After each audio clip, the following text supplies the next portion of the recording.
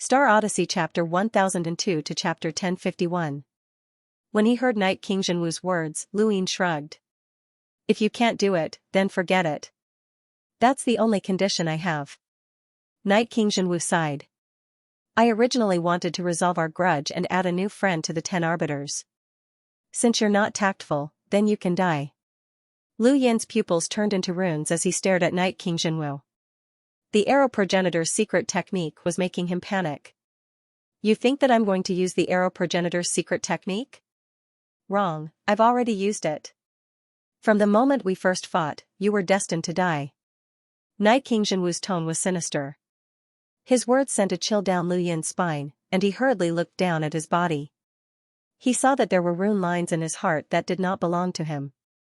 What was that? There was a whoosh, and a splash of blood burst out from his heart. The blood pierced through his heart and dripped onto the platform. Lu Yin's pupils shrank as an intense pain engulfed his entire body. He was losing strength, and his heart had been pierced through. At this moment, everything around him fell silent. He could only hear his own heartbeat and the sound of his blood dripping onto the platform. When did this happen? Was this the arrow progenitor's secret technique? You were destined to die from the first time we fought, but I really wanted to know how strong you were. I never thought that you would be able to block the Night King heaven-splitting technique. It's a pity that you weren't tactful enough and didn't take advantage of your only chance at survival. Knight King Jinwu's voice reverberated throughout the platform and into Lu Yin's ears. Lu Yin clutched his heart and hurriedly swallowed a pill. Knight King Jinwu's tone was indifferent. It's useless. The arrow progenitor's secret technique, heart arrow. One arrow can pierce through the heart, and no pill can cure it. Lu Yin half squatted down and raised his head to look at Knight King Jinwu. Everything in front of him was blurry, and he couldn't see Knight King Jinwu's face clearly. However, he could sense the man's arrogance and disregard. Not only will I kill you, but I'll also make you a sinner of the Innerverse. You were bewitched by Zi of the Daosource 3 Skies and attempted to steal the general appointment platform and gift it to the 6th mainland as a gift to the blood ancestor. You wanted to obtain a progenitor's inheritance, but the reason why Zi placed a bounty on you was to create a false impression so that you could succeed. Otherwise, why would a mere cruiser attract the attention of the Daosource 3 Skies? This is my reason for killing you. Is that enough? Knight King Jinwu enunciated each word clearly. Every word of his echoed in Lu Yin's heart, causing him to feel even more pain. Waves of soft sounds rang out, and each soft sound caused blood to splatter everywhere. Puff Lu Yin spat out a mouthful of blood, his face pale and every cell in his body trembling. 7th bro, run. Run, the monkey shouted. Lu Yin wanted to run as well, and he also wanted to summon Mr. Mu. However, Mr. Mu's jade stone had shattered during the previous battle, so he couldn't contact Mr. Mu. He still wanted to roll his die, but Knight King Jinwu was watching him closely. He knew that the moment he moved, Knight King Jinwu would attack. I know that you have external items like Fatezan, but that's not enough to block my heart arrow. You underestimate me too much. If I, Knight King Jinwu, want to kill someone, they won't be able to escape or live. Knight King Jinwu's tone was arrogant as he released star energy from his body and shook the void. There was no sound, but Lu Yin felt like he could hear a bell ringing. Knight King Jinwu was ringing his death knell. Knight King Jinwu walked towards Lu Yin step by step, neither fast nor slow. No one could escape from such heavy injuries. Lu Yin's entire body was cold, and his blood seemed to have cooled down. His consciousness was blurry, and he could only hear the monkey's incessant cries. However, the monkey's voice was getting softer and softer. Finally, Lu Yin collapsed to the ground, blood flowing down his chest and staining his surroundings red. Knight King Jinwu walked in front of Lu Yin, lowered his head, and reached out to grab Lu Yin's head. At this moment, Lu Yin had no ability to resist, and he couldn't even maintain his consciousness. Just as Knight King Jinwu was about to grab Lu Yin, the scene in front of him suddenly changed. He had returned to the Day-Night clan's homeworld, and he saw a towering stone stele. He felt an ancient aura, and he heard ancient sacrificial words. He looked up and saw a figure standing on top of the stone stele. It wasn't just the stone stele, it was the peak of the entire starry sky. When Knight King Jinwu saw this person, his expression changed, and his eyes filled with unparalleled worship and fanaticism.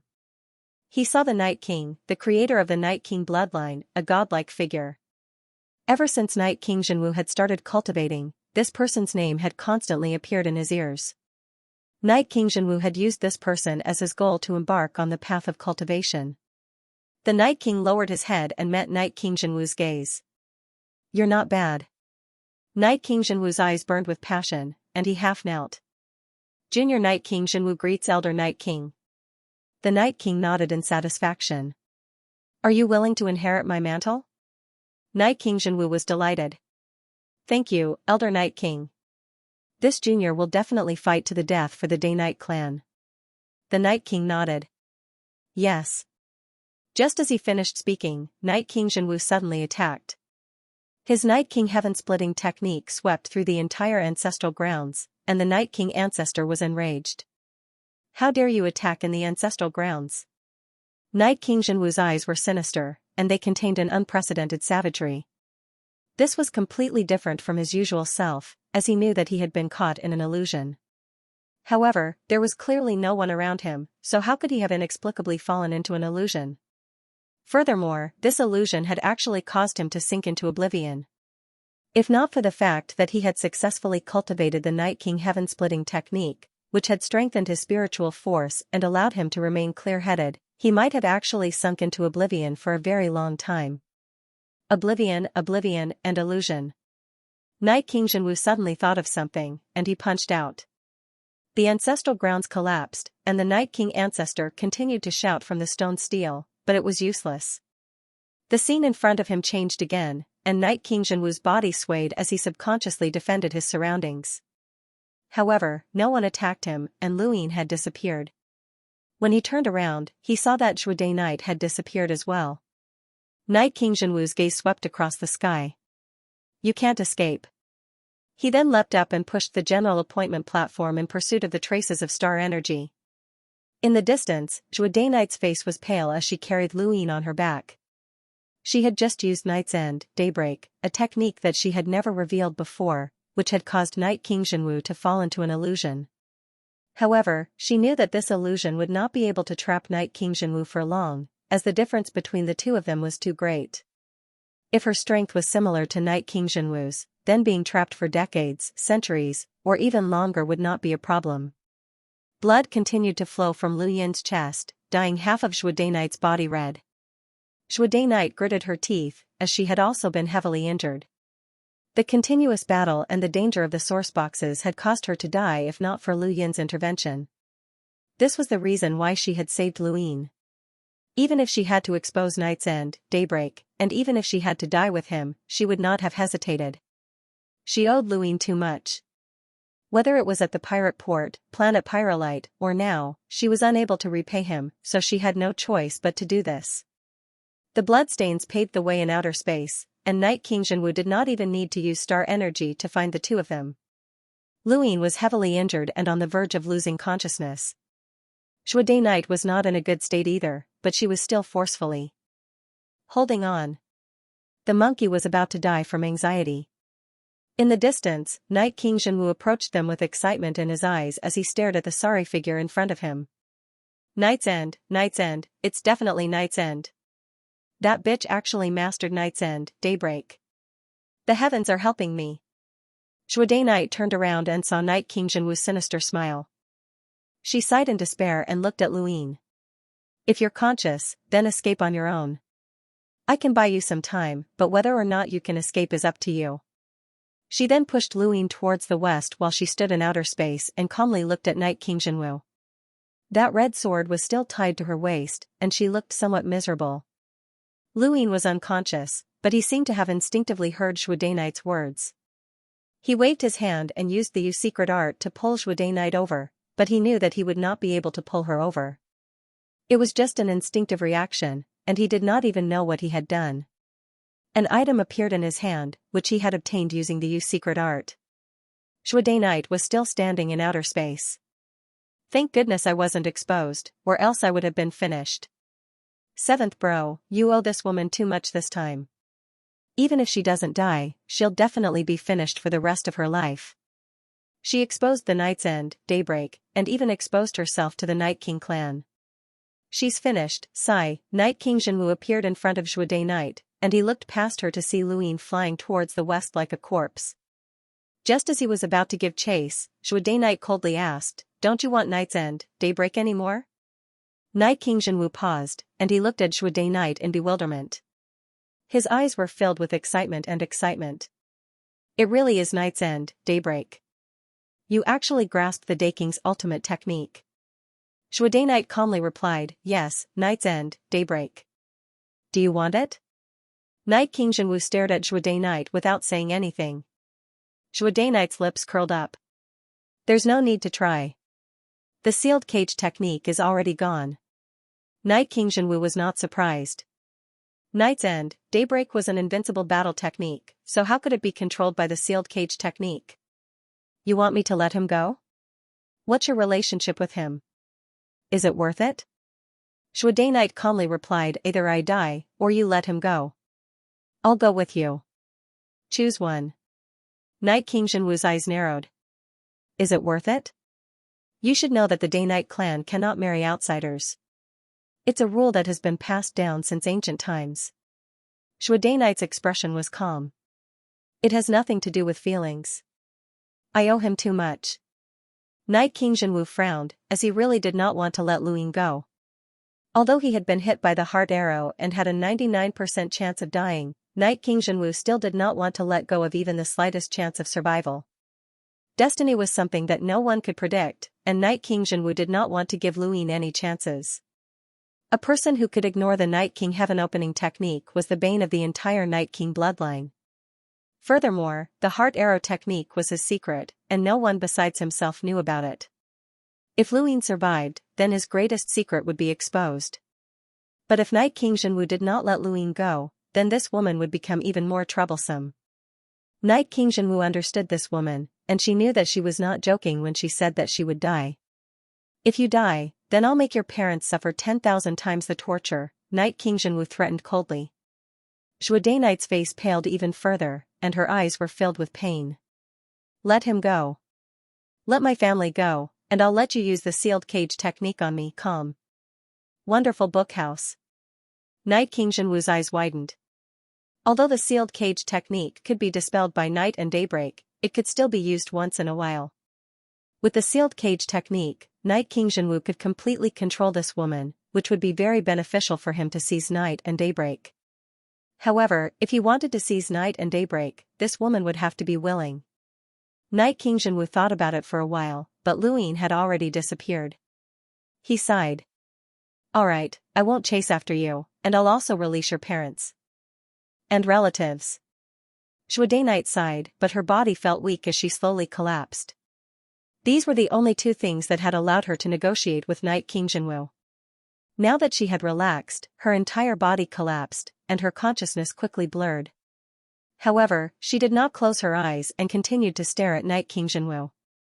Night King Jinwu stood in front of Zhude Knight and stared into the distance with an unwilling expression. I know you're worried, but I promised you that I wouldn't chase after you. You'll definitely die if you're hit by the heart arrow, so there's no need to break a promise for a dead person. Zhude Knight continued to stare at him, her eyes bloodshot. She looked pitiful and sad. Ever since she was young, she had endured too much pain and suffering. She had also been imprisoned by the sealed cage technique. Only Luin had given her warmth and had helped her time and time again when she was in danger. Even if she had to die, even if she had to give up everything, she had to let Luin live. Live on, I have to live on. Night King Jinwu's eyes narrowed, and his fingers twitched. His feet also moved. He wanted to chase after Luin, but he could still imprison him. He really did not want to let Luin go. But just as he moved, Zhude Knight's eyes widened, and blood stained half of her face. She looked like a ghost as she stared at Night King Jinwu and said in a hoarse voice, You said that you wouldn't chase after me. Night King Jinwu and Zhude Knight stared at each other for a long time. In the end, even he could not tell if this woman was conscious or unconscious. It was as if there was an obsession supporting her that would stop him even if she died. This conviction moved Night King Jinwu, and he sighed. Forget it, he would not chase after her. After a while, two figures approached from the distance. One was Xianxia, and the other was Taishan. They had found Knight Qingzhenwu and the general appointment platform.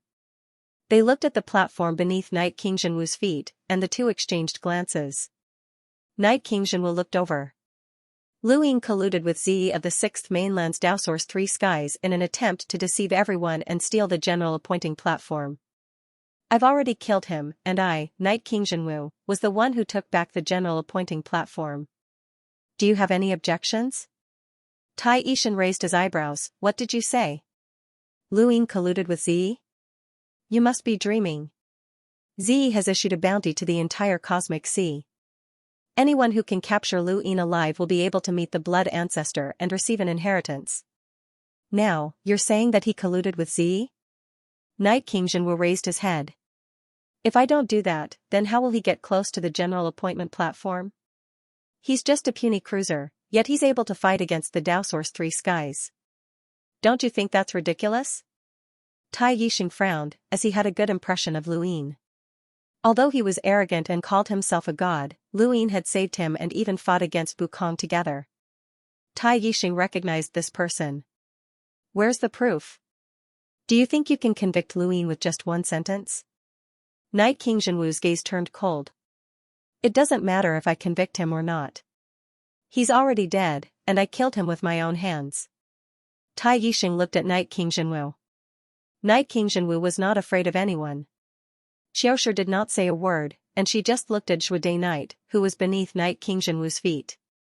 She knew that this matter was not as simple as it seemed, but she did not know what was going on.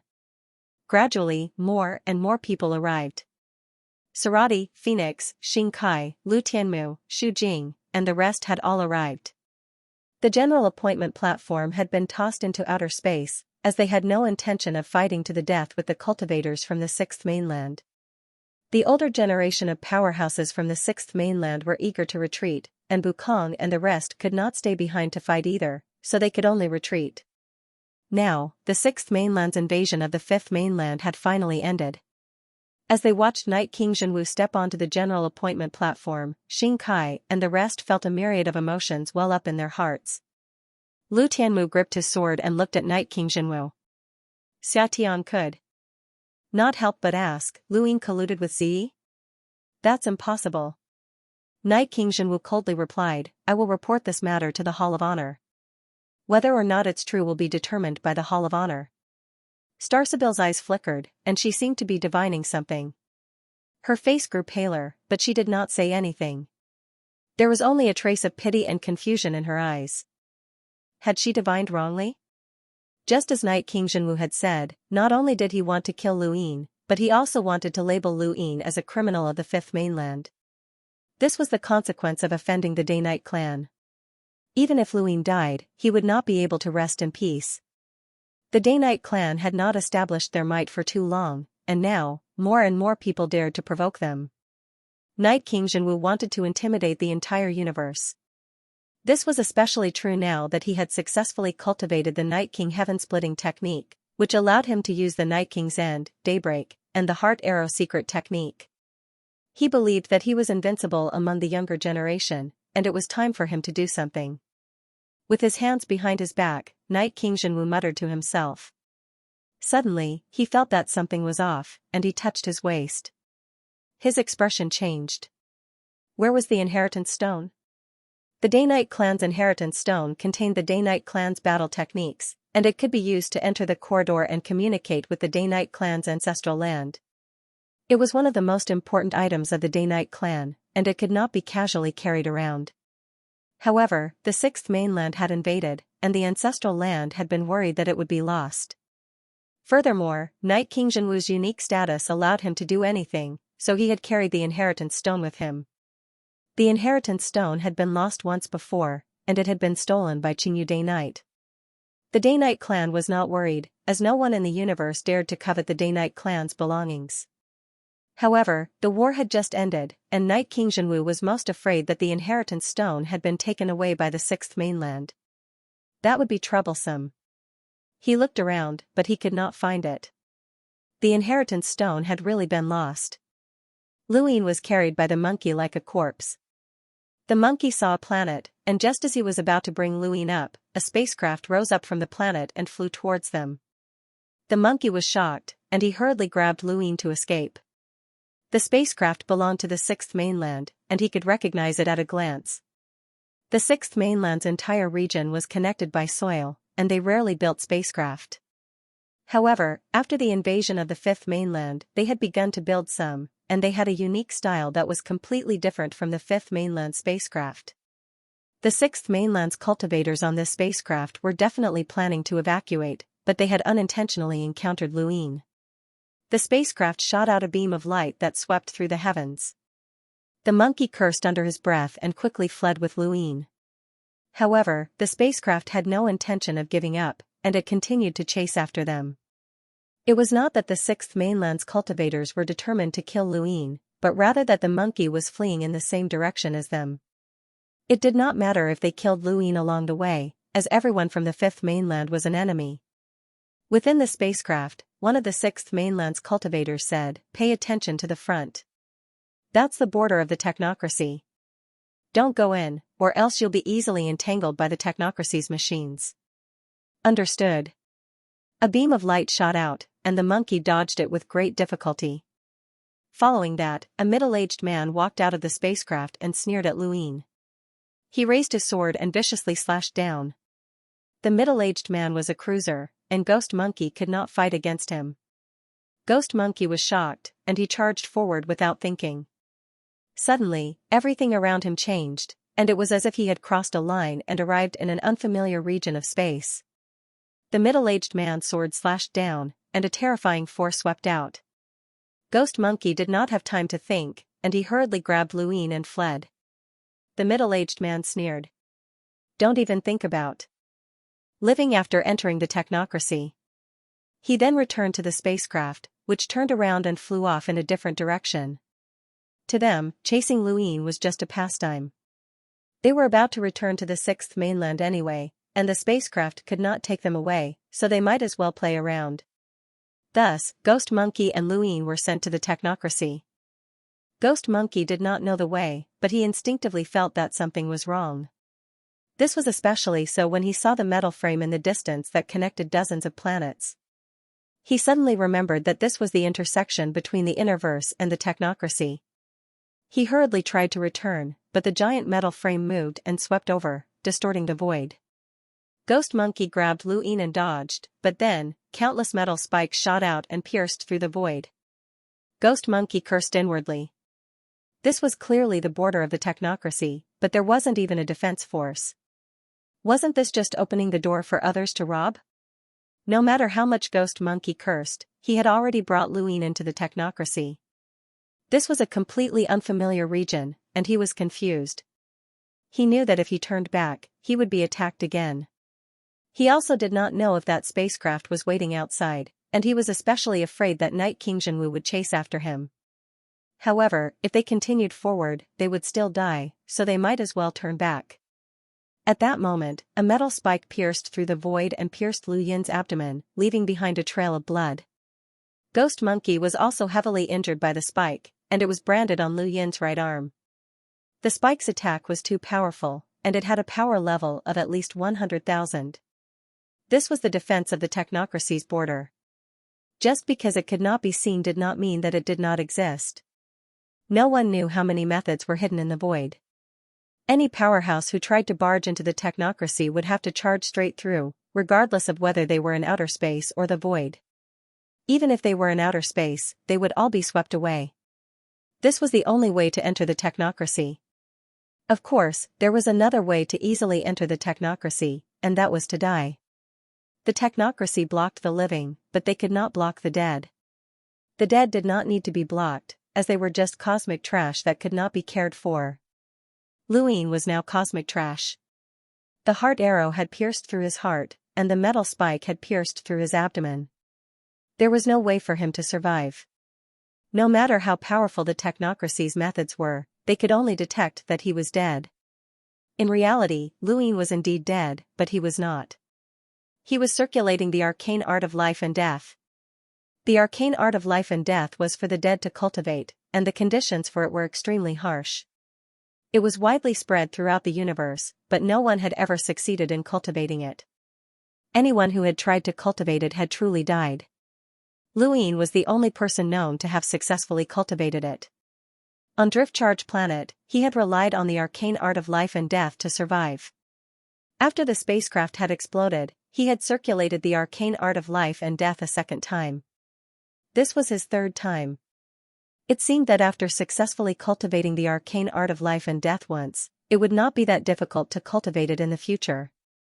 The only exception would be if the person was directly turned to dust, but even a progenitor would not be able to save them.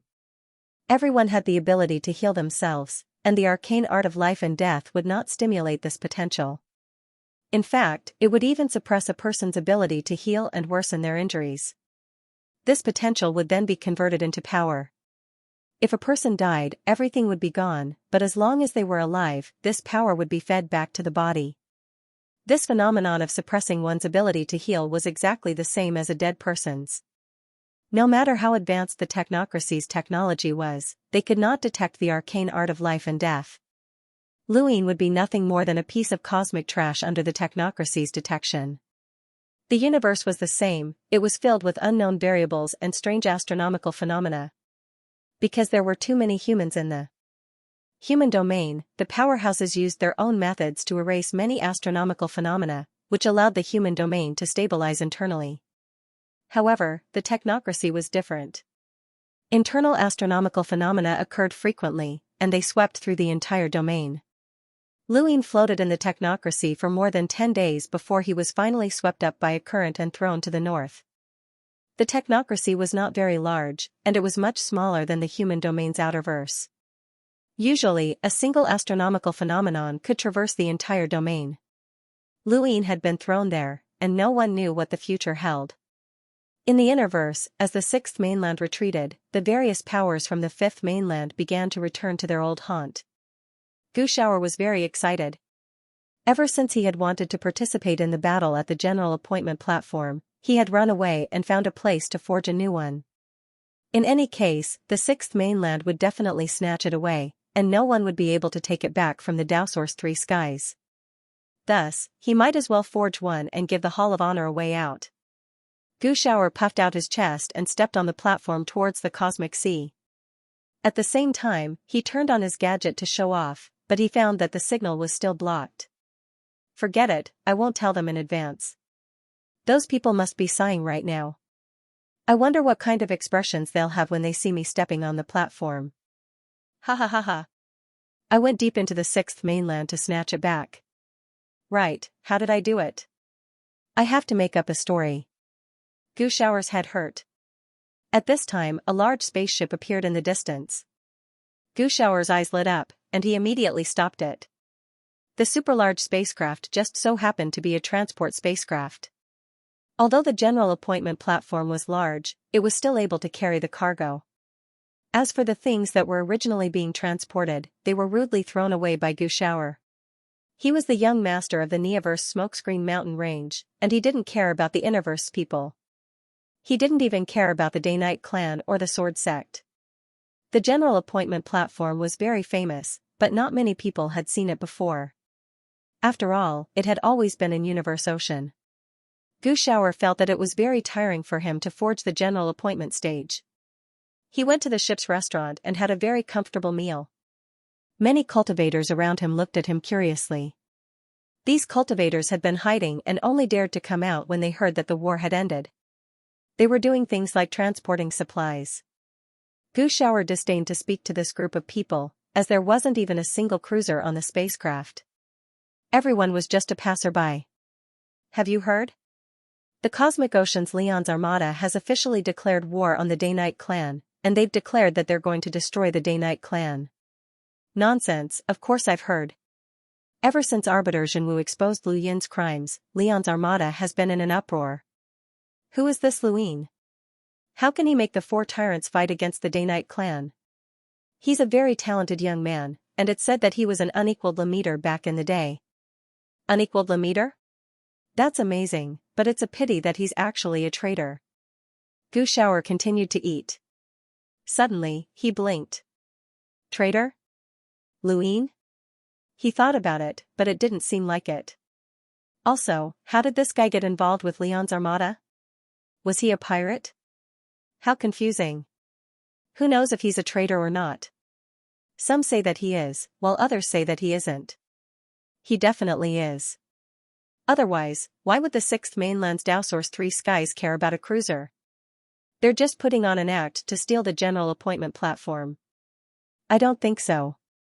I've been asking around for the past 2 days, and it said that Luin offended the Day-Night clan. Arbiter Zhenwu is just trying to establish his power. Many people say the same thing. There are quite a few of the 10 arbiters who don't agree that Luin is a traitor. The Astral Combat Academy, the Lockbreaker Society, and even the Sword Sect don't agree with the Day-Night clan. I never thought that a puny cruiser cultivator would cause such a huge debate. Actually, this has nothing to do with Luin anymore. He's already been eliminated, and the current debate is that some people say that Arbiter Zhenwu wants to be above the 10 arbiters. He says that Luin is a traitor, and anyone who opposes him is an enemy. After all, he stole the general appointment platform, and I've heard that whoever steals it will receive a great reward. I've heard that as well, but I'm not sure what the reward is or what realm inheritance it is. Gu Shower blinked, and the piece of meat in his mouth fell out. Arbiter Zhenwu stole the general appointment platform? He slowly turned around and looked behind the spacecraft. What should he do? He felt awkward. Wasn't this just a waste of effort? With a bang, Gu Shower angrily smashed the table and glared fiercely at the cultivators who were discussing the matter. The general appointment platform that Night King Zhenwu stole is fake. He then angrily left. As for the fake general appointment platform, he did not want it anymore, leaving behind a group of stunned cultivators.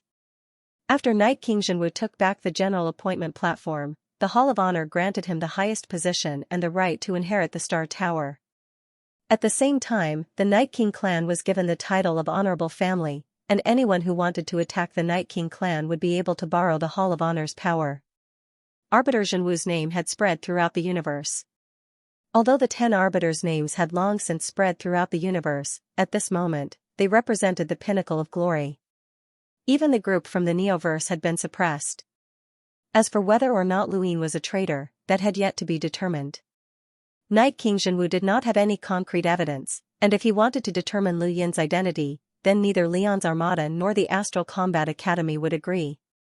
During the 6th Mainland's invasion of the 5th Mainland, the Astral Combat Academy had displayed a terrifying strength to the universe. All of the headmasters were envoys, and the most terrifying one was Astral 10's crazy headmaster. In a fit of madness, he had slapped an imprinter with a power level of 700,000 to death. That was before the appearance of the celestial phenomenon, so no one dared to provoke Astral 10. Luin was from Astral 10, and although Astral 10's headmaster often went crazy, there were times when he wasn't. No one dared to offend someone with a power level of 700,000 with a single slap. It was too terrifying. There was also the Lockbreaker Society, which was similarly influential. Luin was a lockbreaker after all, and without concrete evidence, they naturally had to protect the reputation of lockbreakers. Although Luin had not been determined by the Hall of Honor, the Day-Night clan, Sun family, Blaze Realm, Ross Empire, and other great powers had spread rumors that caused his reputation to be tarnished. Just as Night King Zhenwu had said, he would not be able to rest in peace even if he died. The 6th Mainland had retreated, and there were too many things to take care of in the Innerverse, Cosmic Sea, and Neoverse. Now that the external enemy was gone, internal strife would begin. Lu Yin's matter would only affect them for a while, and it would quickly be forgotten. After all, he was just a young cruiser. Only Leon's Armada and the Day-Night clan would pay close attention to this matter and become mortal enemies. 1 month later. Time passed quickly, and exactly 1 month had passed since the 6th Mainland's retreat. The celestial phenomenon that had covered the entire Innerverse and half of the Cosmic Sea had disappeared. It was as if the 6th Mainland's retreat would cause the celestial phenomenon to disappear as well. Many people began to worry that the 6th Mainland would make a comeback once the celestial phenomenon disappeared. However, such worries were unnecessary, as the death of 2 imprinters was something that the 6th Mainland could not bear. Unless they wanted to take a gamble or directly invite a progenitor, they would not easily invade the 6th Mainland again. Progenitors had their own concerns, and the more they knew, the more apprehensions they would have, and the more hesitant they would be to take action.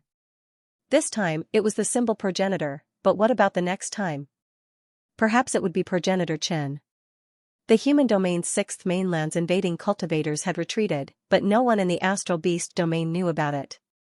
After all, the astral river had yet to disappear and was still isolated from the outside world. The fact that the astral beast domain had been able to contend with the human domain for so many years meant that they had an extremely strong foundation. After the celestial phenomenon disappeared, some people discovered that even the astral river's energy had begun to decline, and the rate of decline was accelerating. This news excited countless people. The Innerverse had been invaded by the sixth mainland, and their resources had been greatly damaged. They urgently needed the Outerverse support.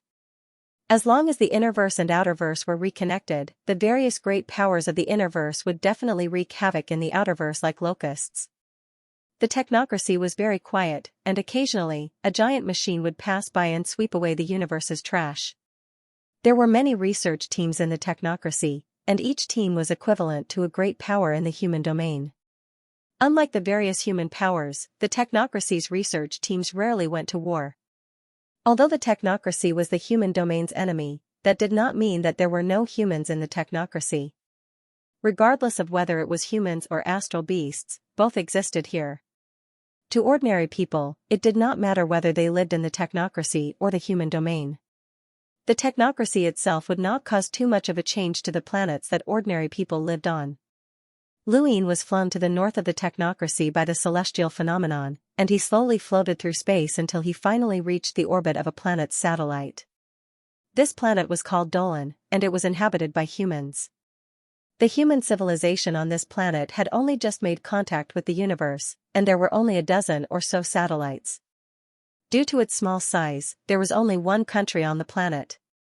Luin floated in the orbit of the satellite like a corpse, as the orbit of a satellite did not allow for trash. Not long after, a missile soared into the sky from the planet, and its target was Luin.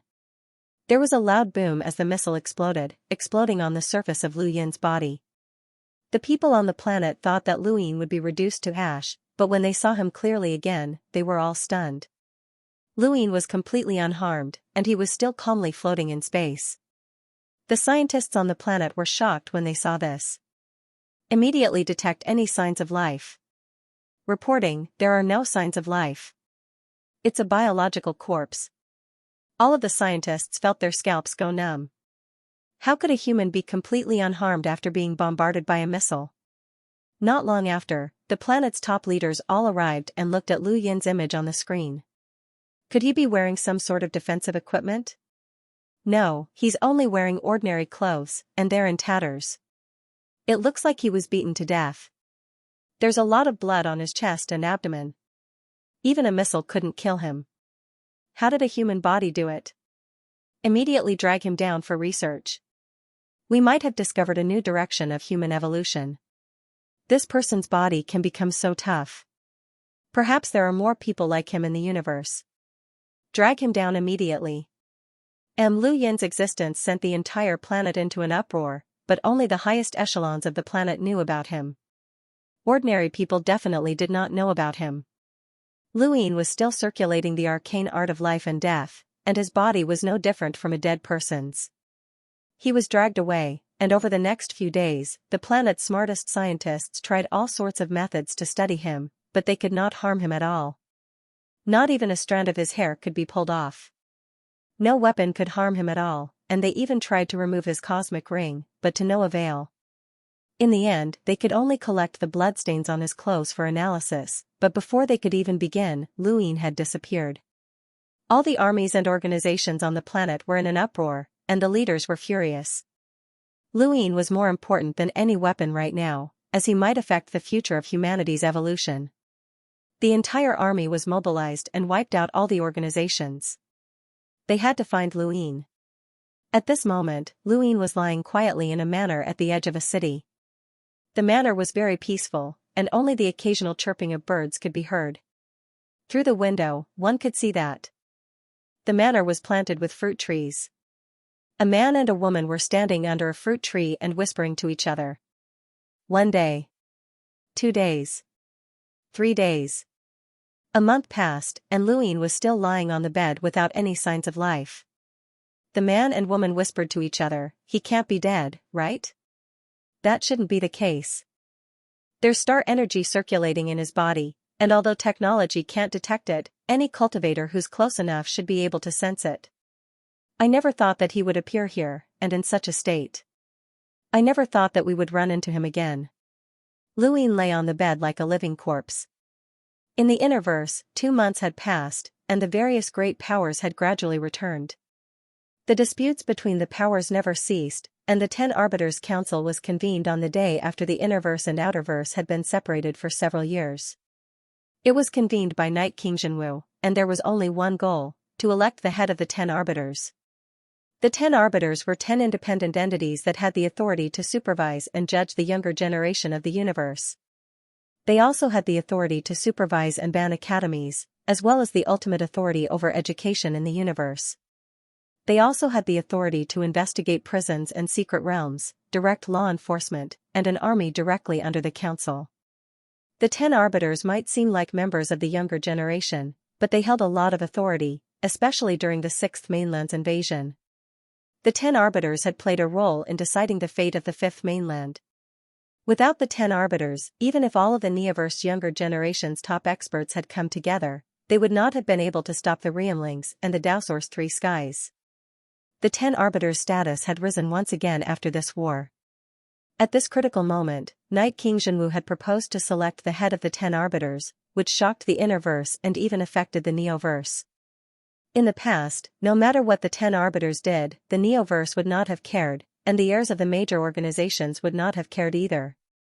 However, after this battle, the Neoverse no longer dared to underestimate the 10 Arbiters. They were truly monsters. If the 10 Arbiters were alone, Luin could still deal with them. However, if the 10 Arbiters worked together, then even the heirs of the Neoverse would have a hard time dealing with them. On the day Night Clan's homeworld, Night King Jinwu had his hands behind his back as he stared at the 8 screens in front of him. They were the 8 10 Arbiters aside from Lan Si. "Everyone, don't forget that this might seem like a battle of life and death, but is the Neoverse really going all out? We've all made a move and exposed all our trump cards, but what about the Neoverse? Have you seen the young master of the Aurora Spaceship Company? Have you seen the heir of the Mavis family's tree heart? Have you seen the heir of the Hall of Honor's half-ancestor? Even if you have seen Sirius Zongqiushi, who is known as the 4 Ultimate Maiden, she has only exposed her cultivation realm and lockbreaking. Don't forget that these people are not the only ones in the Neoverse. Not a single one of the core heirs of the 3 Dark Hands has come out. There's also the Hall of Honor, which seems to be the clearest, but is actually the most obscure." Sarati Phoenix spoke from within the screen. "The 6th Mainland's invasion is a matter of life and death for our 5th Mainland, but none of these people have come out. I really don't understand what they're thinking." Invisible Light asked, "Are they certain that they can stop the 6th Mainland, or are they prepared for something else? The Neoverse has always been isolated from the Innerverse and Outerverse. Even if we don't know what the people who have entered the Neoverse are thinking, it feels like they're playing a huge game of chess, and even the 6th Mainland is just a participant in this game," Wen Sansi said. Ling Gong's gaze turned cold. "We're being used as a shield. If we don't take action, will they take action? They won't." A clear female voice rang out from behind Night King Jinwu. The other 8 Arbiters looked over and saw Starsabil. They were all surprised that Starsabil had actually come, and she was even following behind Night King Jinwu. Night King Jinwu's lips curled up into a smile as he stepped aside. Starsabil walked out and looked at the 8 Arbiters. "Your guesses are correct. The Neoverse is indeed playing a huge game of chess. The participants in this game include both ancient and modern times, and it truly concerns the survival of our 5th Mainland and even the entire human race. The 6th Mainland's invasion is not enough to make them flip the chessboard." "What game of chess? Is the Starsabil sect a participant or the creator?" Wen Sansi asked. Starsabil calmly replied, "I'm sorry, but I can't say that. I can only tell you that there aren't many people who know the truth of this matter, including the 6th Mainland. In short, as Starsabil, who can predict the future, I'm clearly telling you all that if we work together and fight for the 5 astral children and the progenitor's inheritance, we might be able to survive the true calamity in the future. Starsabil's words caused everyone to fall silent, but they did not ask any further questions. Although they were the 10 arbiters and controlled the younger generation, they were not arrogant or conceited. They were merely members of the younger generation and did not have the qualifications to know certain things. Starsabil had only told them to fight for the progenitor's inheritance because they were the only ones who could do so. What they needed to do was fight for a chance at survival in the future.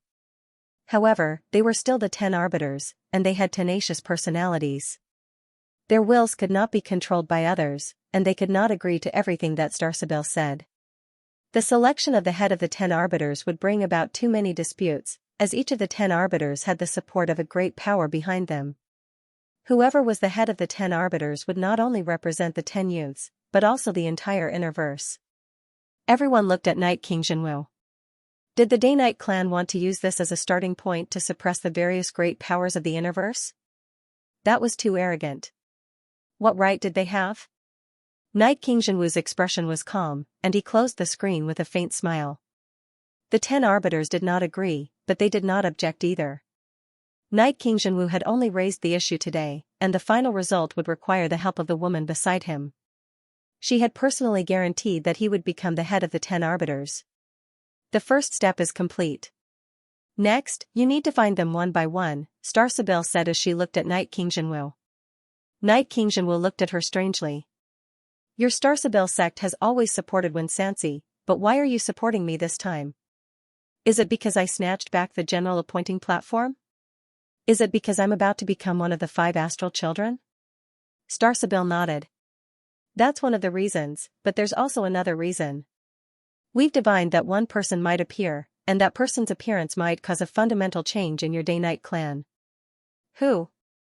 Night King Jinwu was curious. Starsabil's gaze trembled. The 3rd Night King. Night King Jinwu was shocked. The 3rd Night King? What do you know? Starsabil shook her head. I've only divined a trace, but I'm not sure about the specifics. The 6th mainland has invaded our human domain, and they've also invaded the Astral Beast domain. The Astral Beast domain has been turned upside down, and it's very likely that the 3rd Night King will be able to escape safely. Night King Jinwu's breathing quickened, and his eyes gleamed with excitement. It was no wonder why the Starsabil sect had chosen to support them. Once the 3rd Night King escaped, their Day-Night clan would truly change completely. No one could understand the Day-Night clan's desire for the 3rd Night King's return. No matter how much Luin had offended the Day-Night clan, the moment he mentioned the 3rd Night King's whereabouts, the Day-Night clan would immediately treat him with smiles. Even a powerhouse like Night King Yuanjing had personally conversed with him, which showed just how important the 3rd Night King was to the Day-Night clan. The information that Luin had provided was indeed helpful to the Day-Night clan, but they had no way of helping the 3rd Night King escape. They had not expected the 6th mainland's invasion to be such an opportunity. As long as the 3rd Night King returns, no one will be able to stop my Day-Night clan. I, Night King Jinwu, am destined to become one of the 5 astral children. Night King Jinwu was so excited that he trembled. He felt that everything was going smoothly. He had successfully cultivated the Night King heaven-splitting technique, obtained the Night's End, Daybreak, and even received help from the Starsabil sect. The 3rd Night King was likely to return, and he felt that the Day-Night clan was about to soar. Starsabil looked at the excited Night King Jinwu and then at the giant stone tablet in the distance. The Day-Night clan was about to soar, and it all depended on whether or not the divination was accurate. Inexplicably, Lu Yin's face appeared in her mind. She still could not divine this person. It was as if Night King Jinwu was fated to do so, and with Starsabil's help, he searched for the 10 arbiters one by one and slowly approached the position of leader. Elsewhere, in the technocracy, on planet Dwoluan, a man and a woman were still in the same manner.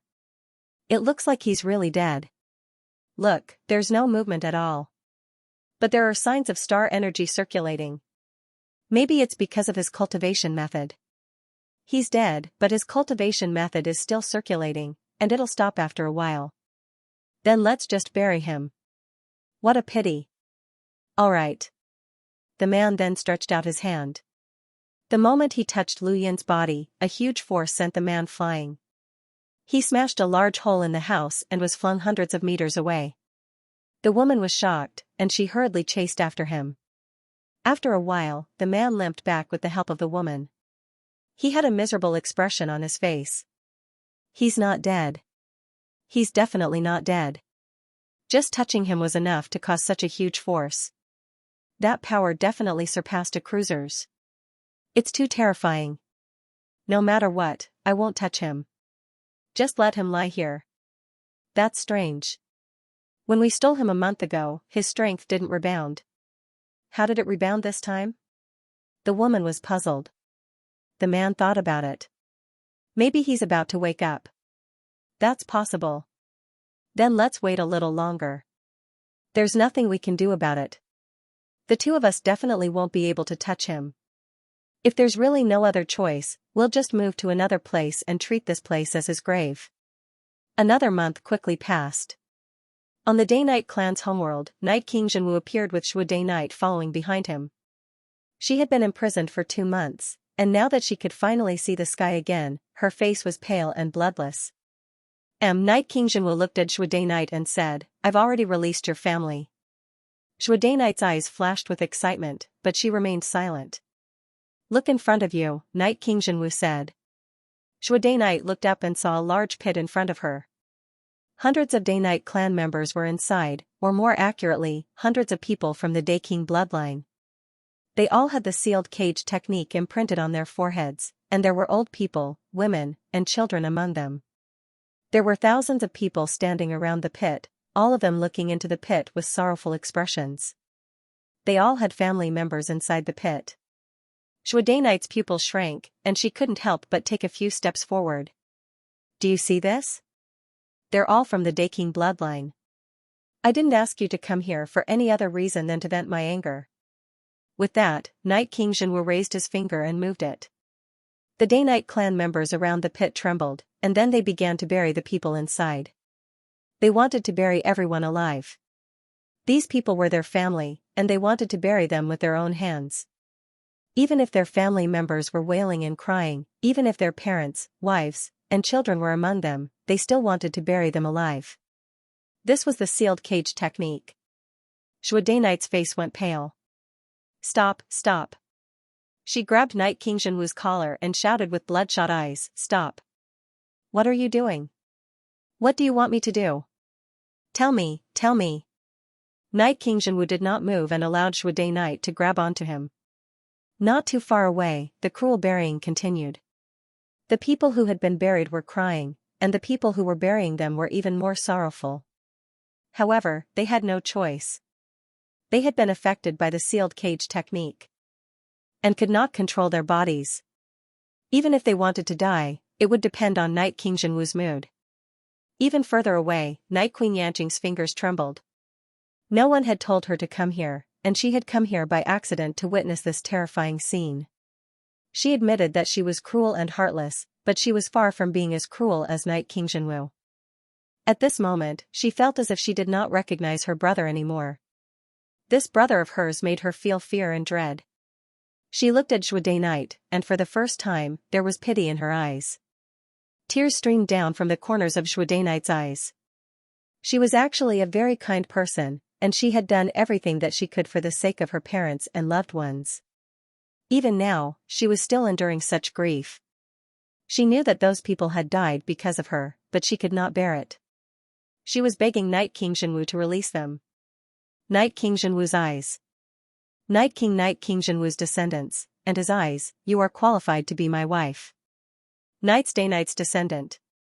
And, you. Is. Of. You. Of the Day-Night clan S, and Day-Night's S, and you. And everyone. And everyone. And you. And everyone. Are. And everyone. My. Are. Is. Day-Night. And. Are. Of that. Shuai Knight let go of his hand in a daze, as she had never expected Night King Jinwu to make such a request. He wanted her to do everything she could to climb up the ranks and become this person's wife. He was humiliating her by making her seem incomparably inferior, but at the same time, she had surpassed everyone else. How could people be like this? How? Shuai Knight could not understand Night King Jinwu. He was a demon. His thoughts were the darkest, and he was the best at manipulating people. Night King Jinwu's lips curled up. Take a look. Those people are crying, screaming, and despairing. You can save them, can't you? Shuai Knight's hands hung limply by her side. She would never be able to escape from this person's nightmare. I promise you. I will surpass everyone. I will rule over everyone, but I will only be humble in front of you. Night King Jinwu laughed and lifted Shuai Knight's chin. Well said. Remember what you said and work hard to climb up. I look forward to the day when you come behind me and submit to me. I hope that one day, I won't have to do anything. You will be my Night King Jinwu's wife. With that, he turned and left. Once the third Night King appeared, it did not matter if the Day King's bloodline controlled him or not. It did not matter, as they could not resist. In the distance, the cruel scene stopped. The people in the crater crawled out and cried as they hugged the people outside. Shuai Knight slowly knelt on the ground, her body still trembling. She dug her fingers into the soil and slowly clenched them together as fresh blood flowed out. She had only one path in front of her, and that was to overcome all obstacles. In the end, she had become the wife of the person she hated the most. Where was her goal? What was her motivation? She did not know. She really did not know. She did not even know if she should be alive. Perhaps it would have been better if she had died on planet Pyrolite. Fortunately, she had saved Luin and repaid the favor. She would let this person live on in her stead. On planet Dolan in the technocracy, it had been a peaceful day. Suddenly, the planet's electronics went haywire, and many things exploded. The entire planet seemed to be boiling as formless ripples spread out. The satellites orbiting the planet instantly exploded. No one knew why, and no one could find out. Within the manor, a man and a woman were shocked. They could feel an unimaginably terrifying fluctuation, and they hurriedly retreated. In a room, Luin lay on the bed.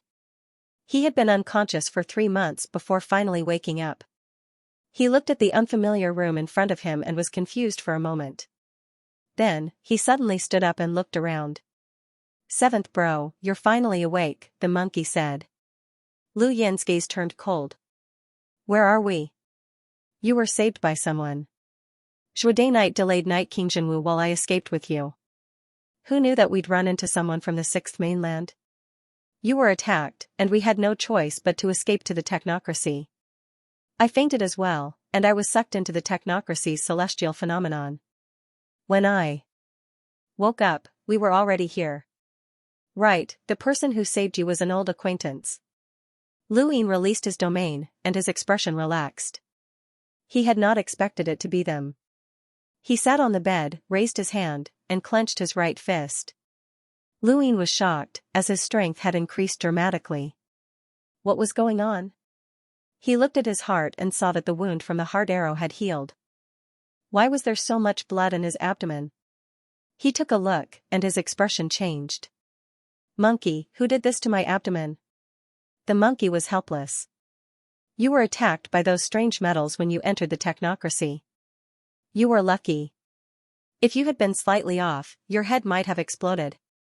Luin grimaced in pain, but his injuries were under control. He quickly swallowed a pill. Lu Yin's left hand twitched, and he looked down. There was something familiar in his hand, the 16 faces. His expression changed. "What's this? The Day-Night clan's ancient inheritance stone?" "Monkey, how did you get this?" he asked curiously. The monkey replied, "You used the secret art to steal it. Seventh bro, you're really amazing. You're about to die, but you still managed to steal someone's item. This item must be very important if Night King Jinwu keeps it with him. Even if you're dead, stealing it will still disgust him for a long time." The secret art had been stolen? Really? Why didn't Knight King Jinwu keep it in his cosmic ring? That kind of luck was unparalleled. Where's Shude Knight? The monkey fell silent. Luin asked again. The monkey helplessly answered, I don't know. She stayed behind to delay Knight King Jinwu while I carried you and escaped. But don't worry, she won't die. Knight King Jinwu can't bear to kill her after she comprehended Night's End, daybreak, but it's possible in this lifetime. The monkey did not finish his sentence, but Luin could guess what he was going to say. He looked out the window with a complicated expression. He owed her too much. Shude Knight was using the rest of her life to keep him alive. Seventh bro, if it's possible, you should save her. That Knight King Jinwu isn't a good person. Luin took a deep breath. Nonsense. Outside the room, a man and woman carefully approached. Luin got off the bed and walked over to the window. Come in. They entered, and when they saw that Luin was awake, the man probed, Deaf-mute bro? Luin turned around and smiled. Long time no see, Huang San, Yan Xiaojing. The people who had saved Luin were Huang San and Yan Xiaojing. Back when they had attacked the Outerverse with the Bloodburn Realm had been defeated, and Ancestor Yanqing had died. They had also offended Autumnfrost Qing, and the two had not dared to return to the Sixth Mainland for fear of Autumnfrost Qing's revenge. Instead, they had remained in the technocracy until now. They had coincidentally saved Luin. Actually, it could not be considered saving him, as this planet's abilities could not harm Luin at all. They had merely stolen him out. I never thought that we would be so fated to run into each other in the technocracy, Huang San said with a smile. Yan Xiaojing looked at Luin but did not say anything. Luin nodded. Thank you for saving me. Huang San hurriedly said, we don't have the ability to save you. You were the one who flew here, and we only brought you here. He paused for a moment before continuing, speaking of which, how did you get beaten up like that? You're like the living dead, and everyone who sees you thinks that you're dead. Luin shook his head. Let's not talk about the past. Can you let me rest here for a few days? Tens of thousands of years is no problem. This house was meant to be your grave anyway, Huang San blurted out. Yan Xiaojing quickly pinched him, causing him to gasp and laugh dryly at Luin. Luin smiled. Thank you. Over the next few days, Luin sensed his own body and confirmed that he had probably been circulating the arcane art of life and death. His battle force had risen to 9 lines, and his physical strength had increased by a large margin. He was much stronger than before, and the range of his domain had expanded by nearly 2 times. This could be considered a qualitative improvement, and he guessed that the number of rune lines in his body had increased by nearly half. It was a pity that he could not see them in the technocracy. This was very frightening. In other words, he was confident that he now had the ability to fight against the 10 arbiters. The crisis of life and death had brought about a leap in his strength. It had been the same back on Driftcharge Planet. Using the arcane art of life and death twice had allowed him to surpass Lu Xiaoqiu and Night Queen Yanqing. This time, however, he could truly rival the 10 arbiters. Back then, he had guessed that once he became a cruiser, he might be able to rival the 10 arbiters. He had guessed correctly, but he had not guessed the process, and he had almost died. Lu Yan's gaze turned cold as he looked into outer space. He recalled the battle in outer space and vaguely remembered Shude Knight's lonely figure. Knight King Jinwu, he would get his revenge soon. Under the starry sky, Huang San walked over with 2 bottles of wine and handed one to Luin. Luin accepted it and took a sip. You don't plan on returning to the Sixth Mainland? Huang San shook his head. That'll be difficult. Even if I do, I might face trouble from the Autumnfrost family. If I don't go back, the Huang family might be fine. Luin replied, the war is over, and the Sixth Mainland has retreated. Huang San was shocked. Your Fifth Mainland actually managed to withstand it. How miraculous. Luin laughed. Miraculous? No one knew what was hidden in the Fifth Mainland's Neoverse. The Sixth Mainland was absolutely confident that it could crush the Fifth Mainland, but Luin felt that the Fifth Mainland was not as simple as it seemed. They had hidden themselves too deeply. Even without mentioning anything else, not a single one of the three dark hands had appeared during the battle at the Cosmic Sea. They must have had some other plan. No one knew what it was, and even the Outerverse great powers probably did not know. They were too naive. Deaf mute bro, I'm really curious. Who beat you up like that? Huang San asked again. Luin was silent for a moment. An old enemy. From the fifth mainland? Huang San was shocked. Luin nodded. You wouldn't know even if I told you. Do you plan on living in the technocracy in the future? Huang San shook his head. I don't know. We'll see. Luin glanced at the manor. She's willing to follow you?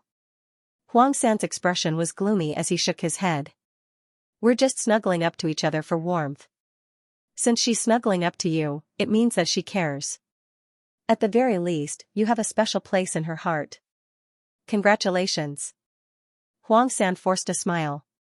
He hoped that Yan Xiaojing would truly like him and not snuggle up to him out of desperation. However, he was satisfied as long as he could be with the person he loved, even if they had to settle down in the technocracy in the future. Luin took out his gadget and tested it, but there was no signal. There was no signal from the human domain here, so he could not contact anyone. However, there was one function that he could use, which was to scan a star chart. The gadget itself was a signal transmitter that could connect to the outside world. If there was no signal from the outside world, the gadget's signal could be sent out to map the surrounding star chart. The range of the star chart was about an entire star system. A star system's range was relatively small compared to the rest of the universe. Luin had never used this function before, and he did not dare to use it right now. If he did, the signal would be intercepted by the technocracy's research teams. Is there any way to leave this place? Huang San smiled bitterly. We came here to avoid Autumn Frost Qing, but we ended up here by accident. We don't even know where we are, let alone leave. Luin muttered to himself as he touched his gadget. If he didn't leave, then he would be trapped in the technocracy forever. This was not what he wanted. What was the difference between that and death? Over the next few days, he familiarized himself with his new body while exploring the planet. However, he soon discovered that the planet's technology was only limited to its periphery, and it could barely launch satellites. It couldn't even explore a single star system, let alone help him leave. Even if he took a collapsible spacecraft and flew in a random direction, his chances of leaving were much higher than using this planet. He had no choice but to take the risk. He activated his gadget and sent out a signal to explore the surrounding star systems. As he turned on his gadget, a screen appeared before his eyes and scanned his surroundings. Dolan was the first to appear, and as the center point, it spread out in all directions. Soon, a star map of the entire galaxy appeared. Luin was confused as he looked at the star map. He couldn't understand it, a single star system was too small, and it was impossible to find the path to the human domain. Huang San was shocked when he saw Luin explore the surrounding star systems, and he hurriedly told Luin to turn it off. Deaf mute bro, this is the technocracy. Even someone from the sixth mainland like me knows that the entire technocracy is monitored by the mainframe. You're going to kill us all if you keep playing like this. Yan Xiaojing looked at Luin solemnly. Luin apologized, sorry, I want to go back. Huang San was helpless and didn't say anything else. Luin said, how about this? I'll leave this planet and then explore the surrounding star systems. Huang San wanted to say something, but Yan Xiaojing spoke first. Thank you. Luin nodded, as he understood the two.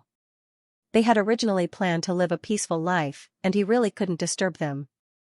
Before leaving, Luin asked Huang San seriously, are you really willing to live in seclusion here? Huang San was unwilling. He was still a young man, so how could he possibly be willing?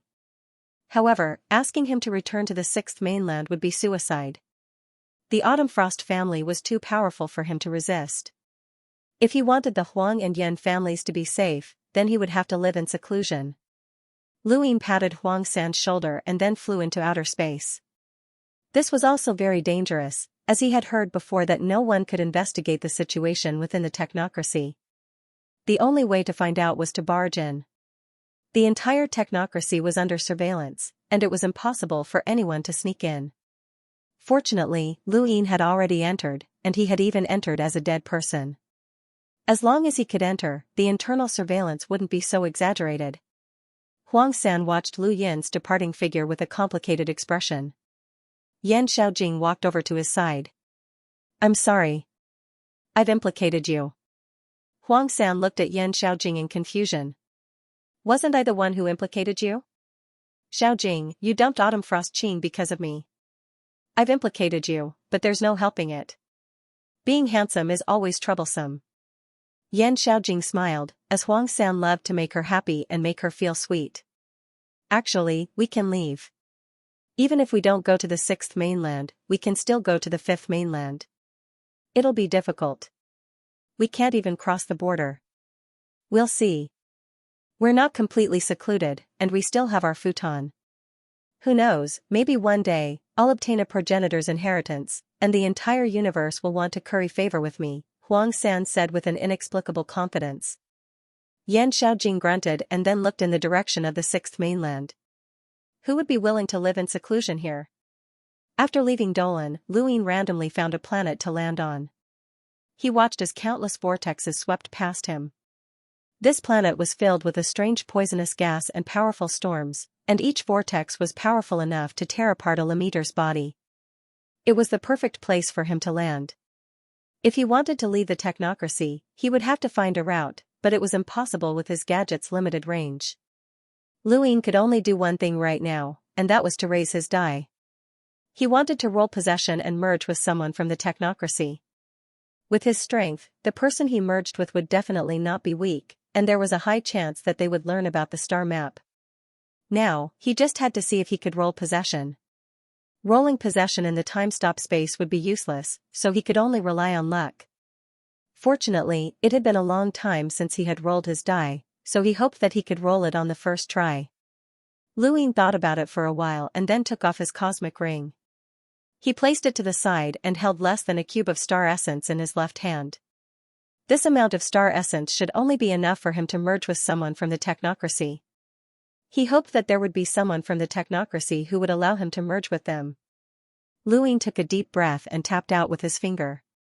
The die slowly spun until it finally stopped at possession. He was delighted, but then, his vision turned dark as a familiar scene appeared before him. He was surrounded by scattered balls of light. He looked around and then found the brightest and hottest one. He rushed over, hoping that it would be someone from the technocracy. The scene changed again, and Lu Yin was able to clearly see his surroundings.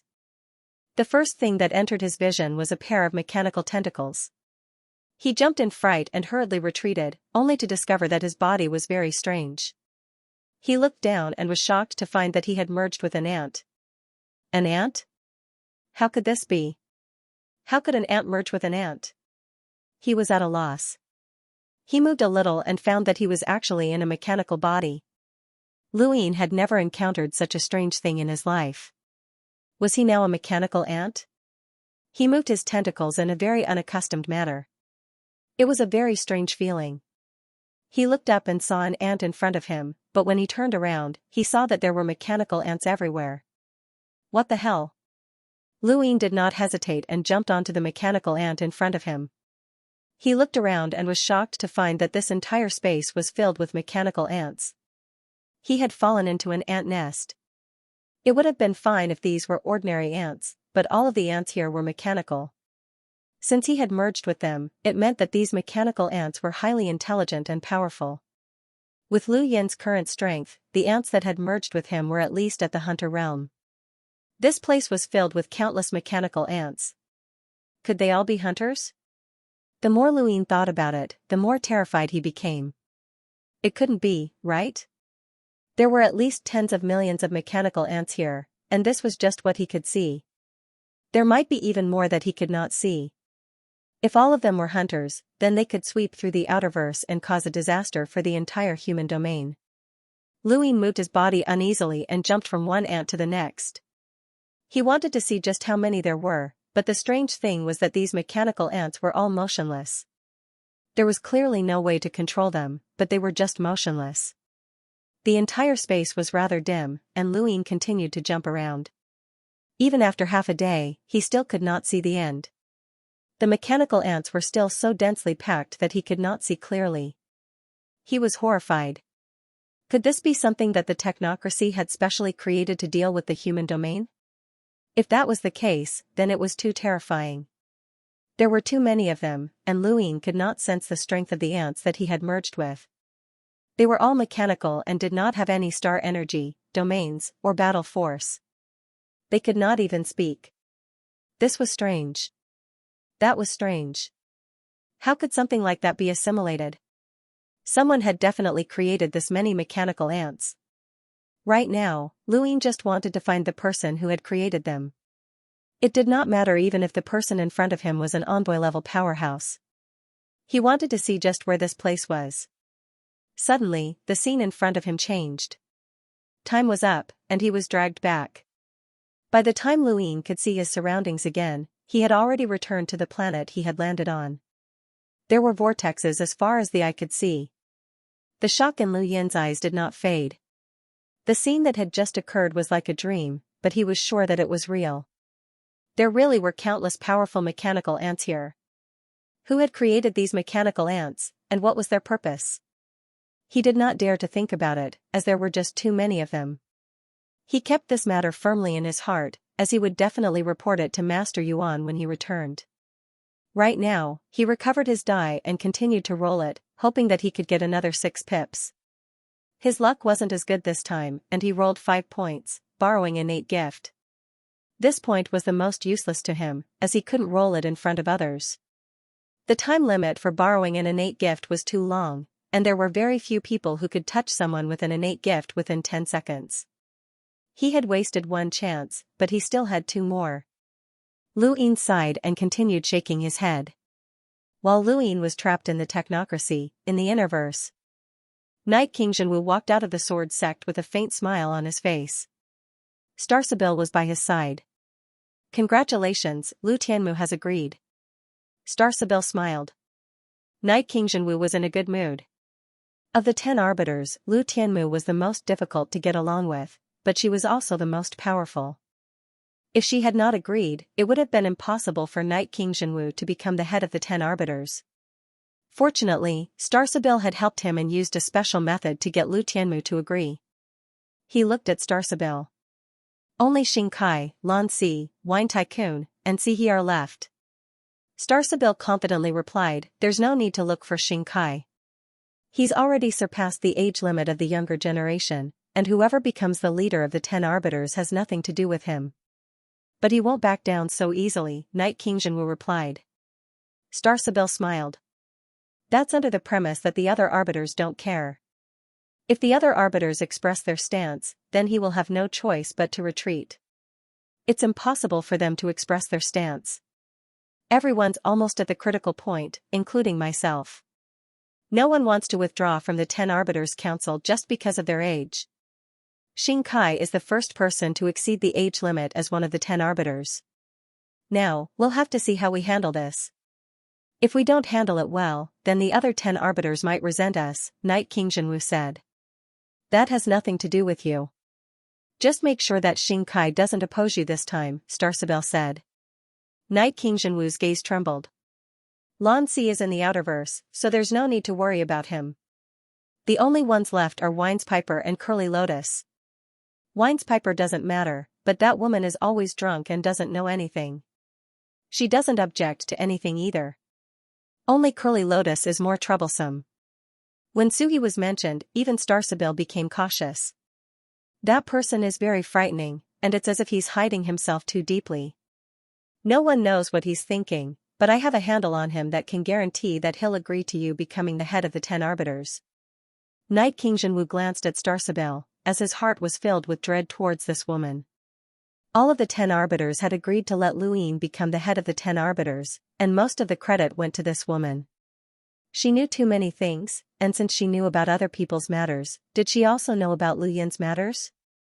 Thinking of this, he subconsciously touched his heart, then walked forward without a care.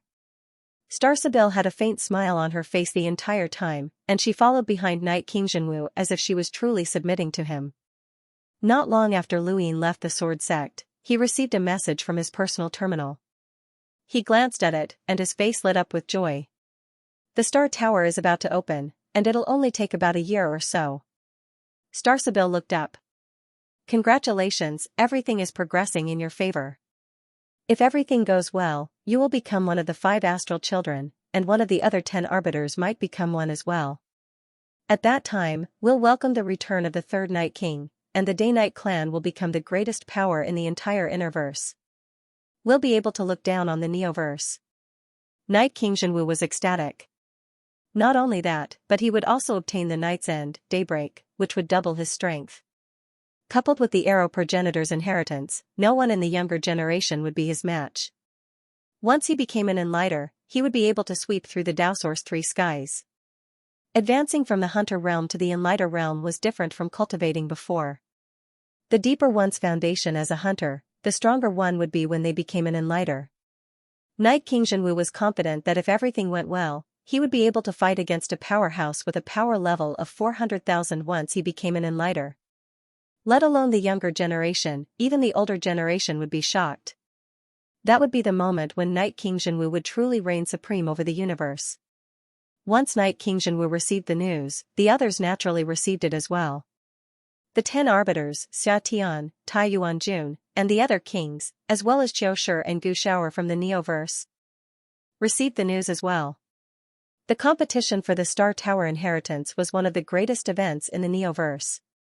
At that time, the 5 strongest people in the entire human domain would be determined, and they would obtain the progenitor's inheritance. In the sword sect, Lu Tianmu's expression was calm, but her eyes burned with passion.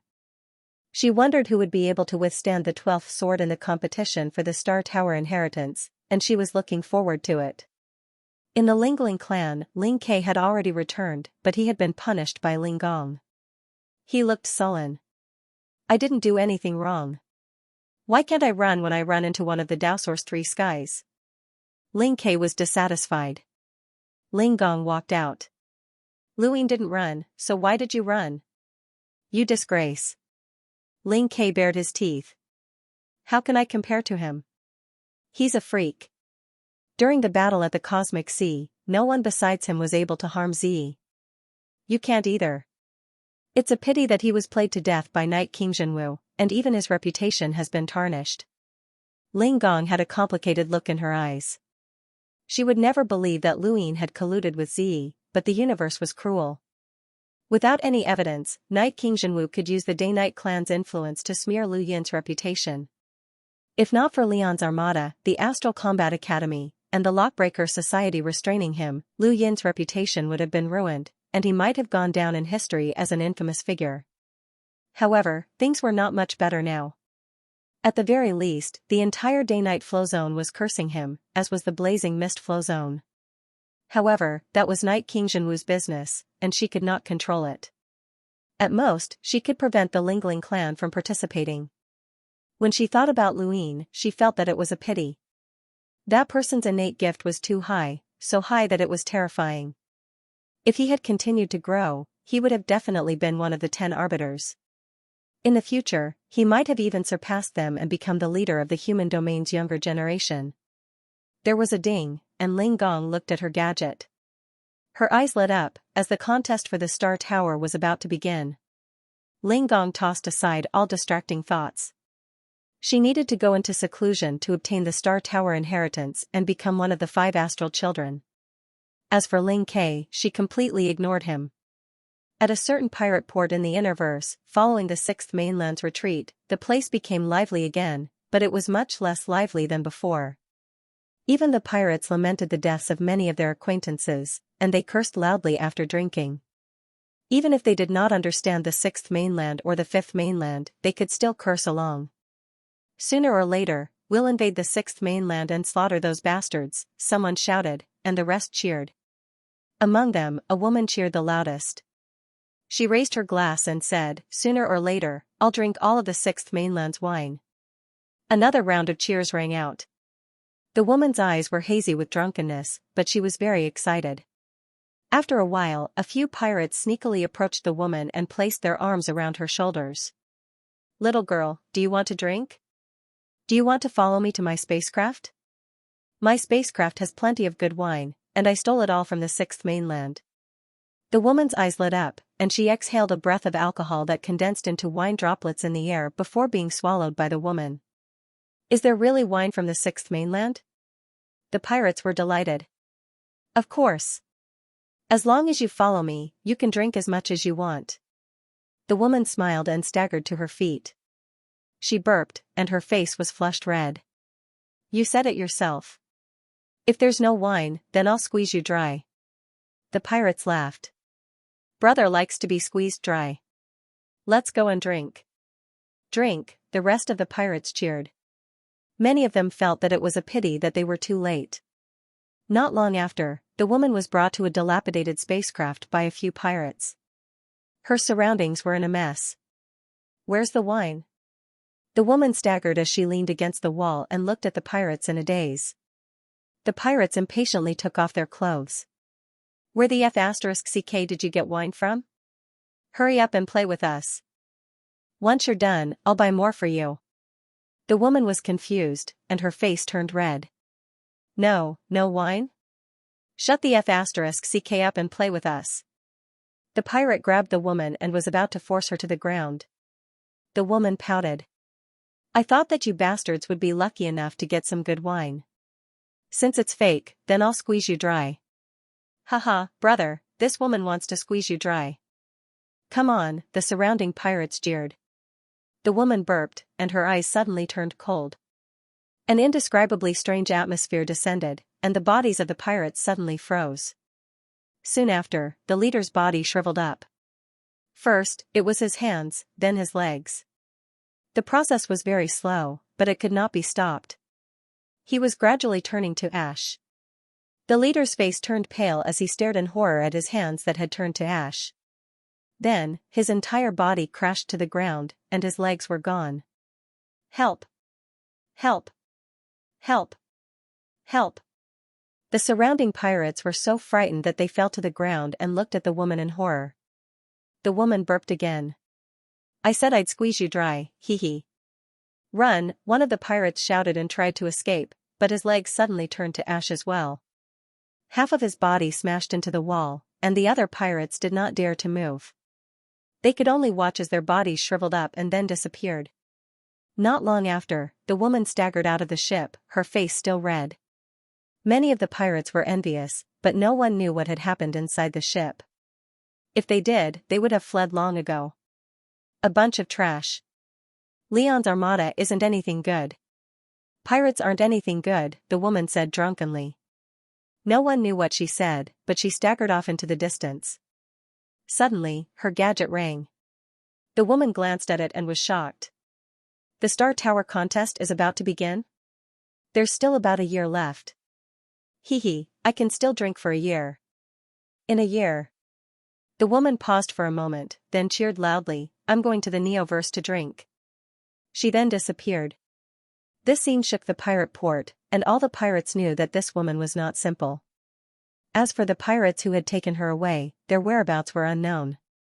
Because the Star Tower was about to open in the Innerverse, it caused a stir in many circles, and it was the same in the Neoverse. In the unfamiliar starry sky, a towering mountain slowly floated around dozens of stars. Flames burned at the very top, and from a distance, they looked like cigarette butts that would be extinguished every few seconds. Then, they would burn again, filling the sky with smoke. This was Smoke Gulp Mountain, one of the Neoverse's powers. Within Smoke Gulp Mountain, Gu Shower had a miserable expression. What does this have to do with me? I tried my best, but even that woman Xianxia couldn't get the stage. Dad, you're too unreasonable. Bastard, you still dare to quibble? It's all because you're useless. Smoke Gulp Mountain smoke is invincible. From today onwards, you'll smoke until you can turn into smoke. Smoking is harmful to your health. Shut up. I haven't settled the score with you for losing the serious gong. I already said that it was stolen. No one can steal from Smoke Gulp Mountain. If you're itching for a beating, I'll beat you to death. Save me. The Star Tower contest is about to begin? Shower, come, I'll give you some special treatment. Save me.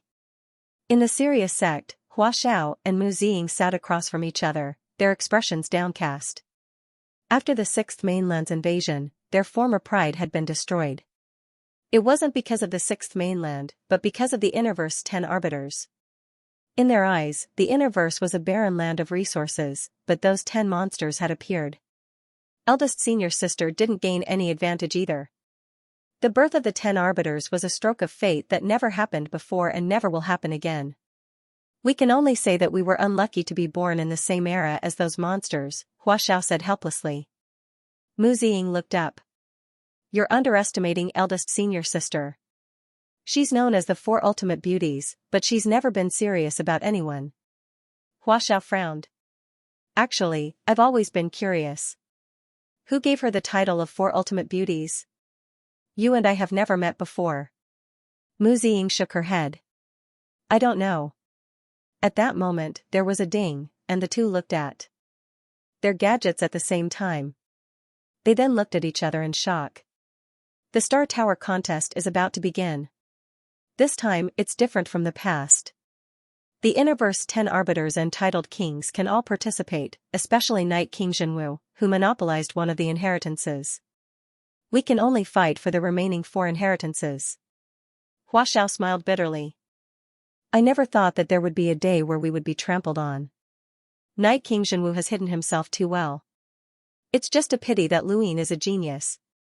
He was able to enter the Daosaur's 3 skies as a cruiser. He's the only one who's done that in the entire campaign. Don't worry about him. There's no need to talk about the dead. We'll be working together this time.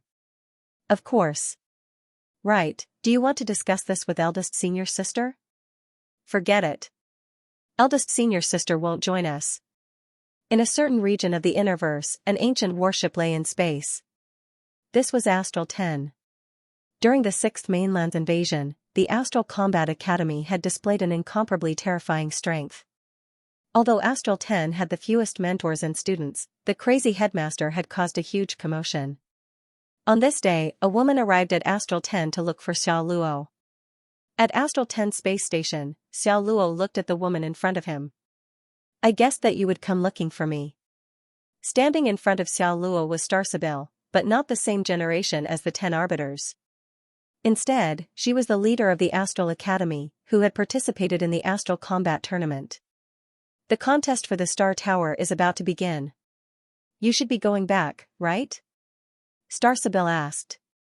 Xiao Luo smiled. Of course. After waiting for so long, it's finally about to begin. The Sixth Mainland is invading, and your classmate Luin is famous throughout the universe, Starsabil said. Xiao Luo sighed. He's too high profile. Arbiter Jinwu is meticulous and vicious, so there's no way he'll let him live. However, I never thought that Knight King Jinwu wouldn't even spare his reputation. It looks like he's planning on intimidating the Innerverse with this and paving the way for him to become the head of the 10 Arbiters. Is that what you want? Starsabil's eyes flickered. I don't really have any expectations. I'm just going with the flow. The Innerverse needs a leader after all. Xiao Luo smiled. If you say so, then so be it. Starsabil looked at Xiao Luo, and her eyes grew brighter. I can feel your fighting spirit. The Sixth Mainland has invaded, and the stars are shining brightly. Lu Yin's name has spread throughout the universe, and he's battling the Daosaur's 3 skies.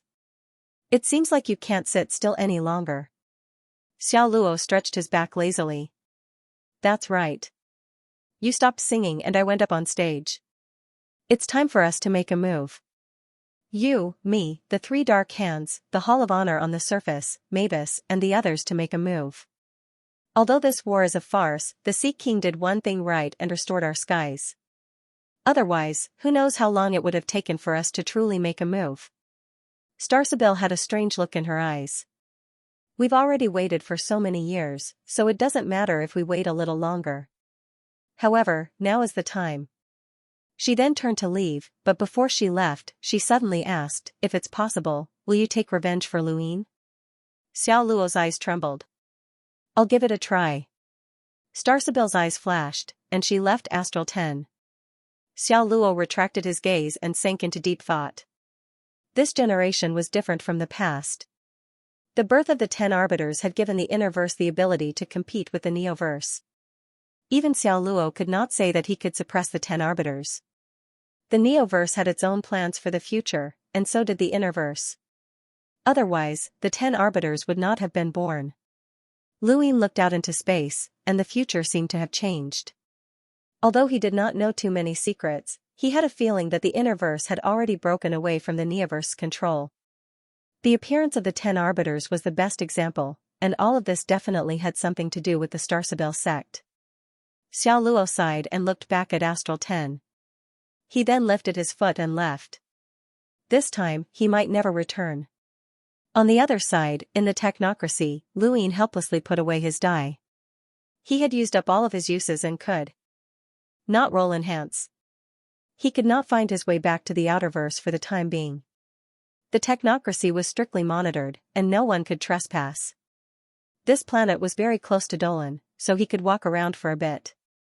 However, if he strayed too far away, he might be discovered and be hunted down by the technocracy's experts. It seemed that he could only wait for his next die roll or force his way in. However, even if he wanted to force his way in, he had to figure out the direction first. Otherwise, he would only get deeper and deeper. There were envoy-level powerhouses in the technocracy, and any one of them would be enough to kill him. For safety's sake, he put on his universal armor first. Circulating the arcane art of life and death allowed his injuries to recover significantly. Luin decided to wait for a month. If he did not roll enhance by then and found the star chart, then he would head north. That should be the right direction. A few days later, while Luin was recuperating and silently reciting the Stonewall scriptures, a vast amount of star energy swept past him like a violent hurricane that almost overturned the heavens. The planet that Luin was on shook a few times, and the cyclones and poisonous gas on the planet's surface were directly dispersed. This allowed Luin to clearly see the heavens for the first time on this planet, and he also saw a figure rushing towards the east. There were no rune lines in the technocracy, so Luin did not know how strong this person was. However, he was certain that this person had a terrifying strength that far exceeded his own. Just the star energy pressure caused by this person's speed alone was not something that Luin could withstand. Luin did not dare to reveal himself and obediently stayed on the planet. That person might be a powerhouse from the technocracy, or at least an envoy-level powerhouse. Not long after, the cyclones on the planet returned to normal, and the planet returned to its original state. Luin sat down cross-legged and was about to continue reciting the Stonewall scriptures when he suddenly felt a chill run down his spine. He turned around and saw a pair of eyes staring at him that were filled with joy and surprise. The eyes belonged to a bald old man. His clothes were tattered, and it was obvious that he had worn them for many years. Lu Yin's face paled, and he retreated several steps as he stared at the old man warily. He suddenly thought of Drift Charge Planet and the group of cannibalistic slaves. The old man grinned, revealing a mouthful of yellow teeth. "Don't be afraid, kid. Come to Grandpa Hui." Lu Yin's entire body tensed up, and 5 chains appeared in his hands. His power level of 300,000 was still not enough. He immediately took out his owl arrows and war arrows, as well as his futon. He was prepared to flee at any moment. The people from the 6th mainland could use their futons to enter the Daosor Sect's ruins, which meant that the 5th mainland's Daosor Sect's ruins were not restricted by region. Right, after the Bloodburn realm had invaded the Outerverse, Huang San and Yan Xiaojing had also entered the Daosor Sect's ruins, and Luin had knocked them unconscious. The two of them should have been in the technocracy at the time. The technocracy could enter the Daosor Sect's ruins. When the bald old man saw Luin take out so many things, he bared his teeth. "What are you afraid of, kid? Grandpa Hui doesn't eat people." Luin became even more afraid when he heard this, and he retreated a few more steps. "Ha ha ha ha, kid, you're really interesting. Come to Grandpa Hui. Grandpa Hui won't hurt you, but no one has spoken to me in many years. All that's left are mechanical puppets or those lunatics whose brains are filled with technology. With you here, Grandpa Hui won't be lonely anymore." Lu Yin's scalp went numb, and the monkey's voice rang out. "7th bro, it's over. That old fart." As senior, this junior unintentionally passed by and disturbed senior's cultivation. This junior will leave now, and he won't dare to disturb senior again. Luin leaped up and tried to tear through the void to leave. However, he was unable to tear through the void. Even with his current strength that rivaled an enlighter's, he was still unable to do so. This was because the void had been locked down by the bald old man. The old man had used star energy, or rather, the power of a powerhouse at the emissary level or above to lock down the void, preventing Luin from escaping. Lu Yin's face was pale, and beads of sweat dripped down his forehead as he stared at the old man warily. The old man helplessly scratched his head. "Kid, you're too timid.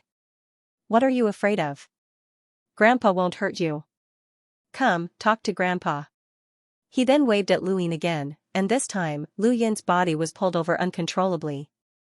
He tried to resist, but it was useless. The old man was astonished. "Kid, your physical fitness isn't bad. It's rare for a 5-cycle cruiser to have such a physique. BZZT, BZZT. Your star energy reserves are also enormous. Kid, who's your master?" Luin was pulled over to the old man's side, and he didn't even dare to move. When he heard the old man's question, he subconsciously answered, "It's Master Yuan, a powerhouse with a power level of 1,000,000 from the Hall of Honor." Luin couldn't bring himself to say Mr. Mu, as he didn't know if this old man even knew him. However, Master Yuan was different, and anyone who had lived for a long time should know who he was.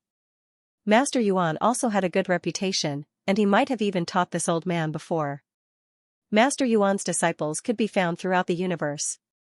The old man was astonished. "Master Yuan? Your master is that Master Yuan from the Hall of Honor?" Luin looked into the old man's eyes, but there was no hatred in them, only surprise. "That's right, it's Master Yuan." The old man grunted. "You can be considered an old friend. Don't worry, kid, Grandpa doesn't plan on harming you. If I really wanted to, even your master wouldn't be able to do anything to you." Lu Yin's face changed, as the old man's meaning couldn't be any clearer. This old man was definitely a powerhouse with a power level of over 1,000,000. How could he have met such a freak? "Kid, are you from the Hall of Honor?" the old man asked. Lu Yin obediently answered, "This junior is Foxy from the Hall of Honor." The bald old man grunted in acknowledgement. Although the Hall of Honor is a hypocrite, it's still the best of the human domain. Every generation's Foxy is the strongest of their generation, and you're even more amazing, kid. For a cruiser to have your strength, even Grandpa has to praise you. Senior, are you not from the technocracy?" Lu Yin probed. "Sway, dream, xiao said //. Suamenji, the bald old man shook his head. "No, I'm not like those mechanical monsters." The old man then looked at Lu Yin strangely. "Kid, how did you get in here?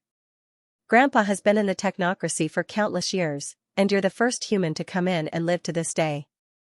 Those fellows in the past all forced their way in and then forced their way out. I was set up by a traitor and was severely injured. I managed to evade the technocracy's detection with my near-dead body," Lu Yin answered. The bald elder had a strange look in his eyes. "Grandpa understands the methods of the technocracy very well. Even the slightest sign of life cannot escape their detection. You're not being honest, and you want to trick Grandpa? Ha ha ha ha, but that's fine. The path of cultivation is too cruel, and who doesn't have secrets? It's good to be on guard against each other, ha ha ha."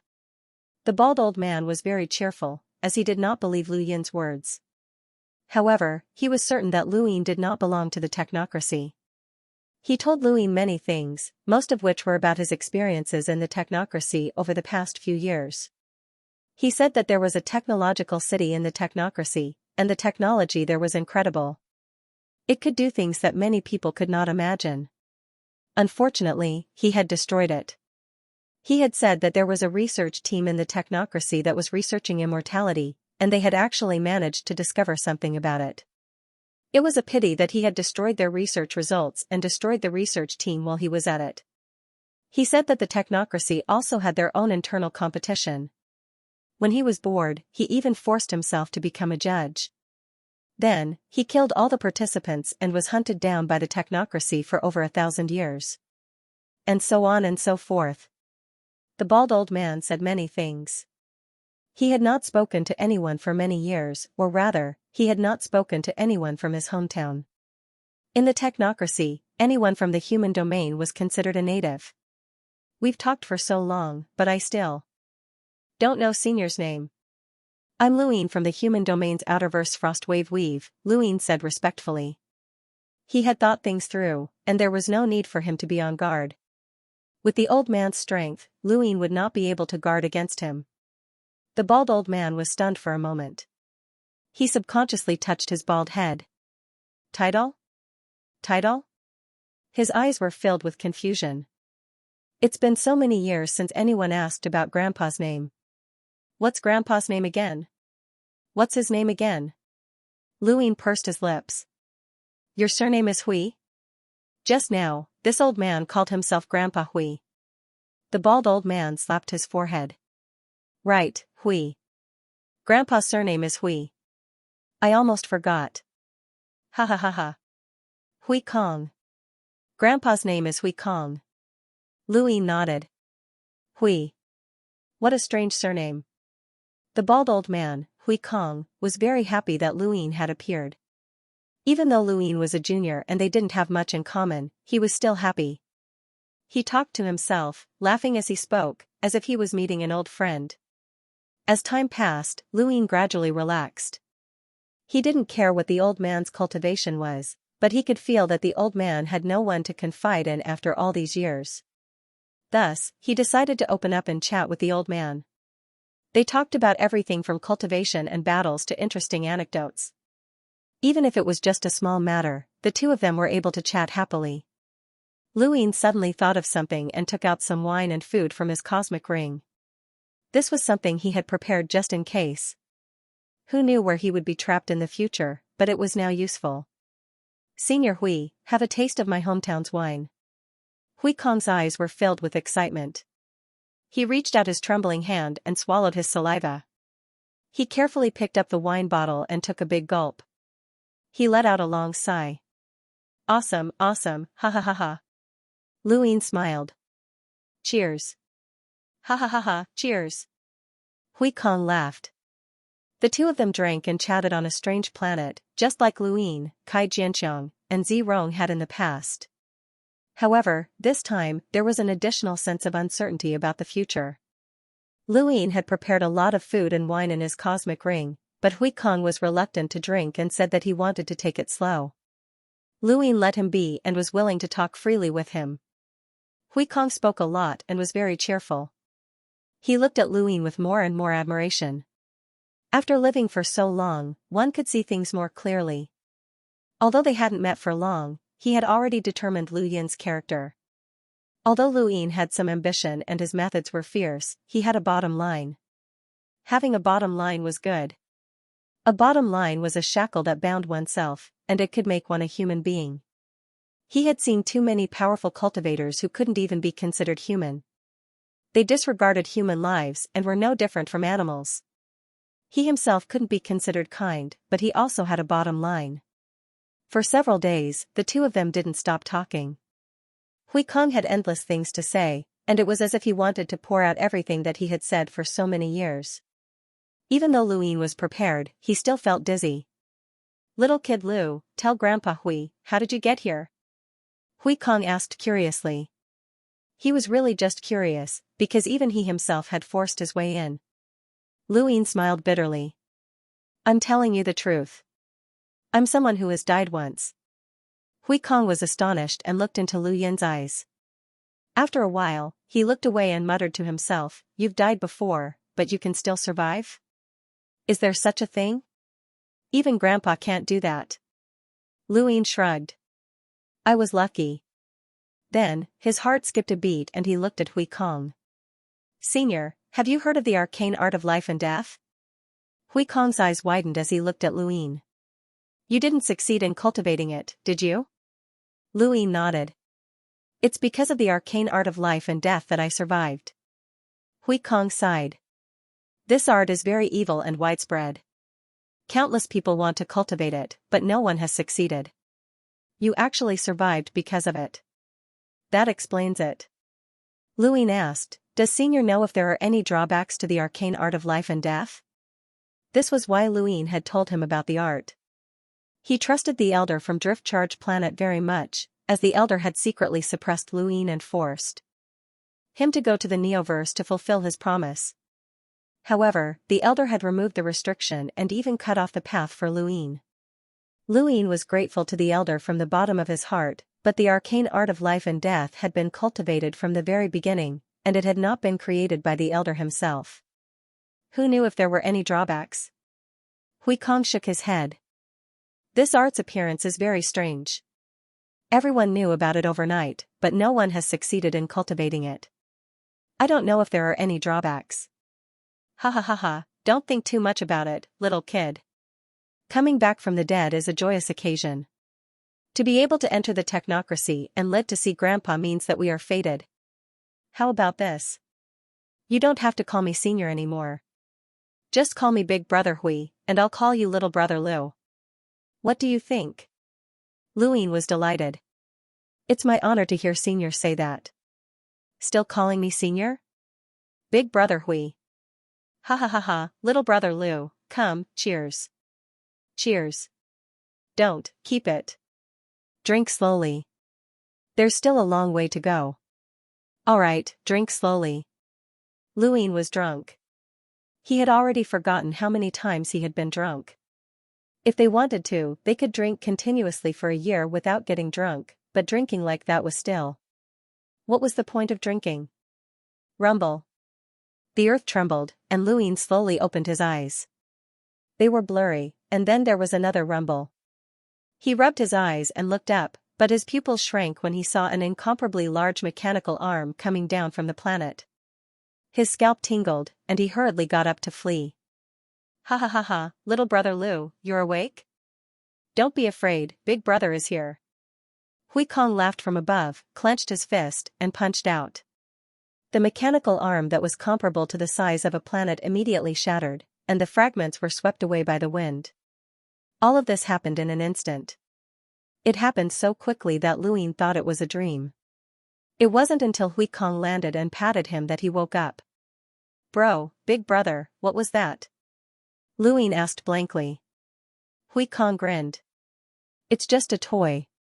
Don't mind it. Don't mind it? How could that be? Although he couldn't see the rune lines, Luin was sure that the power of that punch could definitely reduce him to dust. Even if he wore his universal armor, it would be useless. How could that be considered a toy?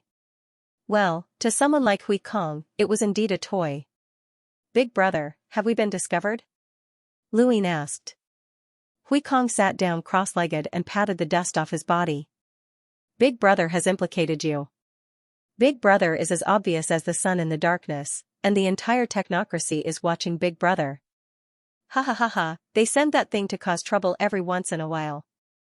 To Big Brother, it's just a pastime. With Big Brother's strength, you should be able to return to the human domain, right? Luin was puzzled.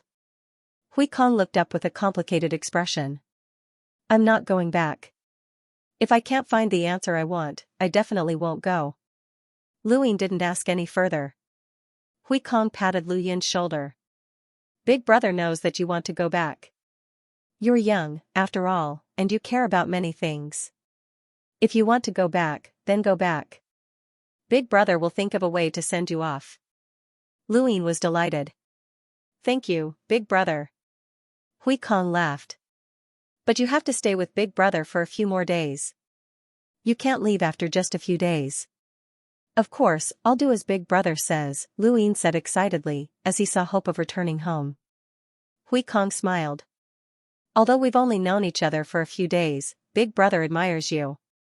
If it weren't for some special reason, Big Brother would be willing to become sworn brothers with you. Although we can't become sworn brothers now, Big Brother acknowledges you as a little brother. Ha ha ha ha. Luin laughed as well, as all of his frustrations during this period of time had been cleared away. He now had such a powerful older brother. Although this older brother might stay in the technocracy forever, it was still not bad. 10 days later, Hui Kong still had endless things to say.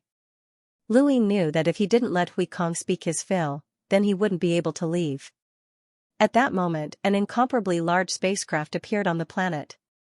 Luin looked over, and his expression changed slightly. He had seen this type of spacecraft before, and it was exactly the same as the one that the Bloodburn realm had used to invade the Outerverse. Someone's here to cause trouble. Hui Kong put down a giant roasted beast leg and then leapt into outer space. Luin pursed his lips, as he wasn't worried about his safety. He looked to the side and saw that a giant astral beast's corpse had already turned cold, and its leg had already been roasted. This astral beast had the strength of an enlighter, and Luin didn't know where Hui Kong had caught it, but it tasted pretty good. In outer space, the spacecraft's hatch opened, and countless miniature machines flew out. There were all kinds of them, and they were densely packed together as they flew towards Hui Kong. Hui Kong raised a hand and slapped out. Not only did he shatter these miniature machines that had the strength of a hunter, but he also nearly sent the spacecraft flying.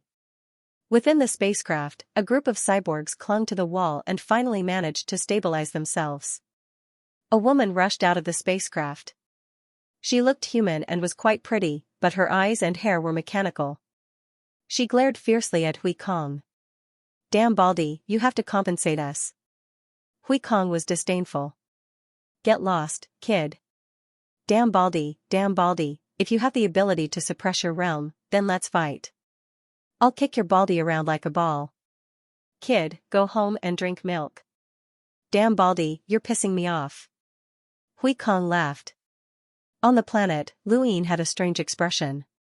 Hui Kong had not killed this group, and they were not afraid of him either. This was strange. After a long time, the spacecraft wobbled and left, disappearing with a whoosh. Hui Kong landed and laughed. Luin was curious. "Bro, who are those people?" "Oh, they're from the Technocracy, a family of cyborgs. They're part of a research team." Luin was puzzled. "They dare to cause trouble for you?" Hui Kong smiled. "Actually, the Technocracy and the human domain are not mortal enemies. You'll find out about this in the future." Luin nodded. "Right, bro, those people said that they want you to compensate them. What are they compensating for?" Hui Kong laughed dryly. "Nothing much. Actually, when you're hungry, you can eat some of their treasures. Sometimes, when there's a conflict, it's understandable if you accidentally destroy something. Those people are too stingy." Luin was speechless. A few days later, another enormous monster charged at Hui Kong, but he easily smashed it into scrap and tossed it to Luin. "How about?" Luin shook his head. "It can't fit." Hui Kong thought about it and then left. The next day, he tossed a cosmic ring to Luin. Luin glanced at it and gaped. This cosmic ring was 100 times bigger than his own. This was too exaggerated. He looked at Hui Kong in shock. "Bro, what's this?" "I borrowed it," Hui Kong said indifferently. Luin blinked. "Do you want to return it?" Hui Kong thought about it seriously. "In my lifetime."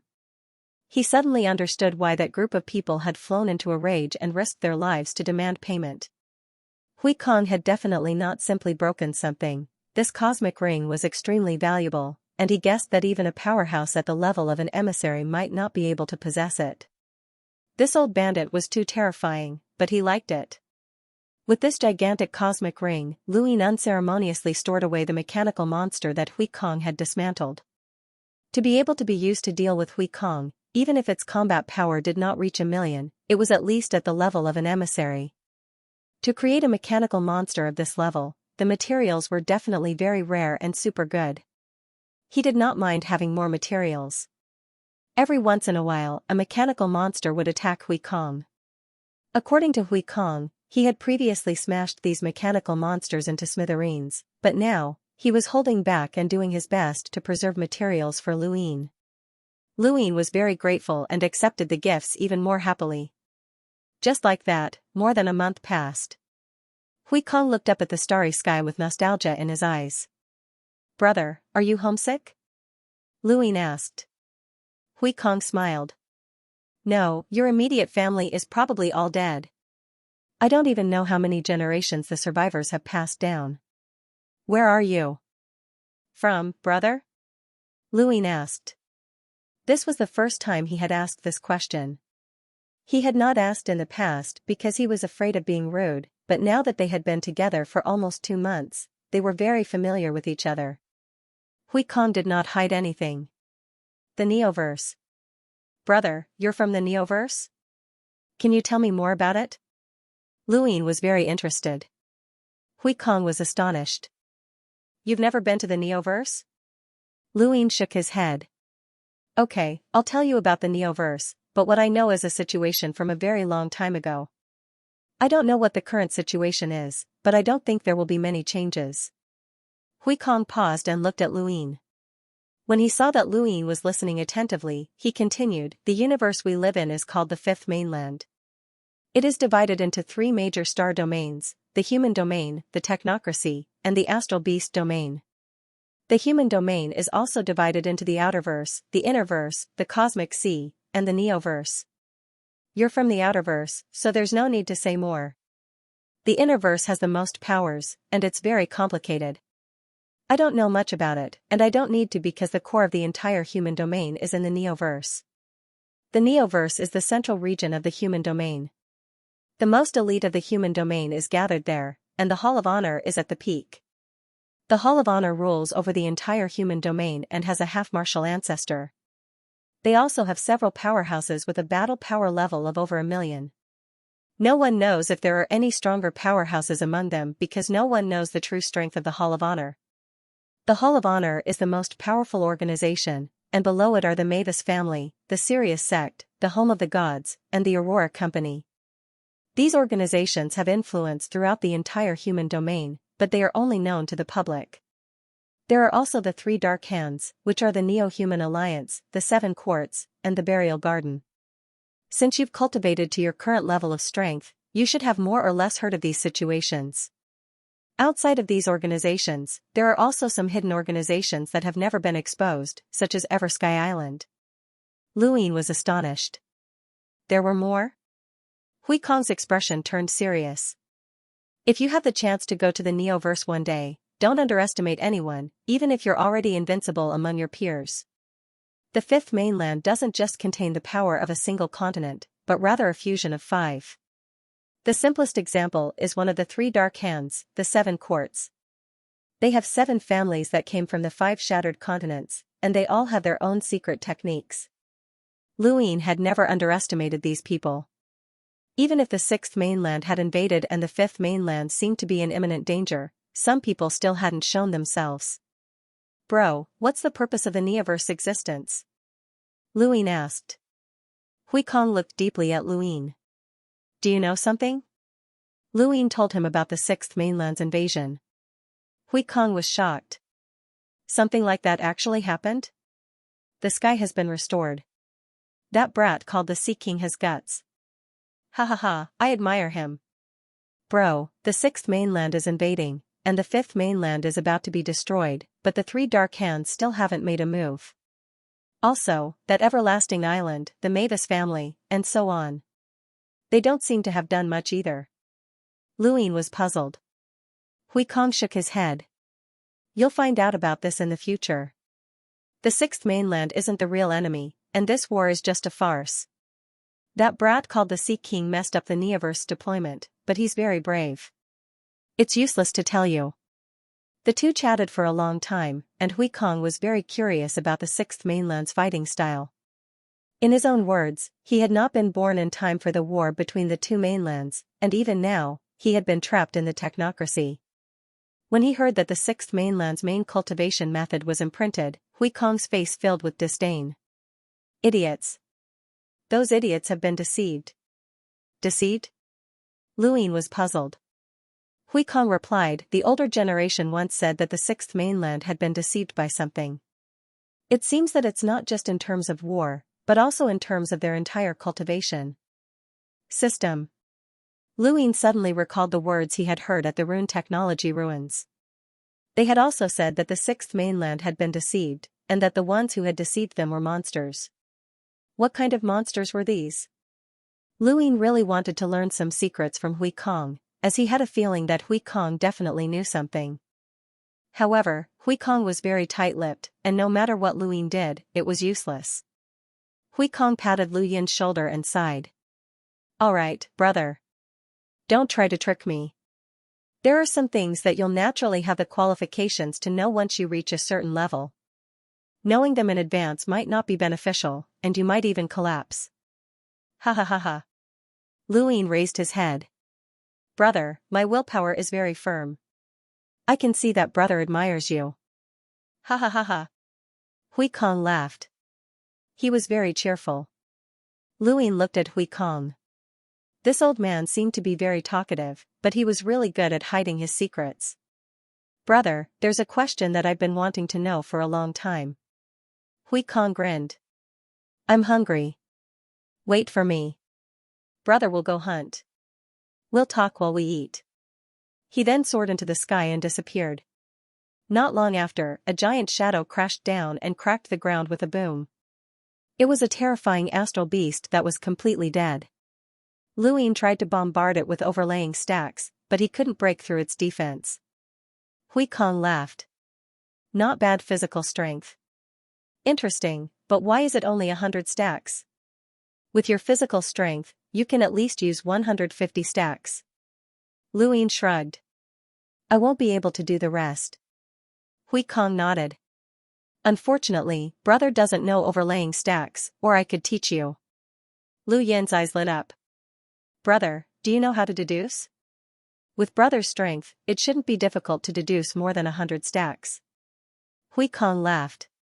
Why are you asking others to deduce? Can't you deduce it yourself? This sentence stunned Lu Yin. His mind roared violently, and he broke through the clouds. Yes, did he not know how to deduce it himself? When he was still a sentinel, the Rainmaster of the Astral Combat Academy had deduced overlaying stacks. At that time, it was only a few stacks. With his current strength, he didn't need to deduce it at all. He could directly use his physical strength to teach others. Since he could deduce overlaying stacks with several stacks, why couldn't he deduce overlaying stacks with more stacks? Lu Yin sat down cross-legged and quietly visualized. Hui Kong smiled and shook his head. Interesting. After a few days, Hui Kong had eaten a small portion of the enormous astral beast. Lu Yin opened his eyes. His gaze was confused and perplexed, but also filled with anticipation for the future. How is it? Did you deduce it? Hui Kong asked. Lu Yin shook his head. It's not that easy. I can only deduce 20 stacks at most. That's because you don't have enough experience. Read more books and find some heavenly treasures that can brighten your eyes and nourish your spirit. You might be able to deduce more. Lu Yin nodded. Thank you for the advice. Hui Kong laughed. There's nothing to advise. I'm just lazy. Otherwise, I could help you deduce it, but you can't always rely on others to deduce it. When you deduce 100 stacks one day, this power will be even stronger. For the same 100 stacks, your own deduction will always be stronger than inheriting someone else's. Lu Yin deeply agreed. Thank you. The rest of my life is only for you. Brother's reward, I'll give it to you. Thank you brothers for your support. Here, eat something. Hui Kong tossed a giant beast leg to Lu Yin. Lu Yin caught it and ate it without hesitation. A pile of bones was left on the ground, and Lu Yin patted his stomach. Had he gotten fatter? Oh no, I forgot something. Hui Kong suddenly slapped his head, giving Lu Yin a fright. Lu Yin stared at him blankly.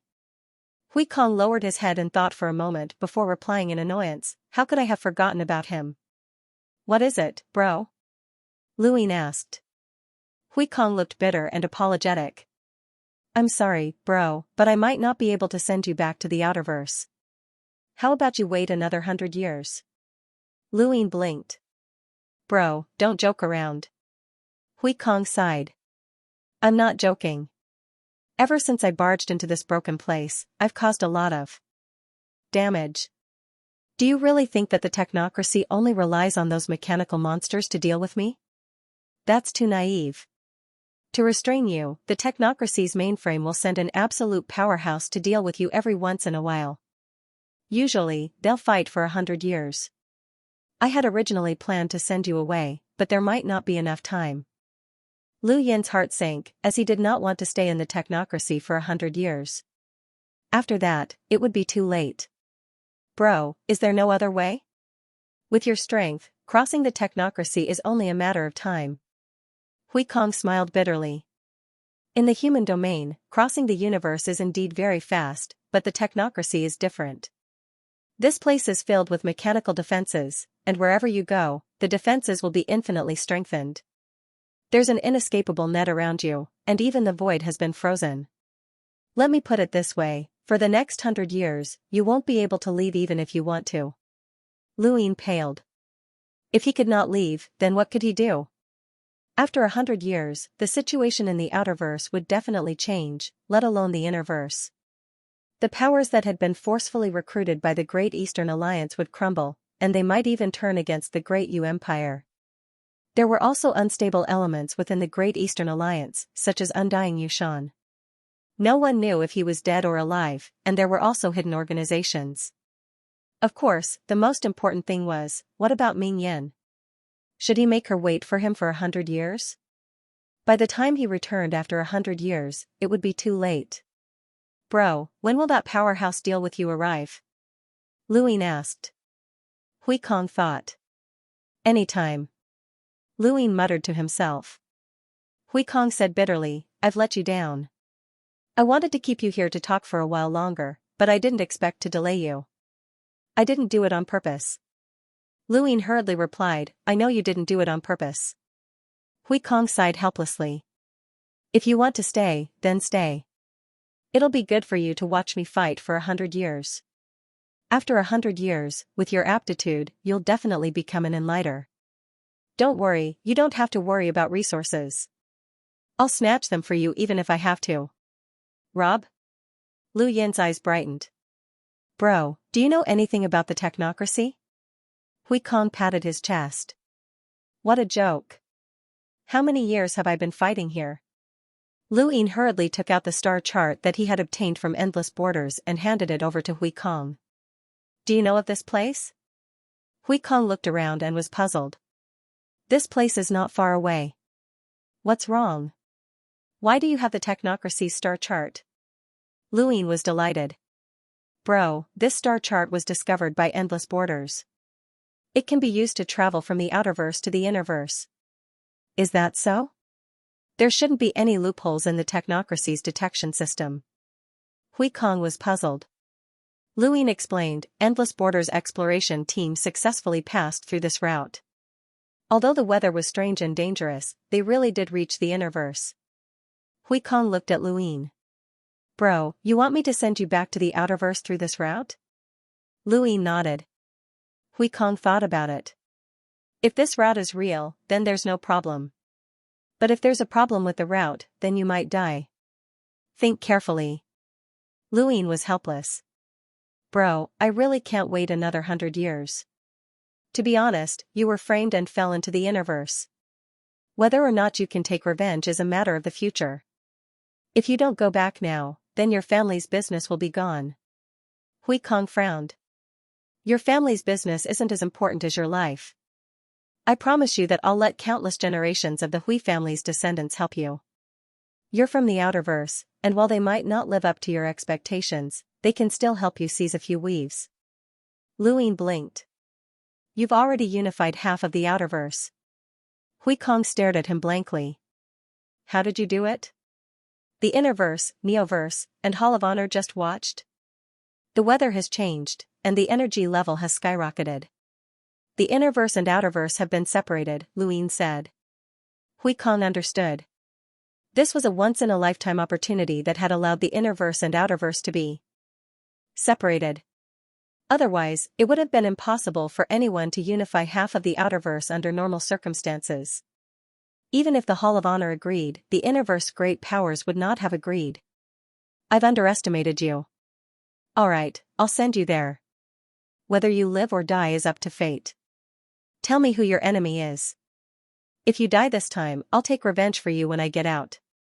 Lu Yin did not hesitate and carved Night King Jinwu's name on the ground. His greatest enemy was Night King Jinwu.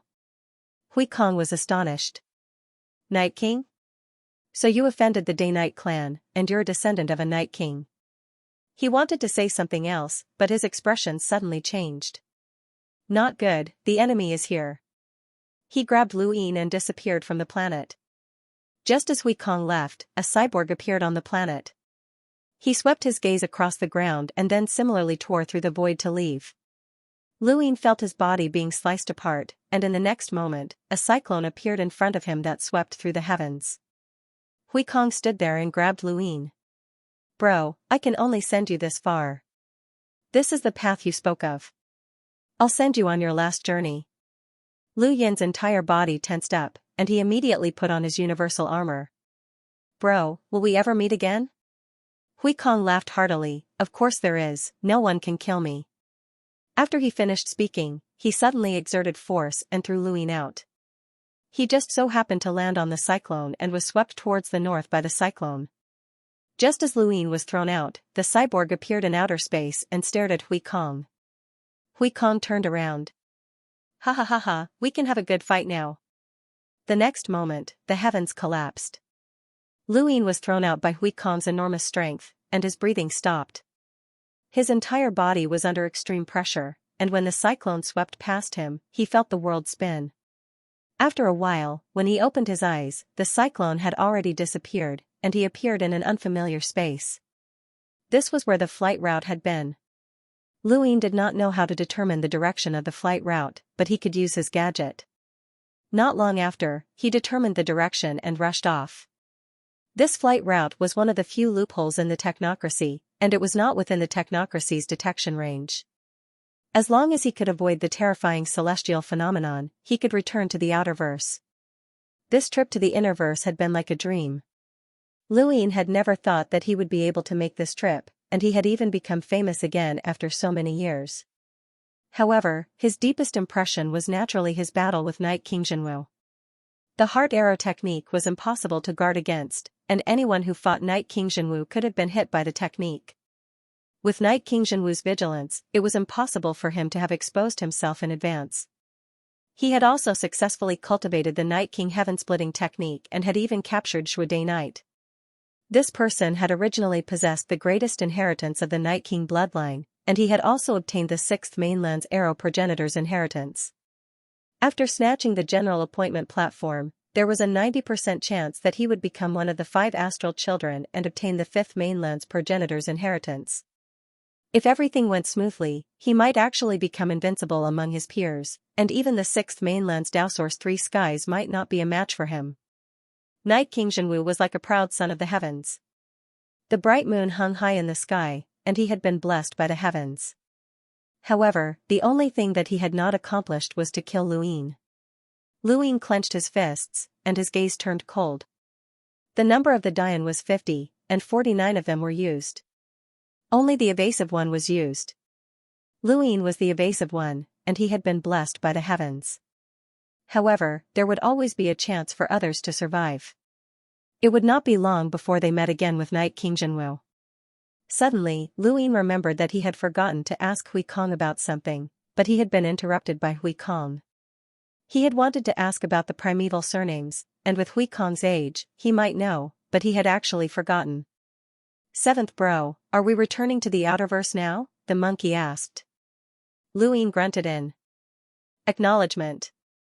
The monkey fell silent for a moment before asking, 7th bro, have you heard of the surname Hui? Lu Yin did not understand. No, have you? Within the 7 courts, there's a family with the surname Hui, the monkey said. Lu Yin was stunned, but then he calmly said, no wonder they're so powerful. So they're from the 7 courts. There's one more thing that you might not know about, 7th bro. Perhaps you might have heard of it, but you didn't pay too much attention to it. The monkey paused for a moment before continuing, the technocracy was born from progenitor Hui. Lu Yin's eyes trembled, as he felt like he had heard of this before. Do you remember when the Tong family and the Eyeless clan attacked the outerverse, and when Master Yuan used a progenitor item to resist Ancestor Eyeless? The monkey slowly asked. Lu Yin recalled that when Master Yuan had used progenitor Wushang's hide to resist the Tong family's ancestor and Ancestor Eyeless had said, progenitor Hui, the creator of technology. The technocracy was born from progenitor Hui? Luin was astonished. The monkey replied, that should be the case. Otherwise, who could create such a huge astral domain out of thin air? The technocracy was originally known as the Lost Technocracy, which means that it was abandoned. It's very likely that progenitor Hui's inheritance is here. Progenitor Hui, could the 7 quartz Hui family be from the same bloodline? Luin muttered. Hui Kong might not have stayed in the technocracy for a simple reason. He might be trying to find progenitor Hui's inheritance. Luin nodded. That might be the case. I hope that you can find it. The monkey was puzzled. Hope? 7th bro, he's from the 7 quartz Hui family, and he might even be the ancestor of the Hui family. The Hui family is one of the 3 dark hands. Luin smiled. So what? He's my older brother, and he's the one who sent me here. He's also the one who reminded me to deduce my own overlaying stacks. He's also the one who told me a lot of things. The monkey fell silent. Humans were humans, and they could not remain rational forever.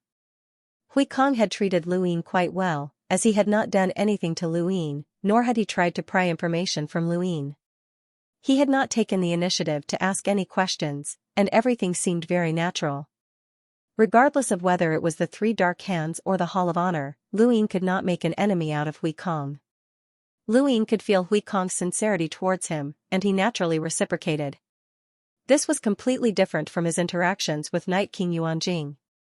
Even if he called Night King Yuanjing Grandpa, Night King Yuanjing was still someone that Luin had used, and Luin was also someone that Night King Yuanjing had used. His interactions with Hui Kong were clean. However, Luin didn't have time to think about such trivial matters. In front of him, the void actually split open, and a powerful devouring force swept towards him. Luin used his physical strength to dodge, and he struggled to break free. However, another devouring force descended, and anyone below the Enlighter realm would not be able to escape. This force was close to a power level of 300,000. Luin was speechless.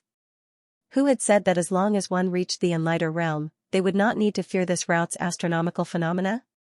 Ordinary Enlighters might not be able to withstand it. Had the route grown as well? He had only made a casual guess, but when he saw the giant spatial tear in front of him that seemed to split the entire sky in 2, he knew that this route had changed. This route's astronomical phenomena were always changing, and when Luin had first learned that he could cross into the innerverse from the technocracy, he had been suspicious. It was impossible for the technocracy to have missed something, and even if there had been, it would have been discovered long ago. Now, he had thought it through. Perhaps this was not a loophole, but rather something that could not be crossed. The exploration team that had successfully reached the innerverse might have just been lucky, or perhaps there had been a time when this route's astronomical phenomena were not that powerful. In any case, he was here now, and this route's power was on full display. If one wanted to cross the spatial tear in front of him, they would need a power level of at least 400,000. However, this might not even be the route's greatest power. The route's power was expanding like a balloon, and it currently required a power level of 400,000 to cross it. Later on, even envoys or powerhouses with power levels in the millions would find it difficult to cross it. Under normal circumstances, Luin would not be able to cross this route, but fortunately, he had external items. He took out 5 chains, and he had already used 2 of them. He only had 3 left. Luin fused another one, but this time, he did not fuse it with a battle technique. Instead, he fused it with his own body to increase his physical strength. With a power level of 300,000, Luin roared and charged forward. He tore open the spatial tear and crossed it. He then rushed towards the outerverse at his fastest speed. With a power level of 400,000, his speed was incredibly fast, and his original position was not too far from the outerverse. Along the way, all the celestial phenomena that obstructed his path were swept away by his tyrannical physical strength. Gradually, the fused energy dissipated. They were still some distance away from the outerverse, and the weather was still changing. Luin gritted his teeth and fused with another one, his tyrannical physical strength erupting once more as he tore through the skies. By the time all of the energy had been consumed, Luin was already very close to the outerverse. Unfortunately, there was still a majestic heavenly phenomenon in front of him. Luin had no choice but to use up the last of the beads and break through the celestial phenomenon with unprecedented speed. By the time Luin calmed down, he had no idea how far he had traveled. All he saw was a distant cosmic graveyard filled with all sorts of cosmic trash. He had returned to the Outerverse. This was the cosmic graveyard, which was where the Tong family and the Eyeless clan had attacked the Outerverse. It wasn't too far from the southern weave. He had truly returned. Luin held as his star energy and domain spread out. He then laughed maniacally. He had returned alive. At this moment, several figures flashed past and rushed towards Luin. Luin looked over and saw that there were several explorers, and one of them was even a cruiser. "Who's there?" the cruiser shouted as he looked at Luin warily. Luin was surrounded, and he smiled. "You don't recognize me?" The space-exploring powerhouses around him widened their eyes as they stared at Luin. The cruiser was stunned, and then he was shaken. You're Alliance Master Lu?" Lu Yin's lips curled up. "That's right." 7 months had passed since the Tong family had joined forces with the Eyeless clan to attack the Outerverse, and Luin had been away from the Outerverse for 7 months. 7 months was not a long time, and the Great Eastern Alliance had not changed much. Even though the Great Eastern Alliance had suffered significant losses during that war, the allied weaves in the Central Weaves had also suffered great losses. More importantly, Lu Yin's contributions had been so great that the Hall of Honor had publicly announced their support for the establishment of the Great Eastern Alliance and the Great Yu Empire. Everyone knew that the greatest contributor to that war had been Luin. If not for him, no one would have known about that attack. The Tong family and the Eyeless clan's attack would have caught the Outerverse off guard, and no one would have been able to stop them. Even Master Yuan had barely been able to resist one of them, and there was no need to mention the others. It was only a matter of time before the Outerverse was destroyed. In reality, these were just Lu Yin's superficial contributions. He had even contributed more, which was providing progenitor Wushang's hide to Master Yuan. After the war had begun, he had also given Master Yuan the arrow that had been passed down to Master Yuan by the Hall of Taimo. This had given Master Yuan the ability to resist 2 powerhouses at the same level as him.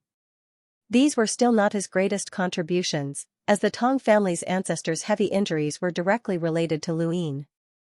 However, these contributions were destined to remain unknown. Master Yuan was the greatest contributor to that war, as he had single-handedly blocked 2 cosmic imprinters. Only Lu Yin's contributions were second to Master Yuan's. Such great contributions had been given to a mere cruiser, which was a great honor. If the war had ended at that time, then Luin would have been conferred a title by the Hall of Honor, which would have been the most brilliant period of his life. However, he had disappeared at that time, which meant that he had died. Death brought him even greater glory, and no one would mind giving all that glory to a dead person, not even Lu Yin's enemies. While everyone was guessing that Luin was dead, Master Yuan was sincerely grateful to Luin, and Wang Wen and the others were scheming behind the scenes. Lu Yin's glory had been endlessly amplified. He had become the commander of the Outerverse allied forces and had resisted the 6th Mainland's invasion. He had also been granted the privilege of commanding the entire Outerverse army during wartime by the Hall of Honor. This privilege had never been granted to anyone since ancient times, and the only reason he had been granted it was because he was dead. No matter how much authority a dead person had, it was useless, and no one had objected. But now, things had become awkward, as Luin was still alive. The spacecraft headed towards the southern weaves, and the cruiser on board would occasionally look at Luin strangely. He could not hide the shock in his eyes, as this person was actually still alive. Did that mean that during a border war, he would be the commander of the Outerverse allied forces? This was too exaggerated, as he could command the entire Outerverse army during wartime. How much authority was that? Even the Hall of Honor had never granted anyone such authority before. The closest person to this level of authority was Elder Big Drum, who guarded the borders of the Endless Weaves, and Elder Novar, who guarded the borders of the Ironblood Weaves. Lu Yin's current authority during wartime was equal to the sum of both of them. Right, that was not all. His authority was still effective during wartime, and even if the astral wilderness invaded the human domain, he would immediately become the commander of the Outerverse allied forces. He would have the authority to command the army and allocate resources. This person stood at the pinnacle of authority in the history of the human domain's outerverse. Lu Yin himself did not know that he had such authority, and he was now curious as to how Master Yuan and the others had managed to return to the outerverse. He asked the cruiser, but that person did not know either. All he knew was that they had escaped with the rest of the army. Lu Yin contacted Wendy Yushan, and she replied calmly, "I knew you weren't dead." "You have that much confidence in me?" Lu Yin teased. Wendy Yushan's lips curled up. She rarely smiled, but when she did, she looked very beautiful. "A scourge lives for 1,000 years. Lu Yin grinned. "How did you guys escape back then?" "There were many cultivators from the Innerverse who were captured, and they worked together to escape. Of course, they suffered quite a few losses, and it's said that Master Yuan was heavily injured. After escaping back to the Outerverse, he sealed off the Astral River and has been recuperating ever since." Lu Yin was glad that he had not allowed Starsabil to take those people away. Otherwise, even if Master Yuan had the ability to reach the heavens, he might not have been able to bring them back to the Outerverse. After ending the call with Wendy Yushan, Lu Yin contacted Wang Wen, Wei Rong, and the others to ask about the Great Eastern Alliance. He learned that everything was peaceful, and Wang Wen and Wei Rong were both very confident in him. Their previous arrangements were still going on, and Wang Wen also told Lu Yin about the authority he had obtained. Lu Yin was stunned. "The commander of the Outerverse Allied Forces?"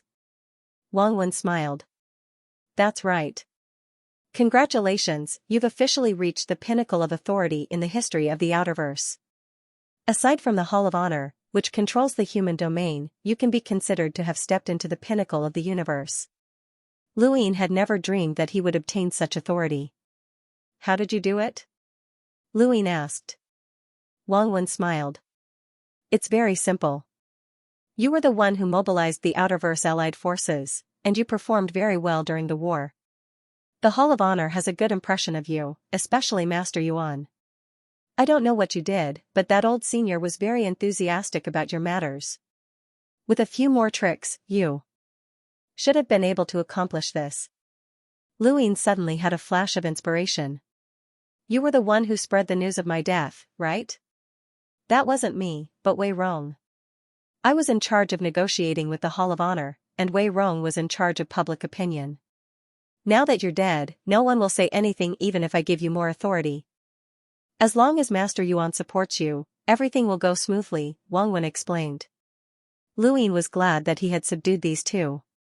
Otherwise, he would not have obtained such great authority upon his return. At most, he would have obtained some insignificant glory. Although the Hall of Honor bestowed the title of Commander of the Outerverse Allied Forces upon your death, you're still alive, and that title will not be revoked. "Make good use of it," Wang Wen said. Lu Yin muttered to himself. Although the prerequisite for being the commander of the Outerverse Allied Forces was that there would be a war, the commander still had the authority to make arrangements for the war. Whether or not there would be a war was not up to him. Lu Yin's lips curled up as he thought about it. He then looked towards the western weaves, where there seemed to be quite a lot of resources. Lu Yin returned and immediately reported the situation to Master Yuan. News of his return spread out in an extremely short amount of time. The western weaves were naturally the first to receive the news. Bang! The teacup shattered, and Daniel Phineas's expression changed. "What did you say? Lu Yin's back? He's not dead?" Across from him, a dark phoenix cultivator's face was pale, and his forehead was covered in sweat. "Yes, Lu Yin's not dead. He's back." Daniel Phineas slumped back into his chair and sighed deeply. He was exhausted, but Lu Yin was still alive. The current Lu Yin was different from the Lu Yin from 7 months ago. Back then, they could have formed an alliance to resist the Great Eastern Alliance and deal with him. But now, when he thought about the Hall of Honor's support for Lu Yin and his current status, as well as the fact that Lu Yin had killed 2 imprinters during the war, he felt helpless. "Pass down my orders. The Dark Phoenix clan is to seal off all visitors for 100 years. We won't see any outsiders," Daniel Phineas said helplessly. "Yes, clan leader." On Simo Star, Yen-Chen was shocked. "Lu Yin's back?" Across from him, Captain Sher nodded with a solemn expression. "I didn't expect him to return alive. The Outerverse has only been peaceful for a few months, but it's about to become chaotic again. Xianxia looked up into space. This is troublesome.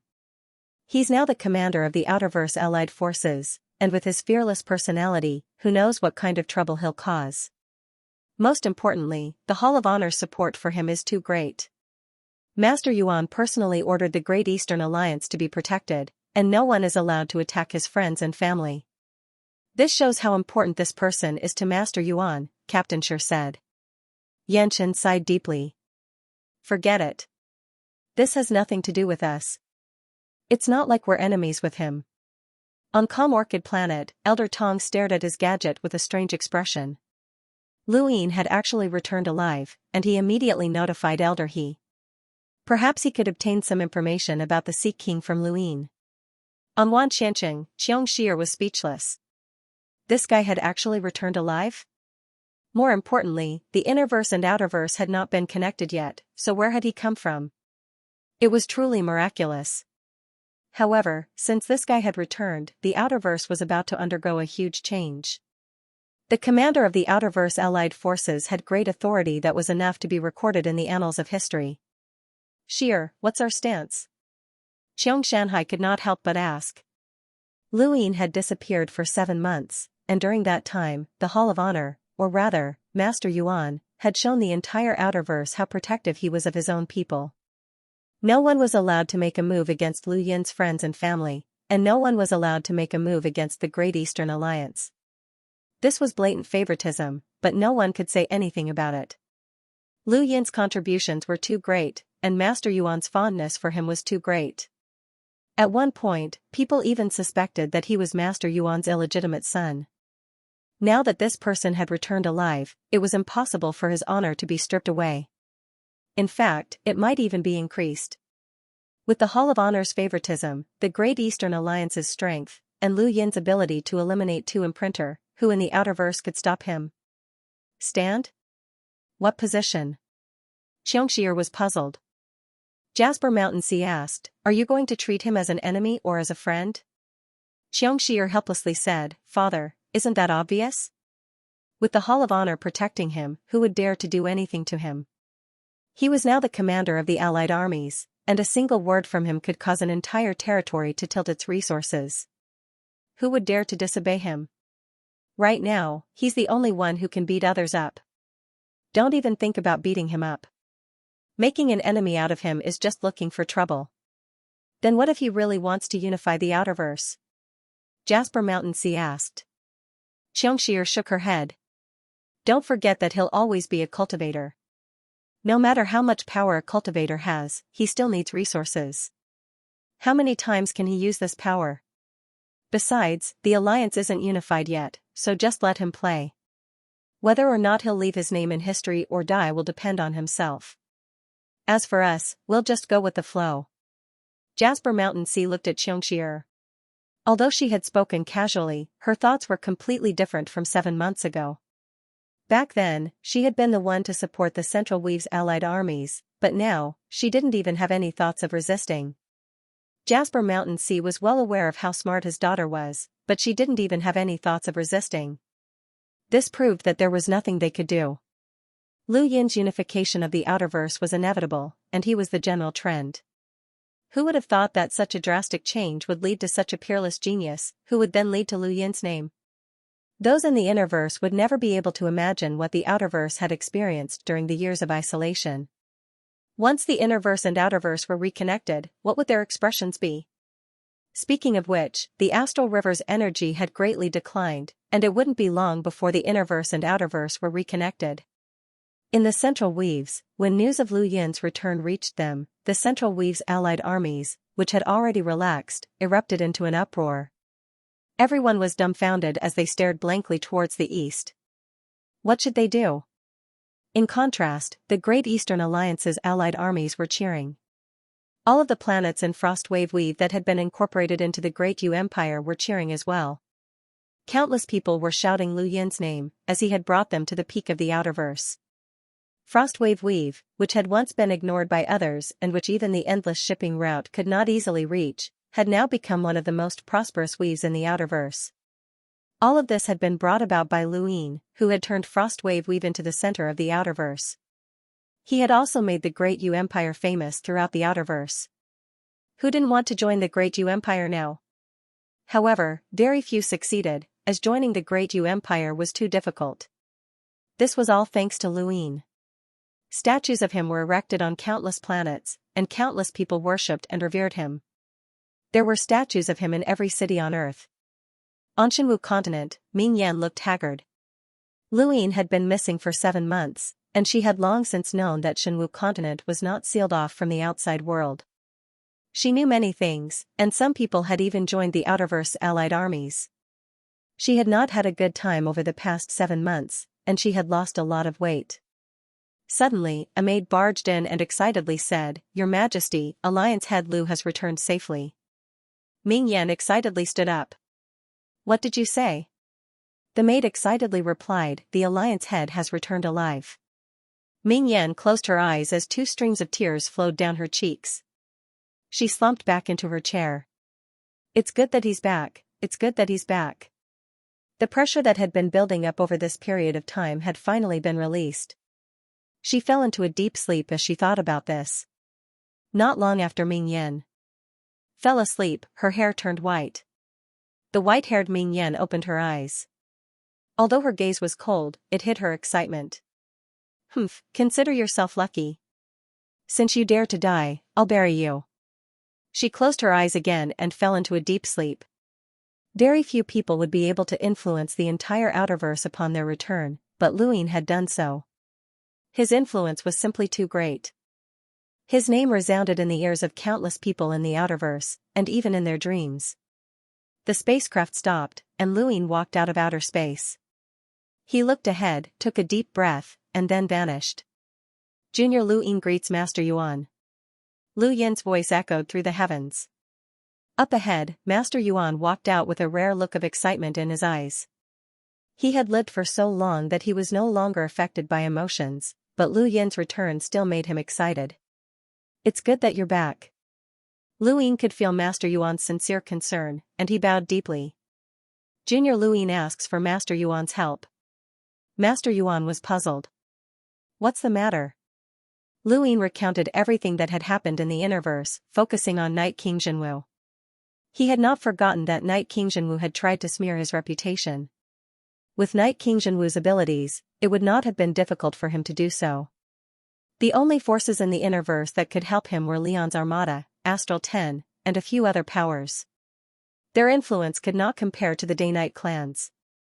Furthermore, the Day-Night clan controlled the Day-Night Flow Zone, as well as the Blaze Realm and other powers that were his enemies. Luin really could have been smeared. Most importantly, the 10 Arbiters' positions in the Hall of Honor were not low. Luin was on good terms with Master Yuan and the Outerverse Hall of Honor, but that did not mean that he was on good terms with the Innerverse Hall of Honor. If Night King Jinwu used his influence to influence the Hall of Honor's decisions, then Luin might be labeled as a traitor of the human domain. Luin needed Master Yuan to help him, or at least ensure that the Hall of Honor would not act against him. The Hall of Honor controlled the human domain, and it was truly a colossus. Luin had never dared to underestimate it. Master Yuan sighed. "I never thought that you would have experienced so much in the Innerverse." "The Day-Night clan?" "I know, you're one of the Hall of Honor. Once your identity is exposed, the Hall of Honor will definitely not make things difficult for you. I was the one who obtained the general appointment platform, but it was snatched away by Night King Jinwu. This is truly despicable. I beg Master Yuan to make a decision and prevent the Hall of Honor from interfering in the future conflict between me and Arbiter Jinwu," Luin said respectfully. This was exactly what he wanted. He was afraid that Night King Jinwu would obtain the Star Tower's inheritance and become one of the 5 astral children, gaining the Hall of Honor's protection. At that time, he would have to depend on the Hall of Honor for his revenge. Master Yuan was put in a difficult position. The 5 astral children are the human domain's hope. In the past, this matter could have been resolved, as there have been many astral children throughout history. Some grew up, while others died prematurely, and death was very normal. However, this generation is different. The 5th mainland's Tian has returned, and there's a possibility that he could become a progenitor. This generation's 5 astral children are likely to be protected by the entire human domain. Luyin frowned. This was troublesome. Would he have to challenge the entire human domain to deal with Knight Qingzhenwu? Master Yuan, Knight Qingzhenwu is vicious, and his actions are despicable. If someone like him becomes one of the 5 astral children, it might not be a blessing for the 5th mainland, Luyin could not help but say. Master Yuan sighed. The path of cultivation is all about results. If he has a chance of becoming a progenitor, then he will receive our support. According to your description, this child has even obtained the 6th mainland's arrow progenitor's inheritance and has mastered a secret technique. His methods are also extremely brilliant, and it's easier for someone like him to become a progenitor. Even I cannot interfere. Lu Yin's heart sank. Even Master Yuan could not interfere? The progenitor realm is the foundation of the continent. Anyone who has a chance of becoming a progenitor will receive the protection of the entire continent. This is a truth that has not changed since ancient times, and you should understand it, Master Yuan explained. Luyin took a deep breath. What if I'm more talented than him? Master Yuan smiled. Then it'll naturally be easier for you to receive protection. Lu Yin's eyes trembled, as he was afraid that there would not be enough time. Once Knight Qingzhenwu became one of the 5 astral children, not only would his own power skyrocket, but the Day-Night clan's influence would also implicate a large group of people, and even more people would join the circle of influence. At that time, it would be very difficult to deal with Knight Qingzhenwu. Master Yuan looked into the distance. The innerverse and outerverse might be connected soon. Luyin was shocked. The innerverse and outerverse are going to be connected? When? Master Yuan thought about it. It won't take long. It depends on the rate of the energy decline. At the current rate, it might take a few years, but the decline is accelerating. Perhaps it will connect within a year. When will the competition for the 5 signs of the stars begin? Luyin hurriedly asked. Master Yuan shook his head. I'm not sure. Lu Yin's eyes flickered as he looked into the distance. If the competition for the 5 signs of the stars took place before the innerverse and outerverse were connected, then it would be too late. Besides, dealing with Knight Qingzhenwu would not be easy. This was not something that could be solved by just 2 people fighting, as there were too many factors involved. Even if Luyin had the ability to defeat Knight Qingzhenwu, would the Day-Night clan allow him to succeed so easily? Would those who supported Knight Qingzhenwu allow him to succeed?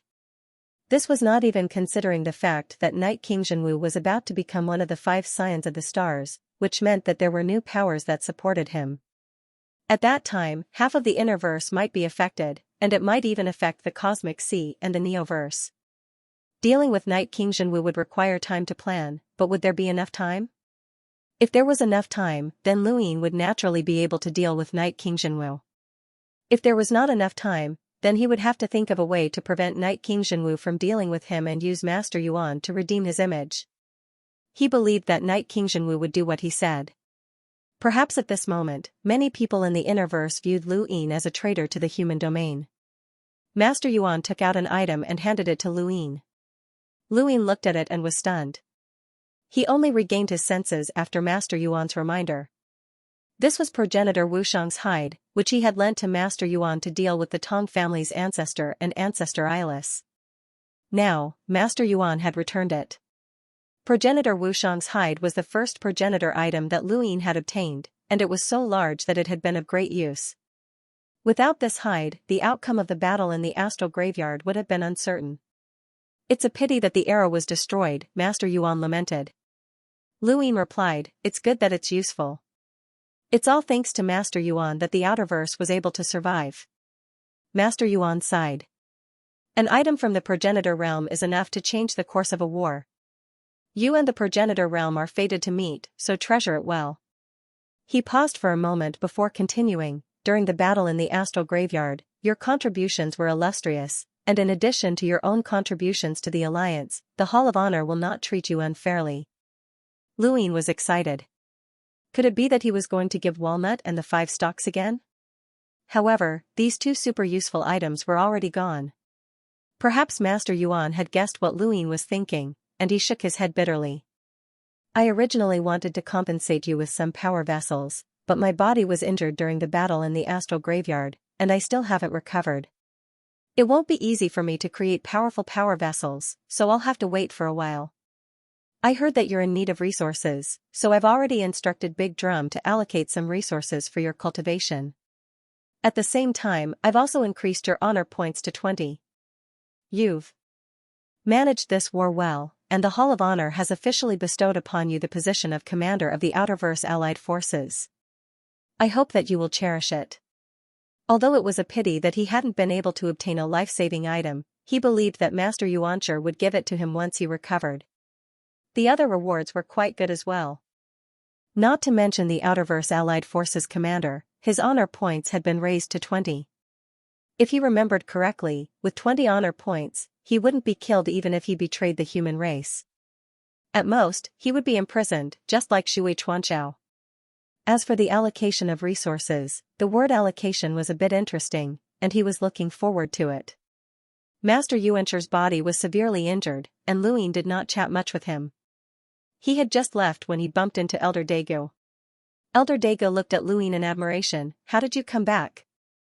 The Allied forces have been keeping an eye on the Astral River, and it shows no signs of being torn apart. Luin was pleased with himself. I obtained a star map that allows me to travel from the technocracy to the Outerverse. Elder Daegu was shocked. There's such a place? Luin nodded. Endless Borders gave it to me. No wonder, Elder Daegu said.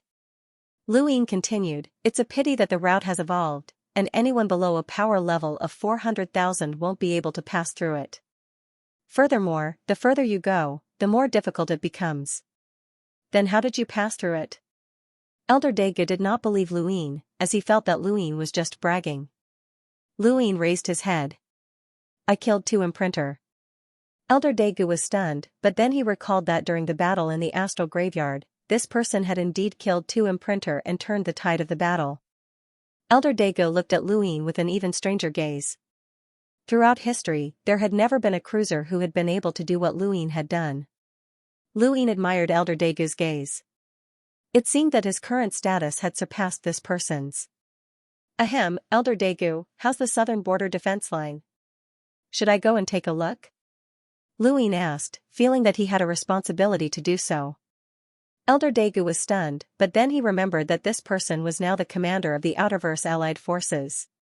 Although he only had special privileges during wartime, the border defense line was always at war, which was disgusting. If you want to go, then go, Elder Daegu said. Luin smiled. I'm not going now. Right, Master Yuan said that he would give me some resources as a reward. How much are they? Elder Daegu's mouth twitched. How much do you want? Lu Yin's eyes gleamed. Elder Daegu felt a chill run down his spine. He knew that this person loved money as much as his own life, and that he was the type who would even do business on the battlefield. If possible, Elder Daegu would rather do business with this person and get what he paid for. However, during the battle in the astral graveyard, this person had selflessly contributed pills, and his contributions had been too great. Elder Daegu was deeply favored by Master Yuan, and he could not refuse this reward. However, he did not want to give too much either, so he could only let Luin speak on his own and hope that it would not be too exaggerated. Luin was excited. Elder, do you think that this junior can take a look at the Hall of Honor's treasury? Elder Daegu felt a chill run down his spine. Don't you want resources? Just say it. Why take a look at the treasury?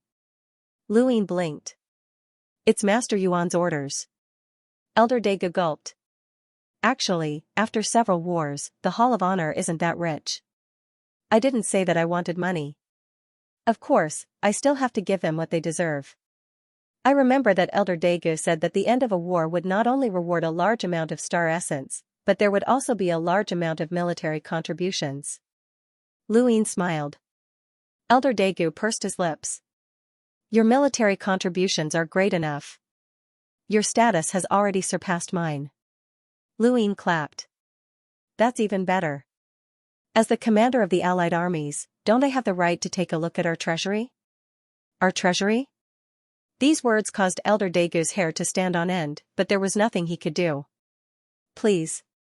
Luin had actually wanted to follow Elder Daegu to take a look at the treasury of the Outerverse Hall of Honor, but Elder Daegu was unwilling to take him there. In the end, the two of them arrived at the Southern West battlefield warehouse. It wasn't that Luin had never been to a battlefield warehouse before, but this time, he had gone to the main warehouse instead of one of the branch warehouses. The Border Warfront's main warehouse wasn't too far from Master Yuan's location, and the Hall of Honor was also worried that the warehouse would be damaged. The humans weren't completely united against the Sixth Mainland's attack, and the Neo-Human Alliance, for example, had a high chance of causing damage. Thus, they had to stay close to Master Yuan. With Master Yuan overseeing things, no one would be able to do anything to the warehouse. Elder Daegu stood tall in space as he looked at a very ordinary planet in front of him. Luin was puzzled. Is the warehouse on that planet? Elder Daegu's lips twitched. That planet is the warehouse. Luin was confused. What do you mean? Elder Daegu replied, that planet is the warehouse. Luin was stunned, but then he reacted in shock. You're saying that the entire planet is the warehouse? Elder Daegu nodded. Luin was stunned and stared at the planet in a daze. Was this for real?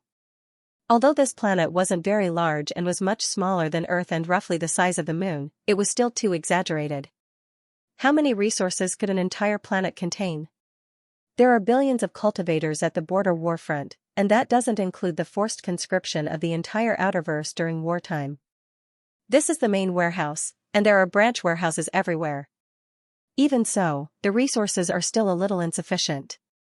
During the battle in the Astral Graveyard, many Outerverse powers paid for this war out of their own pockets, and they didn't receive any resources from the border warfront.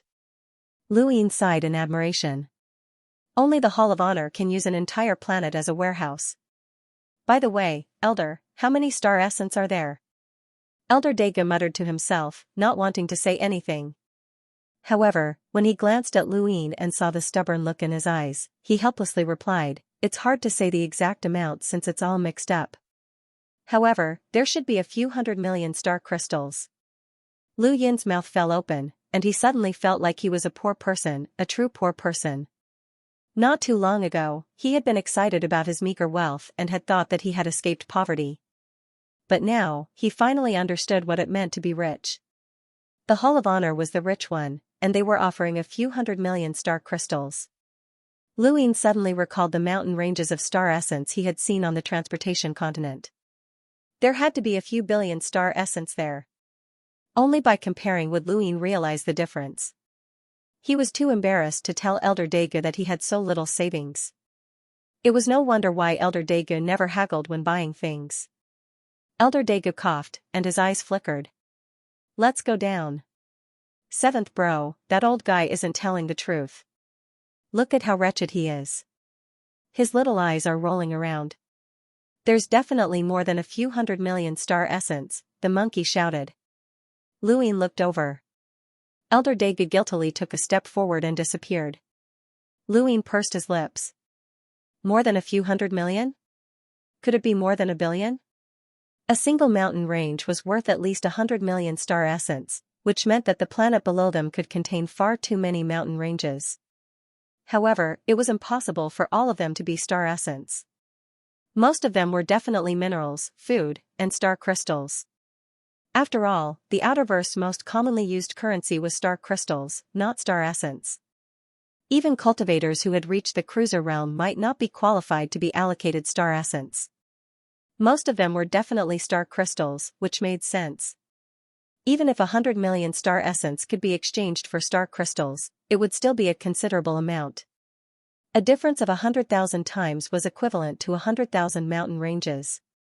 Using an entire planet as a warehouse was not an exaggeration. Luin took a step forward and entered the planet's atmosphere. The planet's environment was not bad, and it had a primitive look too. However, there were no large creatures, and it looked like the life forms here had just sprouted. There were resources everywhere as far as the eye could see, and there were also many spaceships. The continuous mountain ranges were filled with star crystals, and as for star essence, they were all in the sea. Luin caught up to Elder Daegu. Elder, please introduce us. Elder Big Drum felt disgusted, as if his home had been spied on and robbed. There's no need for introductions. Take a look for yourself. There are star essence and star crystals in the sea, and most of them are metal resources. Of course, there are also some battle techniques and power vessels collected by the Hall of Honor as rewards for those who have contributed. How much can I take? Lu Yin's eyes burned as he looked at the sea. Elder Daegu thought about it. Actually, if you had returned after the battle in the astral graveyard, there would have been no other rewards. You could have chosen any of the resources on this planet, and you could have stored as many star essence as you wanted as long as your cosmic ring was big enough. Lu Yin's eyes lit up, and he thanked Huikong for his oversized cosmic ring. But Elder Big Drum changed the topic, and he looked pleased with himself. You've already been posthumously conferred the title of Commander of the Outerverse Allied Forces, and your honor points have increased to a rare 20 points. The Hall of Honor has also publicly supported the Great Eastern Alliance, and your contributions have been fully rewarded. Thus, the star essence you will receive will only be what I promised you back then. He then raised a finger. 1 million star essence. Lu Yin's expression changed, and his tone turned sour. Elder, before I came here, you personally told me to tell you how much I wanted. Master Yuan also said that he would allocate a portion of the resources. 1 million star essence is too little. Elder Big Drum was helpless. Alliance Master Lu, aside from your status as the Great Eastern Alliance's alliance leader, you are not only the commander of the Outerverse Allied Forces, but you are also the Hall of Honor's Master of Honor. Shouldn't you consider the Hall of Honor's interests? This planet seems to have a lot of resources, but it's actually not enough to be distributed. If you take too much, it will be unfair to others. Everyone here has contributed. Lu Yin raised a hand. Even so, 1 million is still too little. How much do you want? Elder Big Drum asked. Lu Yin smiled. It must not be a good feeling to stay in the Outerverse. Elder Big Drum's brows rose. What do you mean? Lu Yin moved closer and raised his head. I've cultivated for 11 years to reach my current accomplishments. Elder, don't you know what this means? Elder Big Drum was puzzled. This means that in the future, I will be at least at the level of the 10 arbiters. My status as a Hall of Honor means that I am already a member of the Hall of Honor, and I have the right to reach even higher heights. Master Yuan's appreciation means that I will have more authority in the Hall of Honor in the future. Elder, do you still not understand all of this? Elder Big Drum's expression changed, as Lu Yin's words reminded him of just how terrifying this person was. He had already reached such heights at such a young age, and his future was immeasurable. Once the Innerverse and Outerverse were connected, Master Yuan would only need to say a few words to the Neoverse Hall of Honor headquarters, and this person's status would immediately change. Elder, don't forget what I lent Master Yuan back then, Lu Yin said slowly. Elder Dagu's pupil shrank. A blood-colored bell. That was the head Inquisitor's order. Lu Yin's lips curled up. Elder Novak is much more knowledgeable than you, Elder Big Drum. He didn't stop me from doing anything that I wanted in Iron Blood Weave, and he even sent his disciple, Ok, to guard Xenu Star so that I wouldn't have to worry about anything in the future. In comparison, Elder Novak is still the one with the brighter prospects. In the future, when I return to the Neoverse and meet the Inquisitor, I should put in a good word for Elder Novar and transfer him to the Neoverse as soon as possible. Return to the Neoverse? What? Elder Big Drum's mind flashed, and he looked at Lu Yin in shock. This person was definitely from the Neoverse, and he wasn't from the Outerverse at all. After interacting with Lu Yin for so long, Elder Big Drum had forgotten about the head Inquisitor's order, and he had actually thought that this person was from the Outerverse. He was truly foolish. How could someone from the Outerverse reach such heights in just 11 short years? How could he have so many external items? There had to be someone supporting him, and that person was most likely the head Inquisitor. What kind of existence was the Interstellar Arbitration's head Inquisitor? He was one of the most powerful people in the Hall of Honor, so there was no doubt that this person's backer was the head Inquisitor. When he thought about this, Elder Big Drum became excited, and he finally understood. Lu Yin had given up on the shortcut and instead wanted to accumulate enough battle contributions to return to the Neoverse. Wasn't that stupid? Elder Big Drum's attitude changed. Alliance Leader Lu, there's no need to say such things. Everyone can see the contributions that you've made. Right, how many star essence did you say you wanted? 7th bro, you scared him. The monkey laughed strangely. Luin smiled reservedly. I forgot. With this junior's battle contributions, how much will I be able to obtain? Elder Big Drum waved his hand. 20 million. Luin sucked in a breath of cold air and seriously sized up Elder Big Drum. He praised, in the future, there will definitely be a place for you in the upper echelons of the Neoverse Hall of Honor. Elder Big Drum smiled. You're too polite. I still have to rely on Alliance Leader Lu's guidance. You're too polite. I wonder if Alliance Leader Lu's cosmic ring can hold 20 million star essence? If you can't, I have a cosmic ring here. There's no need. I can put it down. It was given to me by an elder. That's good. Alliance Leader Lu, please. Elder, please. 7th bro, this old guy is too shameless, the monkey exclaimed. Everyone has their own ambitions, and it's true that he wants to return to the Neoverse. Over the years, he's made countless contributions on the warfront. Besides, I'm not asking for much. 20 million is his limit. Do you really think that he'll give me as much as I want?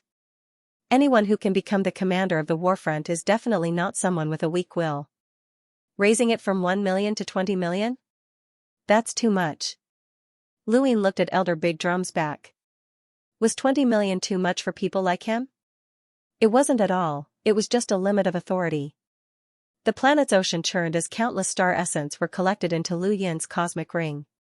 At this moment, he felt that his cosmic ring was too heavy. This time, he was no longer poor. In terms of personal wealth, there was probably no one in the Outerverse who could compare to him. Perhaps he could even compete with the Qiong family in terms of wealth. Cough, cough. He had to keep a low profile. If he wanted to compete with the Qiong family in terms of wealth, then forget it.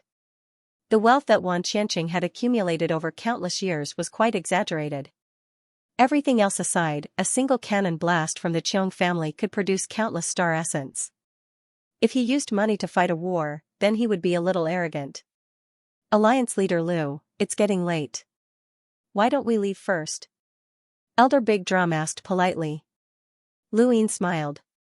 Elder, do you have something to do? If you have something to do, then go ahead. There's no need to entertain me. I want to take a stroll. Elder Big Drum was taken aback, but he quickly replied, it's fine, it's fine. Since Alliance Leader Lu wants to take a stroll, I'll lead the way. Please, Alliance Leader Lu. He wouldn't dare to leave even if he was beaten to death. Although he had thought things through and was willing to express his goodwill towards Luin, and he might even be able to rely on this person to return to the Neoverse in the future. However, as the commander of the border warfront, he could not allow Luin to do as he pleased. Luin smiled and flew towards the coast with Elder Big Drum. Along the way, Luin saw many resources. Not only were there minerals, but there were also herbs and many other strange things. Cultivation in the universe required the use of star energy. But many places had different cultivation methods. For example, Shenwu continent required the absorption of martial crystals to cultivate, while the 6th mainland also had a bloodline cultivation method. There were many cultivation civilizations in the universe, and most of the resources on this planet were similar. Luin had originally thought that there would be a mountain full of usable resources, but there were many things that he could not use. Elder Big Drum followed beside Luin and occasionally introduced the resources below to which civilizations used them, as well as the effects of using them. Luin had to admit that this was an eye-opener, even though these cultivation methods could not compare to his own. The planet was very small, and they quickly finished their stroll. Elder Big Drum did not rush Luin, as some people would only slow down the more they were urged, and he was afraid that Luin was such a person. Fortunately, there were too many things here, and there were some good things that Luin could not discover. At that moment, Luin suddenly descended into a forest. Elder Big Drum looked over and knew that something was wrong. He hurriedly said, Alliance Leader Lu, there's nothing here. Just some metal resources. Luin smiled and stomped down, causing the ground to crack open to reveal countless minerals underground. There were all sorts of metals, and Luin did not recognize most of them, but he did not need to. His target was an item that was hidden beneath these metals. There was a thump, and Elder Big Drum's expression changed. He hurriedly stopped Luin. "Alliance Leader Lu, what are you doing?" Luin retrieved an item from the ground. It was a tattered metal right arm that was about 2 meters long. It looked very ancient, and there were traces of corrosion left on it from the passage of time. "Elder, what is this?" Luin asked. Elder Big Drum smiled bitterly. "How did you discover it, Alliance Leader Lu?" Luin was interested. "I have my own methods." "Elder, this thing should be able to injure an enlighter." Elder Big Drum sighed. "I admire Alliance Leader Lu's methods.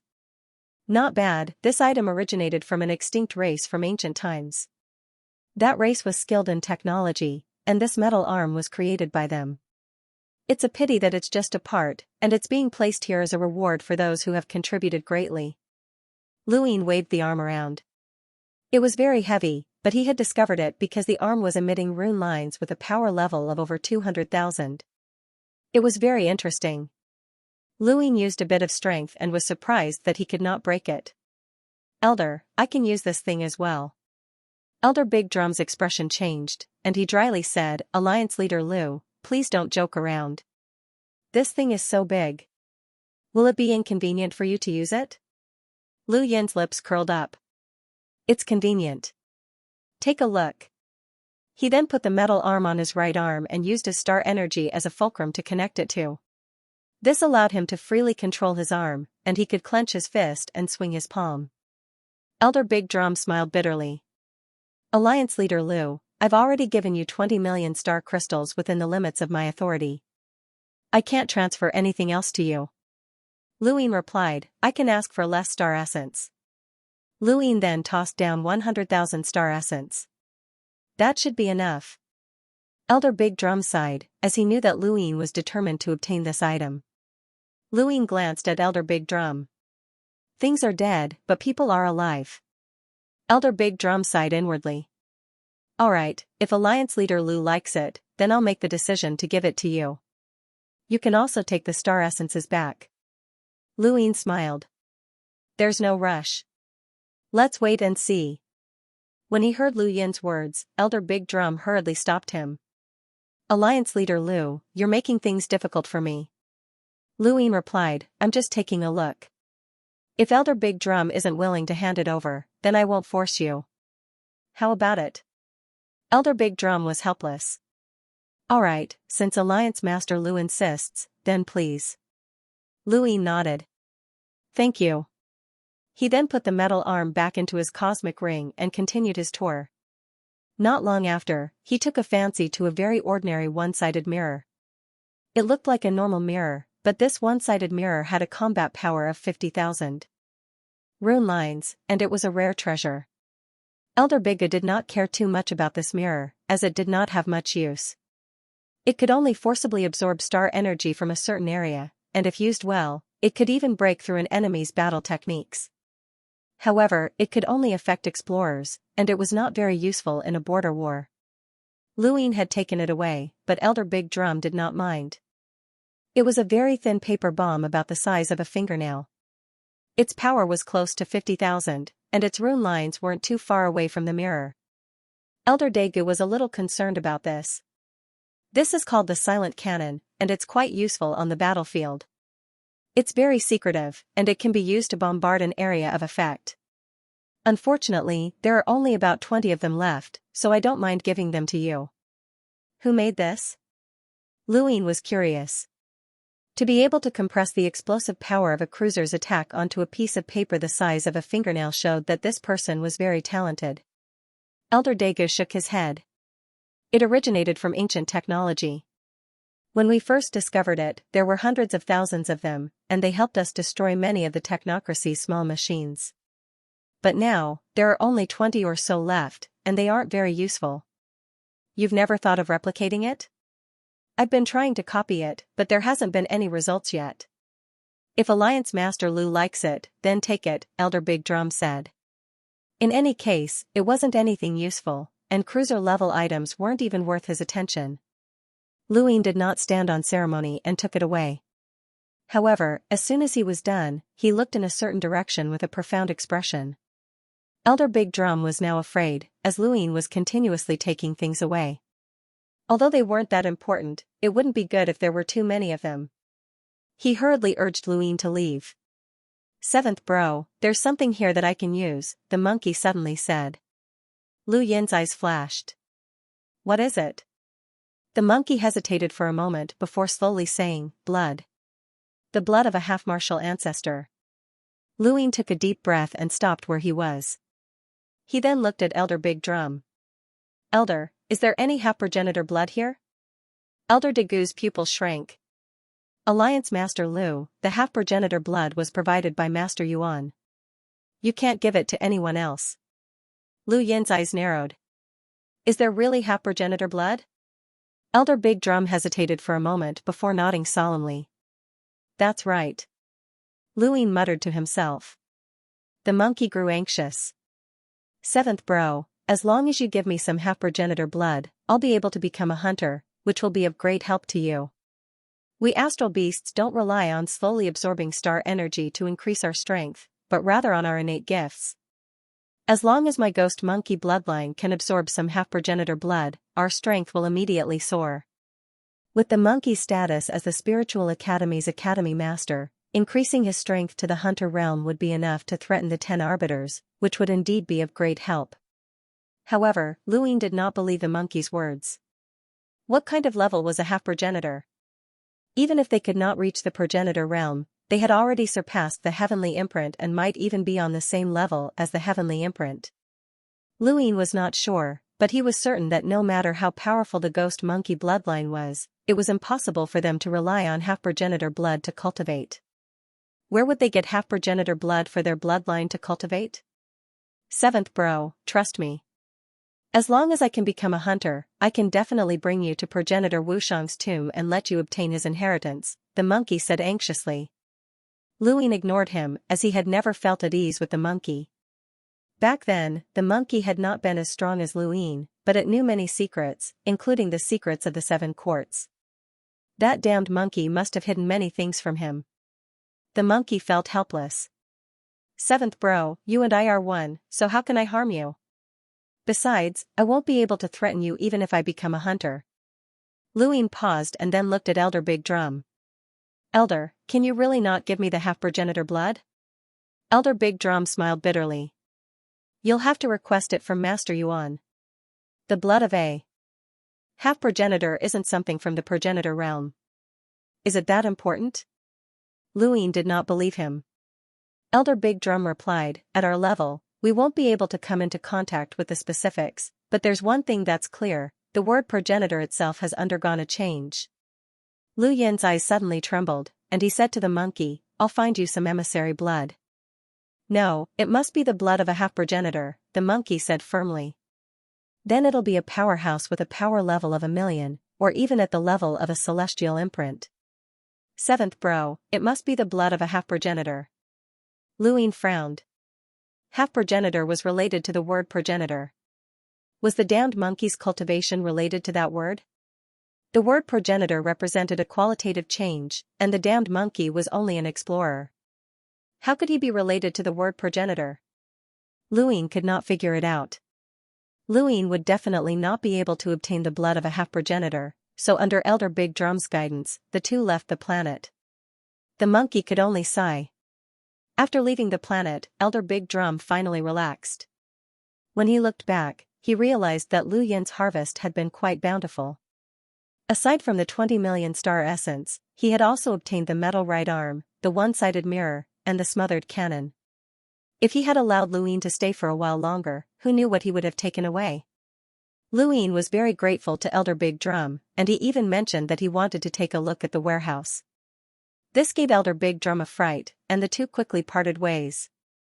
Luin was not satisfied, but he knew that it was unlikely that he would be able to get anything else from Elder Big Drum. He was already satisfied that he had obtained so many things. "Monkey, can you absorb the blood of a half-progenitor with your ability?" Luin asked. Perhaps it was because they had left the planet, but the monkey no longer had the temptation of the blood. His tone returned to normal, and he was no longer as impatient as before. Actually, the stronger the blood that my ghost monkey bloodline absorbs, the better. I said that I must absorb the blood of a half-progenitor because I hoped that seventh bro would be able to help me obtain it. Since you can't, then forget it. Luin smiled and changed his words. Interesting. He would have to investigate the ghost monkey bloodline. After bidding farewell to Master Yuan, Luin left the southern weave. On his spacecraft, Luin fiddled with the one-sided mirror. It could forcefully absorb the surrounding star energy and disrupt an enemy's battle techniques. It was too useful. Of course, it might not be of much use to others, but he could improve it. If he could become an enlighter, then hunters would be useless against him. Luin hoped that the mirror's material would be of better quality so that he could become a threat to envoys. No, that wasn't right. Envoys did not seem to use star energy. Luin had just left the southern weave when someone stopped him. It was Elder He from the Sea King's dome. Luin walked out of the spacecraft. Elder He, are you stopping me because you want to ask about the Sea King's situation? Elder He looked at Luin expectantly. Does Alliance Master Lu know? Luin shook his head. Sorry, I don't know. Elder He was disappointed. However, according to my guess, the Sea King might not be dead, Luin said. Elder He was not surprised. After the battle in the astral cemetery, we already know that the Sea King is not dead. We just don't know where he is. Sorry, I don't know. Elder He left in disappointment. The closer he got to the truth of the Sixth Mainland's invasion, the more Luin did not know how to evaluate the Sea King. There was no doubt that the Sea King was courageous. The Fifth Mainland sky had been covered by the Sixth Mainland, which had eliminated the possibility of a progenitor being born. The Sea King knew this, which was why he had risked his life to break through the three upper gates and the Sixth Mainland sky. However, this had also led to the Sixth Mainland's invasion, which had led to countless deaths. From the start, the Sea King was good and courageous, and he had even surpassed the Hall of Honor. However, after the battle in the Cosmic Sea, Luin felt that the Fifth Mainland was not as simple as it seemed. Elder Yu and Brother Hui Kong had both mentioned that the Fifth Mainland was hiding very deeply. Neither the Hall of Honor nor the Three Dark Hands had made a move. With Lu Yin's current status and way of thinking, he could only think of one possibility: the Neoverse was hiding something. He did not know what the Neoverse was planning, but he was certain that they were not necessarily afraid of the Sixth Mainland's all-out attack. In other words, the Sixth Mainland had covered the Fifth Mainland sky, and it was not impossible for them to break through it. If Lu Yin's guess was correct, then the Sea King's actions had been reckless, and he had disrupted some of his plans. Of course, all of this was just a guess. Perhaps the Three Dark Hands were like the Neo-Human Alliance and did not care about the war between the two mainlands, or perhaps the Hall of Honor had already made a move. Luin was only a cruiser, so he had no way of knowing the truth. From Lu Yin's perspective, even if his guess was correct, many of the people who had set up the plan would curse the Sea King. However, Luin still felt a trace of admiration for the Sea King. The Sea King had single-handedly turned the Fifth Mainland sky around. No matter what the outcome was, his courage was unparalleled, and he had the courage to surpass countless people. History would judge the merits and demerits of the Sixth Mainland, but for the time being, the results were good. At least the Sixth Mainland had retreated after suffering heavy losses. However, if they could launch the first attack, then there would be a second and third. The Sixth Mainland would not give up, and the interval between attacks would not be long. Luin had originally wanted to return to Xenu Star, but he suddenly thought of the Phineas family, which was not too far away. The Phineas family, the Dark Phoenix clan. Luin muttered to himself for a moment before turning around to take a look. The Phineas family was located on the Black Flame continent, which had originally been located in the Endless Weave. After the battle at the border, Mr. Mu had moved the entire border, and the Black Flame continent had also been moved to the Southern Weave. The Black Flame continent was not too far from the border of the Southern Weave, and it only took Luin 10 minutes to reach it on his collapsible spacecraft. Lu Yin's eyes blazed as he stared at the black flames that burned the heavens. Had this been prepared for him? The Black Flame continent was just a name, and it was not as if the entire continent was covered in flames. However, what appeared in front of Lu Yin's eyes were actually burning black flames that enveloped the entire Black Flame continent. The void in front of him distorted, and a middle-aged man walked out. "Guest, please wait. The Dark Phoenix clan has been sealed away for 100 years. We decline any visitors." Lu Yin walked out of outer space and put away his collapsible spacecraft. He then looked at the middle-aged man. "Please report that the Great Eastern Alliance's Alliance Master, Lu Yin, has come to visit." The middle-aged man was shocked. "You're Lu Yin?" Lu Yin's lips curled up. "That's right." The middle-aged man's expression changed. He was a cruiser and had some status in the Dark Phoenix tribe, so he naturally knew that the Dark Phoenix tribe had been sealed off because of this person. This person was the person that the tribe leader did not want to see the most. "Alliance Master Lu, my apologies. The entire tribe has been sealed off, and we cannot receive you. Please return. We will definitely contact you when the seal is lifted 100 years later," the middle-aged man said politely with a cautious gaze. Lu Yin's gaze went past the middle-aged man and towards the Black Flame continent. "The entire tribe has been sealed off because of these flames?" The middle-aged man replied, "Alliance Master Lu, please forgive the Dark Phoenix tribe for not receiving you well. We will definitely apologize in 100 years. Actually, I came here to visit the Dark Phoenix tribe and also to tour the Black Flame continent. I wonder if that's possible?" "Don't worry, I will not disturb the Dark Phoenix tribe." The middle-aged man's eyes narrowed. "I'm truly sorry. The 16 layers of black flames have been activated, and there is no way for them to be shut off. Only after 100 years have passed will the flames be automatically extinguished. Thus, even if the tribe leader wishes to invite Alliance Master Lu to tour the Black Flame continent, we cannot do so. Then I'll go in myself. You won't stop me, right?" The middle-aged man's eyes flashed with disdain. "If Alliance Master Lu is willing to try, then I would not dare to stop you. Please do as you wish." He then turned and left. Lu Yin looked at the black flames that burned through space and stepped inside. This was a natural cultivation ground, and he hoped that the temperature would not be too low. On the other side, the middle-aged man returned to a planet not too far away. This planet was equivalent to the Dark Phoenix tribe's main gate, and anyone who wanted to enter the Dark Phoenix tribe would first have to pass through the planet and receive permission to enter. This was the Dark Phoenix tribe's rule. However, the Dark Phoenix tribe had been sealed off for 100 years, so no outsiders would come to this planet. The middle-aged man returned to the planet, and a few more people walked out. "Who else is here? We already sent out the notice. Are these people blind? Ignore them. They all want to have a good relationship with the Dark Phoenix tribe. We've been sealed off for 100 years. It's all that Lu Yin's fault. He actually came back alive." The middle-aged man growled, "All right, stop talking. The person who came this time is the person you hate the most." They were confused. The middle-aged man answered, "Lu Yin." "What? Lu Yin is here? What is he here for?" They were shocked. The middle-aged man replied, "I don't know, but he wants to force his way through the 16th layer of black flames." The few of them were stunned for a moment, but they soon began to mock him. The 16 layers of black flames were set up by the ancestor. Even those almighty enlighters wouldn't be able to break through, let alone him. Even those idiots from Phoenix weren't able to break in, and they even sent an enlighter with a power level of over 400,000.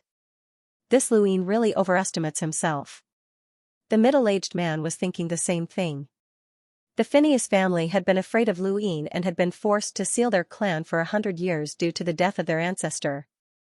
They had also been wary of Lu Yin's identity and background, not because they were afraid of him as a person. Wanting to force his way through the 16th layer of black flames was simply courting death. Keep an eye on Black Flame and see how many levels he can reach. Also, report back to the clan, instructed the middle-aged man. The faces of the others immediately turned solemn as they looked towards the Black Flame continent. The 16 layers of black flames had been set up by the Dark Phoenix race's Phineas Yen. Phineas Yen was an envoy, but unfortunately, he had died in the border war. He had left behind many things for the Dark Phoenix race, and the Black Flame Barrier was one of them. With the Black Flame Barrier, the Dark Phoenix race was qualified to seal their clan. Aside from a limited number of people in the entire Outerverse, no one else could break through the barrier. Luin stepped into the black flames. There were 16 layers, and the deeper he went, the hotter the temperature became. The outermost layer of black flames was enough to make even a hunter feel apprehensive, and Luin forced his way through. He quickly passed through the 5th layer of black flames, and when he entered the 6th layer, he felt some apprehension. The 6th layer was enough to make even an enlighter feel apprehensive. Lu Yin's physical strength was very strong, and he could rival an enlighter with a power level of over 200,000. He could even fight against an enlighter with a power level of 300,000.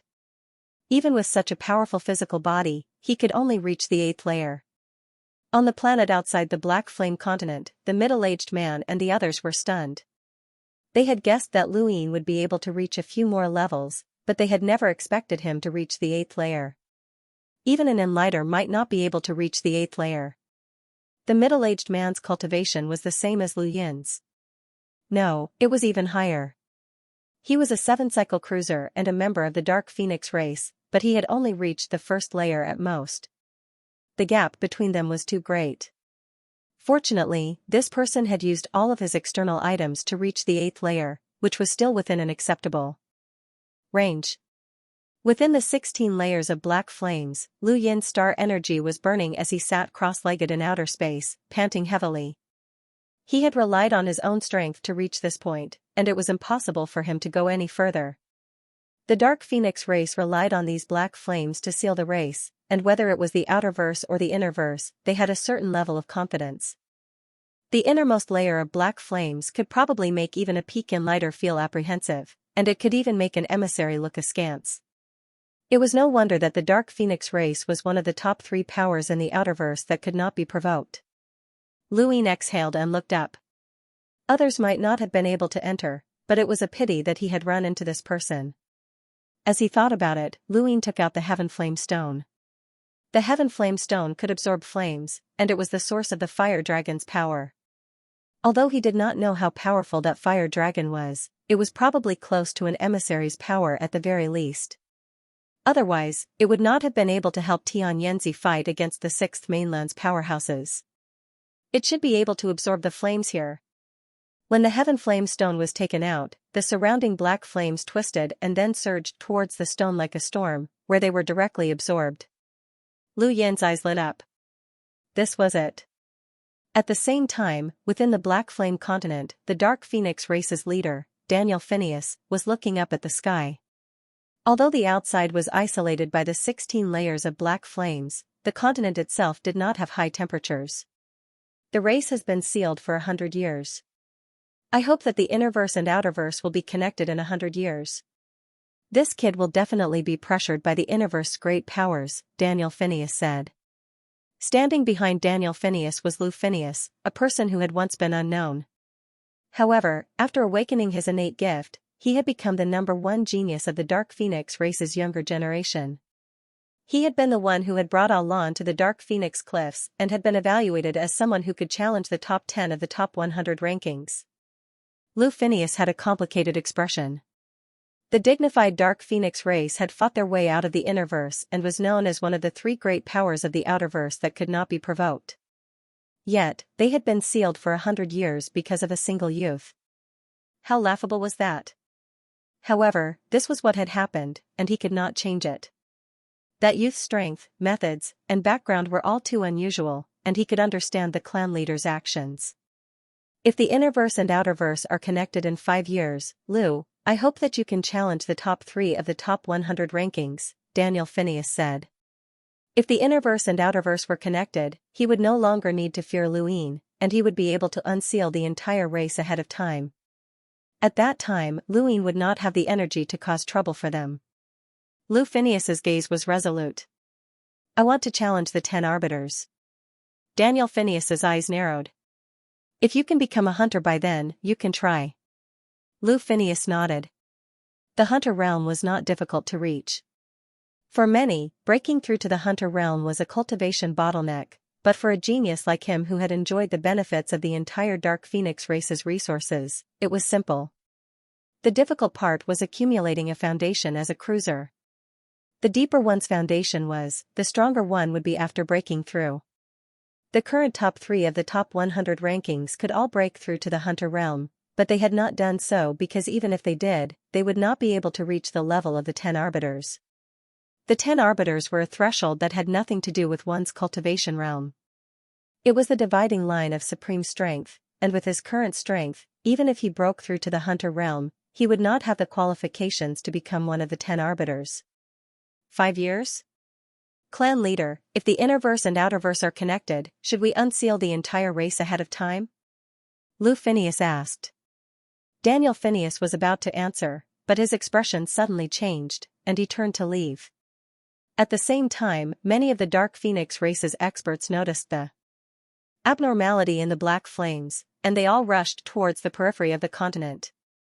The 16 layers of black flames were shrinking, and when Daniel Phineas and the others arrived at the periphery of the continent, they saw this scene. Clan leader, what's going on? Xianxia asked. He had originally been the commander of the Dark Phoenix Cliff District, but he had been summoned back after the Dark Phoenix race had been sealed away for 100 years. Daniel Phineas did not understand, and he looked into the distance in confusion.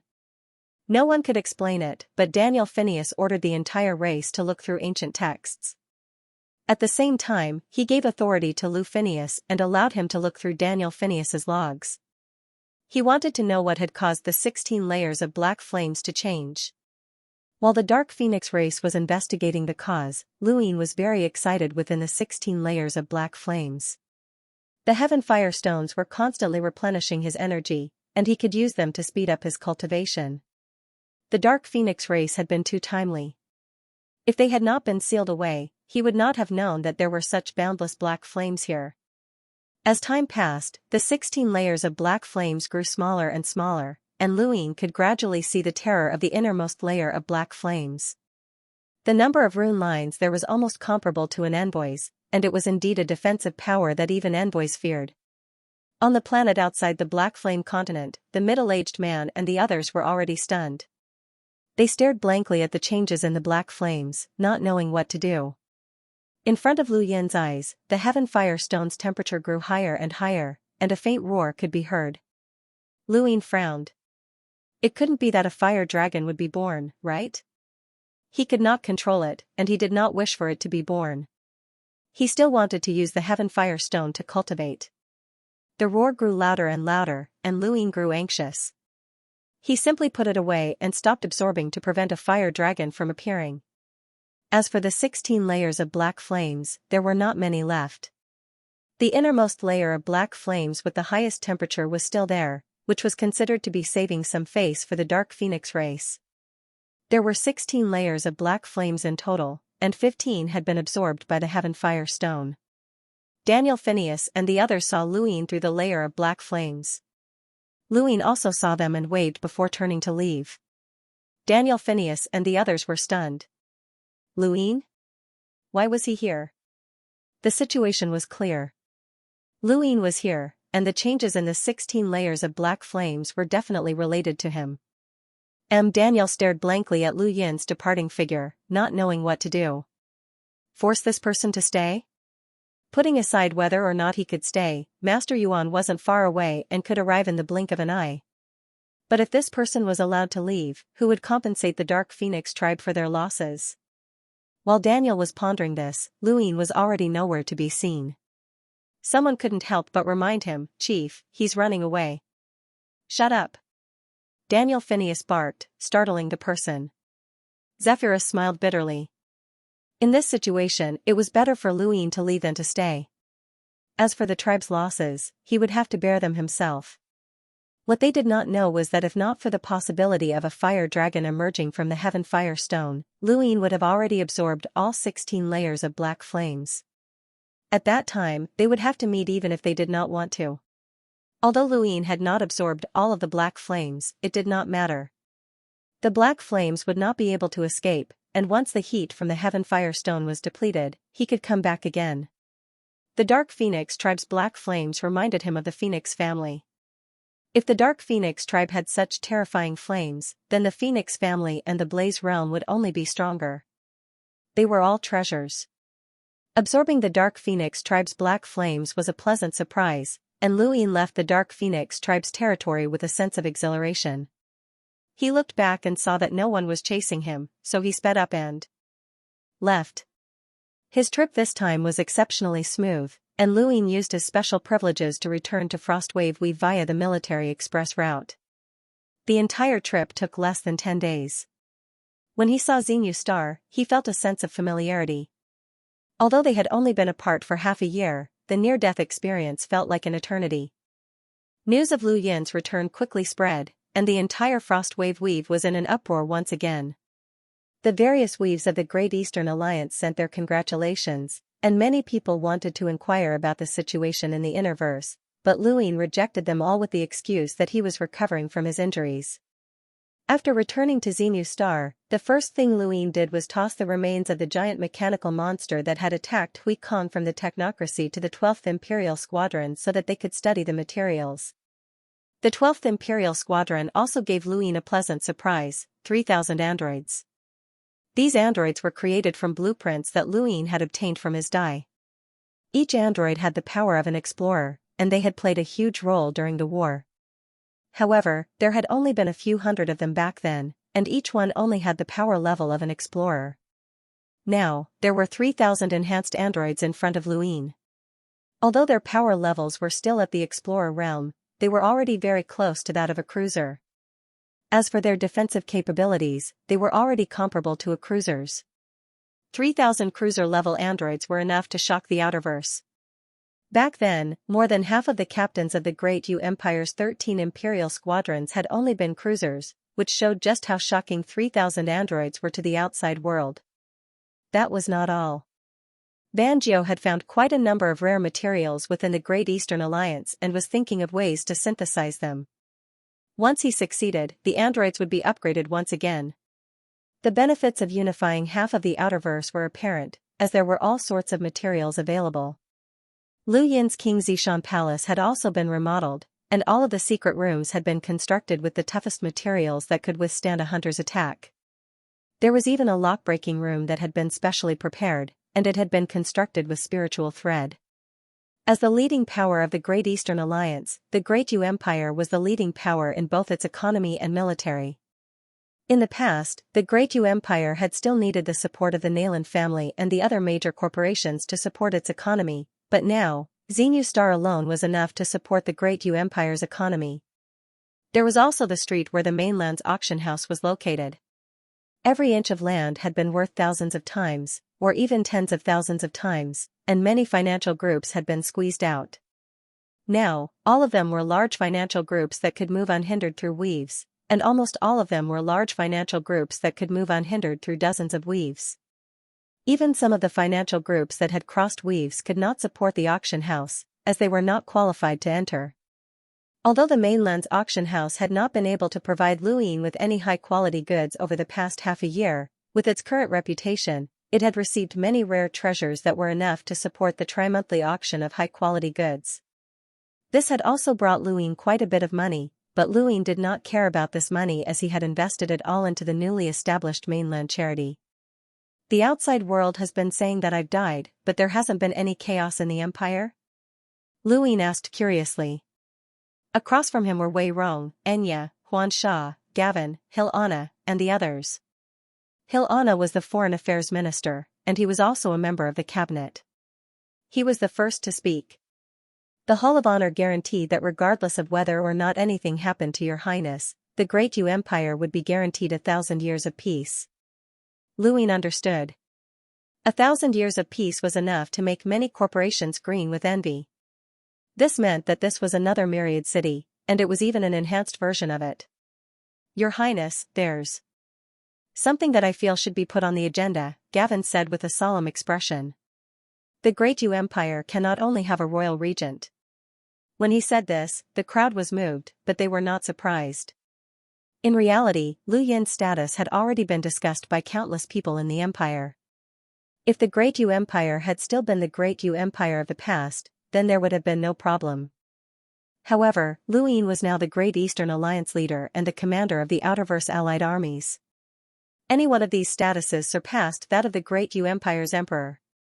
However, he had yet to ascend to the throne, which caused many people to discuss this matter, especially within the Great Eastern Alliance. Wendy Yushan was also under a great deal of pressure. She had no desire for power, but everyone was pointing fingers at her. Aside from her, there was no one else more qualified than Luyin to inherit the throne. Luyin muttered to himself, as he himself had forgotten about this matter. Ever since he had become the Great Eastern Alliance leader, the position of Emperor of the Great Yu Empire no longer held any appeal to him. However, he had not considered the troubles that his current status might bring him. "Let's put this matter on hold for a while," Luyin said. Gavin wanted to say something else, but he was stopped by Helena. Wei Rong spoke up. "Your Highness, during the 7 months that you were gone, the Empire's infiltration of the Western Weaves has sped up significantly. After your return, several weaves in the Central Weaves have been willing to join the Great Eastern Alliance." Luyin nodded. "Discuss this matter with Wang Wen and Enya.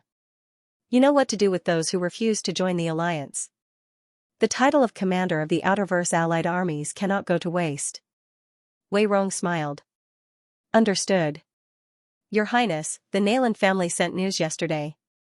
The Great Yu Empire, the even larger Great Eastern Alliance, and the even larger Outerverse. There were many things that Luyin had to deal with, and there were many things that only he could handle. He had no choice but to delegate his authority time and time again." Gavin and the others only left when the sky darkened. After they left, Wendy Yushan arrived. Luyin felt as if a lifetime had passed as he looked at Wendy Yushan. "I almost died. I thought that I would never see you again." Wendy Yushan's gaze turned cold. What happened? Luyin would not say much to anyone else, but he had said a lot to Wendy Yushan. There were some things that needed to be vented. Wendy Yushan's gaze turned cold. "Knight King Jinwu, this person is not easy to deal with." "I know, and I won't be impulsive. We've already fought once, and I won't lose the next time we meet." Luyin was confident. Wendy Yushan muttered, "The Daosor sect is in ruins. There are more people now. It's normal for the 6th mainland to retreat. Don't go there for the time being. You might have been recognized after that battle in the Astral Graveyard." Not long after, Wendy Yushan left. Luyin muttered to himself for a moment before opening his gadget. A person appeared on his screen, Wang Wen. "Your Highness chess piece, long time no see." Wang Wen smiled happily. Luyin's expression turned serious. "I'm going to deal with the Day-Night clan." Wang Wen's expression changed. "What did you say?" "Say it again." Luyin spoke in a low voice. "I'm going to deal with the Day-Night clan. Help me think of a way." Wang Wen's eyes lit up, and his lips unconsciously curled upwards. He could not suppress the excitement in his heart, or rather, his desire to fight. "Interesting. I guessed that after unifying the Outerverse, you would target the Innerverse large clans. I originally thought that it would be the Blaze Realm or the Ross Empire, but I didn't expect it to be the Day-Night clan. Chess piece bro, your appetite is too big. Can you do it?" Luyin asked seriously. Wang Wen asked, "Is there a way to deal with a powerhouse with a power level of 1,000,000? "Yes," Luyin replied. "Is there a way to deal with tens of thousands, millions, or even tens of millions of Day-Night soldiers?" "Yes." "Is there a way to erase the Day-Night clan's influence in the Hall of Honor?" "Yes." "Is there a way to delay the reinforcements from the Day-Night clan's allies?" "Yes." Then, one last question. Wang Wen's expression was unprecedentedly serious. "Do you have the determination to defeat Knight King Jinwu?" Lu Yin's gaze turned cold, and his lips cracked into a smile. "Of course I do." Wang Wen laughed. "Alright, then let's play a game of chess. Our opponent is the Day-Night clan." A chess piece inexplicably appeared in his hand, and he viciously smashed it onto the table, shattering it. Luyin clenched his fist, and the void trembled like a war drum. From this moment on, he would treat the Day-Night clan as his mortal enemy. He would use the entire Outerverse power to destroy the Day-Night clan and Knight King Jinwu. In a secret room in King Zishan's palace, Luin looked around. This place had clearly been modified, and the walls were sturdier than before. It was said that they could even block a hunter's attack. Although that was a bit exaggerated, it should be able to prevent the shockwaves from cultivation from spreading. Aside from the walls being modified, nothing else had changed. Luin swept out with his domain and then sat down. He raised his hand, and his die appeared. It was time to upgrade his external items. There were many things that he needed to do at the moment, and upgrading his external items was a small matter. He had already replenished his stock of heaven fire stones, and using them to cultivate was the most important thing for him to do. He also needed to enter the Daosor sect's ruins and absorb the second cauldron chi. Lu Yin's spiritual force was very strong, but he had never learned how to use it. The Day-Night Fist was the only technique that could use spiritual force to attack, but it was still too crude. Luin hoped that he could use the Day-Night clan's ancient stone to obtain an attack technique similar to the Night King's heaven-splitting technique, which would definitely increase his power level. He had to take things one step at a time, and he had to upgrade his external items first. He tapped the die, causing it to spin before finally stopping. Pip's one was a common sight, as it was the most common roll. A medicinal herb fell down in front of him, and it emitted a fluorescent light. Luin carefully examined it, but he discovered that it was just an ordinary herb. He was a little disappointed, but he recovered his die and tapped it again. This time, his luck was better, and he rolled pips. Looking at the 2 layers of light, Luin tossed the giant's right arm over. The giant's right arm had lighter rune lines, and when it was worn on the arm, it was equivalent to the wrist guard that Luin had worn earlier. The wrist guards were limited by the materials they were made of, and even if they were upgraded to the maximum, they would only be able to increase the user's strength by a power level close to 300,000. However, the giant's right arm was different. Luin continued to toss star essence into the giant's right arm, and the arm was upgraded once, twice, thrice, and then 6 times before it could no longer be upgraded. It was also limited by the materials available to it, and it had reached its limit. Luin sucked in a breath of cold air as he looked at the giant's right arm, which had been upgraded 6 times. The number of rune lines on the giant's right arm was enormous, and it far surpassed any enlighter that Luin had ever seen, including Shamrock Enterprises Yumu and the other top experts. The giant's right arm should be infinitely close to the level of an envoy. Luin touched the giant's right arm and took a deep breath. The innerverse and outerverse had been separated from each other for more than 6 years. Back then, he had been able to upgrade his foreign objects to the point where they could threaten an enlighter, but now, they were almost at the level of an emissary. He himself had also evolved. No, it was earning money. But that didn't seem right. With Lu Yin's abilities back then, even if he had a lot of money, he would still be limited by the amount of materials he could use. At most, he would only be able to threaten enlighters. It was still on a different level. After sighing to himself, he put away the giant's right arm and took out the smothering cannon. This thing was very useful for sneak attacks. It was small and inconspicuous, but it was also very powerful. Smothering cannon's power was only equivalent to that of a cruiser with a power level of 50,000, which was actually quite good compared to the outerverse. After all, it was stored in the Hall of Honor's border warehouse. However, it was still of little use to Luin. He tossed all of the smothering cannons onto the upper screen and began to frantically increase his strength. After upgrading it 9 times, it could not be upgraded anymore. It was also limited by the materials used. After 9 upgrades, Smothering Pow's rune lines had reached the level of an enlighter with a power level of over 200,000. Although their power level was low, there were still many of them. Furthermore, Luin was only a cruiser, and these cannons could threaten an enlighter. They were basically the same as the gun that he had upgraded in the beginning, which was pretty good. The giant's right arm had been upgraded 6 times, and it had cost a total of 1.3 million star essence. The smothering cannon had been upgraded 9 times, and there were more than 20 of them, which had cost a total of 1.4 million star essence. Combined, the 2 upgrades had cost a total of 2.7 million star essence. If he hadn't made a fortune, he wouldn't have had the money to upgrade himself. With that in mind, he took out the one-sided mirror. This was the next step. This thing could forcibly absorb star energy within a certain range, and if used properly, it could disrupt an opponent's battle techniques, or even innate gifts. The single-sided mirror's rune lines were about the same as muffled cannons, which was also close to 50,000 cruisers' rune lines. However, its materials were much better than muffled cannons, as it was still a power vessel. Luin continued to level up until he could no longer do so after the 13th attempt. 13 uses had consumed a total of 1.18 million star essence.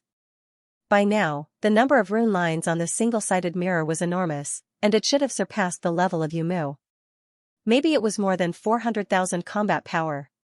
These 3 items had cost Luin nearly 4 million star essence to upgrade them, which was a huge waste of money. The further he progressed, the more precious the items he would come into contact with, and the more money he would need to upgrade them. He was still poor after all. He looked at his cosmic ring and saw that he still had more than 20 million star essence, which was enough for the time being.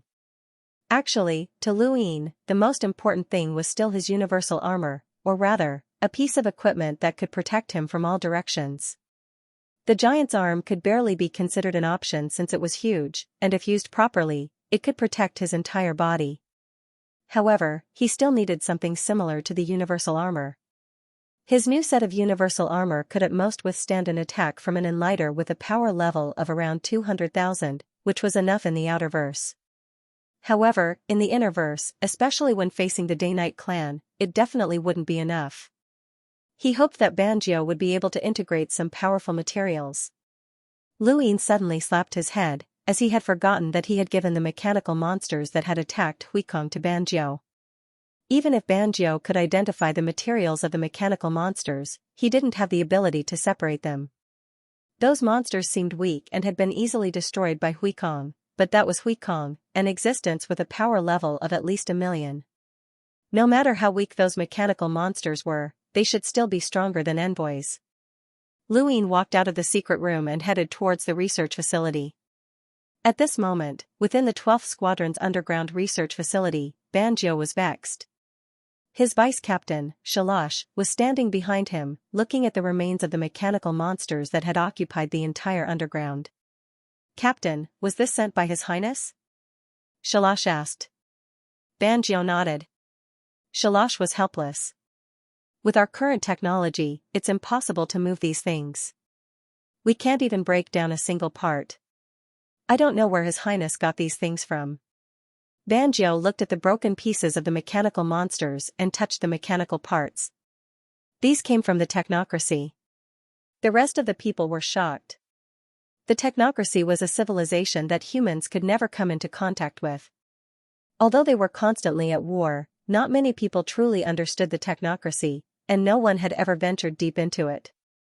His Highness was actually able to bring such a huge item from the technocracy. "It's amazing," an old scientist exclaimed. "His Highness can't do anything, but we're too weak and can't keep up. With our technocracy's ability, we can't do anything to these things. I reckon that even the Outerverse's most technologically advanced future weave won't be able to do anything to them." Banjo grew irritated as he listened to the discussions. "Alright, you guys can leave now. I'll think of something." Not long after, the crowd dispersed, leaving only Banjo and Xianxia behind. "Captain," Xianxia called out, but the void tore open and Luin walked out. When he saw Luin appear, Xianxia's face paled. "Greetings, Your Highness." During Earth's trial, Xianxia had advocated helping Raz, the son of Sikar, deal with Luin. Although many years had passed since then, Xianxia still felt unconsciously fearful whenever he saw Luin. He was afraid that Luin would seek revenge. Luin had never cared about Xianxia. Banjo bowed when he saw Luin arrive. "Greetings, Your Highness." Luin looked at the broken pieces of the mechanical monster. "How is it? Any ideas?" Banjo had Xianxia leave, his expression solemn. "Your Highness, we can't disassemble these mechanical creatures, and we can't even analyze their material properties." Luin wasn't surprised.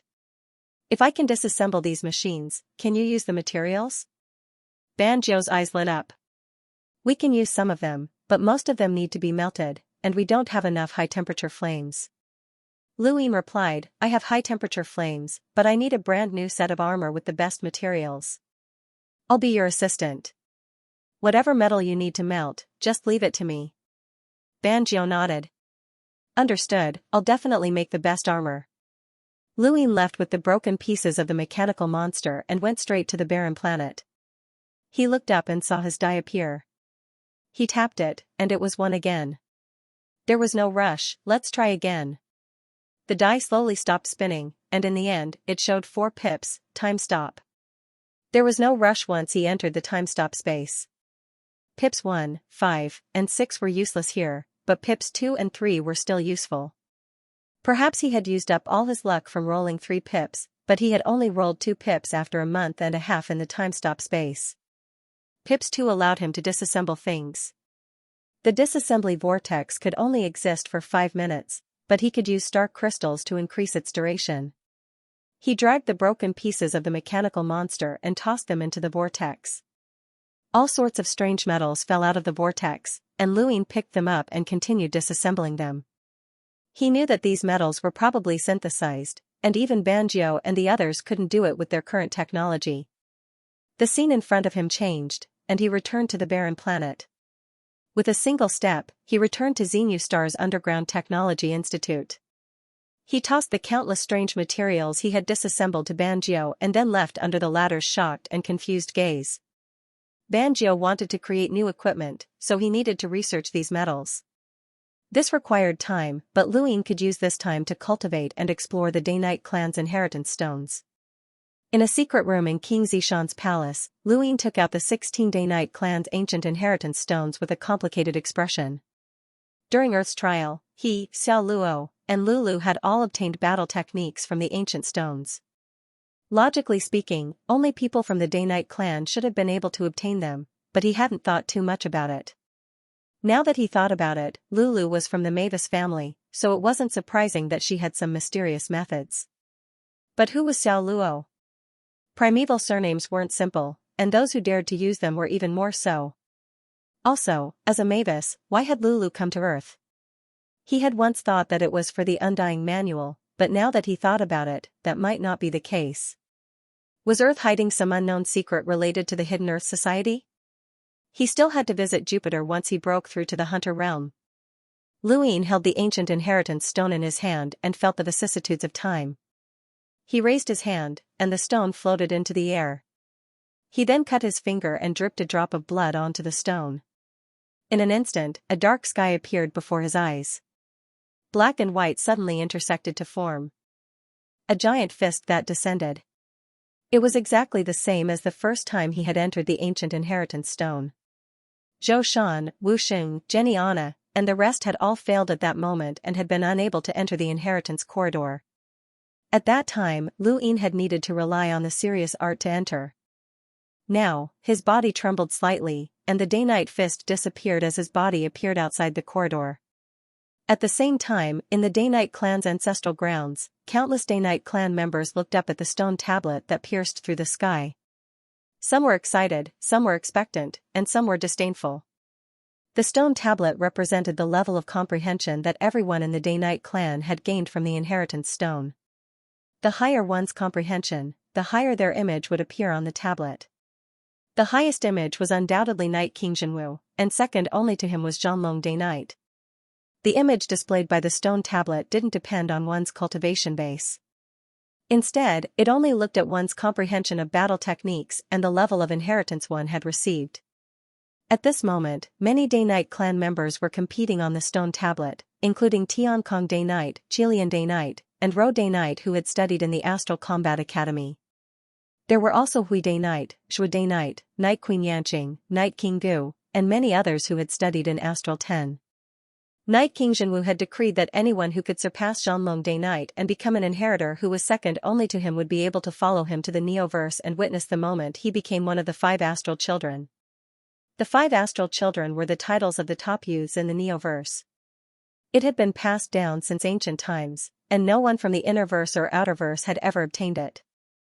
It was a way to witness history and leave one's name in the Day-Night clan's history. Countless people wanted to fight for this honor. There were 3 Day-Night clan inheritance stones. One had been taken away by Night King Jinwu, and the other was revolving around the stone tablet.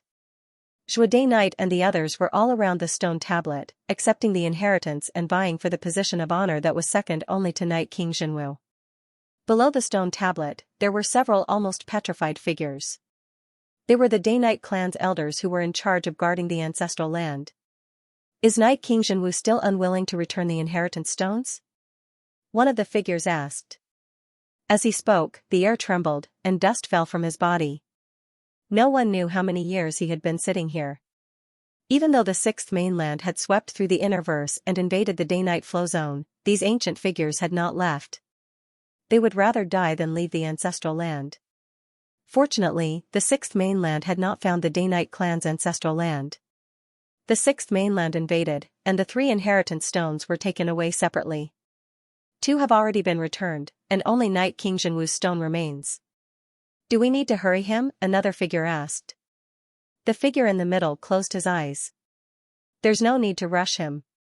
This child represents the future of our day-night clan. If he wants to take away the inheritance stone, then give it to him. The 5 astral children are a great honor. There's a chance for him to become a progenitor under the heavenly change. I hope that he'll be the first progenitor of our day-night clan. Not far away, Shuade Knight sat below the stone tablet with a frown. She had been here for a long time. Night Queen Yanqing was also nearby, along with many other day-night clan members. Night King Jinwu had ordered everyone to do their best to fight for the inheritance stones. In the distance, Night King Jinwu smiled as he looked at the stone tablet with sparkling eyes. Fight for it. He liked to let others fight for it. If he did not fight for it, how could he show his respect? The position that was second only to him was already an unreachable existence to these people, but that position was destined to belong to that woman, as only she had the qualifications to be second only to him. The Day-Night clan had countless clansmen who could roam the innerverse and outerverse without fear of anyone. He was the ruler of the Day-Night clan, the ruler of the Night King clan. The corridor was still deathly silent. Taking a step back would lead to endless darkness. There was obviously no light, but the entire corridor was clearly visible.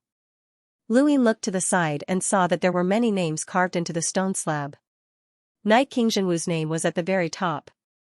11 years ago, Luin had also seen this name at this location. When he had seen this name, he had felt as if he had seen the scene of Night King Jinwu standing tall in the heavens. Night King Jinwu had been so valiant, so insufferably arrogant, and so invincible. Now, Night King Jinwu had become even stronger, but he no longer gave Luin that same feeling. Second only to Night King Jinwu was Zhanlong Day-Night.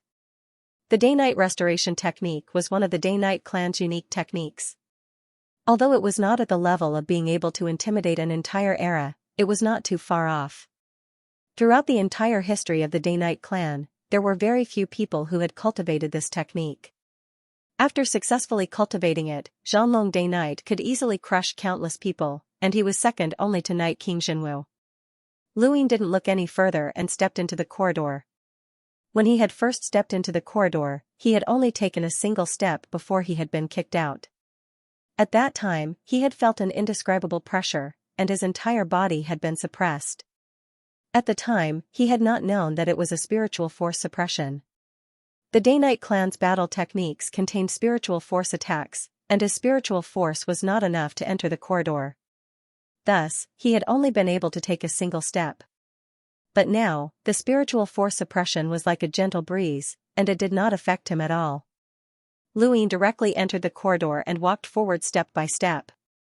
In the Day-Night clan's ancestral grounds, Lu Yin's image quietly appeared at the bottom of the stone tablet. No one noticed him, and everyone was looking at the top of the stone tablet. There, Night Queen Yanqing, Shuade Knight, and several other powerhouses from the Night King clan were competing fiercely, and they were all rushing to the top. In terms of innate talent, Shuade Knight could not compare to Night Queen Yanqing. When Luin had first met her, she had needed to rely on the White Void Sword to display her domain. At that time, Night Queen Yanqing had already been the leader of Astral 3 and had comprehended both the Night King's body and battle force. She could easily crush Shuade Knight. Shuade Knight had been valued because of the Night's End, Daybreak. Night King Zhenwu had made it extremely difficult for her to surpass everyone else in the competition for the inheritance. However, comprehending the night's end, Daybreak seemed to have unlocked Shui Day Knight's innate talent, allowing her to advance by leaps and bounds. Otherwise, she would not have been qualified to compete with Night Queen Yanqing. Pfft! A Day Knight clan member spat out a mouthful of blood and fainted. Several clan members around him calmly stepped forward and carried him away. Inheritances were not something that could be obtained by just sitting there and watching. One had to fight for it, and one had to act according to one's abilities. Many people tried to obtain inheritances that they could not handle, and it was normal for them to be severely injured or even killed. This was how the Day Knight clan competed, and it was the same for many other great clans in the universe. No one would place an inheritance in front of them, and they would have to fight for it if they wanted to obtain it. Night Queen Yanqing's image had already reached the top of the stone tablet. Over the years of war, everyone had improved, and all of that had been transformed into a foundation of comprehension. Everyone had improved, and the higher one's innate talent, the more obvious the improvement would be. Night Queen Yanqing opened her eyes and looked at the top of the stone tablet. She discovered that she had not surpassed Xianxia Day Knight, and her gaze turned cold. She looked around and saw Shui Day Knight and the others. She snorted and continued to comprehend. Shui Day Knight's face was pale, as she had only entered the top 20. Although she was at the top of the stone tablet, there was still a considerable distance between her and Xianxia Day Knight. She would not be able to replace him in a short period of time.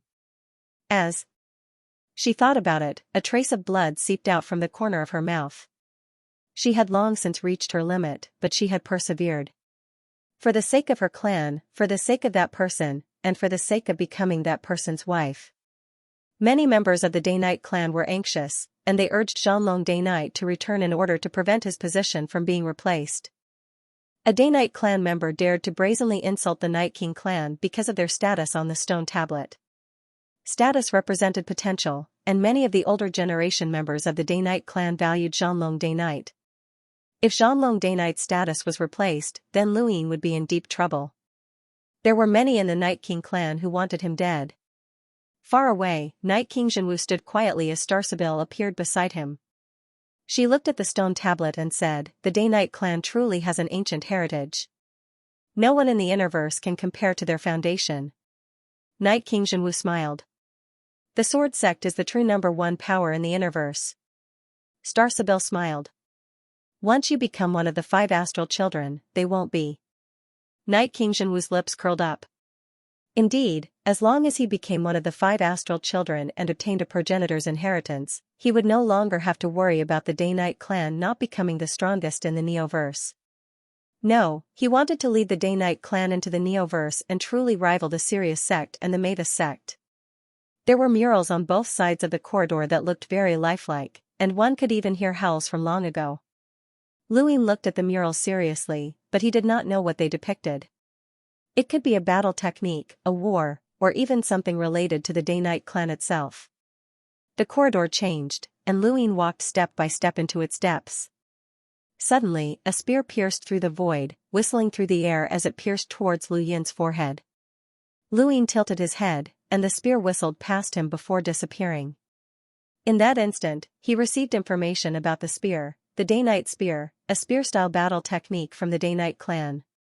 Lu Yin shook his head, as he had no interest in the Day Knight spear, and he continued walking forward. Not long after, a figure appeared in front of him, streaking through the void at an incredible speed. Lu Yin's eyes trembled. This was White Flash, a speed technique from the Day Knight clan that Lulu Mavis had inherited. Lu Yin had long since learned the technique of White Flash, and his current speed was purely driven by his physical body. It surpassed everything, and there was no upper limit to it. He continued walking forward.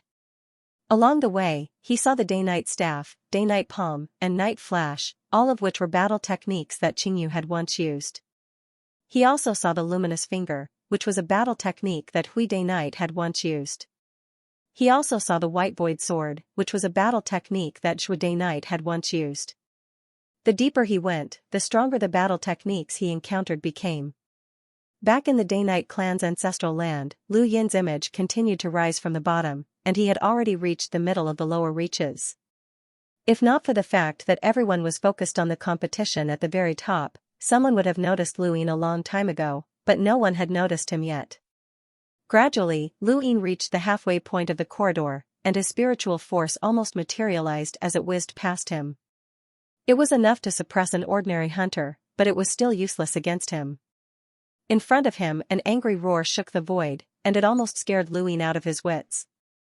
This was the Night King's roar, a battle technique that Night King Yuanjing had used. Luin had no interest in the Night King's roar, so he continued walking forward. The deeper he went, the greater the pressure he felt.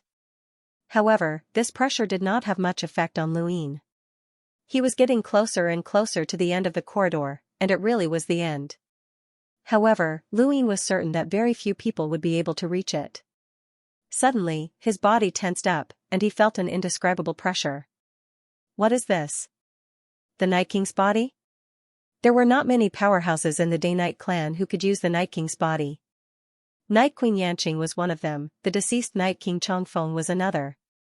And Night King Gu was also one of them. There seemed to be many people who could use the Night King's body, but there were only a few people in the Day-Night clan who could use it. However, those who had comprehended the Night King's body had all reached the peak.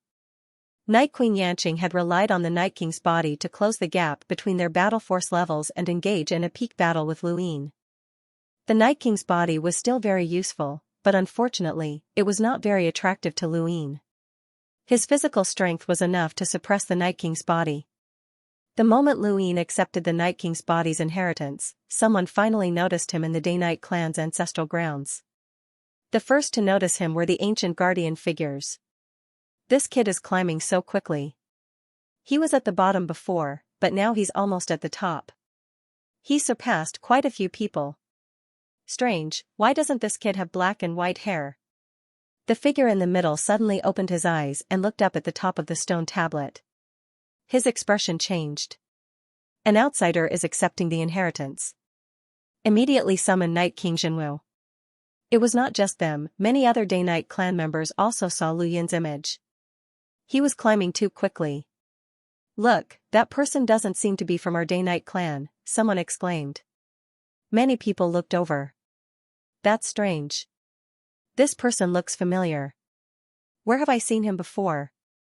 You think so too? I feel like I've seen him somewhere before. Me too. I've definitely seen him before. Not too far away, Hui Day-Night opened his eyes and rubbed his forehead. Accepting the inheritance had been very tiring, and it was time to rest. Hui Day-Night heard a cry of surprise, and he curiously looked up. His pupils shrank when he saw who it was. Luin? This was the first time Lu Yin's name had appeared in the Day-Night clan's ancestral land, and it had quickly shaken the entire ancestral land and even the entire Day-Night clan. Who would have thought that an outsider would be able to accept the Day-Night clan's inheritance and quickly climb to the top of the stone tablet? He was about to reach the top and compete with Night Queen Yanqing and the others. This had never happened before in the history of the Day-Night clan. Tiankong Day-Night, Ro Day-Night, and the rest stared at the top of the stone tablet in a daze, as if they had been struck dumb. They could still remember their confrontation in the Astral Combat Academy, where Luin had single-handedly taken on the entire Day-Night clan. It had been a long time since that incident, and they had never thought that they would meet this person again. In the distance, Night King Jinwu's pupils shrank as he stared at Lu Yin's image on the stone tablet. Impossible. He was hit by the hard arrow and didn't die? Impossible. Beside him, Star Sibyl's eyes lit up, and her fingers subconsciously trembled.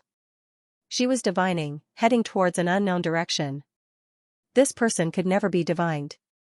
Night King Jinwu's expression suddenly changed, and he tore through the void to appear below the stone tablet and in front of the ancient figures. Junior Night King Jinwu greets the seniors of the ancestral land.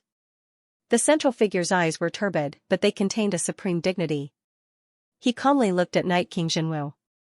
Return the inheritance stone. Night King Jinwu's expression changed again, and he bowed deeply. Jinwu has sinned and lost the inheritance stone. Please punish me, seniors of the ancestral land. The figures all looked at Night King Jinwu, and the central figure spoke in a heavy tone. It doesn't matter if you lost the inheritance stone. No one in the universe dares to covet our Day-Night clan's possessions, but that was in the past. The figure then looked up at the stone tablet. That child has appeared, and he has inherited our Day-Night clan's battle techniques from an outsider. This is a great crime, and it's his crime as well as yours. Night King Jinwu's eyes were filled with hatred. This junior understands. Please rest assured, senior. This junior will personally kill this person and use his head to wash away the humiliation of my Day-Night clan's inheritance stone. That's a story for later. The central figure shouted. The starry sky trembled, and even the ancestral land shook. Night King Jinwu's body tensed up, and he bowed deeply. Please enlighten me, senior.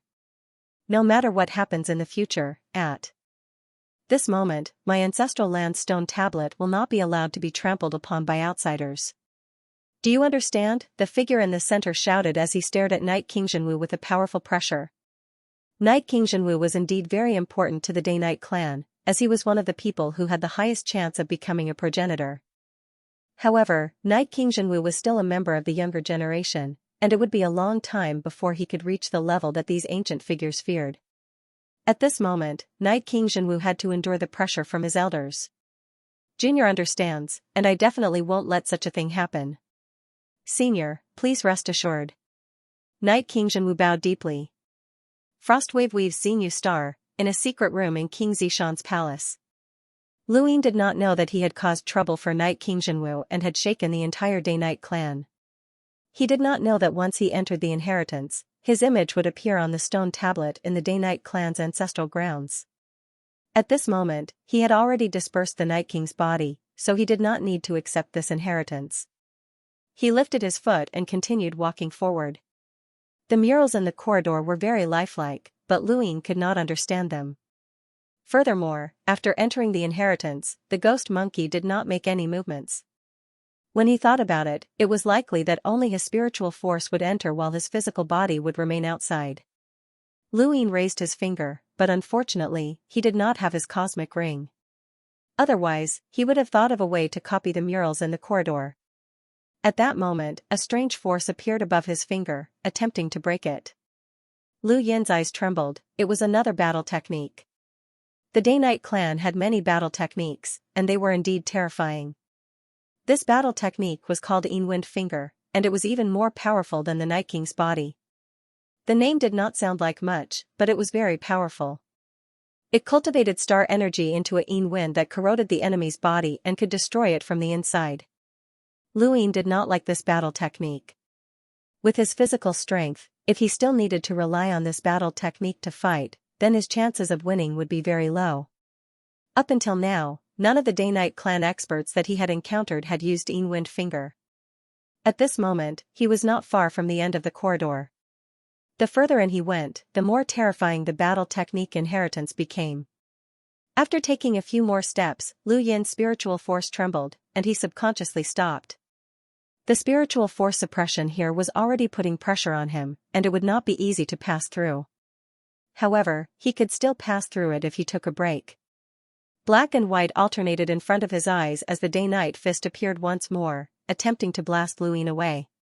Luyin did not care about the Day-Night fist, but in the next moment, all of the battle techniques that he had encountered before began to attack him, trying to push him out of the corridor. Luyin roared and subconsciously used his Night King's roar to disperse all of the battle techniques. He then raised his foot and stepped forward once more. A gust of wind swept past, and Luyin saw a figure cultivating in front of him. This person was actually cultivating the Day-Night restoration technique. The Day-Night restoration technique was located near the deepest part of the corridor, and currently, only Xianlong Day-Night had learned it in the entire Day-Night clan. It was not that no one had received this inheritance, but only Xianlong Day-Night had been able to successfully cultivate it.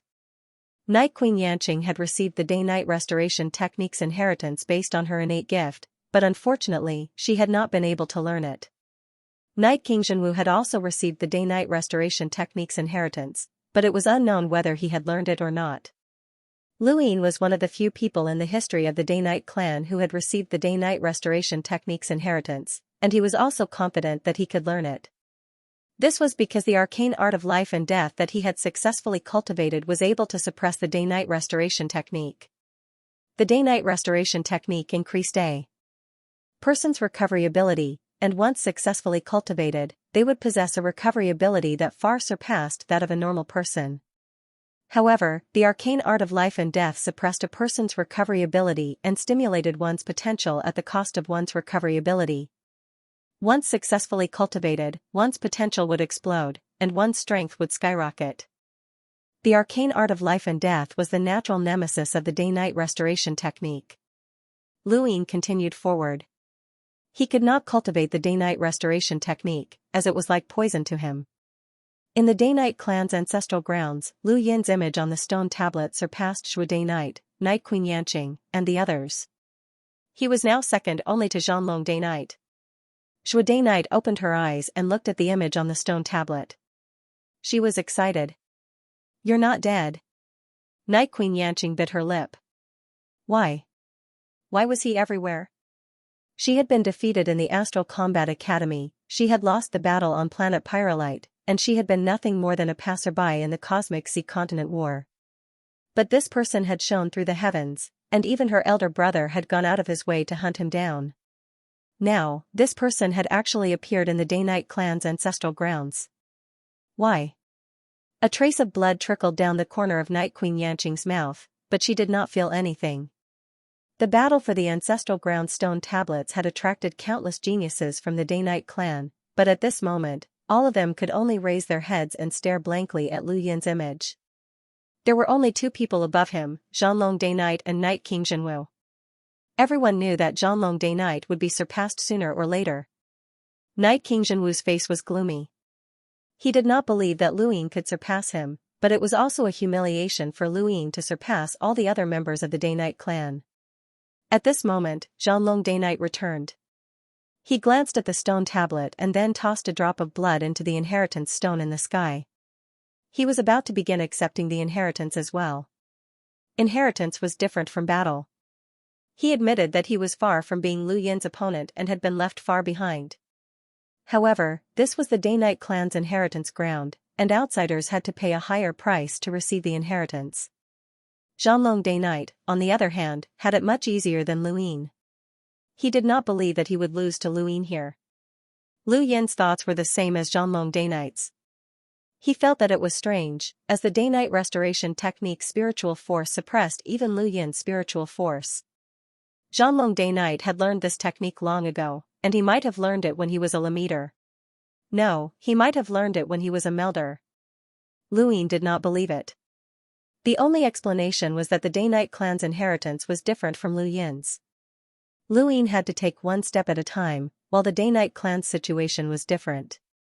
Lu Yin's guess was correct. The peak techniques at the end of the corridor were what had attracted the Day-Night clan to enter.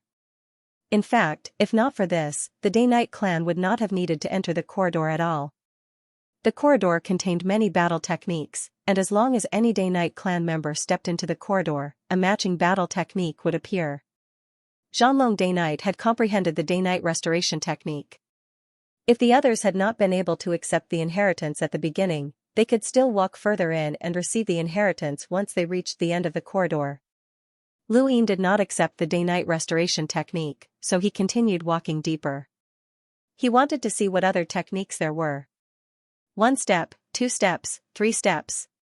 He walked 7 steps in a row without receiving any techniques, but the spiritual force suppression he was enduring was unparalleled, and he was almost unable to bear it. The technocracy was on the brink of death, and the arcane art of life and death had stimulated his potential.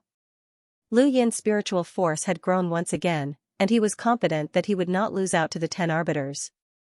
Even Night King Jinwu had only been able to reach this position when he had become one of the 10 arbiters. Back in the Day-Night clan's ancestral grounds, Xianlong Day-Night had comprehended the inheritance, which had inspired the confidence of many Day-Night clan members. Even though the Night King clan hated Xianlong Day-Night, they had no choice but to rely on him to defeat Lu Yin. However, Lu Yin's image had surpassed Xianlong Day-Night's, and he was now on the stone tablet, second only to Night King Jinwu. Night King Jinwu's brows rose. Was this unexpected? It shouldn't be.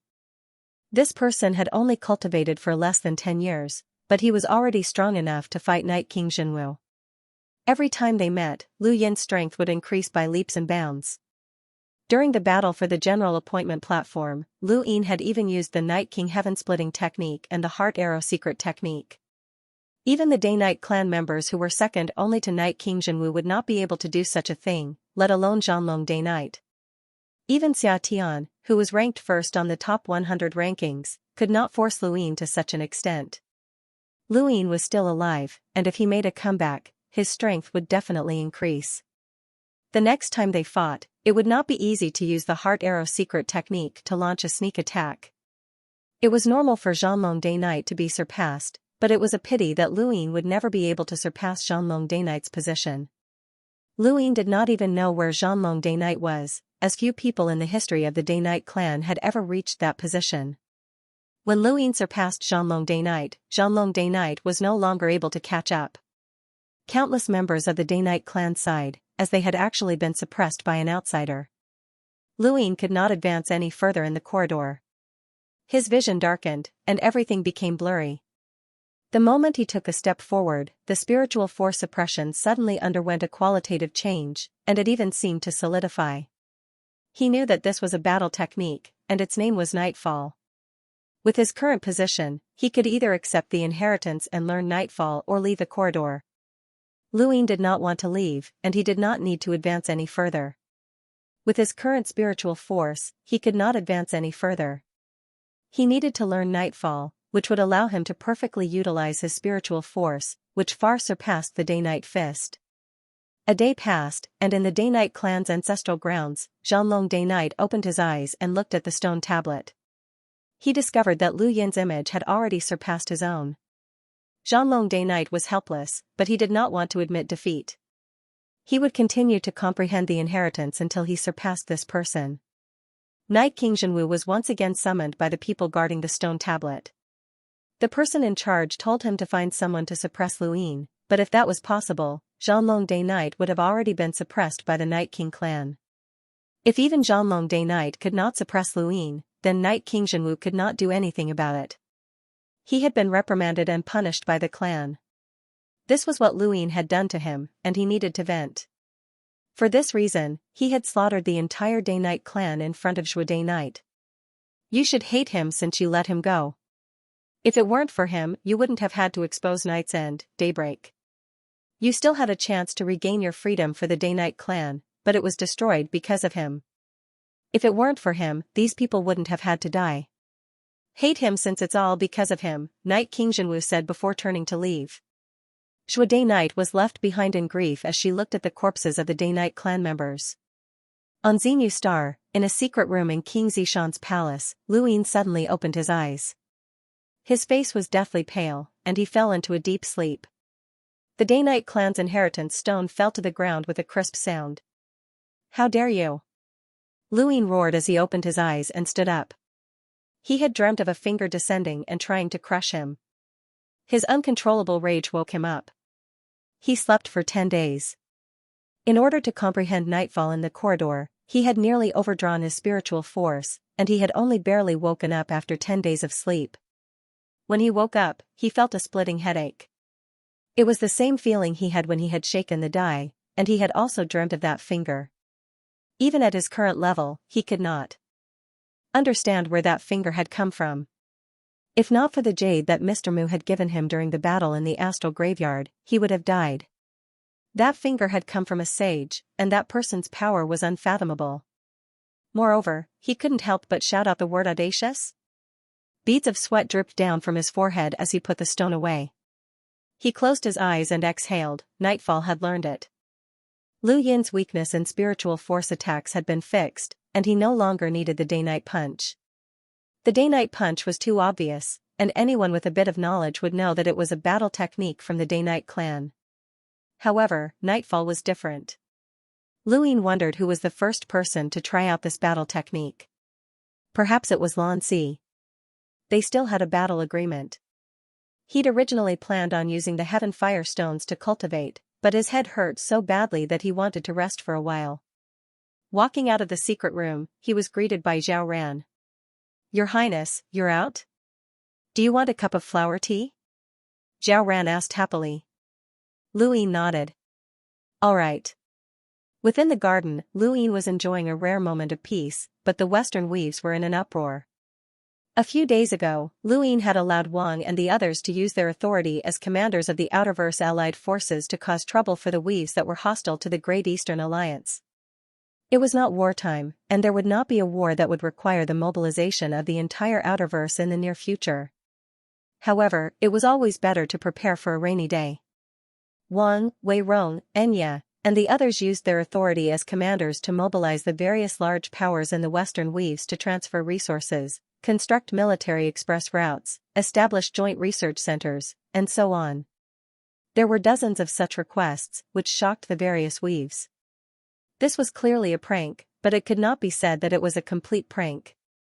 Once war truly broke out, these actions would greatly increase the Allied forces' strength. This was awkward, as even if they complained to the Hall of Honor, it would be useless.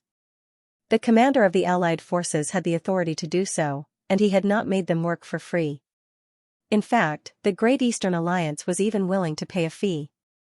It would have been fine if it was just a small task, but transferring resources to a specific location was unacceptable to these powers. Wasn't this clearly telling the Great Eastern Alliance where their resources were hidden? They couldn't move.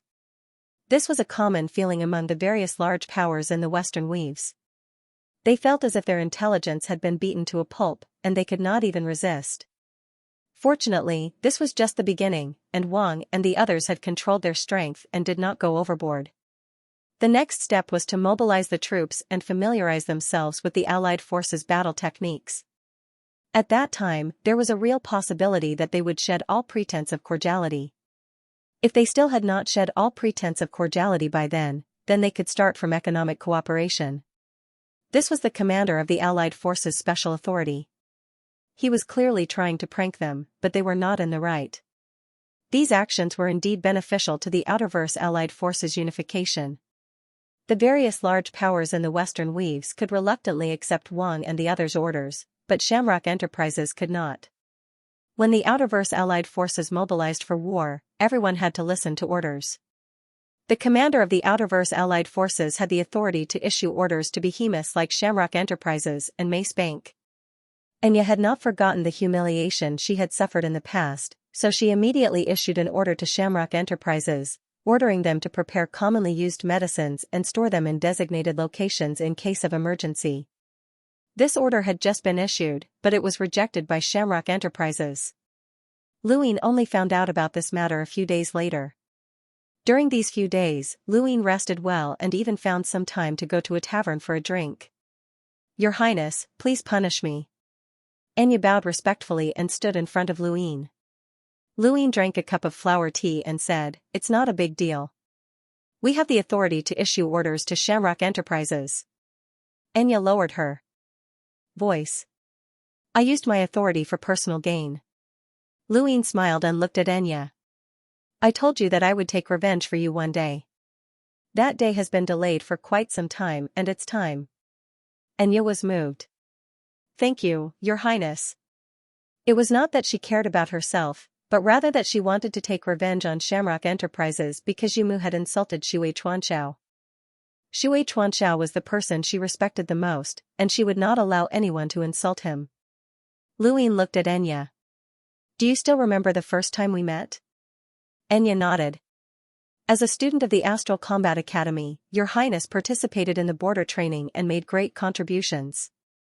The commander rewarded you. You were the one who took me to planet Songyuan at the border of the wind flow zone.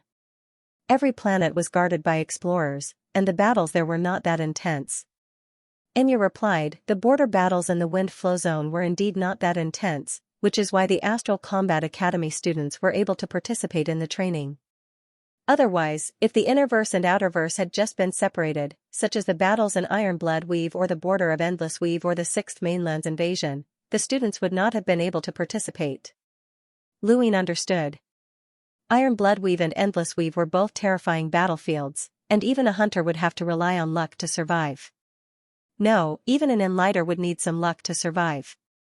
Of course, there was also the recent battle in the Cosmic Sea, which had been just as brutal. I remember you telling me that Commander Shui purposely lost in order to connect the entire human domains network, which led to the fall of half of Endless Weave. that was why he was imprisoned in Kuan's swamp for 10,000 years. Enya's expression dimmed at the mention of this. As long as the human domain's network is not connected, many things cannot be done.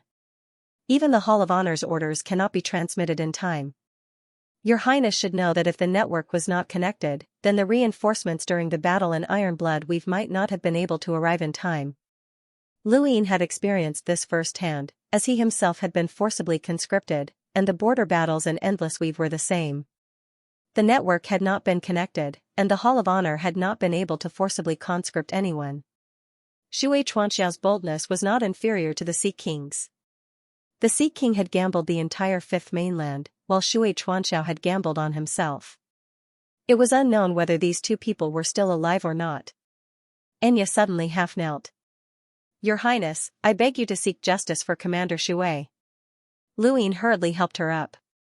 There's no need for this. Enya refused to get up, and her eyes were red as tears dripped down her cheeks.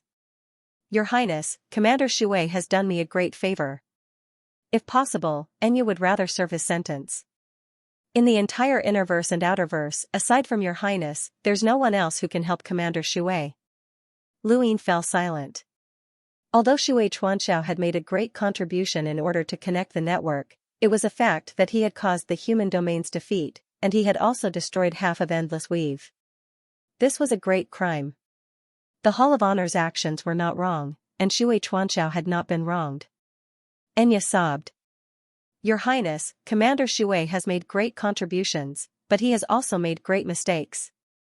However, serving a sentence is not enough to make up for his mistakes. Commander Shui is known as the wisest commander in human history, so shouldn't he display his abilities? Even if he's just a small soldier on the battlefield, it's still better than silently serving a sentence until he dies of old age. Lu Yin's eyes lit up, as Enya's words had reminded him of something. Enya was right, it would be a pity not to use Shui Chuanxiao's wisdom. The Hall of Honor had already made a clear decision that Shui Chuanxiao was the wisest commander in human history. Luin had destroyed half of Endless Weave, but he had not been executed. It was easy to imagine how much the Hall of Honor could not bear to see him go, or rather, how great his contributions to humanity were. It would be too much of a waste for such a person to simply serve a sentence in Earth's swamp. Luin currently had Wang and Wei Rong. But he lacked a commander-in-chief. Shui Chuanxiao was the most suitable candidate. Enya understood Luin very well, having interacted with him for several years. She knew that this was the only way to move him. Otherwise, why would he pay such a huge price to save Shui Chuanxiao? Shui Chuanxiao's crimes were too great, and she was not sure if Luin could save him. However, Luin was her only hope. Once he unified the Outerverse and became the master of the Outerverse, his status would be completely different. Saving Shui Chuanxiao from Kuan's swamp would no longer be a dream. Your Highness, do you agree? Enya asked expectantly. Luin muttered to himself for a moment. I'll give it a try. Enya was delighted. Thank you, Your Highness. Thank you, Your Highness. Luin hurriedly helped her up. Your Highness, your subordinate will definitely help you unify the Outerverse as soon as possible, Enya said resolutely. Her long golden hair flowed down her back, giving her a gentle beauty. Luin was the kind of person who would follow through once he made his stance clear. Shui Chuanxiao's value was worth his effort. Suifeng had gone on a business trip again over the past few days. Thank you, brothers, for your continued support. Suifeng guarantees that he will update as much as possible. Thank you, brothers, thank you. As a great sinner, even if Shui Chuanxiao did not die, he would not be used by the Hall of Honor again. As long as Luin saved him, the chances of him joining the Great Yu Empire would be very high. However, before that happened, Luin needed to do something.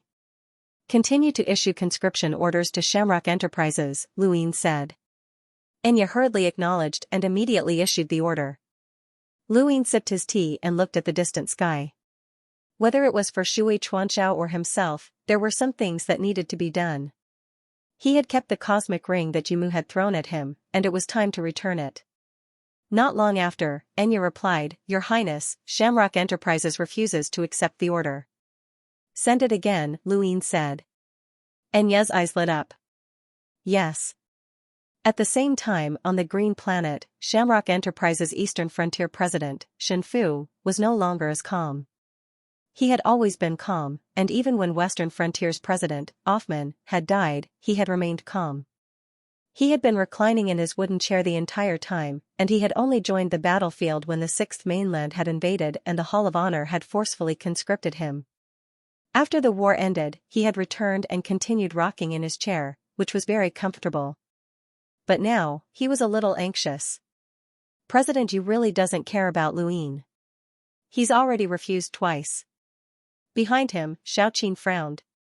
President Shen, if the Great Eastern Alliance issues a third conscription, what should we do?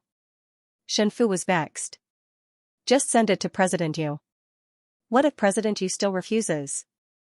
Xiaoqin asked. Shenfu's head hurt, and he stared at his gadget nervously. He had not cared about Luin at first, but later on, he had become apprehensive, and now, he was worried. How many years had it been? This young man was too freakish. He was only a cruiser, but he had killed more Enlighters than anyone else. This person did not care about Enlighters at all, and it was said that he had even killed 2 envoy-level powerhouses. Shenfu knew about the conflict between President Yu and this person, but he did not know whether the Great Eastern Alliance had deliberately lowered the price of medicine to attack Shamrock Enterprises. However, President Yu had suppressed the Great Eastern Alliance at that time, which had sowed the seeds of today's disaster. Shenfu had a premonition that the Great Eastern Alliance's order would not be simple. Perhaps they were waiting for Shamrock Enterprises to refuse. Shenfu and Xiaoqin looked over at the same time, and their expressions changed. The third conscription order was here. Xiaoqin couldn't help but speak up. You've been conscripted 3 times, but you refused. Shenfu sighed. There's no other way. Send it to Boss Yu. As soon as he sent the conscription order to Yumu replied, don't worry about it. Shenfu exhaled. I refuse. Xiaoqin's heart skipped a beat. Mr. Shen, we can complete the conscription with the stock in our area. Shenfu shook his head. You don't understand, Director Yu. If we can think of this, then he can also think of the same thing. He can show Luin goodwill because of how outstanding he is, but he can also completely ignore it if he goes against Luin. If we accept the conscription without permission, then no matter what happens in the future between him and Luin, we'll be the first to suffer. Xiaoqin had no choice but to reject the conscription. Shenfu was right, as Yumu truly did not care about Luin. Shamrock Enterprises was not a Wheeze organization. They had originated from the Innerverse, but they had managed to expand their business to the Cosmic Sea and the Neoverse. This was all due to Shamrock Enterprises' strength. So what if Luin unified the Outerverse? Yumu did not believe that this brat would dare to openly oppose Shamrock Enterprises. He did not understand Shamrock Enterprises at all.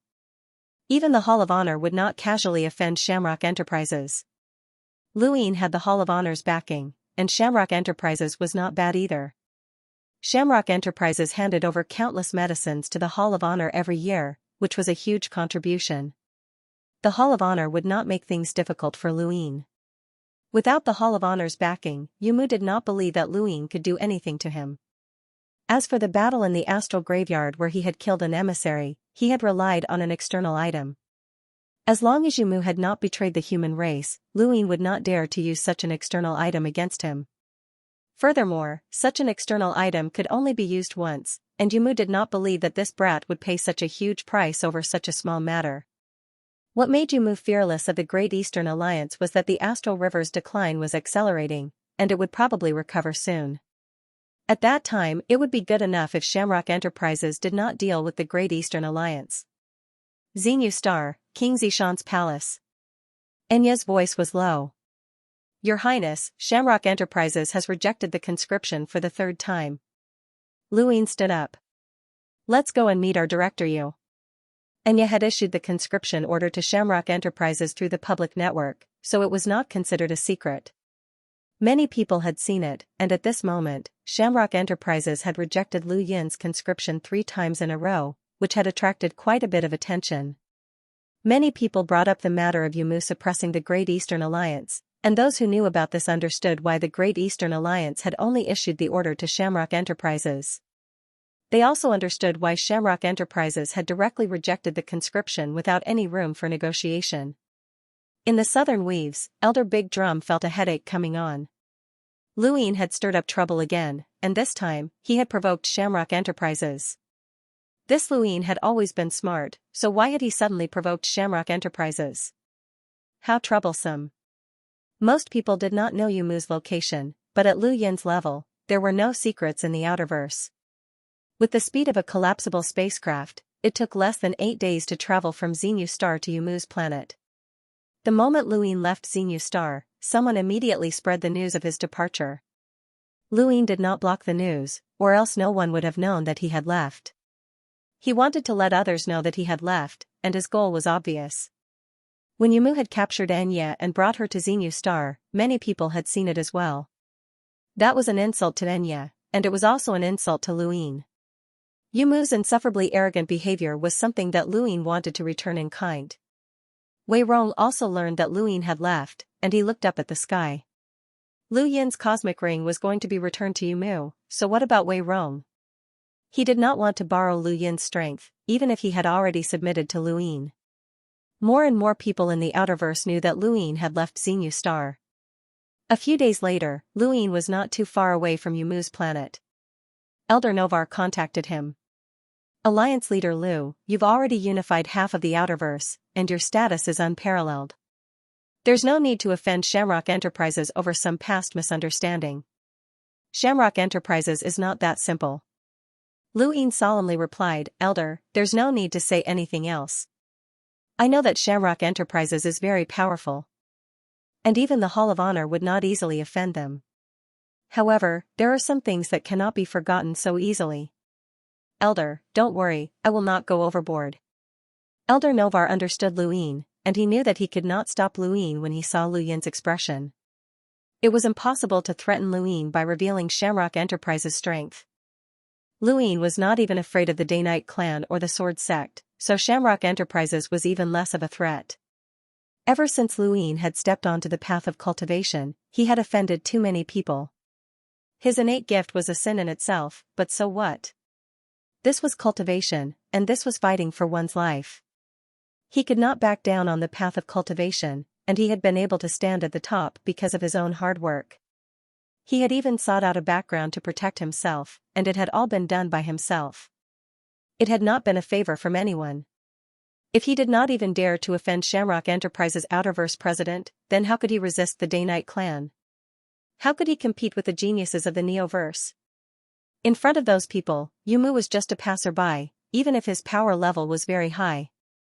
A few days later, Luin stared at the giant green planet in front of him as his collapsible spacecraft pierced through the atmosphere and crashed into the ground. There was a loud crash, and the planet's guards were furious. This was Shamrock Enterprises' headquarters, and no one dared to be disrespectful. They could not even be bothered to seal off the heavens. Anyone who came to this planet would follow the rules and inform them in advance. Now, someone had actually dared to barge in recklessly, which was simply courting death. Luin put away his collapsible spacecraft and took to the skies with Xianxia. He then unleashed his domain without restraint. The planet's guards were all from Shamrock Enterprises, and there were hunters among them. When they sensed Lu Yin's domain, they knew that this person was not simple. However, based on their power level, they were only at the cruiser realm. Report your identity, the hunter from the planet's guards shouted. Luin raised his head, and his voice spread across the entire planet. President Yu, is this how Shamrock Enterprises treats their guests? The planet's guards were all speechless. This person was looking for President Yu, so his identity was definitely not simple. Wait, why did he look so familiar? You're Luin, the hunter cried out. Luin did not care about this person at all, and he continued to look towards the west. Boundless rune lines approached, and Yumu descended. He waved his hand and dispersed the planet's guards. So it's Alliance Master Lu.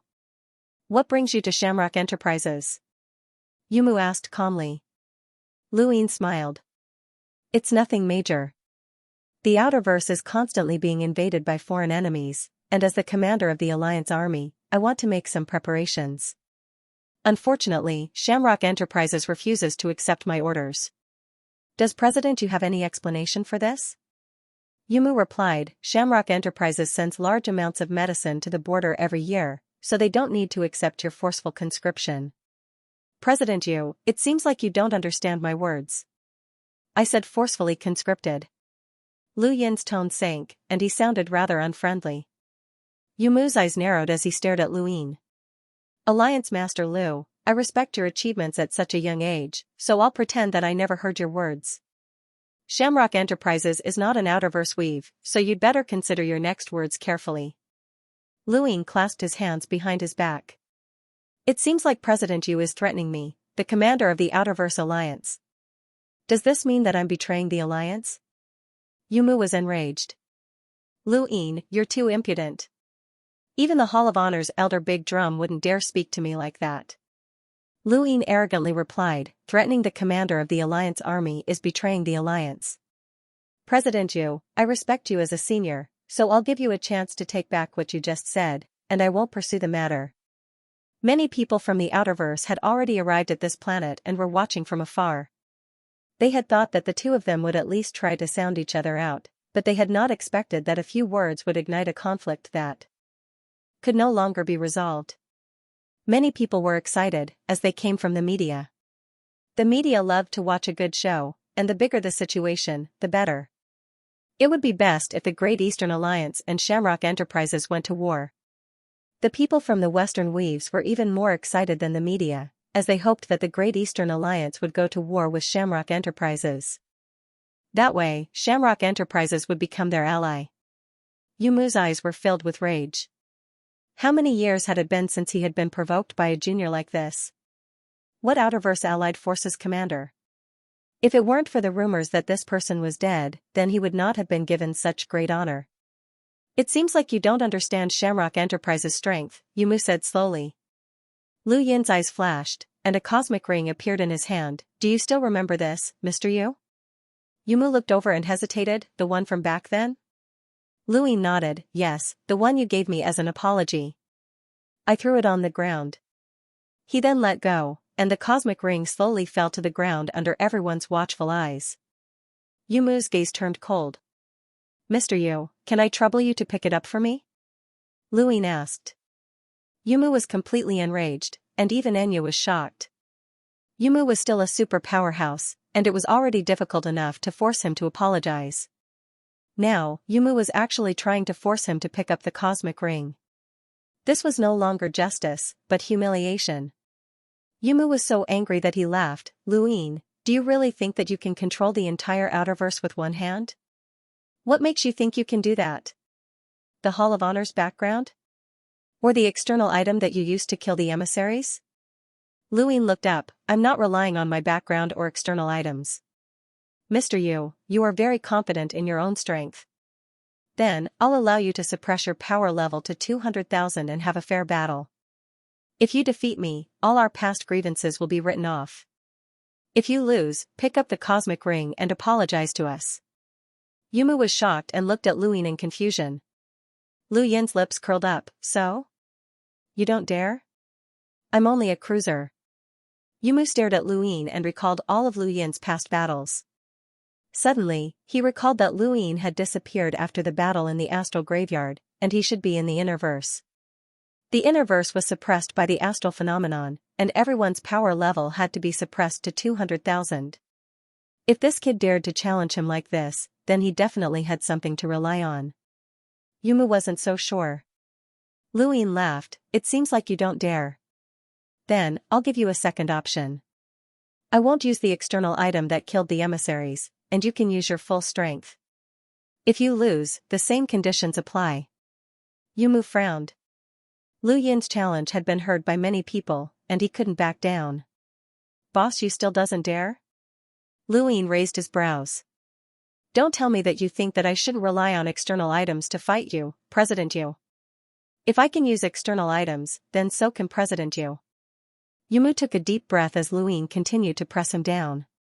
He had no other choice. If he didn't accept the challenge, then the innerverse and outerverse would be connected, and Shamrock Enterprises headquarters would remove him. Fine, Lu Yin. You can use external items, but if you beat me, I'll apologize. Luin pointed at the ground. And the ring. Yumu shouted, "We'll talk after you've defeated me." His figure suddenly disappeared as he took the initiative to attack. His combat power was 370,000, and when he attacked, the weather changed and the stars stirred. Enya was shocked. Luin pushed Enya away and equipped his universal armor. At the same time, he took out his single-sided mirror.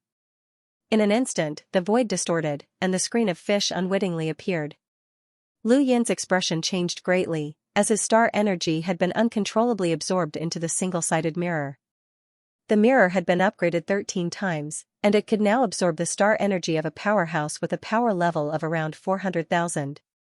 Yumu's power level hadn't even reached that level yet, so the moment the mirror appeared, his star energy was sealed, and he couldn't move. Luin took out the giant's right arm and put it on before viciously swatting it at Yumu. Yumu's scalp went numb, as the giant's right arm gave him an unprecedented sense of terror.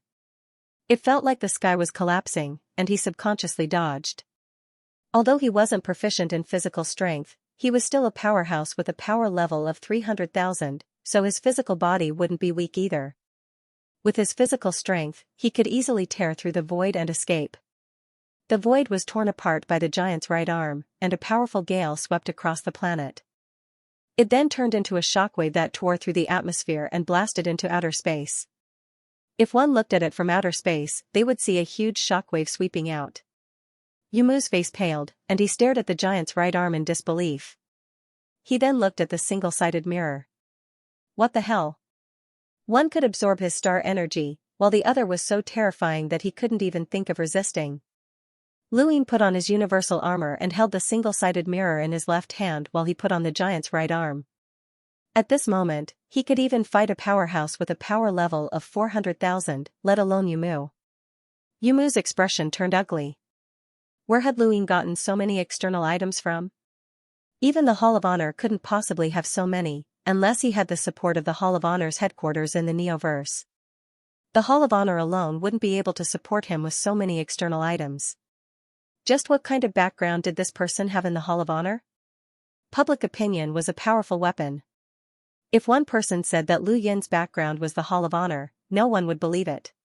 However, the entire Outerverse was spreading rumors that Lu Yin's background was the Hall of Honor, and with Master Yuan's support, even Lu Yin himself couldn't deny it. In the distance, countless people were dumbfounded. They only had one thought: don't try to compete with Lu Yin with external items. Lu Yin looked at Yumu. How about it, Director Yu? Do you still want to fight? Yumu took a deep breath. I can't beat you with these external items, but don't forget that you can't beat me either. Is that so? Lu Yin's lips curled up. Director Yu, be careful. He then waved his hand and activated the Yu's secret art. A smothering cannon appeared behind Yumu and then exploded.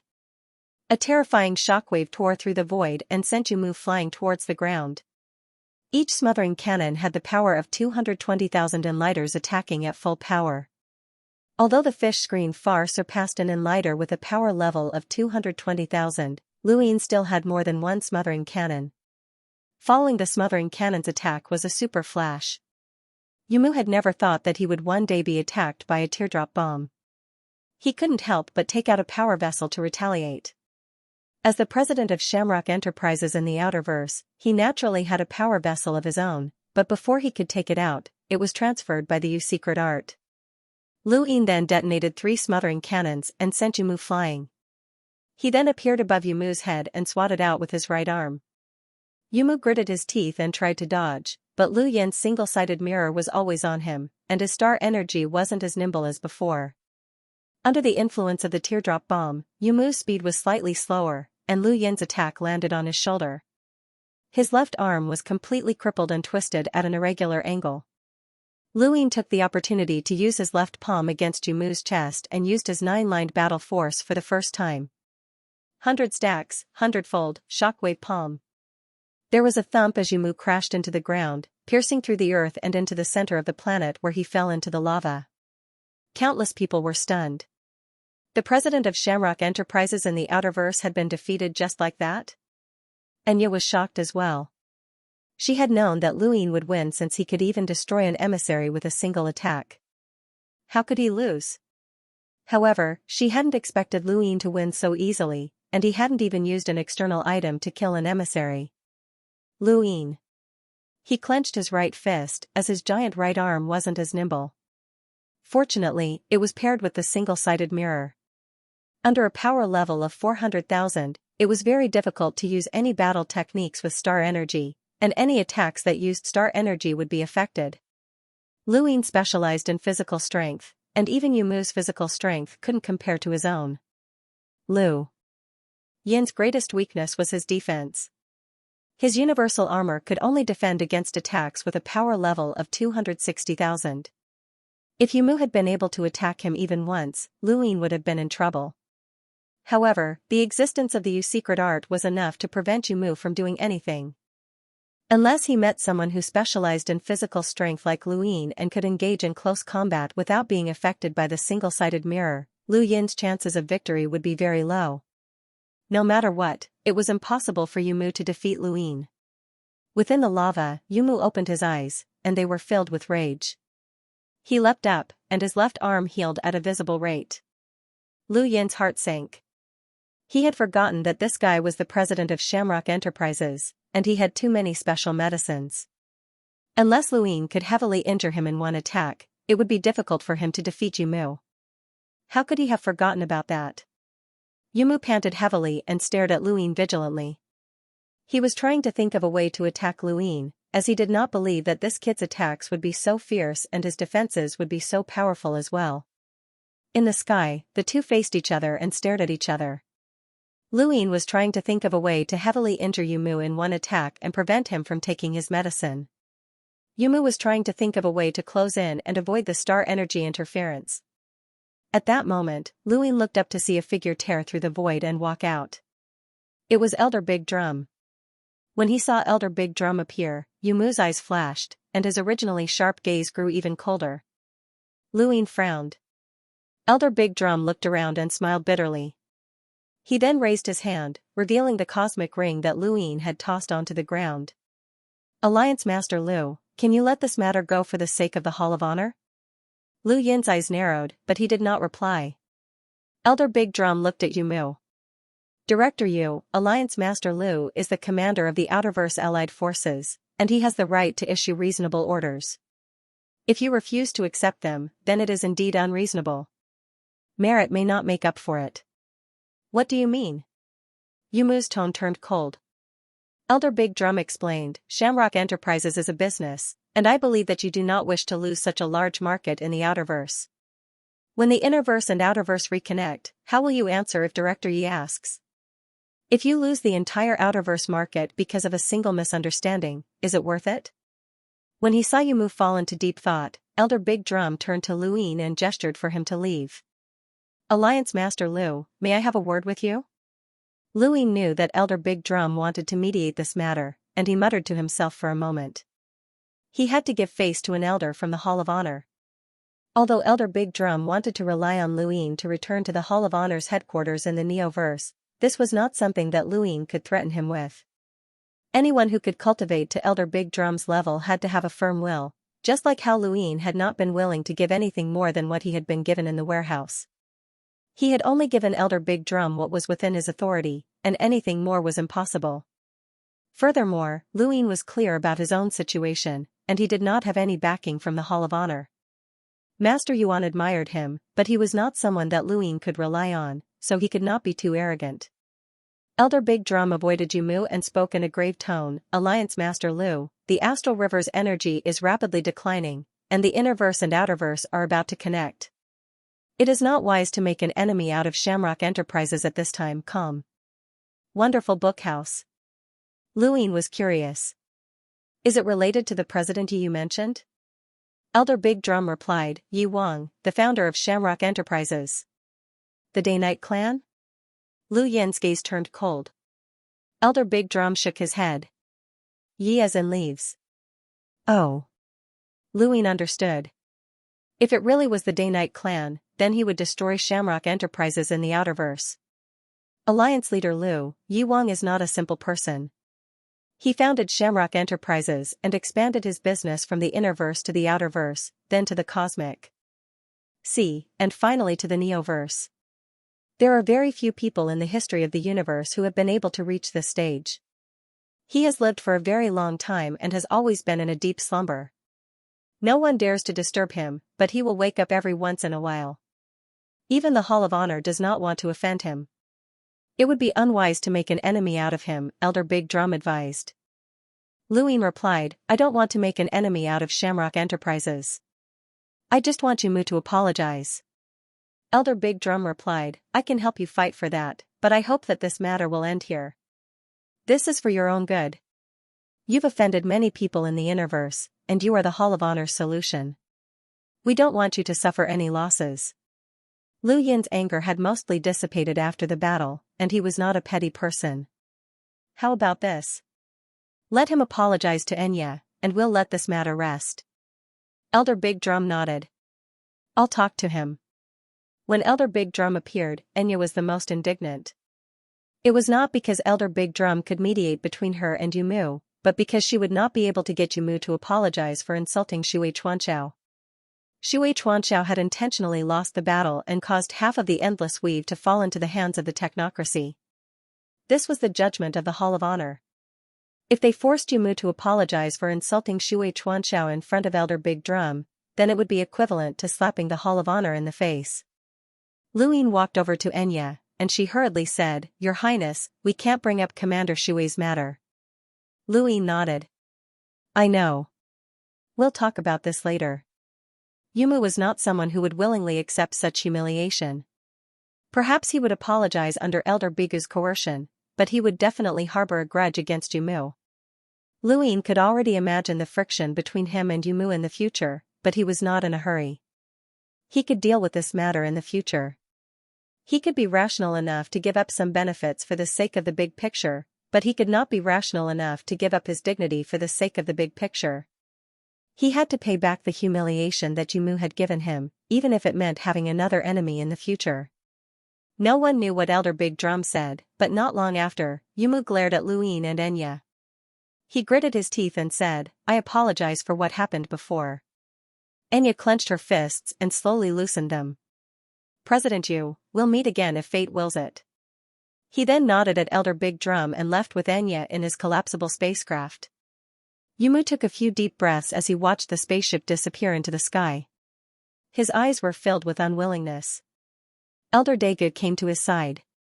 If King Yi knew about what happened today, he would definitely have a whole new level of respect for you. Not everyone has the courage to apologize. Yumu replied in a low voice, this brat showed off his abilities and courted death. Elder Big Drum looked at him.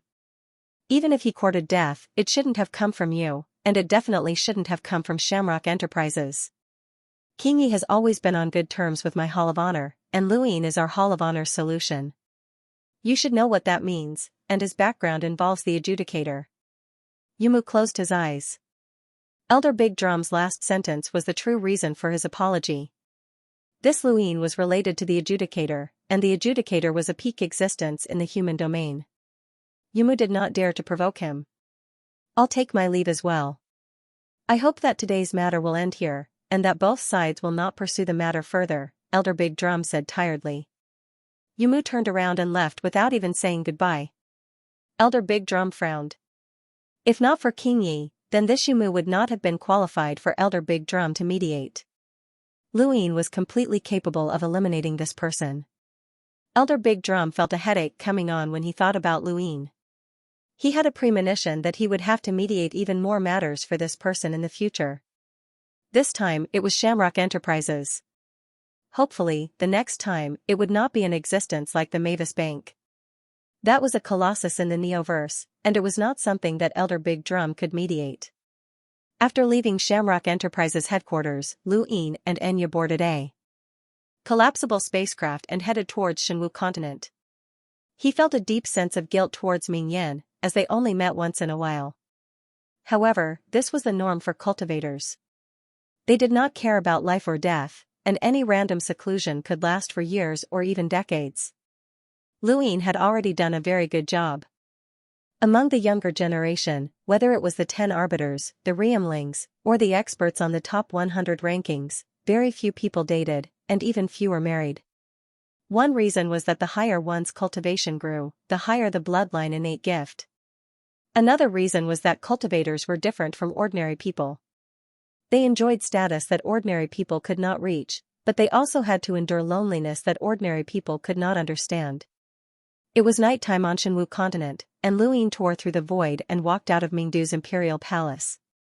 He was greeted by a pair of jade-white palms. Yan it's me. Ming Yan's palm stopped, and she looked at Lu Ying in shock. Her brows rose. How dare you appear in my bedroom? You're courting death. Be careful that I don't bury you. Lu Ying pursed his lips. This was White Inventor Yan. Right, it was already dark, so White Inventor Yan had come out. This Ming Yan was not easy to communicate with. Yan why don't you go to sleep first and Brother Lu will come back tomorrow? Lu Ying asked carefully. He then turned to leave. The white-haired Ming Yan snorted. Stop right there. Lu Ying paused and then laughed dryly. Yan is something the matter? Ming Yan stared at Lu Ying coldly. I heard that you died. That's just a rumor. Is that so? What a pity.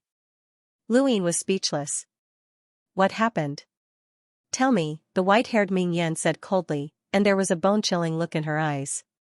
This was not directed at Lu Ying, but at the person who had caused his death. It was a coldness that Lu Ying had never felt before. Lu Yin's heart warmed.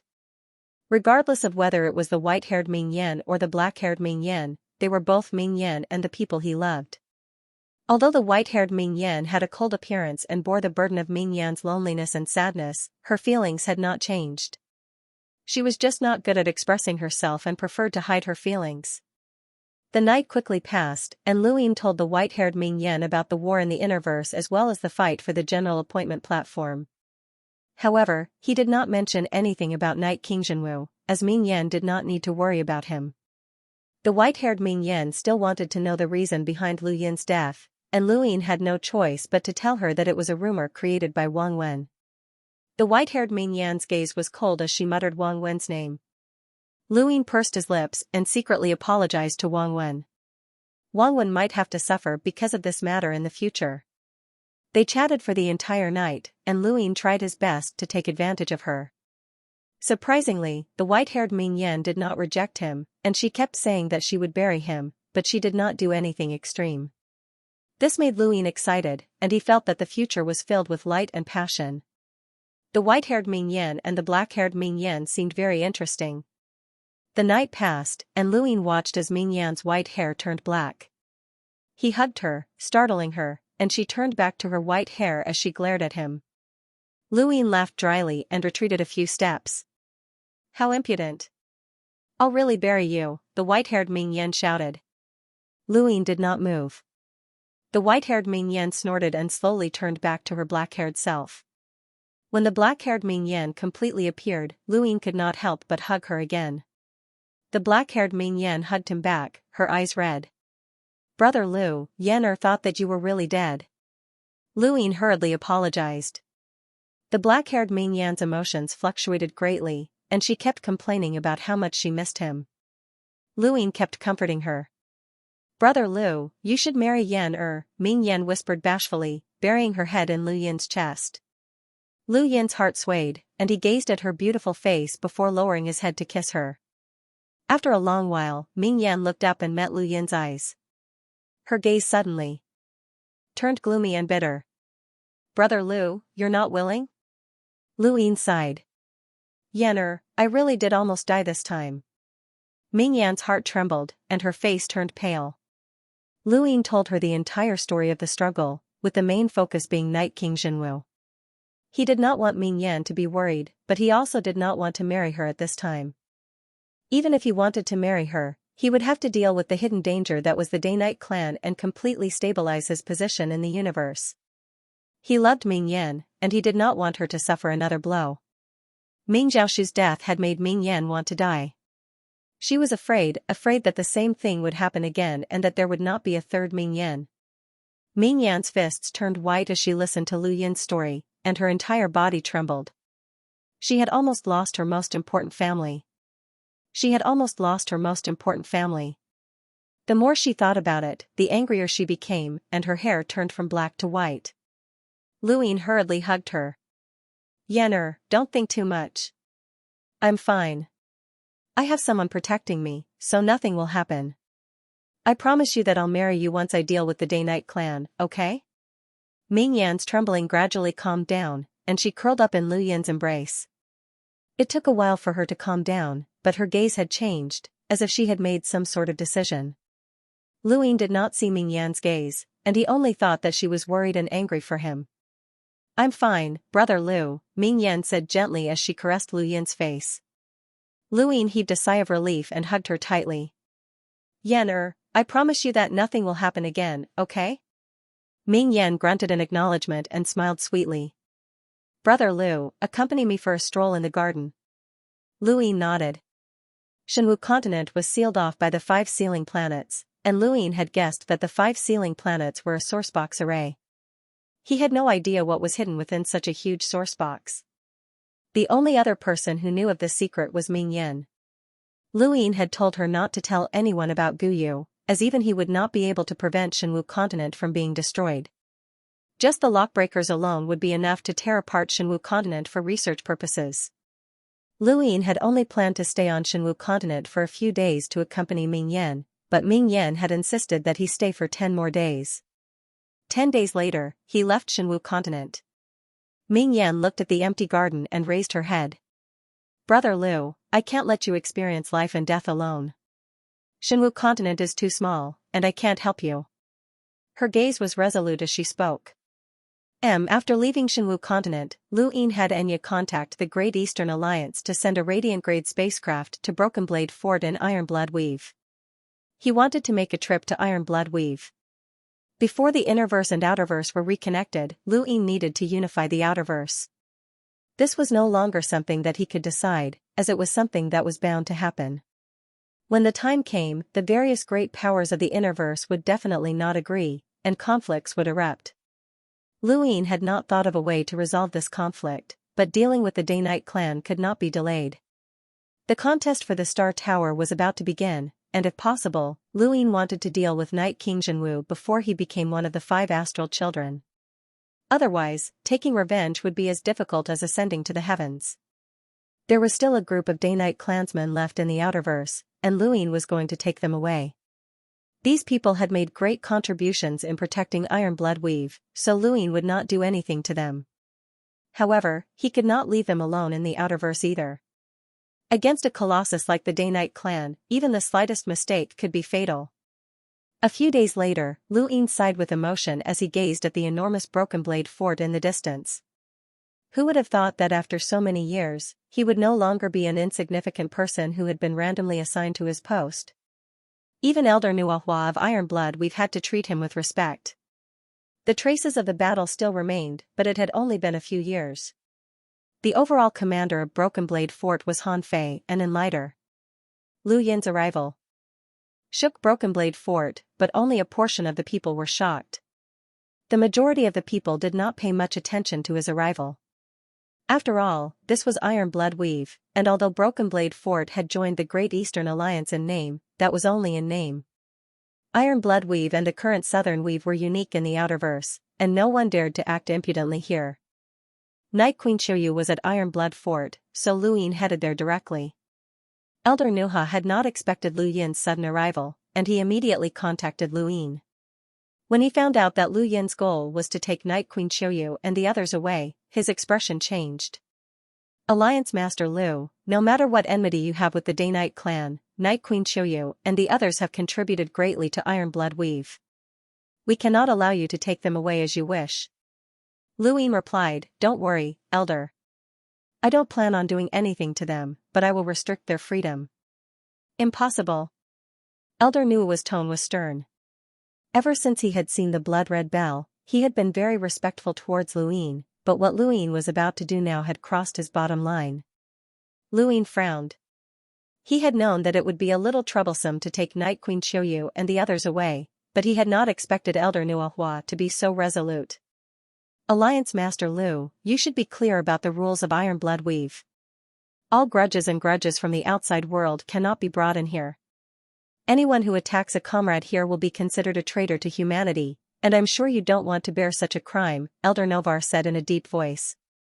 Lu Yin's eyes flashed, as he had forgotten that there was such a rule in Iron Blood Weave. This was going to be troublesome. If he didn't take these people with him, then if a war with the Day-Night clan broke out, these people would become a huge problem for him. The average strength of the Innerverse cultivators far exceeded that of the Outerverse cultivators. Furthermore, the Day-Night clan even had people like Night Queen Xianxia. Lu Yin thought about it for a moment before looking at Elder Nuohua. Elder, can you promise this junior something? Something that is within the scope of an elder's authority and won't be out of line? When Elder Nuohua saw that Lu Yin did not intend to continue attacking, he secretly relaxed, as he really did not want to offend this person. Please speak, Alliance Master Lu. Lu Yin explained, the war in the Innerverse has already ended, and the 6th Mainland's invasion of the Innerverse was unsuccessful. It's very likely that they've shifted their focus to the Astral Beast domain. After all, the Innerverse and Outerverse have been separated, and they can invade the Outerverse from the Astral Beast domain. Outerverse? What nonsense.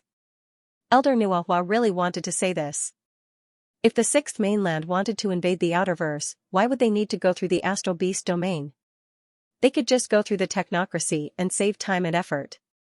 The people of the 6th Mainland are no different from those of the 5th Mainland. To prevent the 6th Mainland from invading the Outerverse through the Astral Beast domain and to prevent the 6th Mainland from sending people to steal information about the situation at the border, I, Lu Yin, as the commander of the Outerverse Allied Forces, will seal off Iron Blood Weave.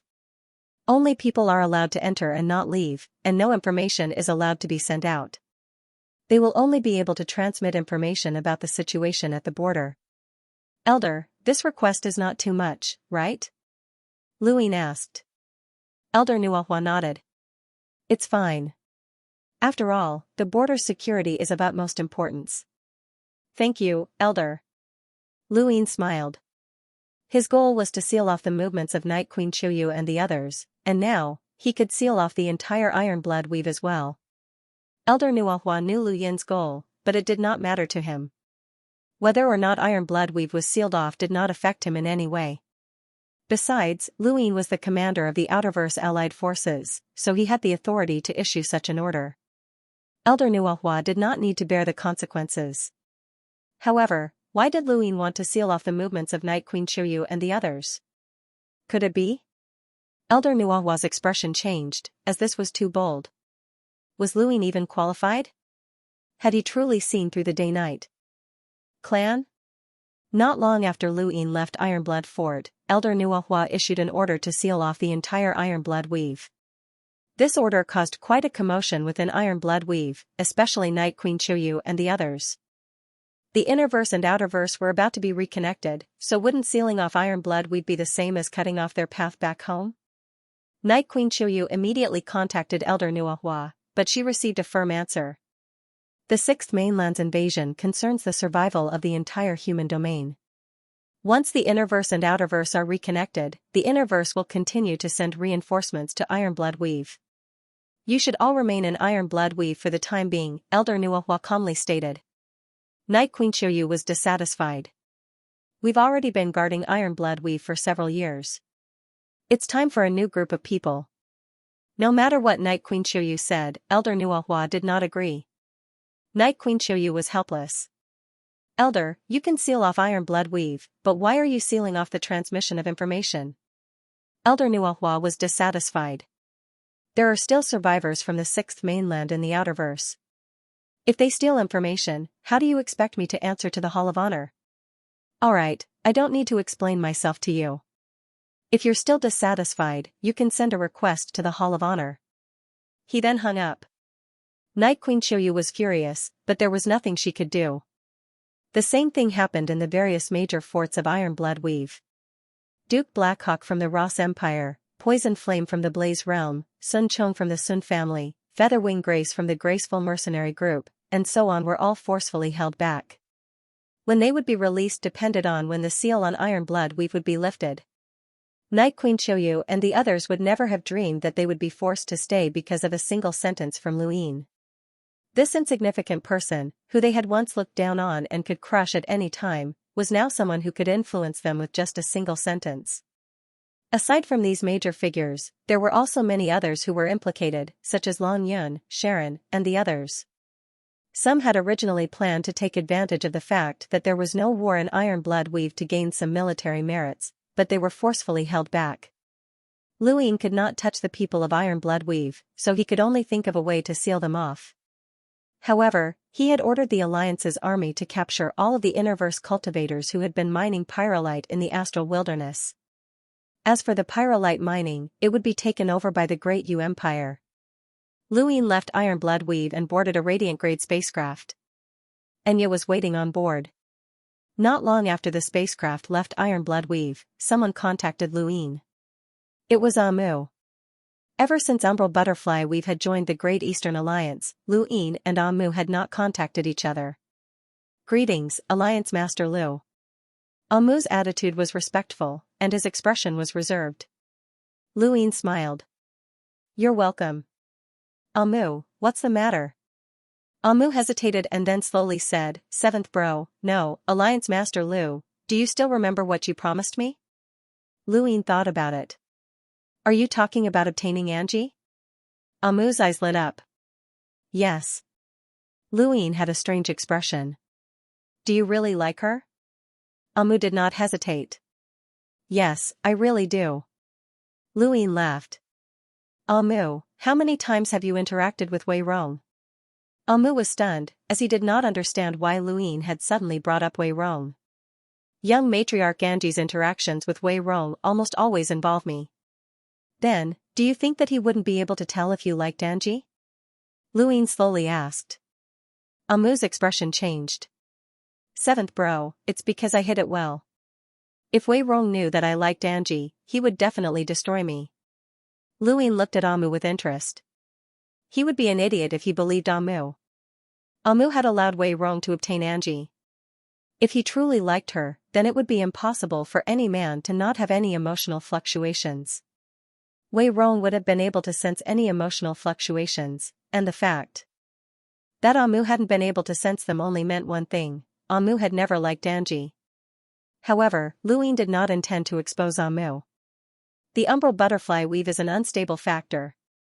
Amu, I need you to continue hiding and not expose yourself. I promise you that Angie will not belong to anyone else. Amu was delighted. Thank you, Seventh bro, stay with the Umbral Butterfly tribe for a period of time. Alright, I still have things to do. Luin did not wait for Amu to finish speaking before ending the call. He then stared at his gadget with a gloomy expression. There was a message from Luoshin. It contained 2 words and a set of coordinates: save me. Luin immediately tried to contact Luoshin, but he could not reach her no matter how hard he tried. He quickly contacted the old smoker, as Luoshin's protection was taken over by the 2nd Squadron. Contact the person protecting Luoshin, Luin said. After a minute, the old smoker sent back a message. Unable to contact them. Lu Yin's heart sank, and he ordered his spacecraft to return to Xinyu Star. He then boarded a collapsible spacecraft and headed towards the coordinates that Luoshin had given him. The coordinates were not far from where he was, and it would only take him a few hours to reach it. In the east of Iron Blood Weave, near the border between the human domain and the astral beast domain, there was a planet.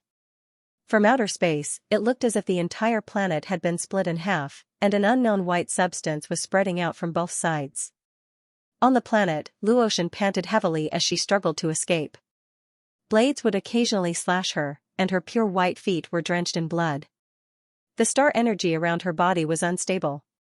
Abandoned buildings lined both sides of the planet, and from time to time, people would call for help or cry out in despair. The planet had been fine the day before, but today, it had become the end of the world. Everything had happened too quickly, and of the hundreds of millions of people on the planet, more than half had turned into zombies that massacred the humans. The survivors were all running for their lives. She was a melder and could have easily dealt with these zombies, but for some reason, over 100 corpse kings had descended from the sky. These were corpse kings that possessed the ability to evolve. They were strange life forms that could obtain innate gifts by consuming energy crystals, and they could even gain intelligence. Usually, an apocalyptic planet would only give birth to 2 or 3 corpse kings, but so many had suddenly descended on this planet. Each one was at least as strong as a sentinel, and some even had the strength of a Lameter. The second squadron that had been protecting her had been slaughtered by a Lameter corpse king. She had been on the run for an entire day, and her star energy was unstable. She couldn't even fly. Several Melder corpse kings chased after her, all of them possessing innate gifts and knowing how to surround her. With a bang, the building crumbled as a corpse king pierced through it, lifting a woman up and tearing her apart. Fresh blood sprayed out and dyed the sky red. Luotian's face was deathly pale, and her eyes were filled with intense fear.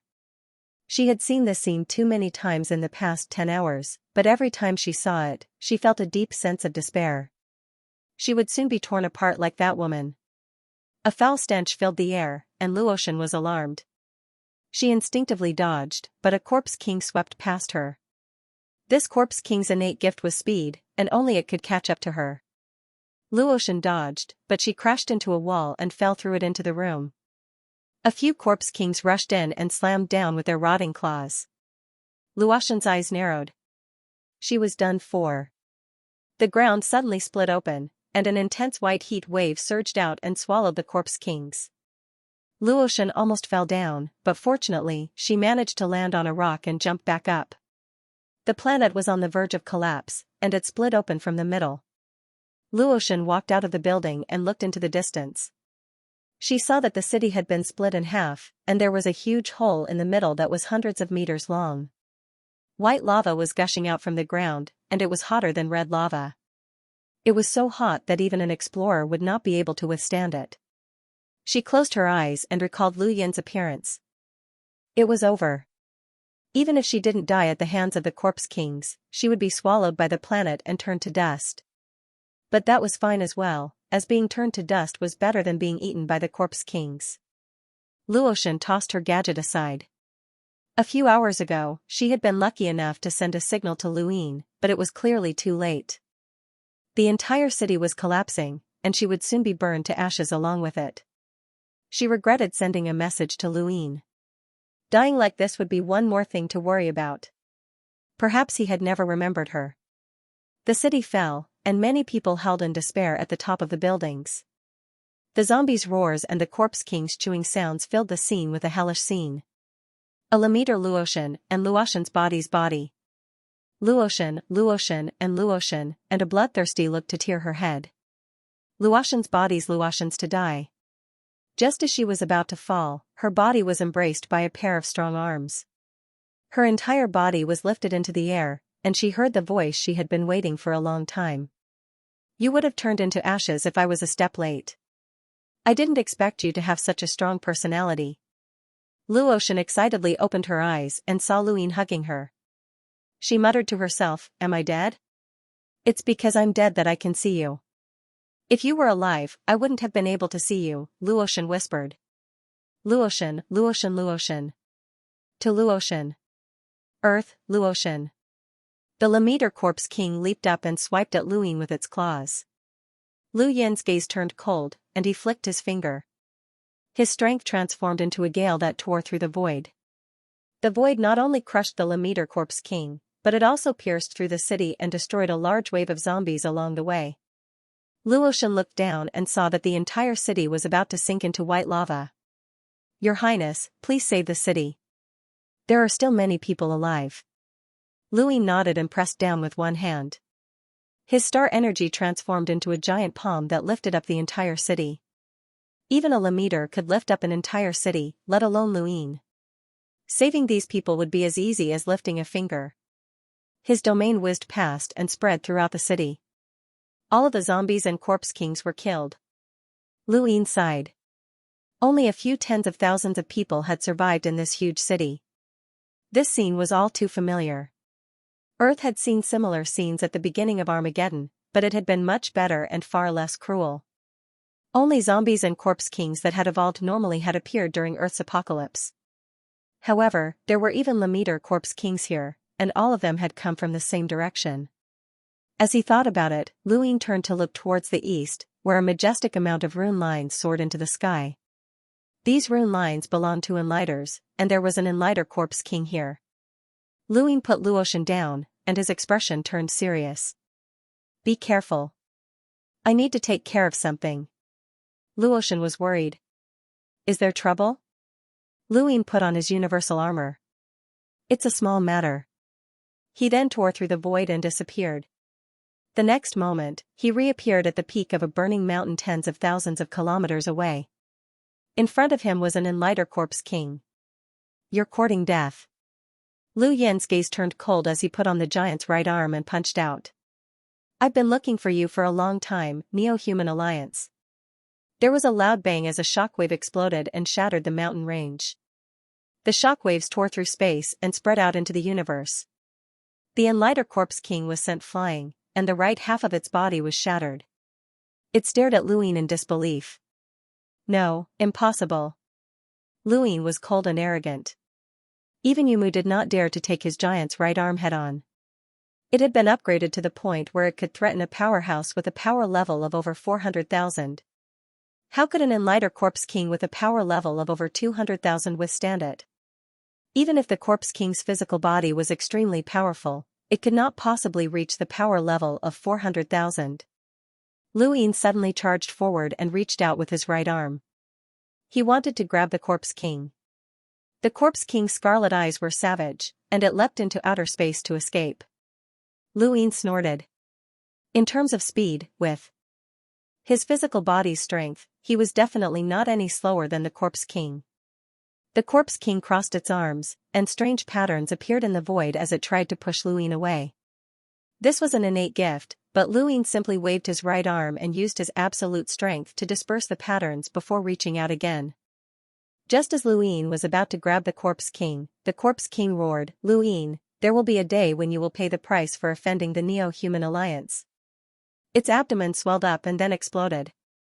Lu Yin's expression changed, and he viciously slashed out with his right arm. An enormous force tore through the void and tore a huge hole in it. The spatial tear absorbed the Corpse King's explosion, and it did not harm the planet. Although the planet was on the verge of destruction, there were still people on it, so it could not be destroyed so quickly. At that moment, a golden light entered Lu Yin's eyes. He looked over, and his eyes lit up.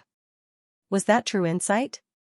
During the Lockbreaker competition, the prize for the true insight had been taken away by Dang Pu during the Great Battle on Source Peak Planet, and he had then sold it to the Zhu family. The Battle of Million Cities had started with the true insight page being stolen by a Corpse King. That had led to the Battle of Million Cities, which had shaken the entire Outerverse, and it had also exposed the fact that Million Cities was a war fortress. Countless people had fought intensely over that page of true insight, and in the end, it had disappeared without a trace. When Luin had been ambushed by the Neo-Human Alliance, he had thought that one of the Corpse Kings that had attacked him had been the one that had stolen true insight. However, the Corpse King had been destroyed, and true insight's whereabouts were still unknown. He had never expected that true insight would appear here. Could this be the same Corpse King that had stolen true insight from the Zhu family? However, this was not important, as he already had 5 pages of true insight, and now, he had an additional page. The entire true insight of the Outerverse had been obtained by him, and this excited Luin. As long as he broke through to become a boundless advanced lockbreaker, he would be able to study these pages. He was looking forward to learning more about sourcebox arrays. During the battle at the Cosmic Sea, if not for the sourcebox arrays, Not Kong would not have been able to defeat Supreme the Arch and the other 4 powerhouses. In the Innerverse, it was also Xiaoshi who had relied on her sourcebox arrays to toss out Captain Point Deus and force Not Kong to retreat. Sourcebox arrays possessed terrifying might, and they were not inferior to secret techniques. Luin glanced at the sky for a moment before returning to his planet. Not long after Luin left, strange patterns appeared at the spot where the Corpse King had exploded. They spiraled around and then condensed together. Because Luin had used the giant's right arm to tear through space, the remnant energy contained a large amount of rune lines, which was why he had not noticed these strange patterns condensing. On the planet, Luotian was rescuing the trapped survivors. With her strength as a melder, she was able to push open buildings, so her rescue efficiency was quite high. Luin returned and swept out with his domain, which then transformed into a towering tree. Its branches spread throughout the entire city and rescued all of the survivors. Many of the survivors knelt down in worship, as Luyin was a god in their eyes. This planet was like many other planets in the universe that did not have a cultivation civilization, so Luyin's actions were no different from that of a god. Luyin did not explain any further and planned to leave with Luoxin. There was still some time before this planet was destroyed, and the nearest Great Eastern Alliance army was not far away. He could leave the rest to them. Luoxin could not bear it. "Your Highness, let's save them." Luyin replied, "Don't worry, the army will be here soon." Luoxin pursed her lips. Luyin asked, "Why are you here?" Luoxin replied, "This is the edge of the Outerverse weaves. I wanted to promote the alliance, but I was captured by the Neo-Human Alliance and thrown onto this planet." Luyin did not understand Luoxin's work, but he did not ask. He took out a collapsible spacecraft and was about to bring her up when strange patterns gathered in the void to form a ray of reddish-black light that shot towards Luyin. This ray of light arrived very quickly, but fortunately, Luyin had already seen the rune lines descending and was prepared. He immediately put on his universal armor, and the remnant power of this corpse king's innate gift was not enough to harm him. However, no matter how much he had calculated, he had not expected Luoxin to be right next to him. She had also seen the ray of light before he had, and she had not hesitated to block the attack for him. Luoxin suddenly appeared in front of him and crashed into the ray of reddish-black light. By the time Luyin reacted, the ray had already struck her. Luyin was shocked, and he pressed a palm against her back. Star energy passed through her body and blocked the ray of light's corrosion. The reddish-black light was just the remnant power of the Corpse King's innate gift after it had died, and it could be considered one of its innate gifts. Since it was a remnant power, its power would not be too great. Luyin could have blocked it without his universal armor, but Luoxin could not. "Thank you. The Mountain Breeze brother, the rest of my life will only be for you. Thanks for your support. Thanks for your support. Thank you for your support." Luyin's reaction was quick, but he still couldn't stop the red and black light from piercing through Luoxin's body. Although he'd managed to block some of the power, Luoxin was only a melder. Her body was as fragile as paper against this attack. Luyin grabbed Luoxin and pulled her into his embrace, causing the reddish-black light to dissipate. Luoxin's face was pale and bloodless. Large amounts of blood flowed out of her abdomen. Ever since he had stepped onto the path of cultivation, no one had ever done such a thing. Luoxin was dying in his place. At this moment, Ming Yan, Zhude Knight, and Luoxin overlapped. In order to prevent him from being threatened by the Neo-Human Alliance, Ming Yan had willingly eaten the poison and died. In order to give Luyin a chance to escape, Zhude Knight had purposely revealed Night's End, daybreak, in order to obstruct Night King Jinwu. As for Luoxin, she did not hesitate to stand in front of him and die for him. Luyin had never imagined that he would encounter such a scene. He hugged Luoxin and felt an indescribable weight. He hurriedly fed Luoxin some pills and used his lock-breaking techniques to dissolve the power that was eroding Luoxin's body. Luoxin's abdomen had been struck, and it had almost been pierced through. The corrosive power continued to spread, but fortunately, Luyin was a lockbreaker. Otherwise, he would not have been able to control it. Blood continued to flow as Luyin held on to Luoxin, his face pale. Luoxin had already fainted. "Seventh bro, don't panic. Her injuries aren't that serious. That power wasn't that strong in the first place, and it's been greatly weakened by you," the monkey shouted. Luyin was shocked. "Weaken?" Yes, his eyes transformed into runes as he stared at Luoxin's abdomen. The power that was corroding her body was directly weakened by the rune lines, and a small portion of the power that was corroding Luoxin's body was weakened. Luyin heaved a sigh of relief, as he could now control the situation. He got up and carried Goddess Luo into the collapsible spaceship. He looked for the nearest Shamrock Enterprises and left quickly. Within the spacecraft, Luyin's thoughts were complicated as he looked at Luoxin's long hair. She was extremely weak. Why? Why did she block that attack for him? Was it worth it? He knew that Luoxin liked him, whether it was through her eyes or through her words. However, he could not accept it. Ming Yan was his true love, and he also had Wendy Yushan by his side. Wendy had also supported him without hesitation during the battle on planet Pyrolite. There was also Zhude Night, and he could not repay her kindness. Feelings were heavier than any power. He did not dare to accept Luotian's feelings. However, how could he return such a blow?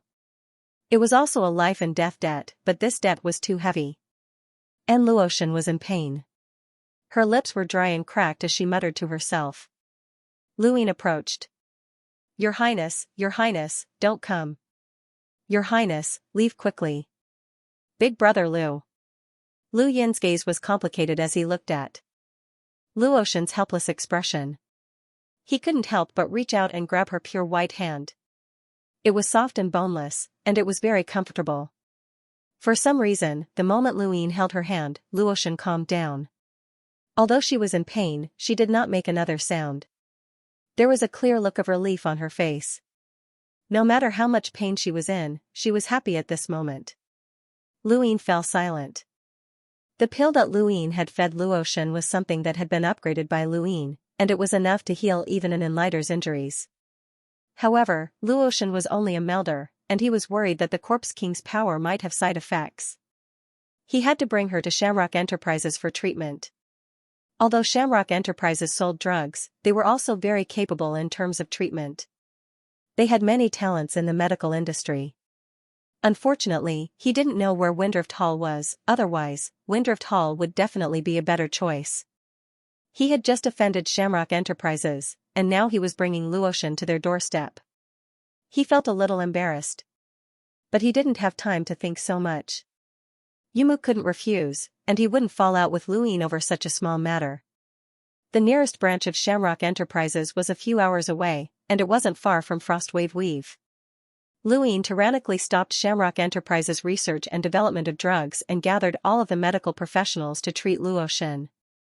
After finding out that her injuries were completely under control and that all she needed to do was quietly recuperate, Luoyin let them go. After all, Luotian was only a melder. Although Lu Yin's pill had managed to control her injuries, the medicine's effects were overbearing and had caused some damage to her body as well. Shamrock Enterprises needed to help her recover. And this recovery would take at least half a year.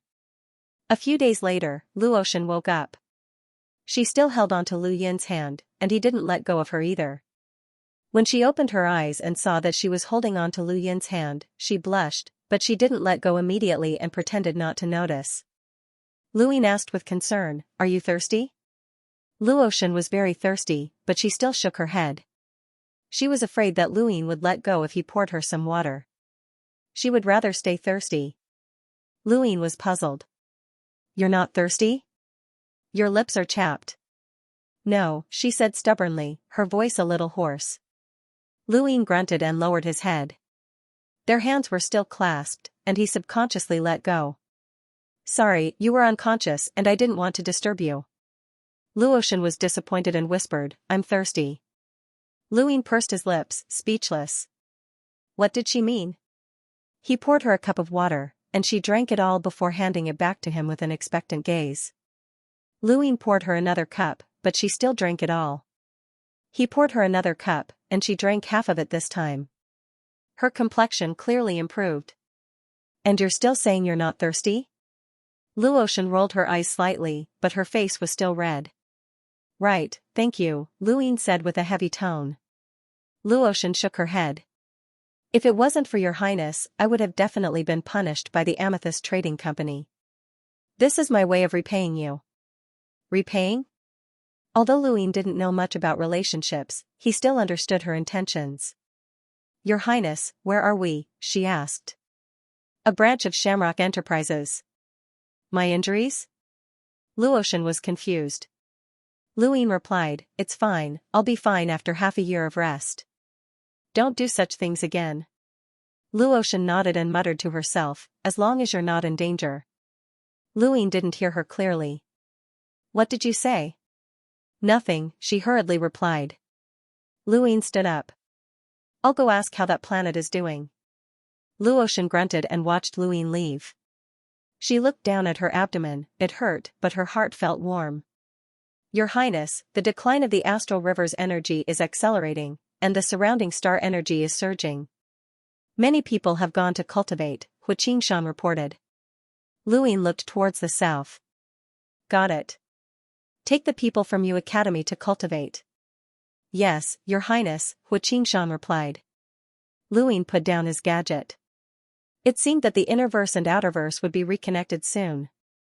Before that happened, he would definitely unify the outerverse and become the master of the outerverse. The various powers of the innerverse would never agree, and conflict would definitely erupt. He still hadn't thought of a way to resolve this matter, but what was to come would come, and he couldn't avoid it. Perhaps it would be good to go to the edge of the Astral River. After accompanying Luotian for 2 more days, Luin decided to leave on the 3rd day. The ground inexplicably trembled, and a howling gale almost flipped the ground over. Lu Yin's gaze turned cold, and he walked out of the ward. He raised a hand and used his star energy to form a barrier that blocked the gale. He then looked into the distance, where he saw an even greater number of rune lines than the Enlighter Corpse King. There was an Enlighter there. Why was he running into Enlighters everywhere he went? In the distance, the Shamrock Enterprises branch building trembled, and the mountain range cracked open. Many Shamrock Enterprises cultivators fled as they stared in horror at the giant figure standing beside the mountain range. It was a Sylvan Dragon. No one had expected a Sylvan Dragon to attack a Shamrock Enterprises branch. Most importantly, the Sylvan Dragon had covered its face with a piece of black cloth. Everyone who saw this had a strange look in their eyes. Who couldn't tell that it was a Sylvan Dragon? Was there any point in covering its face? Even if it didn't cover its face, no one would be able to tell the dragon's appearance apart from its gender. If it wanted to hide its identity, why didn't it change its skeletal structure and assume a human form? There were many strange things in the Outerverse history, and today, there was one more. A masked Sylvan Dragon had attacked a Shamrock Enterprises branch, and it even thought that no one would be able to recognize it. This is a robbery. Be honest and hand over your star essence and your best medicine, the dragon roared, spitting saliva all over the place. The terrifying pressure frightened the Shamrock Enterprises staff, and many of the women paled. Some of them even cried out in fear. The Sylvan Dragon's large eyes scanned the crowd and fixed on the beautiful women. Its human-like gaze revealed a look of infatuation. This is a robbery. Strip and search. Everyone was stunned. At this moment, a screen appeared in the sky above the branch, and the image of Eastern Frontier's president, Shen Fu, appeared. Your Excellency, how has Shamrock Enterprises offended you? The Sylvan Dragon blinked. What Sylvan Dragon? You've got the wrong person. I'm a phoenix. Everyone was speechless. Shen Fu choked and angrily replied, Your Excellency, I am Shen Fu, the president of Shamrock Enterprises Eastern Frontier. Please enlighten me. How has Shamrock Enterprises offended you? The Sylvan Dragon was furious. I already said that I'm a phoenix. Don't you understand bird language? Shen Fu was furious. Don't be so arrogant, Sylvan Dragon. This is Shamrock Enterprises, and even if you're the leader of your family, you can't cause trouble for no reason. Scram. The Sylvan Dragon waved its hand and dispersed the screen. Its large eyes then focused on the beautiful women once more, and its saliva almost dripped from its mouth. Hurry up and let me search you. You must be hiding some good stuff. In the distance, Luin stared blankly at the Sylvan Dragon's robbery with a strange expression. Wasn't this guy Long Erwo? They had disappeared after escaping from the Starfall Sea, and he hadn't been captured by Master Yuan? Why was he here? And why was he robbing? At this moment, another screen appeared, but this time, it was a fish screen. Before Luin could speak, the entire mountain range shook, and the device that had launched the screen was destroyed. The image of the fish screen disappeared. The Sylvan Dragon was pleased. How dare you disturb me? You're courting death. TSK. How bold of you to not listen to me. This is a robbery. Hand over the star essence and the medicine. The males will stand on the left, and the females will stand on the right. Bah. Seriously, the males and ugly females will stand on the left, and the pretty females will stand on the right. Everyone was terrified, and they could only follow the Sylvan Dragon's orders. The beautiful women were even more terrified, and they looked at the dragon in despair. The Sylvan dragon grinned, revealing its sinister teeth. Now, I'll search you. Ha ha ha ha. Baidu search Dong 81 Chinese. Network O. No advertisement. In the distance, Lu Yin's gadget beeped. It was Shenfu. Alliance leader Lu, please help Shamrock Enterprises. I would be eternally grateful, Shenfu said respectfully. Lu Yin was helpless, as he happened to be here. Both Shenfu and Yumu knew that he had just defended Shamrock Enterprises, and now that he had asked them to treat Luoshin, he owed them a favor. Got it, Lu Yin answered and walked out, appearing in the sky in a flash as he put on his universal armor and faced the dragon. Long Erwo, do you remember an old friend? Lu Yin's voice was transmitted directly to the dragon's ears. The dragon was stunned and looked up to meet Lu Yin's gaze. It was confused at first, then dumbfounded, and finally furious. You again? You want to ruin my plans? Alright, you've already harmed the Skyfire dojo once, so I won't let you off this time. Die. Lu Yin slowly put on the giant's right arm and clenched his fist. I killed 2 Imprinter during the battle in the astral graveyard. Just as Long Erwo was about to attack, he paused when he heard those words. He remembered that this guy had killed 2 Imprinter. They were Imprinters with a combat power of over 500,000, and they were from the 6th mainland. This was awkward, and Long Erwo didn't dare to attack. He had been roaming the Outerverse for a while and had heard many things about Lu Yin. In particular, no one could compare to Lu Yin when it came to external items. Who knew how many he had? Right, he was also from the Hall of Honor and had Master Yuan as his backer. Long Erwo gulped. It wasn't a tough nut to crack, so there was no need for it to cause trouble. Get lost, kid. This has nothing to do with you. Lu Yin clenched his right fist. I'll take care of this place for now. Long Erwo snarled, kid, don't cause trouble. Lu Yin's eyes narrowed as he transmitted to Long Erwo, you're covering your face because you don't want to offend Shamrock Enterprises. Aren't you afraid that I'll tell you your name? The Innerverse and Outerverse are about to be connected. Do you want to be hunted down by the entire company? Long Erwo was furious, and he unwillingly looked at the ground beneath the mountain range.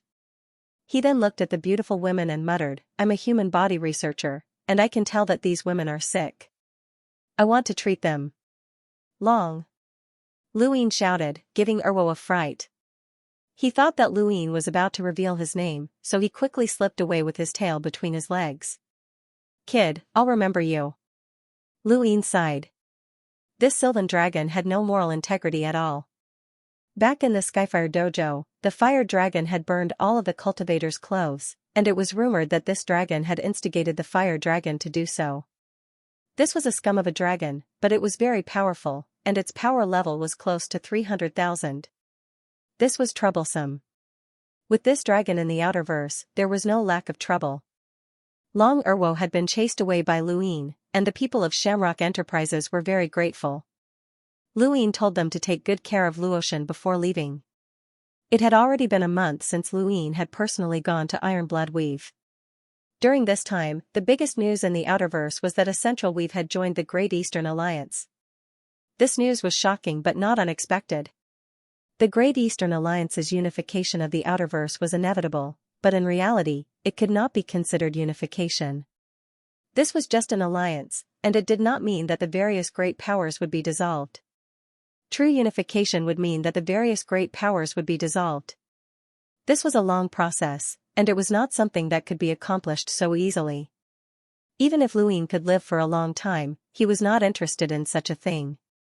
The alliance was the best choice for him, as all he needed was status, authority, and resources. At present, 50 of the Outerverse 72 weaves had joined the Great Eastern Alliance, leaving only 22 weaves in the west. Everyone looked towards the west. Lu Yin had just arrived. After entering Frostwave Weave, Enya contacted him and informed him of the current situation. She also confirmed that the remaining weaves would be able to join the alliance within half a year. However, Lu Yin felt that this was too slow, and he gave Enya, Wang Wen, and the others a deadline of 3 months.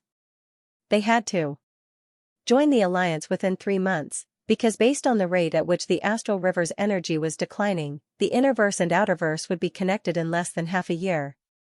They had to unite the outerverse before the innerverse and outerverse were connected. Only by uniting all of the outerverse power would they be able to strike fear into the innerverse great powers and obtain the Hall of Honor's recognition. If they wanted to resist the pressure from the innerverse, then the Hall of Honor's attitude would be crucial. Next, he would enter the Daosor sect's ruins. It had been a long time since he had last entered, and it was time to cultivate his second son. It was not that Luin had not wanted to enter the Daosor sect's ruins, but rather that he had not had the time. After the battle in the astral cemetery, he had been thrown into the cosmic sea, and he had not had the time to do so. It was only now that he had the time to enter the Daosor sect's ruins again.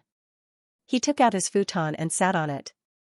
The scene before him changed, and Luin appeared at the futon plaza outside the First Divine Gate's ruins. There were even more people at the futon plaza than the last time he had been there.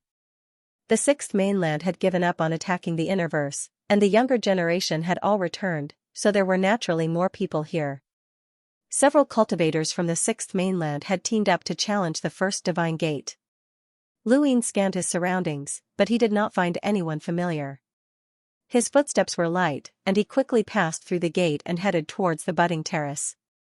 The cultivators from the First Divine Gate were stunned. There's an expert here, and from the looks of it, he might be a descendant of an imprinter family. The three domains invasion of the human domain failed, and those young experts have all returned. It's impossible for us to peacefully search for opportunities like before. What a pity. The First Divine Gate's guardians had clearly been destroyed, but they had now reappeared. Luin had no idea where they had come from. Luin casually waved his hand, and the First Divine Gate guardians shattered. These First Divine Gate guardians had not even been able to stop him for a second. After passing through the gate, Luin stepped onto the budding terrace. There were more people here than before, and Luin headed straight for the Nine Cauldrons space. He had been to the Daosor sect's ruins many times, so he was quite familiar with this place. He was afraid of running into someone he knew, so he had changed his appearance slightly when he entered the futon plaza. After the battle in the Cosmic Sea, Zi had issued a bounty, and his appearance had been recognized by countless cultivators from the Sixth Mainland. Now, he no longer dared to use his original appearance without restraint. There were also more people in the Nine Cauldrons space than before. The last time he had been here, this place had been sealed off, which had led to a huge battle between two groups of people. Now, no one had sealed it off. Luin leaped into the second cauldron, where several cultivators from the Sixth Mainland were comprehending something. Luin recognized one of them as the person who had chased after him in the Cosmic Sea along with many other cultivators from the Sixth Mainland. This person had been one of the people who had led the charge, and he was a descendant of an imprinter's family. Lu Yin's arrival attracted the attention of several people, and he felt very guilty. He paced back and forth to a corner, shrinking his head. The Sixth Mainland's cultivators did not pay him any mind, but the descendant of the imprinter's family looked on with disdain and continued to comprehend. Luin relaxed, as it was good that they did not recognize him. He sat down in the corner and pressed a hand against the cauldron. He felt the cauldron tremble, and then the cauldron's chi flowed into his body through his palm. The others also felt the cauldron tremble. They had thought that it was just an illusion, but now that they all felt it at the same time, it was different. The cultivators were delighted, and they all tacitly continued to comprehend the cauldron without saying a word. The descendant of the imprinter's family issued a warning. Everyone, please keep your mouths shut. If word gets out, there won't be any consequences. What's wrong with you? The Nine Cauldrons battle technique is invincible, so don't make a mistake. Although they did not respond, they did not refute him either. If possible, the descendant of the imprinter's family would naturally want to kill them all, but he was not confident that he could do so. If someone managed to escape, this matter would be exposed, and he would not have the opportunity to continue comprehending the cauldron. The descendant of the imprinter's family glanced at them, and then at Luin. His gaze was filled with disdain and dissatisfaction. This person was too lucky to have encountered a cauldron tremor as soon as he had arrived. Cauldron tremors had occurred several times over the past countless years, and although no one had been able to comprehend the Nine Cauldrons battle technique, they still represented hope. For a piece of trash to have encountered a cauldron tremor, it could be considered a stroke of luck. If this person was killed, the others would definitely be terrified. The descendant of the imprinter's family snorted. This person was lucky. For several days, Luin quietly stayed in a corner and absorbed the cauldron's qi. From the other's point of view, he was very obedient and did not move at all. The others would occasionally change positions in an attempt to comprehend the 9 cauldrons battle technique, but none of them succeeded. A few days later, someone arrived at the second cauldron and sighed in disappointment. Who spread the rumor that the 9 cauldrons have battle techniques? Isn't this a scam? That's right. This thing has been around for countless years, and the recorded history is all rotten. The older powerhouses have all given up on it. Still, the first cauldron's shattering caused quite a commotion. Quite a few older powerhouses came in to investigate. It must have been corroded over time. Those people couldn't find anything. That's true. 2 days later, some people left, while others arrived. Lu Yin's group did not leave, and they would not leave until the time was up. Even if the time was up, they would definitely return to this cauldron the next time because they had experienced a cauldron tremor. I never thought that the invasion of the 5th mainland would fail. 2 imprinters even died. The losses are too great. Yeah, the people of the 5th mainland are too cunning. I heard that during the war between the 2 mainlands, the 5th mainland used all sorts of lies to deceive the seniors of the 6th mainland. If not for the seniors' vigilance, the outcome of the war would have been different. Brother Lin, you're back as well? Didn't you participate in the invasion of the 5th mainland's astral beast domain? Someone exclaimed as they entered the second cauldron. Luin opened his eyes. Astral beast domain? The man called Brother Lin was vexed. Don't mention it. If I'd known, I wouldn't have gone. What astral beast domain? That's just a barren wasteland. Not only have the various astronomical phenomena not been cleared out, but the resources haven't been developed either. It's just a place for wild beasts. Did the attack go smoothly? It didn't go well.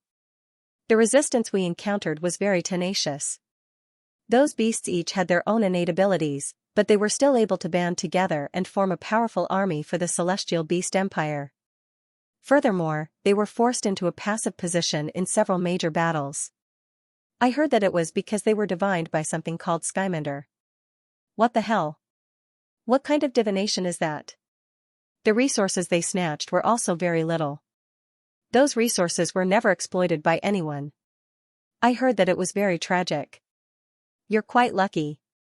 The war against the 5th mainland's human domain was extremely tragic. The older generation sacrificed 2 heavenly imprinters.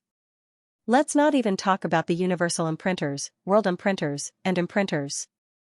Our younger generation even went to the Dowsource 3 skies, but we still managed to retreat. I didn't expect it to be so tragic, thank you very much. The mountain breeze for the rest of my life, only for you. Thank you, brothers, for your support. Thank you. Calm.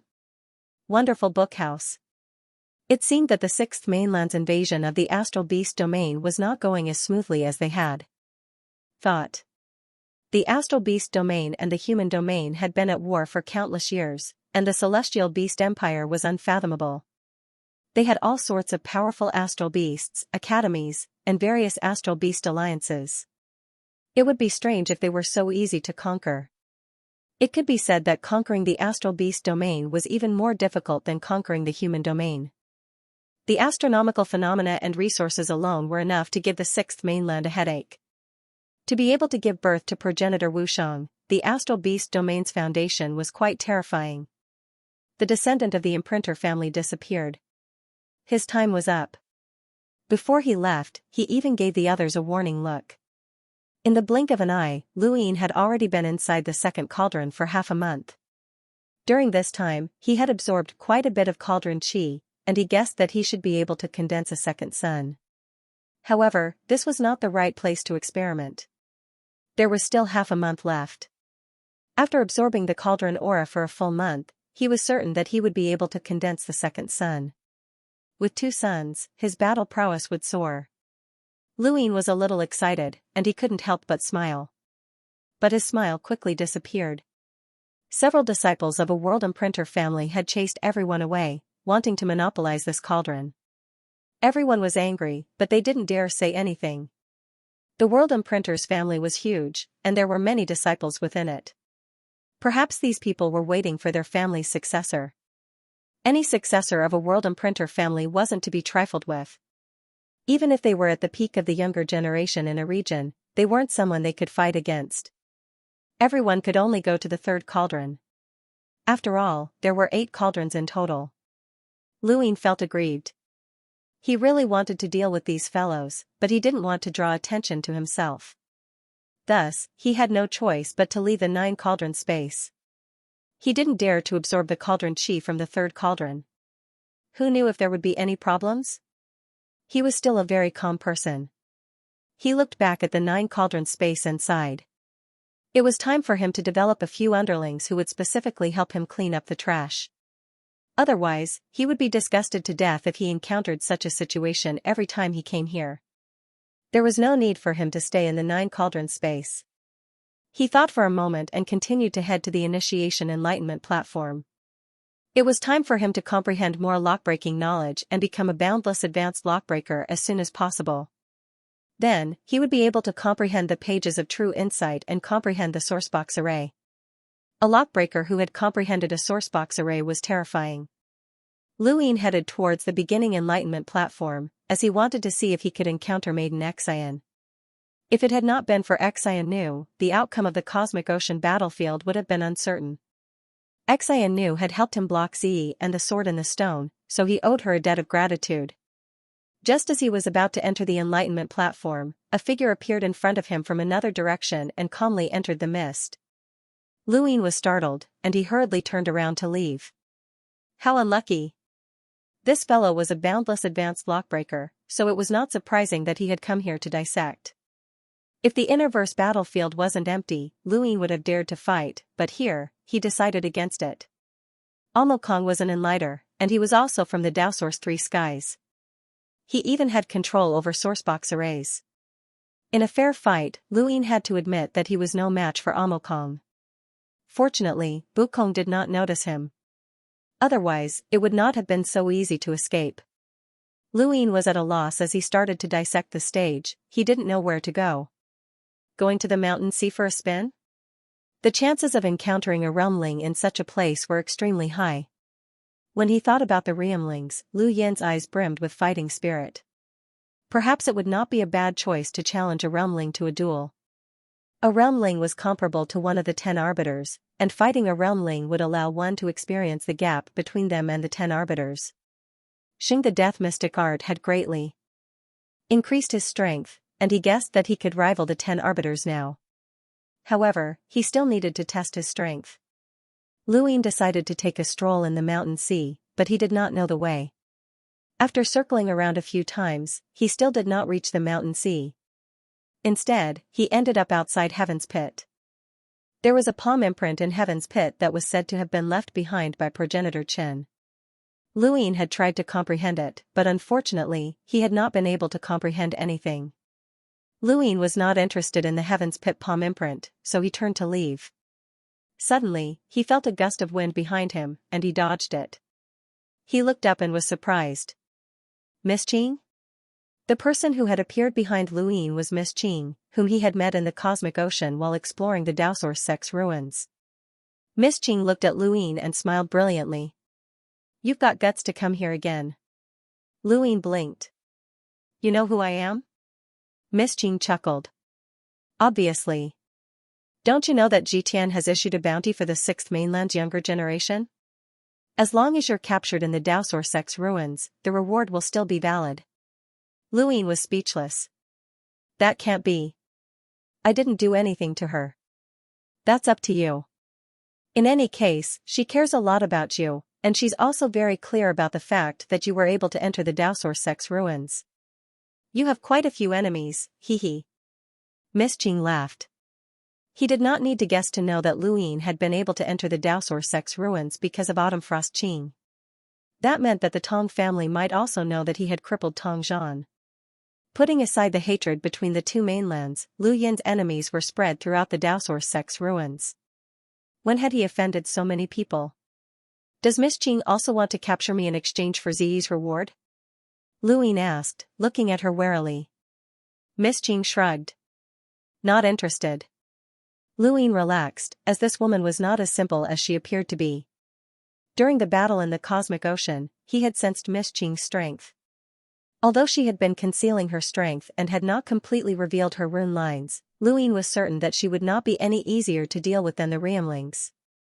On the surface, the sixth mainland was composed of the Dowsource 3 skies and the 9 Realmlings, but there were also many hidden experts, such as Xianxia and Miss Qing. In reality, this was the case everywhere, and it was the same for the fifth mainland. Was there really no one in the younger generation who could compare to the 10 arbiters? The 3 Dark Hands descendants had not even appeared yet. Luine looked at Miss Qing.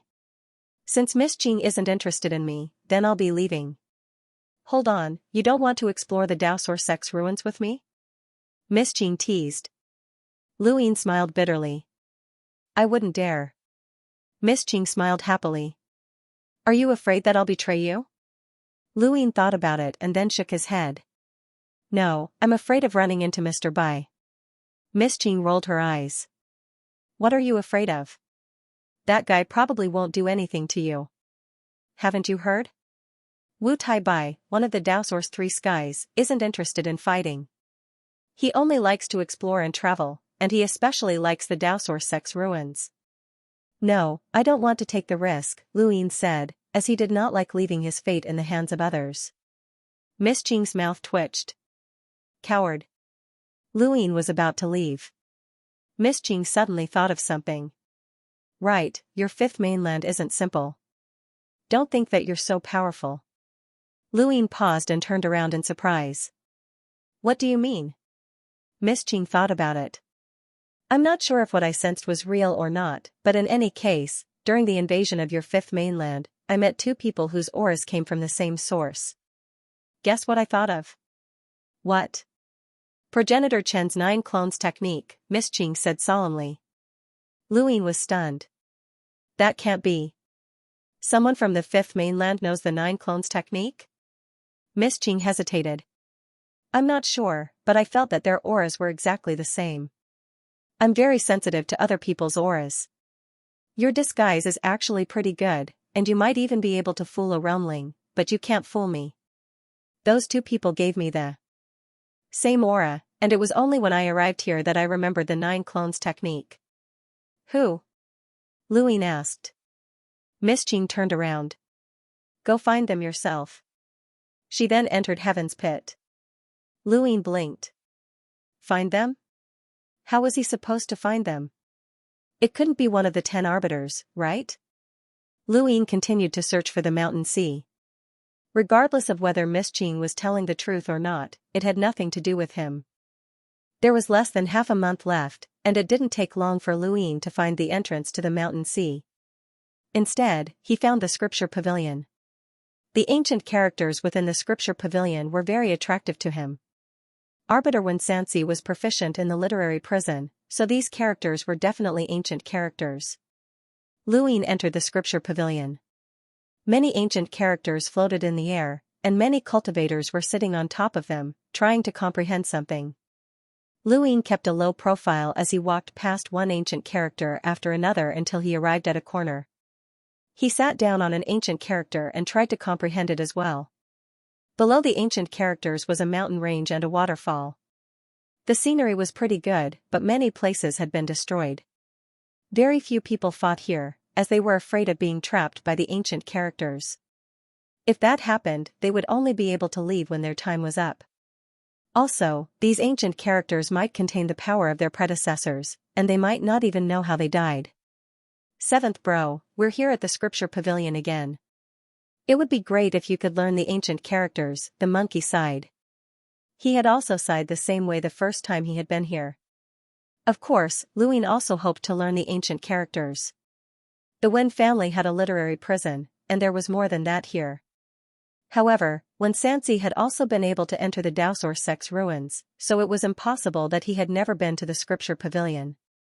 Compared to Xianxia, Luine was on a completely different level when it came to learning the ancient characters. Luine hoped that no one could learn the ancient characters, as Xianxia would be too terrifying. The ancient characters glowed with a faint golden light. There was no sense of touch, and each character was about a meter long. Luin did not want to learn any battle techniques, but he simply wanted to sense the ancient characters. Aside from Knight King Jinwu, there was another great enemy of the 10 Arbiters, and that person was most likely Long He, but it could also be Knight King Jinwu. Naturally, it could also be Xianxia. If he could understand the ancient characters, then he would have an advantage in dealing with Xianxia. However, the possibility of it being Xianxia was relatively low. Xianxia was one of the 10 Arbiters whom Luin had interacted with the most, and he must have investigated Luin. If Xianxia was the one who had created the trial with the surname Lu, then he should have been dealt with long ago. People came and went from the scripture pavilion, and some even came here to avoid their enemies. There were no battles here. Luin quietly stayed here for more than 10 days as he pondered over how the ancient characters could trap others. He occasionally gained some insight, but he kept it to himself. When he saw that the time was almost up, Luin decided to give it a try.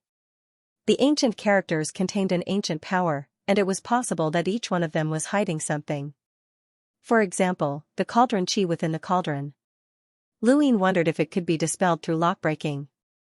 Luin held the giant emperor's third eye in his hand and stared at the ancient characters. He wanted to find a way to unlock them, but even after 2 days of trying, he was still unable to find anything. Luin was not surprised. If it had been so easy for him to find a way to unlock these ancient characters, then these characters would have disappeared long ago. He was just trying his luck. He stood up and left the scripture pavilion, as he would not gain anything here. There was less than a day left, and Luin planned to ask someone how to get to the mountain sea. If he could not absorb the cauldron chi the next time he came, then he would either go to the beginner enlightenment platform or the mountain sea. Aside from the scripture pavilion, the closest place was the budding terrace. Luin arrived at the budding terrace and grabbed a random cultivator from the 6th mainland. "Take me to the mountain sea." The 6th mainland cultivator stared at Luin in astonishment, but then he became furious. "How dare you capture me? Do you know who I am? My senior is the Eastern Region's roamling, the Little Arrow Saint. You're courting death." Scram. Luin was astonished. "The Little Arrow Saint? It's good that you know." Scram, the cultivator bellowed. Luin sneered. "I don't care who your senior is. Take me to the mountain sea." Just as he finished speaking, Luin felt a chill run down his back. The void distorted as an arrow pierced through the void and shot towards him. Luin turned around and raised his hand. His 9-lined battle force imprint slapped out with the skybeast claw, and with a bang, the arrow was stopped in its tracks and shattered into dust. A shockwave spread out from beneath Lu Yin's feet, and the cultivator who had been captured was sent flying before crashing into the distance and fainting. Luin looked in the direction that the arrow had come from with a grave expression. This power belonged to the Little Arrow Saint. In the distance, the Little Arrow Saint slowly walked over and glanced at the unconscious cultivator. He then looked at Luin and frowned. "You look familiar. Who are you?" Luin had not expected himself to be so unlucky as to run into the Little Arrow Saint by randomly grabbing a random person. However, this was also good. This person had chased him for more than 10 days on the miniature continent, and it was time for him to have a real showdown with him. "I've heard that the Little Arrow Saint's archery skills are unparalleled, so I'm here to experience it," Luin said. The Little Arrow Saint's gaze landed on Lu Yin's hand. 9-lined battle force. "Which region are you from?" "The martial immortal realm." The Little Arrow Saint raised his eyebrows, and his eyes flashed with battle intent. If the realmlings of the 9 domains were ranked, then the realmlings of the celestial martial domain would at least be in the top 3. The celestial martial domain is just like the stone domain in that it has many experts. I didn't believe it before, but now I do. Cut the crap. Let's fight. Lu Yin's figure flashed as he appeared in front of the Little Arrow Saint. He raised his right fist and imprinted 9-lined battle force onto it as he punched out. This punch was much stronger than when he had fought in the Cosmic Sea. His battle force had risen to 9-lined battle force, and his strength had also increased greatly after he had practiced the arcane art of life and death. The Junior Arrow Saint's eyes widened, and his own 9-lined battle force soared into the sky and imprinted itself onto his longbow. He used it to block Lu Yin's punch, and there was a loud bang as the ground shook and cracked. Countless shattered rocks shot out in all directions, each one containing the might of 9-lined battle force as they tore through the void. There were originally some cultivators on the budding terrace, but the clash between Lu Yin and the little arrow saint had caused a violent gale that swept through the entire terrace. Many of the cultivators were shocked and hurriedly fled. The little arrow saint stared at Lu Yin in shock, as he had almost been unable to withstand the might of Lu Yin's punch. He was a hunter and a realmling, but this person's strength was actually so great. As he thought about it, the little arrow saint drew his bowstring to a full moon, and his star energy transformed into an arrow that was aimed at Lu Yin. He fired an arrow that was even more powerful than the previous one. Lu Yin dodged and pushed the longbow away with a single hand. He spun around in midair and tapped out with a finger. The dream finger caused the void to freeze, and the little arrow saint was caught off guard. The finger pierced through his shoulder, and the aftershock spread out in a fan shape that shattered the ground. The little arrow saint endured the pain and grabbed onto Lu Yin's arm. Their 9-lined battle force collided, and the longbow was drawn to a full moon once more.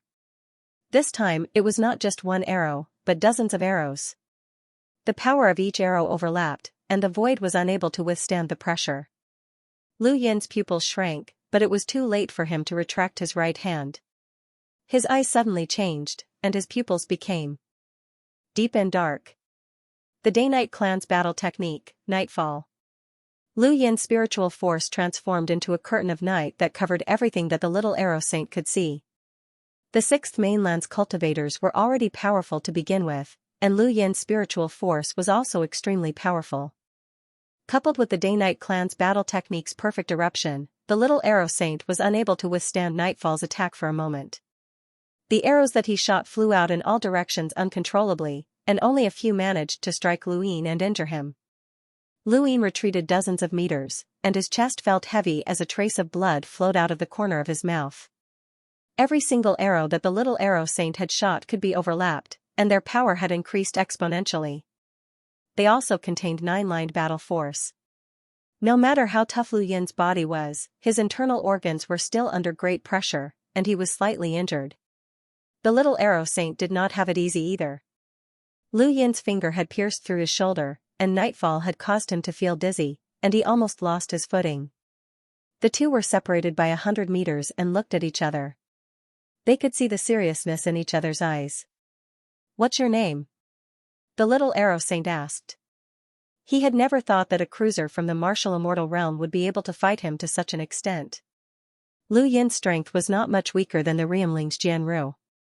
Lu Yin wiped the blood from the corner of his mouth. "I'll tell you if you win." The little arrow saint's eyes narrowed. "Don't you know that I'm from the secret progenitor realm?" As he spoke, the wound on his right shoulder that had been pierced through by the dream finger healed at a speed visible to the naked eye. Lu Yin's eyelids twitched. Resurrection techniques were truly disgusting. The sword and the stone and the little arrow saint were both from the secret progenitor realm, and both of them had resurrection techniques. It would be very difficult to defeat them unless they won in a single blow, and this was only their resurrection techniques. There was also the god-fusing technique, which had left a deep impression on Lu Yin. During the battle at the Cosmic Sea, neither the sword and the stone nor the little arrow saint had needed to use the god-fusing technique or imprint because their power levels already exceeded 200,000. However, there were no such concerns here, and the little arrow saint could perfectly display his strength and display the strength that a realmling should possess. The little arrow saint gave Lu Yin a similar feeling to Lan Si. Similarly, he did not have any dazzling battle techniques, but he did have a technique that allowed him to stack his arrows to unleash explosive power. This technique could be displayed even under the suppression of astronomical phenomena. Lan Si similarly relied on overlaying stacks. However, compared to Lan Si, the little arrow saint was much more difficult to deal with because he had a secret technique. The existence of the Sixth Mainland's 3 progenitors had given low-level cultivators many opportunities to rise above others. In the blood progenitor realm, one could coincidentally obtain an unparalleled bloodline and immediately become a top-notch expert. Bloodlines surpassed battle techniques and innate gifts. In the martial progenitor realm, as long as one comprehended a martial seal, one's power level would also increase by several times. The secret progenitor realm was the most obvious. The more one comprehended the secret progenitor's inherited secret techniques, the more powerful they would become. Although the little arrow saint was powerful, he might not have been qualified to become a realmling. However, he had comprehended 2 secret techniques, and by relying on his 9-lined battle force, he could crush all of his peers in the eastern region and become a realmling. The little arrow saint seemed easy to deal with, but the simpler someone was, the harder it was to deal with them. In front of Luin, dozens of arrows tore through the air. Their trajectories were ever-changing, but they could fuse together at any time to form an indescribably terrifying force that could sweep through everything. The little arrow saint was not fast enough, so his arrows covered a large area. In the face of such an attack, very few cultivators below the realmling level could evade it, and Luin was not one of them. Speed was useless against Luin. Luin weaved through the arrows and quickly approached the little arrow saint. His left palm faced each other from a distance, and his right palm slapped against the back of his left hand. A sharp gale whistled through the air as it rushed towards the little arrow saint. The little arrow saint easily dodged the attack, but his mind was constantly thinking. When had there ever been someone in the martial immortal realm who could challenge a realmling as a cruiser? Suddenly, he thought of a rumor that he had heard before. Could it be that rumor was true? Your little Qing, the little arrow saint shouted as he stared at Luin. Luin was confused. Little Qing? Rumor has it that the martial immortal realm's realmling, Jianru, was defeated by someone called Little Qing several years ago. However, it's only a rumor and has not been confirmed. The martial immortal realm's realmling hasn't been replaced, and you're still a cruiser despite your strength. You must be Little Qing, the little arrow saint said confidently. Luin did not refute him, as Little Qing was Little Qing. Rumors really can't be trusted. They say that Little Qing is a woman, but I never expected her to be a man, the little arrow saint shouted as an imprint suddenly appeared behind him. It was a 3-inch-old man, and Luin had seen this imprint on the sword in the stone before. It should be a powerhouse at the secret progenitor realm's celestial imprint level. With the appearance of the imprint, the little arrow saint's power level, which had been infinitely close to that of an enlighter, suddenly increased dramatically. His entire body seemed to grow taller, and the arrows he shot out became even more powerful. Lu Yin's eyes widened, but he was not surprised. Realmlings had imprints that could increase their power level, and the 10 arbiters had always fought against realmlings who were using their full strength. Luin had already been prepared for the little arrow saint to use his imprint during his battle with him. An arrow tore through the air, and Luin raised a hand to grab it. His entire body was pushed back by the arrow. He also had 9-lined battle force, but his battle force was on the verge of collapse. The little arrow saint snorted and shot out another arrow. A realmling could not be provoked. He did not know how Jianru had been defeated, but he would not lose. Luin growled and used all of his strength to crush the arrow. Several more arrows appeared in front of him, and the little arrow saint did not give him any time to catch his breath. Luin felt a little sullen, as he was afraid of exposing his identity. He had not used any of his secret techniques, such as the overlaying stacks path or the 9-yang cauldron transformation, but his opponent was a realmling. He calculated the time and estimated that he would be able to lead the Daosaur sect's ruins soon, so it would not be too much of a problem for him to expose himself now. Luin suddenly looked up and gathered star energy in his right hand. A scorching sun blossomed with radiance, and he fiercely swatted it out to meet the incoming arrows. The little arrow saint's pupil shrank. What? There was a boom, and the budding terrace shook once again. The cultivators who had wanted to get closer to watch the battle were all blown away. Only 1 or 2 imprinter disciples managed to hold on, but they did not dare to get any closer. Luin had used up a third of his 1 star to display 1 sun, and its power was enough to contend against an enlighter with a power level of over 200,000. The little arrow saint's arrows were about the same level of power, so they were able to cancel each other out. Luin tore through the void and charged towards the little arrow saint, who shouted, "You're not Little Qing. You're Luin." Luin did not say a word as he activated Night's Advent. His spiritual force caused the little arrow saint to see the sky darken. The little arrow saint's body was branded with 9-lined battle force, and his longbow shook in all directions. Suddenly, the longbow froze, and Luin grabbed it with both hands. His overlaying stacks exploded, and 100 stacks shot through the longbow towards the little arrow saint. Even though the junior arrow saint had 9-lined battle force to defend himself, he was still almost forced to let go of his longbow by the 100 stacks. In the nick of time, he pulled back his bowstring and shot an arrow towards Lu Yin's heart. Lu Yin hurriedly activated the secret art to divert the arrow, and the junior arrow saint took advantage of this opportunity to attack Lu Yin with a palm. Lu Yin elbowed the junior arrow saint, and with a bang, the two of them pulled apart once more. The junior arrow saint glared at Lu Yin with a look of disbelief. Impossible. How can you possibly have a power level comparable to mine? Lu Yin clenched his fists and exhaled in satisfaction. He had just clashed head-on with the junior arrow saint, and he had even displayed his full strength. The junior arrow saint had even used his imprint, which meant that he was strong enough to fight the 10 arbiters head-on. The junior arrow saint could not figure out how Lu Yin had improved so much in such a short period of time. During the battle at the Cosmic Sea, this person had only had 8 lines of battle force, and his strength was not enough to contend against someone with 9 lines of battle force. Furthermore, he had almost stolen the longbow, and he did not have a powerful spiritual force battle technique. Even the junior arrow saint had been affected, so how had this person improved so much? The more he thought about it, the more terrifying it became. The junior arrow saint's eyes were filled with killing intent, and he knew that he could not allow this person to live. He raised his longbow and shot out a barrage of arrows. Each arrow contained 9-lined battle force, and they were accompanied by the strength of his imprint. His overlaying technique covered all of Lu Yin's possible escape routes. The little arrow saint attacked with all his might. Lu Yin's eyes blazed with battle intent as he gathered star energy in his right hand. This time, it wasn't just a single sun, a second sun slowly condensed behind the first, and it smashed towards the first. Lu Yin used nearly half of his star energy to blast out a sun and shatter one arrow after another. He wanted to use his star energy reserves, which far exceeded the average person's, to make up for the difference in their realms. However, the junior arrow saint was still a realmling, and he had quite a bit of star energy as well. His arrows seemed to be endless, and his first sun was quickly consumed, while his second sun was similarly unable to block more than a few arrows. The junior arrow saint had made up his mind to kill Lu Yin with his arrows.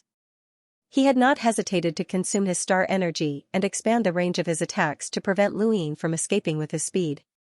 Lu Yin waved his hand and activated the secret art. One of the arrows changed direction and shot towards the junior arrow saint himself. The little arrow saint hurriedly shot out arrows to cancel each other out. What Lu Yin needed was the moment when the two attacks would cancel each other out. Nightfall appeared once more and unleashed a spiritual force attack. At the same time, Nightfall pointed out with a finger. Dream Finger. The 3 attacks combined into one. Even if the little arrow saint could recover, he would still need at least 1 second. That 1 second was enough. Lu Yin appeared behind the junior archer saint and struck out with 100 stacks 300-fold shockwave palm. Bang! The junior arrow saint felt a sharp pain in his back as the 100-stack shockwave palm, which was 300 times stronger than normal, descended upon him. Even if he had 9-lined battle force, his defenses would still be cracked open. Lu Yin also had his own 9-lined battle force, and that, combined with his strength that even enlighters feared, allowed him to send the junior arrow saint flying with a single palm strike. The junior arrow saint spat out blood in midair. Lu Yin hurriedly chased after him and struck out again. The little arrow saint's eyes turned cold. Spirit bestowal. As soon as he finished speaking, the imprint behind him suddenly became incomparably clear. He brandished his longbow and smashed it towards Lu Yin. Lu Yin's scalp went numb as he felt a sudden sense of danger. He waved his right palm and used both arms to block the attack, but his entire body was sent flying with a bang. The bones in his arms were broken, and intense pain engulfed his nerves as he crashed into the forest far away from the budding terrace. The junior arrow saint did not fare well either, as Lu Yin's palm strike had truly injured him. His body crashed to the ground, and he spat out another mouthful of blood. In the distance, some of the cultivators stared at him in disbelief. They could not understand how a dignified realmling could end up in such a sorry state. The junior arrow saint gritted his teeth and stood up. He felt another sharp pain in his back as a palm imprint had been deeply imprinted into his body. If not for his 9-lined battle force, that palm strike would have definitely injured him. Lu Yin's strength was too great, and just his strength alone was enough to injure him. Coupled with the addition of the 100-stack shockwave palm, it was clearly a very ordinary attack, but it had the might of a peerless battle technique. The junior arrow saint hurriedly used his resurrection technique to heal himself as he rushed into the distance. This person had also been heavily injured, so he had to take advantage of this opportunity to kill him. By the time the junior arrow saint reached the distant forest, he discovered that Lu Yin had already disappeared, and only a bloodstain had been left behind. The junior arrow saint was unwilling to give up, and he looked at his longbow, which was also stained with blood. He had used the secret subjugation technique to increase his strength, so he had definitely heavily injured this person. However, he did not know how serious his injuries were. No, I can't let this person off so easily. The junior arrow saint immediately ordered all of the cultivators to search for Lu Yin's traces and capture all of the injured cultivators. Not long after the junior arrow saint left the forest, Lu Yin walked out from the ground not too far away and sighed. He looked at his arms and saw that the pain was intensifying. He swallowed some pills and then frowned as he looked out of the forest. As expected of a realmling, his imprint and the secret subjugation technique had increased his strength by 2 levels. Fortunately, Lu Yin had also injured the junior arrow saint, which proved that Lu Yin's current strength was enough to fight against the junior arrow saint. At the very least, it would be very difficult for the junior arrow saint to defeat Lu Yin. However, it would still be difficult for Lu Yin to defeat the junior arrow saint, and it seemed that he still needed to increase his realm. The junior arrow saint was not the strongest realmling, and he might not even be ranked in the top 3. As for Knight Qingzhenwu, he was ranked at the very top of the 10 arbiters. Lu Yin's current strength was still lacking if he wanted to defeat Knight Qingzhenwu. Aside from increasing his realm, he also needed stronger techniques. However, Lu Yin had the true scripture of Aeon evolution to fight against Knight Qingzhenwu. This was the ruins of the Daosaur sect, so he could not use the true scripture of Aeon evolution. He could only use it on the 5th mainland. If the previous battle had erupted on the 5th mainland, then his chances of defeating the junior arrow saint would have been very high. The true scripture of Aeon evolution was enough to erase the junior arrow saint's strength that had increased through his imprint. The budding terrace, Heaven's Pit, the scripture pavilion, and so on. The junior arrow saint had used his status as a realmling to capture Lu Yin. Coupled with Ziyi's bounty, all of the cultivators in the 6th mainland had mobilized to search for Lu Yin. Unfortunately, they were destined to never find him. Not long after, the scene in front of Lu Yin changed, and he left the ruins of the Daosaur sect and appeared in a secret room in King Zishan's palace. He moved his arm, but fortunately, his injuries were not as severe as he had imagined. The technocracy's arcane art of life and death had not only increased his battle force, strength, domain, and even his physical defenses. If he still had the same power level as he had in the Cosmic Sea, that attack just now would have been enough to seriously injure him. He glanced at his gadget and saw that several Wi's in the West had joined the Great Eastern Alliance. The main reason was that Myriad City's enthusiastic response had shaken many of the Western Wi's powers. Lu Yin guessed that Wang Wen must have taken action, or else Xianxia would not have responded so enthusiastically to the Great Eastern Alliance. During the month that Lu Yin had been in the ruins of the Daosaur sect, nothing major had happened in the Outerverse. Besides the expansion of the Great Eastern Alliance, Wang Wen had also taken many resources from the Outerverse and given them to the 12th Imperial Squadron to create androids. Lu Yin did not object. Right now, he was most concerned about Banjiu's research on the Neoverse armor. As he thought about it, Lu Yin sent a message to Banjiu. Banjiu did not reply. Lu Yin left King Zishan's palace and arrived at the 12th Imperial Squadron's underground research facility. When they saw Lu Yin arrive, the 12th Imperial Squadron's members hurriedly bowed. Lu Yin waved for them to leave and then went to Banjiu's research facility. He saw that the man was focused on studying the materials that had been prepared, and the blueprint for the armor was displayed on the screen in midair. Lu Yin looked at it. He took a look and then left. Banjiu was still researching, and Lu Yin did not want to disturb him. It was time to use the Heaven Fire Stone to cultivate. There were countless cultivation methods in the universe, and there were also countless ways to increase the speed of absorbing star energy. Luin was confident that his star energy absorption speed was unparalleled. Not everyone had a physical body that could withstand extreme heat, and not everyone could obtain a treasure like the Heaven Fire Stone. The factors that had previously restricted Luin from increasing his cultivation realm had been high temperature and star energy, but now, both had been resolved. He had been worried that his sudden increase in strength would cause his realm to become unstable, but after his battle with the little arrow saint, he no longer needed to worry about this. Luin raised his hand, and his die appeared. If he wanted to cultivate, he definitely did not have enough time in the real world, so he could only use the time-stop space. He tapped the die, and it spun before finally stopping at 4 pips. His luck was pretty good, and the scene in front of him changed, and he appeared in the time-stop space. He had extended the time-stop space by half a year, but it had only cost him around 400 star essence. Luin waved his hand, and countless star essence appeared. There were at least 1,000,000 of them, and he took out the Heaven Fire Stone. He took a deep breath, and his 99 stars revolved as he began to cultivate. Time flew by, and a month quickly passed by. Luin opened his eyes and saw that he had used up hundreds of thousands of star essence. The space was scorching hot, and the high temperature that had been branded onto his body was still unbearable. A faint roar could be heard from within the Heaven Fire Stone. Luin had been worried that the Heaven Fire Stone would give birth to a fire dragon, which was why he had not continued his cultivation. He waved his hand again, and the star essence on the ground increased by another 1,000,000. He closed his eyes and continued to cultivate. Another month quickly passed by, and it wasn't too long before he could break through to the 6th cycle. Luin took a deep breath, and 10 days later, his body trembled as waves of energy shot out in all directions. He suddenly opened his eyes and clenched his fists. His body emitted a slight rumbling sound as he completed the 6th cycle. He had become a 6-cycle cruiser. As for the star essence, he had used up about 600,000 star essence. If not for this method, then even with the serious technique, it would have taken him 800 years to reach the 6th cycle.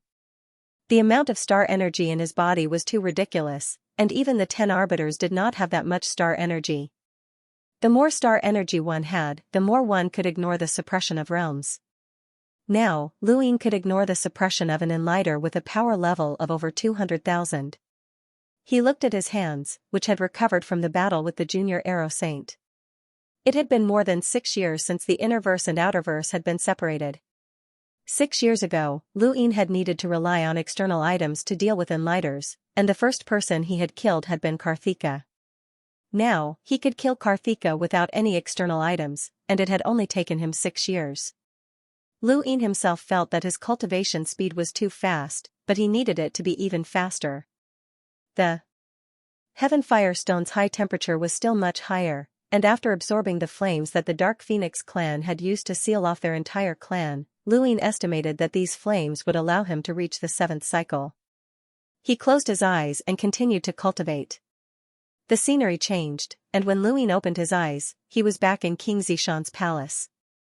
1 second had passed in the real world, but a year had passed in the time-stop space. In the first half of the year, he had used the Heaven Fire Stone's high temperature to cultivate, which had allowed him to reach the 7th cycle cruiser realm. This speed was something that few people in the entire universe could achieve. In the second half of the year, he had consolidated his current realm. Lu Yin's current physical body, strength, defense, domain, and even spiritual force had all grown a little. He had a strange look in his eyes. If he were to fight the junior arrow saint again, the results would be different. If he had fought the junior arrow saint before, without the true scripture of Aeon evolution, his chances of victory would have been 50% or 40% to 60%, with the junior arrow saint having an extra 10% chance of victory. But now, Lu Yin's chances of victory were also 40% to 60%, with him having an extra 10% chance of victory. No, he might even have a 20% chance of winning. If he gathered all his star energy into a single sun, his power level would be enough to make even an enlighter with a power level of 300,000 fear. A cruiser's cultivation cycle did not make much of a difference, but if he broke through to the hunter realm, then there would be a qualitative difference. Even the Dao Source 3 Skies might not be his opponent, let alone the Junior Arrow Saint. Luin was quite confident in his own abilities.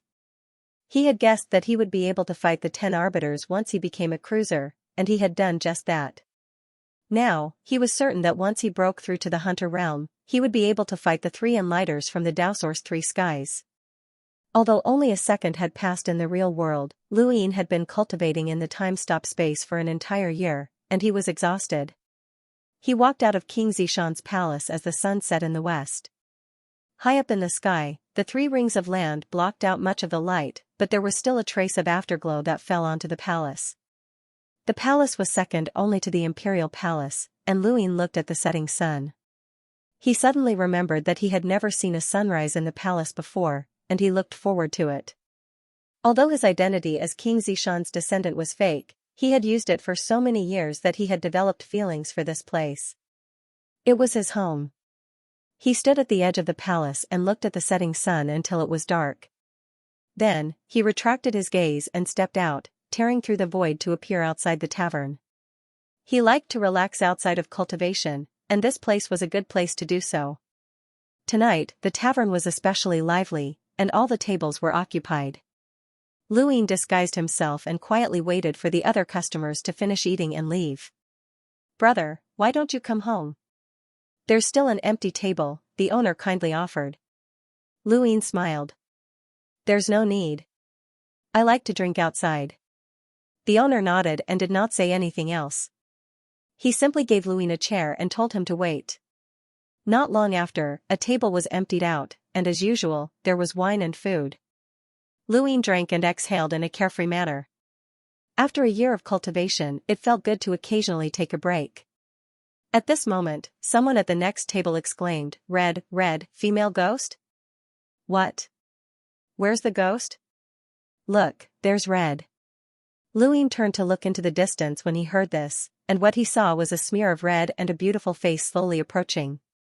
The customers in the tavern were all scared away. The owner was so scared that his legs were trembling. He looked at the woman in red who was slowly approaching. In the middle of the night, wearing bright red clothes and looking so beautiful, anyone would be afraid. Lu Yin's eyes flashed. Why was this woman here? Lily Rose was one of the top experts of the Blaze Realm's younger generation. Before the Innerverse and Outerverse had been separated from each other, she had been ranked 31st on the top 100 rankings. The Innerverse had been embroiled in war for several years, so it was possible that someone had overtaken her, and it was also possible that someone had died. Her ranking might have risen or fallen. He had only met this woman a few times, and he had only spoken to her once.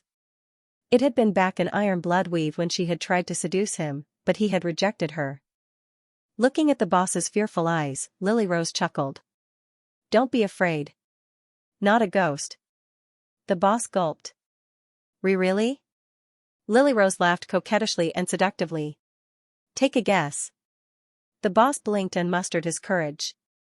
"What would you like to drink?" Lily Rose sat at the table next to Lu Yin's. "Give me a flask of wine." "Oh, okay." The boss hurriedly ran into the room. Lily Rose casually cleared the table and then looked at Luin. Everyone else had been scared away, and only this person had stayed behind, which piqued her curiosity. This person was definitely a cultivator. Ever since the battle in the astral graveyard, she had been recuperating on Xenu Star. It had been a long time since she had touched a man. Lily Rose carefully sized up Luin. Although he wasn't particularly good-looking, he wasn't bad either. He was barely passable. She licked her lips, stood up, and slowly walked over to Luin. She sat down on the chair next to him. "Can I sit here?" "No." Luin immediately rejected her. He was speechless. It seemed like every time he came to the tavern, he would run into familiar faces. Did these people all live around King Zishan's palace? It seemed like it was time to sweep through the area with his domain. Lily Rose was stunned. He had rejected her? This person had actually rejected her? No man had ever rejected her in her entire life except for that person, but she had actually been rejected today. Her eyes lit up as she propped up her chin with one hand and sized Luin up. "Why not?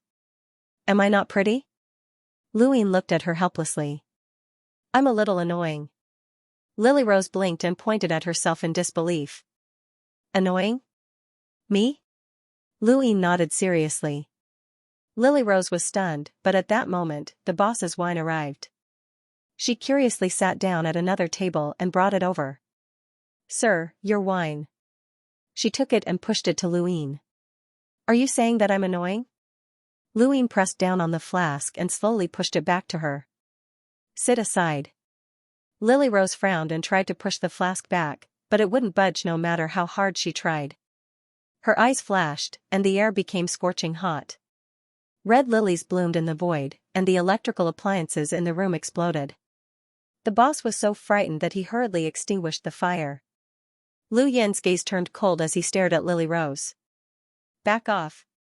He barked, and Lily Rose felt as if she had been struck by an indescribable attack. Her entire body swayed, and she almost fell over. Her eyes were filled with shock, and she knew that she had encountered a terrifying powerhouse. She turned to leave without another word. But before she could take more than a few steps, Luwine suddenly recalled something. Stop. Come back. Lily Rose turned around and bowed to Luwine. Lily Rose from the Blaze Realm has offended you, Senior. Please forgive me. Luwine replied, I know you're from the Blaze Realm. I can recognize the aura of the karmic flame sword. Lily Rose was shocked. If he could recognize the karmic flame sword, then he must be from the inner verse. She studied Lu Yin's face carefully and found it familiar. After some thought, her expression changed. You're Luwine? Luwine smiled and restored his appearance. Long time no see, Lily Rose. Lily Rose stared at Luwine in a daze, and then she heaved a sigh of relief and patted her chest. You scared me to death. I thought it was some old senior. Brother Lu, you have to compensate me. You almost scared me to death. She then sat down and very naturally rolled her eyes at him with a seductive expression. Luwine asked, Why are you here? Lily Rose replied, I followed the Great Eastern Alliance to fight. I was injured, so I came to Xianxia to recuperate. Is that so? Are you monitoring me on behalf of the Blaze Realm? Luwine asked. Lily Rose smiled. Brother Lu, you're overthinking things. How can I monitor you with my meager strength? Huahao is dead, and the Blaze Realm doesn't have any experts in the Outerverse. Brother Lu, you don't have to worry about it. Luwine poured a cup of wine. The Innerverse and Outerverse are about to be reconnected. What are your plans? What do you mean? Lily Rose was puzzled. Nothing much. I'm just curious about the Blaze Realm, Luwine casually replied and took a sip of wine. Lily Rose looked at Luwine charmingly. I know that the Blaze Realm has some misunderstandings with Brother Lu, but that has nothing to do with me. Brother Lu, you wouldn't want to make an example out of me, right? Luwine laughed. It's just a misunderstanding. There's no need to go that far.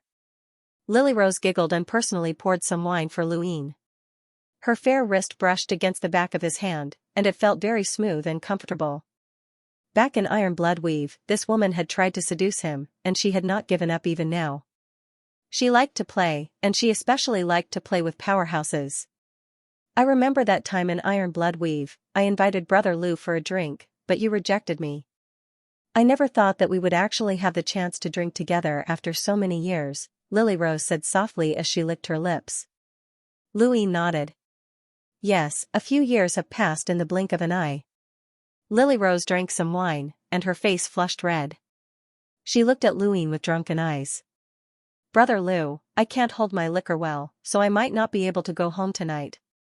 Can I go to King Zishan's palace for a drink? Lu Yin's lips curled up, and he raised a hand to lift her chin.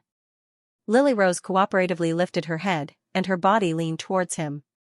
Luwine leaned forward, and just as they were about to touch, he asked, Do you know who created the Astral River Arc? Lily Rose instantly sobered up, but she still looked drunk. She looked at Luwine. What Astral River Arc? Brother Lu, this is such a beautiful day. Don't let it go to waste. Lu Yin's gaze turned cold, and his spiritual force surged out along with nightfall. Lily Rose's vision darkened as boundless spiritual force wantonly engulfed her, causing her to feel a sense of dread. At that moment, she felt as if she had returned to the borders of Iron Blood Weave and had seen a giant beast crushing down on her. She could feel the terrifying aura of her life approaching its end. Nightfall only lasted for 2 seconds before Lu Ying retracted his spiritual force and looked at Lily Rose. Lily Rose was panting heavily, and her pupils were dilating. Her entire body was drenched in sweat, and her head was still dizzy from the shock.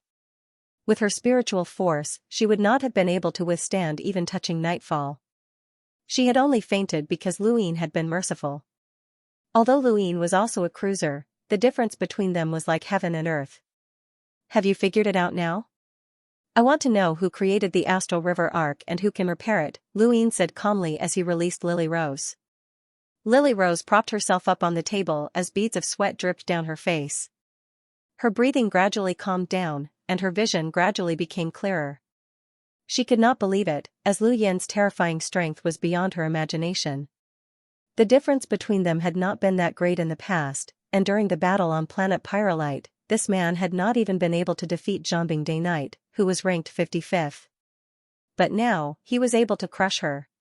It was not crushing, as she knew that she did not have the ability to resist at all. She did not even know how to resist. She looked up at Lu Ying and then spat out, "Brother Lu, you said that you wouldn't make an example out of me." Lu Ying calmly replied, "I'm asking you a question." Lily Rose was bitter. Is this the breadth of mind of the Great Eastern Alliance's alliance leader? You won't even let a girl like me off.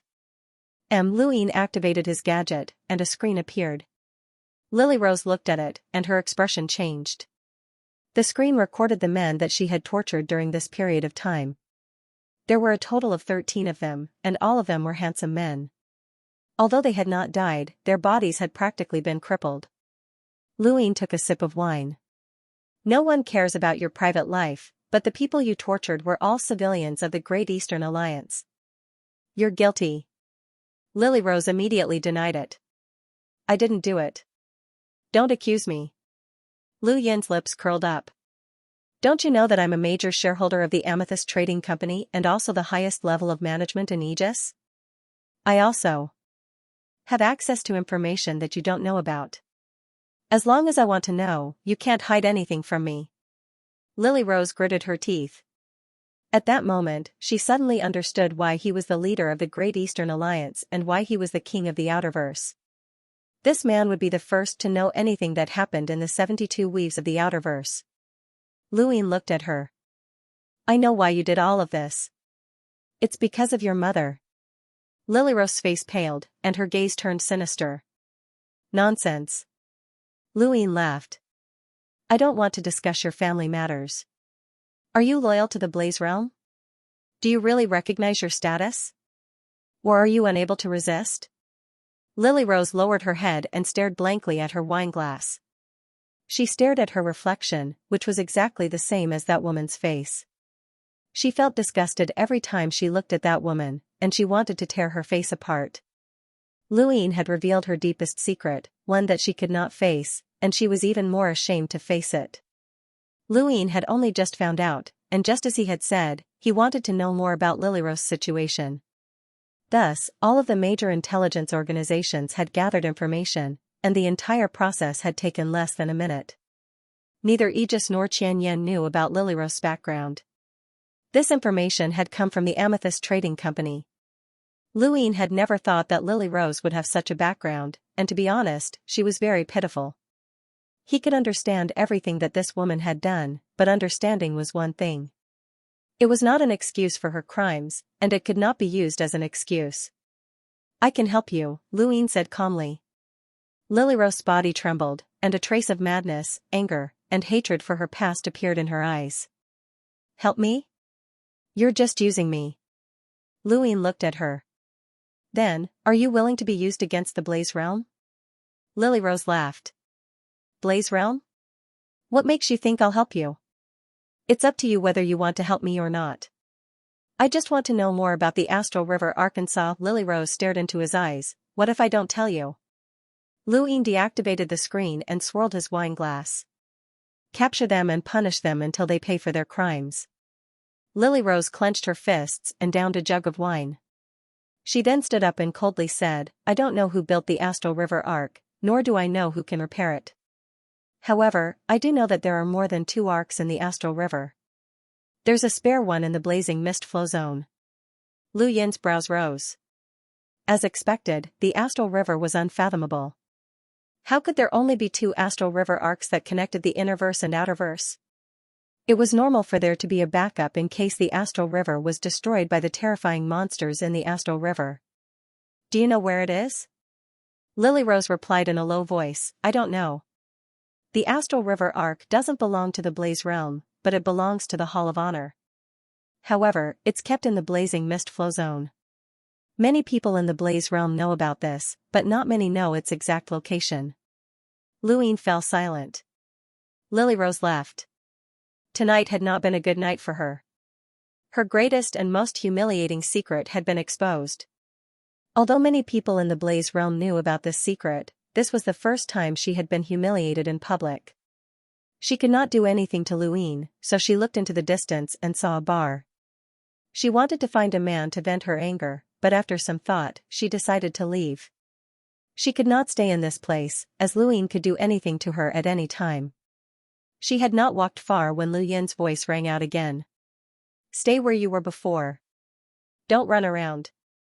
Lily Rose was furious and wanted to escape from Xinyu Star, but her rationality told her that it was useless. The entire outerverse was under Lu Yin's control, and he had too many powerhouses to command. He also had too many sources of information. Unless she escaped to the innerverse or the astral wilderness, she would always be under his control. Unlucky, Lily Rose cursed under her breath and left. In a small bar, Lu Yin swirled his wine glass. He had thought that her background would allow him to get her to help him deal with the Blaze Realm, but he had been too naive. Although this woman had a deep grudge with the Blaze Realm, she would not submit to him so easily. He was not that charming. Let's take it slow. However, knowing that the blazing mist flow zone had a spare Astral River arc was both good and bad news. It all depended on how he used it. After paying for his drinks, Lu Yin left the bar and returned to King Zishan's palace. Elsewhere in the innerverse, news of the Star Tower's official opening had spread. The Star Tower would open in 8 months, and the innerverse titled kings would compete with the Neoverse powerhouses for the title of 5 astral children as well as the inheritance of the 5 mountains and 5 seas. Everyone had to gather at their designated locations within half a year. Night King Zhenwu looked at the giant stone tablet in the distance. Zhuo Day Knight had already surpassed Night Queen Yanqing and was now second only to Zhanlong Day Knight, Lu Yin, and himself. As long as Zhuo Day Knight could surpass Zhanlong Day Knight, then she would meet his requirements. As for Lu Yin, Night King Zhenwu's eyes were filled with murderous intent. If he did not kill this person, he would not be able to rest easy. Lu Yin had survived the hard arrow and even learned the Day-Night clan's battle techniques. This person was definitely hiding a huge secret, and he had to be killed. The Astral River's decline has accelerated again. I estimate that the innerverse and outerverse will be connected in 4 months, Star Sibyl said as she walked to Night King Zhenwu's side. Night King Zhenwu frowned. 4 months? That's a little rushed. Star Sibyl did not know what he meant. You're pretty much the head of the 10 arbiters now. Is there anything else? Night King Zhenwu stared at the image on the stone tablet that was second only to his own. He has 1 month to reach the gathering point. That means that I only have 1 month to kill him. Star Sibyl looked up at Lu Yin's image. She still could not divine this person, but she had never expected that he would still be alive. This was a variable. Right, can you also compete for the Star Tower's inheritance? Night King Zhenwu suddenly thought of something and looked at Star Sibyl. Star Sibyl nodded. Yes. Night King Zhenwu's eyes flickered. Are you confident? Star Sibyl shook her head. If I was, I wouldn't have followed you. The Star Tower's inheritance does not represent a single power in the human domain, but rather the entire human domain. The 3 Dark Hands will also send people to compete for it. With my current strength, I won't be able to beat them. The reason why I'm optimistic about you is because you have a 90% chance of becoming one of the 5 astral children. Night King Zhenwu subconsciously raised his head at this point, as this was his proudest achievement. He was only 8 months away from becoming one of the 5 astral children. 8 months later, he would become one of the 5 astral children, and his light would illuminate the universe. His name would not only be known as Arbiter Zhenwu, but also the head of the 10 arbiters, the 5 astral children. Somewhere in the Innerverse, Tai Yuanjuan's face was filled with sorrow. He had never thought that Star Sibyl, whom he had been infatuated with for so long, would actually side with Night King Zhenwu. When he heard this news, his entire being collapsed. When he saw the notification on his gadget, Tai Yuanjun stood up and roared, "Isn't it because he has the highest chance of becoming one of the 5 astral children that you decided to follow him? Fine, I'll definitely think of a way to become one of the 5 astral children and surpass Night King Zhenwu. When the time comes, let's see if you'll follow me. You're mine, and only mine." In the same Innerverse, thorns covered the ground and filled the heavens. All sorts of poisonous insects crawled on the thorns, and there was also a strange liquid dripping from them that could corrode the void. Within the thorns, a woman opened her eyes. "Gather in half a year? There's still time." She then looked outside the thorns. "It's been a long time since I've left the Gu Flow Zone. It looks like those enemies have retreated." News of the Star Tower's impending opening spread throughout the Innerverse. This had once been a grand occasion for the Neoverse, but now, there were people from the Innerverse who were also participating in the competition, which had stimulated countless Innerverse powers. They all felt that from this moment onward, the entire Innerverse would be able to participate in the competition for the Star Tower in the future. This made them even more passionate about nurturing the younger generation. Although many powers did not know what the Star Tower represented, they understood the status of the 5 astral children. If the 10 arbiters could judge the younger generation, then they would be the kings of the younger generation in the Innerverse and Outerverse. Then, the 5 astral children would be able to suppress the 10 arbiters, and they would be the kings of the younger generation in the entire human domain. They would receive even more support than the 10 arbiters, which gave them a special status. More importantly, the heavens had changed, and the 5 astral children had a chance to become progenitors. This was the most important thing. Becoming a progenitor could change everything. After the 6th Mainland's invasion, countless people became even more convinced of this fact. The Innerverse was excited by the news of the Star Tower, but in the Outerverse, the Eastern and Central Weaves remained peaceful. The Western Weaves, on the other hand, were in chaos. Many of the Weaves' leaders had changed hands, and assassinations were happening all the time.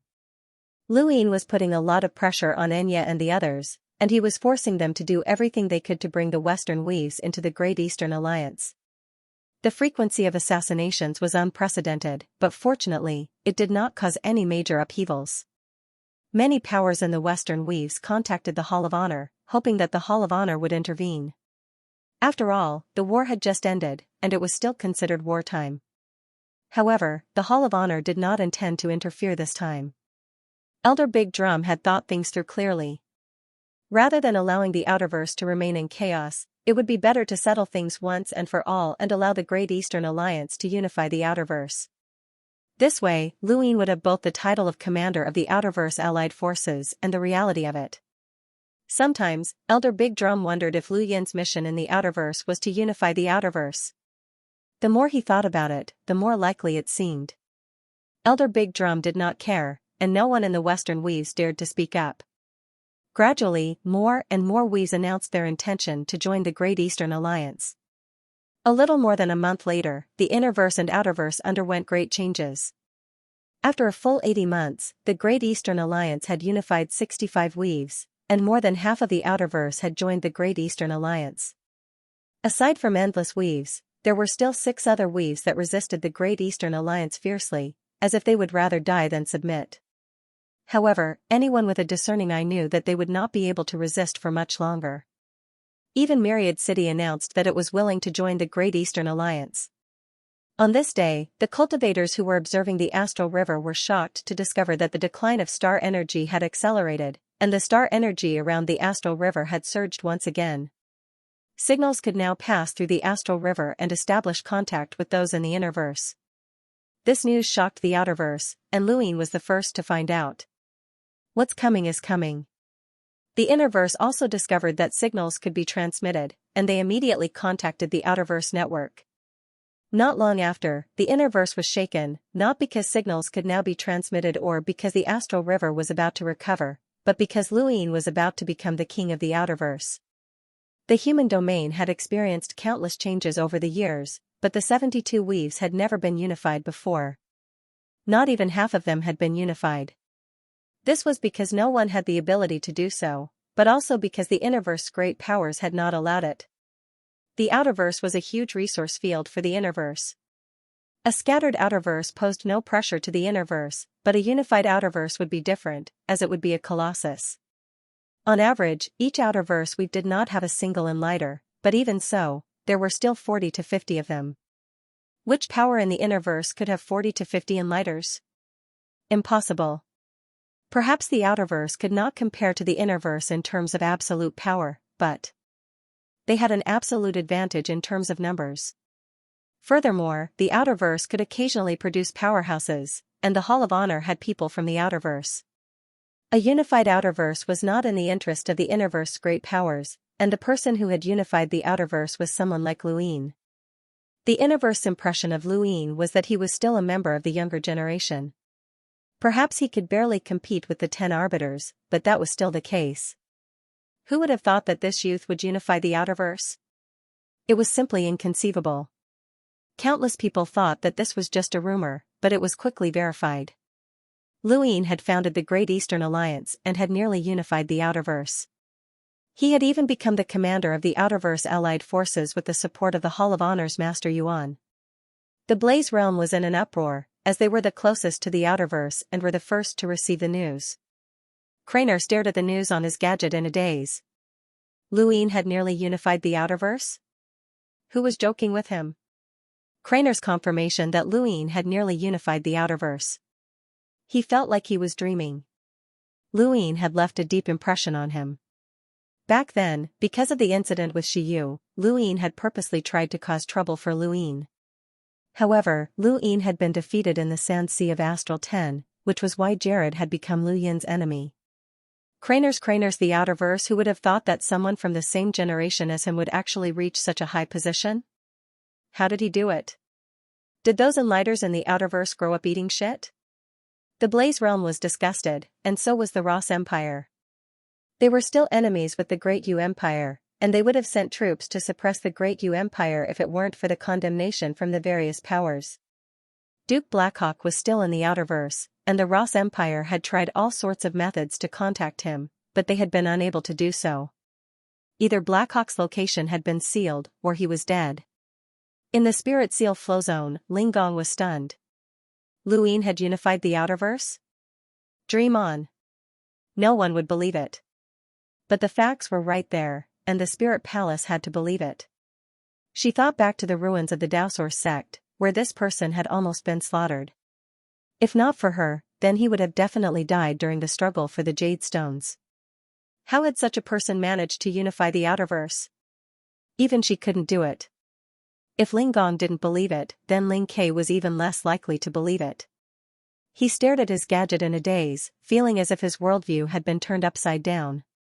In Astral 10, the Rainmaster nearly fell over when he heard that Luin had unified the outerverse. He stared at the Sandmaster in a daze. Are you sure? The Sandmaster was speechless. Nonsense. How could I be wrong? How did he do it? The Rainmaster was confused as well. Even though he had experienced many things, he still couldn't figure out how Luin had done it.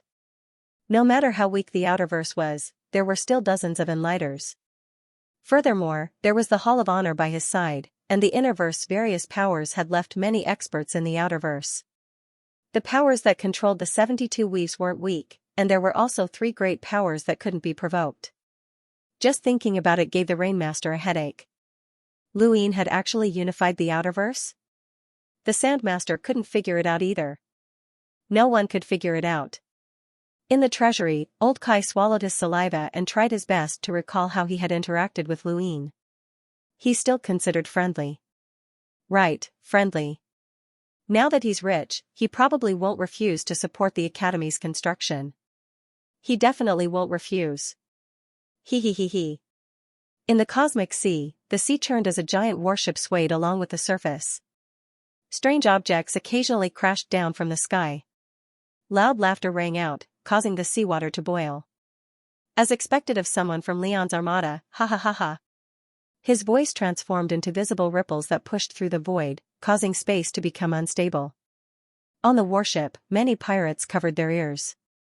It was painful, but they were already used to it. On the deck, a woman with a full beard was smoking a cigarette as she looked into the distance. She was Big Sis, and her appearance was ever-changing. She was sometimes beautiful and sometimes ugly. Can you relax now?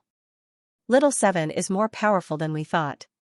Not only does he no longer need our protection, but he can even help us, Reuben said as he walked over to Big Sis' side. Big Sis's gaze turned cold. That's not enough. The Outerverse has been unified, and it might seem like he's left a name for himself, but there are no top-notch powerhouses in the Outerverse who can protect him. The Day-Night clan can send an emissary and he'll be doomed eternally. Reuben smiled bitterly. How can there be so many emissaries? Even the 6th Mainland's World Imprinter family doesn't have many emissaries. Big Sis snorted. Even if they don't use an emissary, an enlighter is enough to make it impossible for Little Seven to protect himself. Pass down my orders, have all the pirates gather at the Day-Night flow zone. We can't let the Day-Night clan relax. Alright. The Innerverse and Outerverse were connected, and the various great powers gradually understood the situation in the Outerverse. They had originally planned to use the Outerverse resources to expand their power, but now, they had been dealt a blow. Now that Luin had unified the Outerverse, they could no longer plunder as much as they wanted. This included Shamrock Enterprises, Aurora, and other behemoths in the Outerverse. They were similarly shocked, but they did not care too much. Only the Outerverse Lockbreaker Society was furious. The Outerverse Lockbreaker Society's headquarters, Source Peak Planet, had been destroyed, and they had even relocated. This was something that the Lockbreaker Society could not accept. The Outerverse Lockbreaker Society's president, Jeffrey, was still in the Neoverse. As long as he returned, he would not let this matter rest. However, Luin was not worried, as he had been helping the Lockbreaker Society from start to finish. Furthermore, he had reactivated Saul in order to deal with the Lockbreaker Society and Jeffrey. Of course, if Wei Ron was to be held responsible, then Luin would have to think of something. Right now, the first obstacle he faced was the Day-Night clan. Not long after the signal between the Innerverse and Outerverse was restored, Night King Yuanjing contacted Luin. Luin smiled when he saw Night King Yuanjing's solemn face on the screen. So, it's Grandpa Yuanjing. It's been a few months since we last met. Congratulations on being able to survive. Night King Yuanjing's expression was grave as he stared at Luin. Little Lean, I'm not joking with you. Return my Day-Night clan's inheritance stone. This is the most important thing for you right now. Otherwise, once the Innerverse and Outerverse are completely connected, you will not be able to withstand my Day-Night clan's wrath. Even if you manage to unify the Outerverse, it will be useless. You simply do not understand how powerful my Day-Night clan is. Luin was shocked. Even more powerful than the 6th Mainland's Cosmic Imprinter family? That one sentence left Night King Yuanjing speechless. The Day-Night clan currently did not have an expert with a power level of 1,000,000. Even if the 6th Mainland invaded, the Day-Night clan did not have a powerhouse with a power level of 1,000,000. Even if the 6th Mainland invaded, the Day-Night clan did not have a powerhouse with a power level of 1,000,000. Since Luin did not even care about the 6th Mainland's Cosmic Imprinter family, how could he be frightened by the Day-Night clan? Night King Yuanjing lowered his voice. Little Lean, I know that there is a deep misunderstanding between you and my Day-Night clan. I've always done my best to protect you, so don't make a mistake. If you really provoke the Day-Night clan, you won't be able to withstand them. The inheritance stone must be returned. This is the Day-Night clan's bottom line. Luin was helpless. I really don't know why Grandpa Yuanjing is so certain that the inheritance stone is in my hands. Do you have any proof? Night King Yuanjing was so angry that he laughed. Anyone who enters the inheritance corridor will definitely leave behind an image on my Day-Night clan's homeworld. The deeper one's comprehension of battle techniques, the higher the image, the more conspicuous it will be. Little Lean, how conspicuous do you think you are? Luin was speechless. Although he wanted to be humble, he had already felt the day-night restoration technique, Night King's body, Night King's finger, and Night King's descent. There's such a function? Luin did not believe it. Night King Yuanjing shook his head. There's no need to hide it. We're certain that the inheritance stone is in your hands. Alright, return it. Otherwise, you'll understand the consequences of angering the Day-Night clan. Luin took a deep breath, and his expression changed. Since he had already been discovered, there was no need for him to continue hiding. To the Day-Night clan, learning their battle techniques was a capital offense. Furthermore, Lu Yin's enmity with Night King Jinwu was as deep as the ocean. Only one of them could live, so there was no need for him to continue hiding. Since the Day-Night clan is certain that the inheritance stone is in my hands, then send someone to retrieve it, Luin said calmly. Night King Yuanjing's gaze turned cold.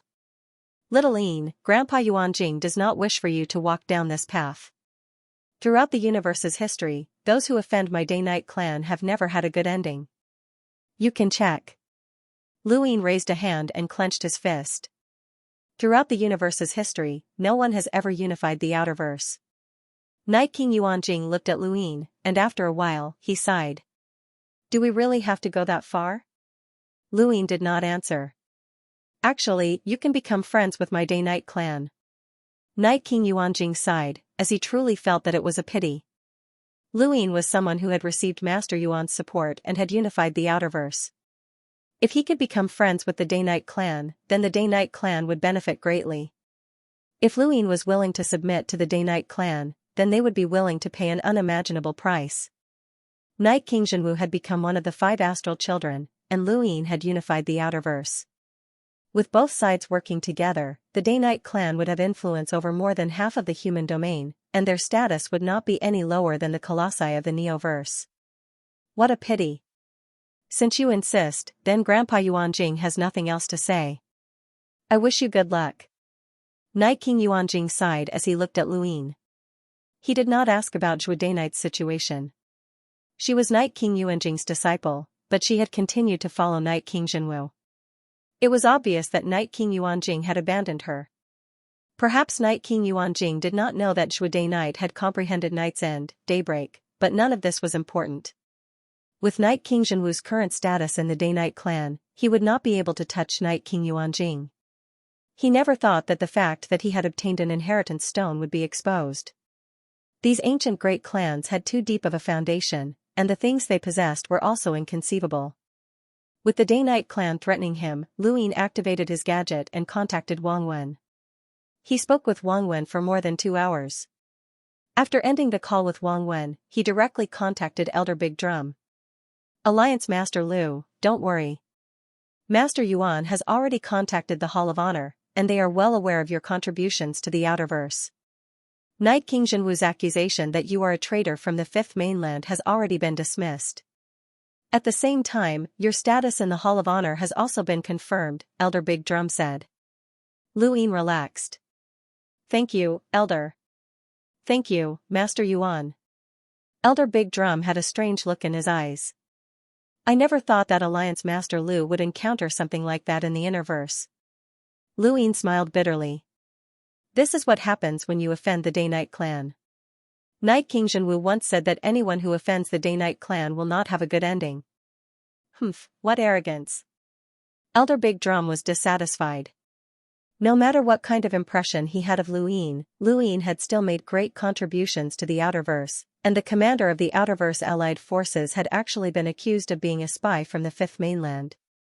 If this accusation was proven to be true, then Elder Big Drum, as well as everyone in the Outerverse, including Master Yuan, would become a huge joke. When he saw Elder Big Drum's dissatisfied expression, Luin suddenly thought of something. Elder, may I ask what Night King Jinwu's position in the Hall of Honor is? The 10 arbiters had all been enfeoffed by the Hall of Honor, and their authority came from the organizations behind them as well as from the Hall of Honor's conferment.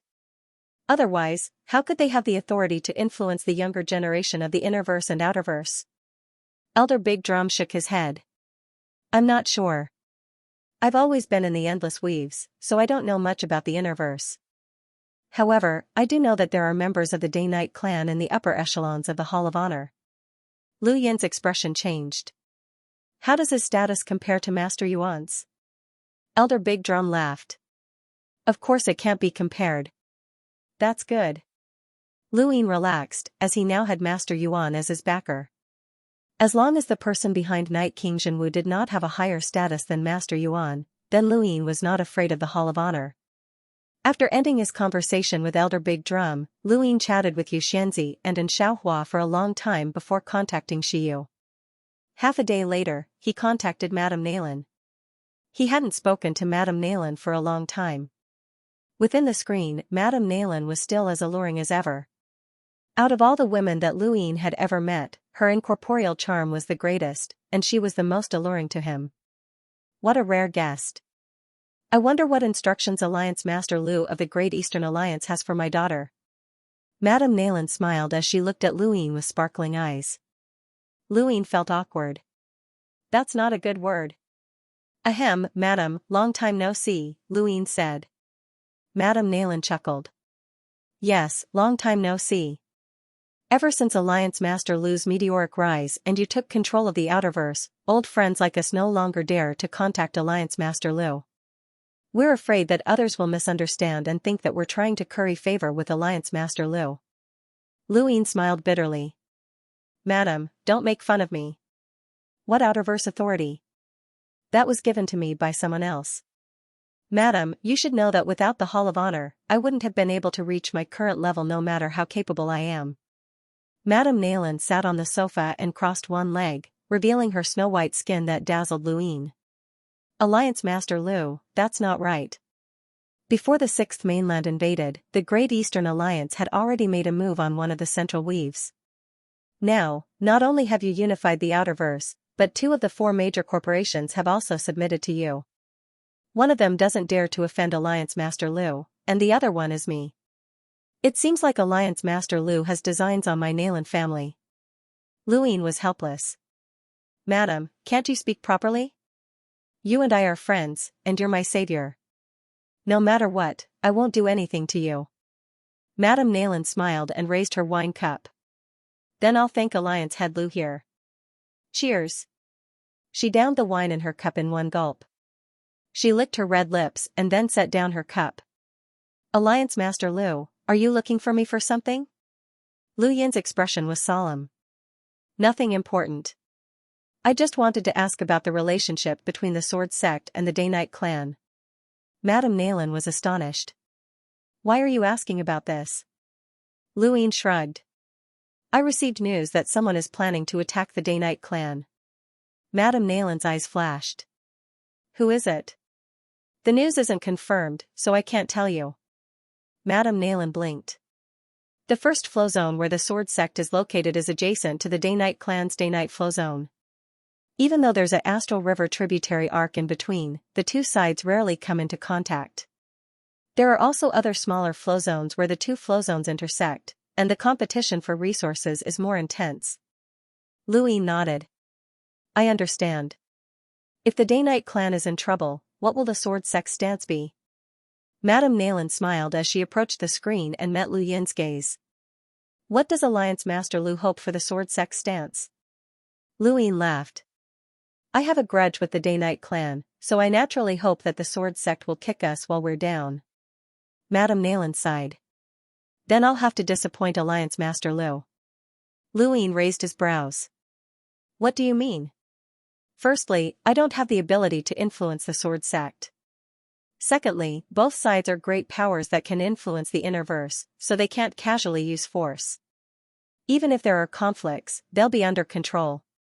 Even if the Day-Night Clan is in trouble, the Sword Sect won't be able to do anything. The older generation is also worried that the Day-Night Clan will kick them while they're down if the Sword Sect is in trouble. This is an unspoken rule. Lu Yin understood. At the level of the Sword Sect and the Day-Night Clan, there were some things that could not be done casually. They had to consider the repercussions of their actions, not just on both sides, but also on the surrounding flow zones. For example, the Beast Tamer's flow zone was not far from the Sword Sect. If something happened to the Day-Night Clan, what would the Beast Tamer's flow zone think? What would the smaller flow zones around the Sword Sect think? Furthermore, the upper echelons of both sides in the Hall of Honor would also be affected. This was the big picture, and a slight move would affect the entire situation. A colossus like the Day-Night clan could not be destroyed in an instant. If the Sword Sect were to kick them while they were down, there was a possibility that they would suffer a backlash, and their losses would not be small. No one dared to make such a decision. Luine smiled at Madame Naylan. I understand. I just suddenly received this news and wanted to share it with my wife. Madame Naylan smiled, but her gaze was much more serious. Alliance Master Lu, how confident are you in dealing with the person who will act against the Day-Night clan? Luine shook his head. Probably not even 10%. He was indeed not confident. After all, a colossus like the Day-Night clan could not be destroyed so easily. Madame Naylan's expression became much more serious. Then I hope that Alliance Master Lu can pass on a message to that person to not act rashly. The Day-Night clan is not that simple. Luine nodded. Alright, I'll pass on the message. Also, Madame Naylan muttered to herself as she stared into Lu Yin's eyes. I'm not sure if Alliance Master Lu has ever heard of this saying. Since ancient times, it has been easier to break into a fortress from the inside than from the outside. Lu Yin's eyes lit up as a thought flashed through his mind. I understand. Thank you for the reminder, madam. He then hung up. After thinking about it for a moment, he dialed a number that he had barely contacted before. At the same time, in the Innerverse Day-Night Flow Zone, the Frost Moon sect had received a call with Xianxia. After a brief conversation, Elder Lin was shocked. Luine wants us to seal our sect as much as possible? What does that mean? Xianxia did not understand. He said that someone might act against the Day-Night clan in the future. If we don't want to be implicated, then we should seal our sect as much as possible and not get involved in anything. Elder Lin was puzzled. Isn't he afraid that we'll report this to the Day-Night clan? Xianxia remained silent. Elder Lin moved, as Luine was using Xianxia as a hostage. Xianxia was the junior sect master of the Frost Moon sect and had received a large portion of the sect's resources. She had also comprehended an ancient battle technique in the Astral Combat Academy's realm and was one of the rare geniuses in the Frost Moon sect's history. It was not worth it to give up Xianxia for a mere reward. Understood. I'll let the sect master know, Elder Lin said. Xianxia hung up with a complicated expression. From the moment Luine had spoken to her, she had understood that she had become a hostage. She had never imagined that she would one day become a hostage. Luine was too bold to act against the Day-Night clan. That was the Day-Night clan, an unimaginably large ancient clan. No one knew what kind of powerhouses they had, so where had he gotten such courage from? Xianxia shook her head and did not think about it any further. She did not believe that Luine would act against the Day-Night clan. It might have been someone else. On the other side, Xianxia from Watermoon Villa was also being used as a hostage, and he was very depressed. He had always wanted to rely on Luine, but Luine had not been of much use to him. Xianxia valued Lu Yin's future achievements, as this person would definitely become one of the 10 arbiters in the future. Lu Yin's conversation with Xianxia was different from Xianxia's. He hoped that the Frost Moon sect would be sealed off, as it was located in the Day-Night Flow Zone. It would be unrealistic for them to rely on the Day-Night clan, but Watermoon Villa was different. He hoped that Watermoon Villa would do their best to restrain the Sun family and prevent them from sending reinforcements to the Day-Night clan. Of course, this was only a hope, as the Day-Night clan might not even need reinforcements.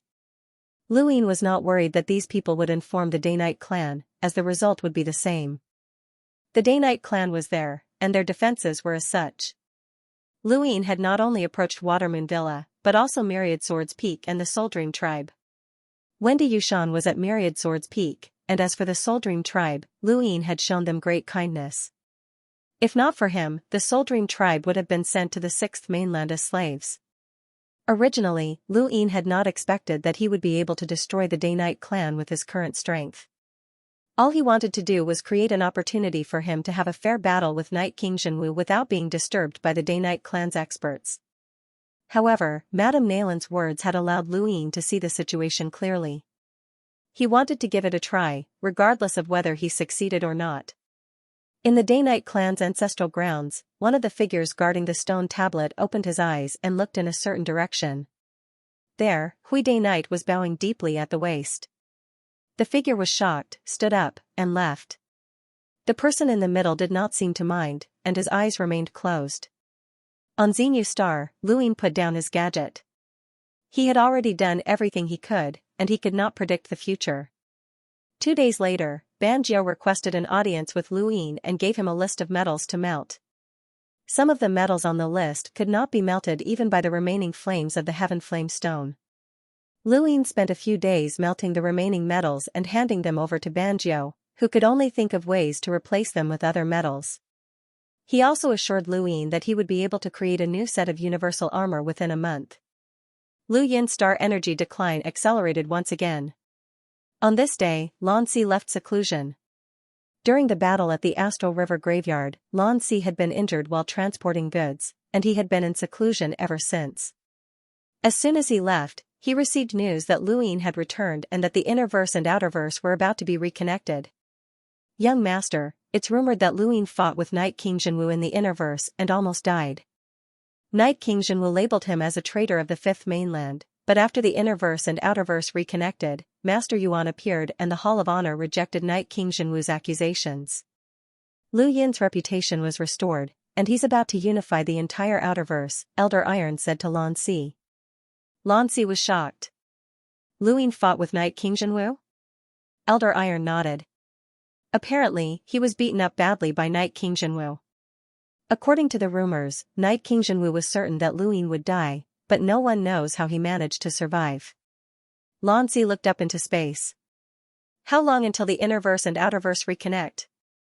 Elder Iron replied, it should only be a few months. Send a message to Luin. I'll be waiting for him at the Astral River's planet Peng, Lan Si said. He then boarded a spacecraft and left, heading towards the Astral River's border. Elder Iron's eyes blazed, and he immediately sent a message to the Great Eastern Alliance via the Human Domains Network. One of the 10 arbiters, Lan Si, was waiting for Luin at planet Peng. Back at the Outerverse Youth Council's headquarters, East San Dios, the two had agreed to fight before the Astral River reconnected. Both sides had offered great conditions, and now that the Astral River was about to reconnect, it was indeed time for a decisive battle. Elder Iron's message shocked the entire Outerverse, and it quickly spread to the Innerverse. The 10 arbiters were invincible existences amongst the younger generation. There had never been one in the past, and there might not be one in the future. This was a specialty of this era, a product of great change. No one knew how monsters like the 10 arbiters had been born, but everyone knew one thing: among their peers, the 10 arbiters were invincible.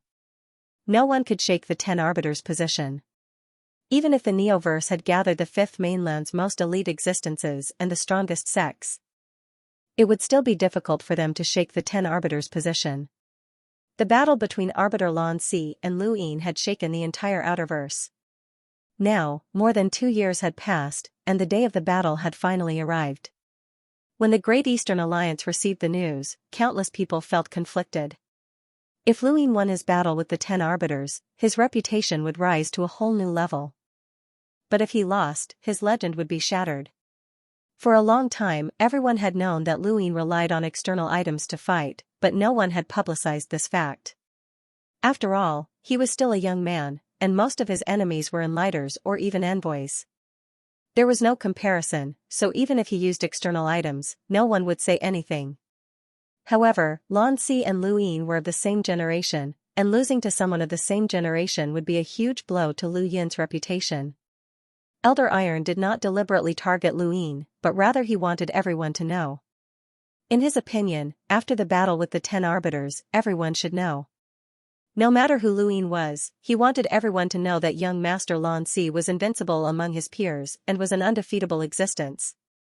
Even if this challenger unified the Outerverse, even if his status was high, he would still have to look up to the 10 arbiters. The 10 arbiters' authority was unshakable. In King Zishan's palace, Luin remained calm. Huan Sha, Enya, Wei Rong, and the others all requested an audience, but he rejected them all. At this time, he did not want to see anyone, and he knew what they wanted to say. There was no need to listen. His gadget beeped, and Wang Wen appeared on his screen. I almost forgot about it, Wang Wen said. Lu Ying smiled. I forgot about it as well. But Lan Si remembers that you made a bet with him. If you won, the Lan family would support you unconditionally, but if you lost, you would lose your position as a glory arbiter, Wang Wen reminded him. Lu Ying nodded.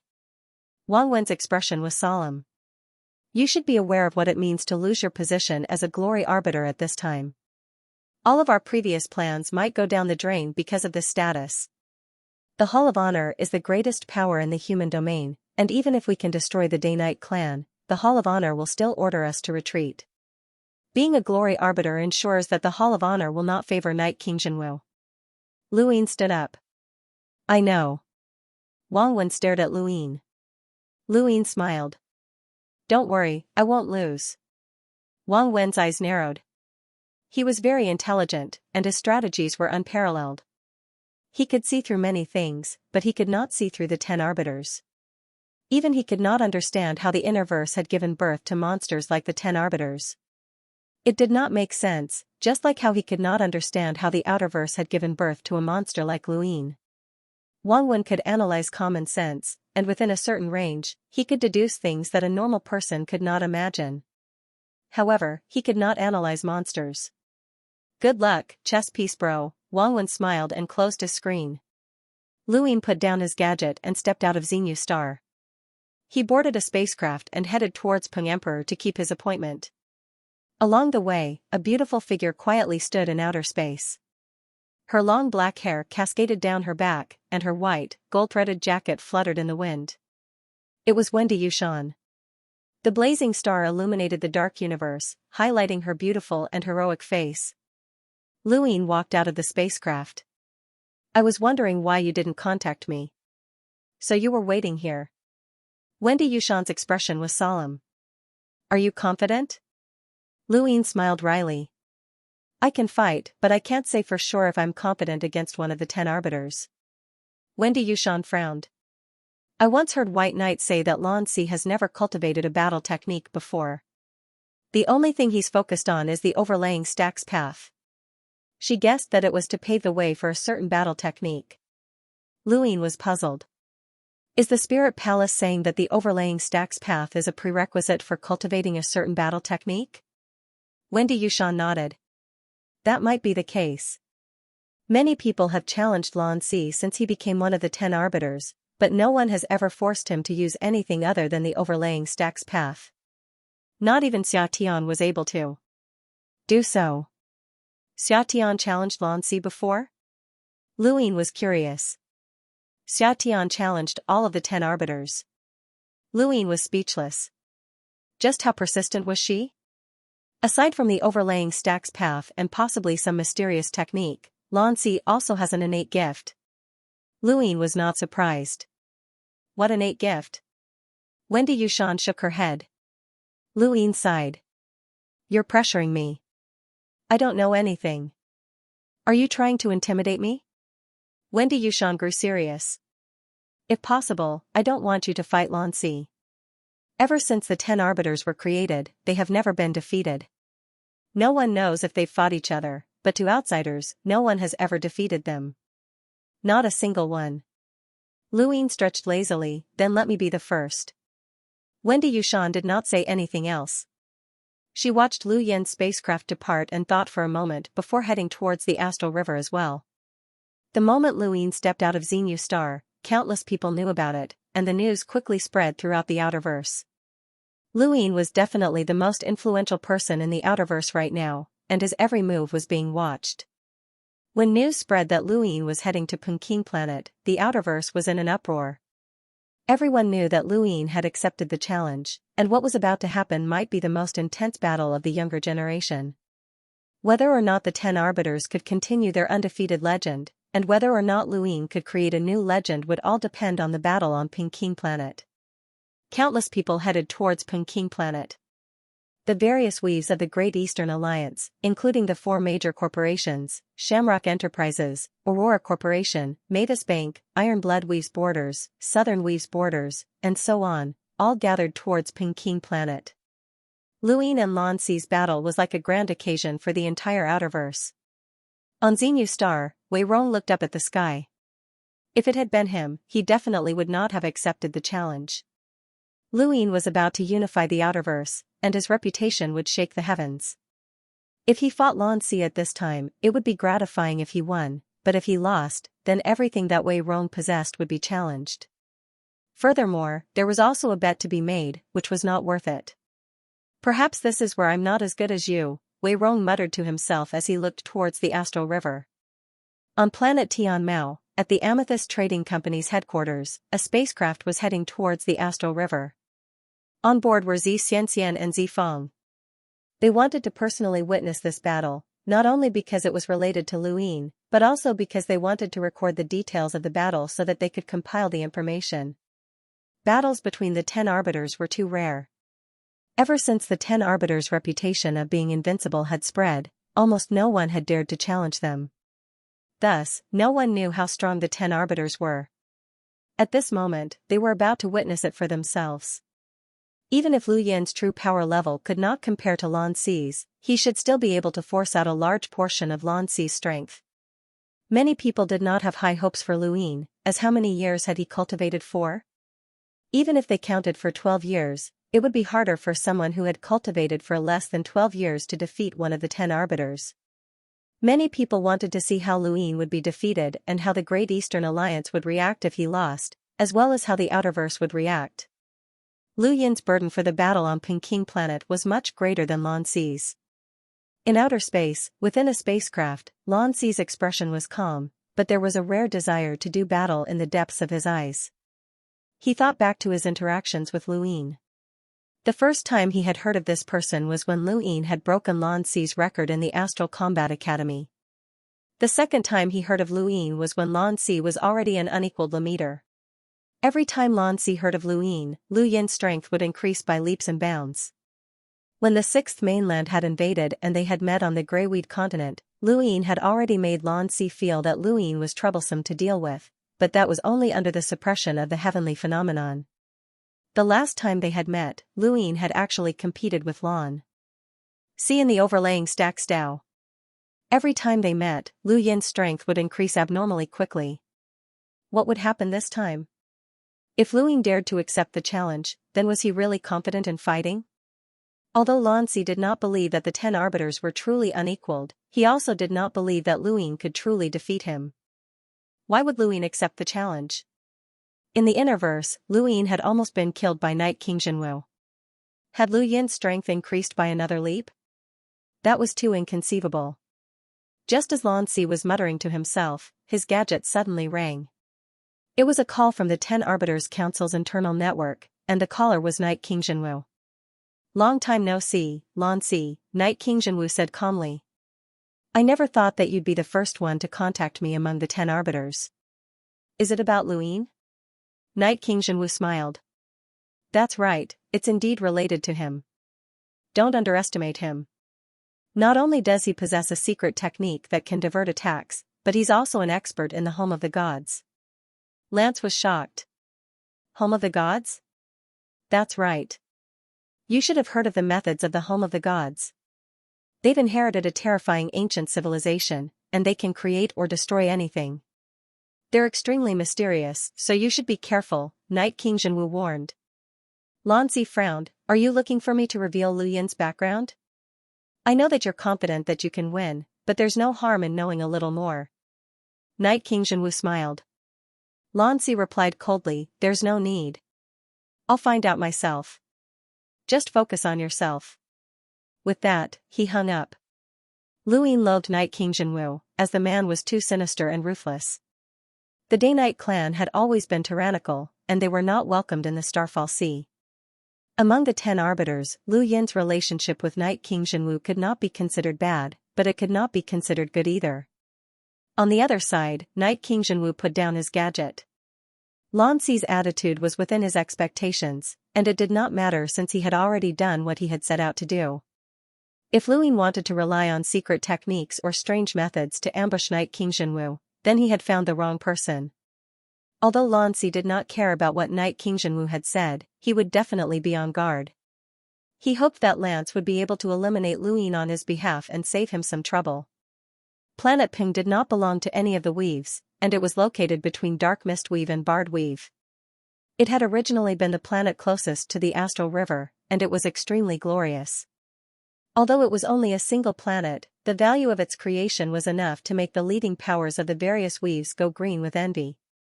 There were billions of people living there, and many of them were representatives from the Innerverse.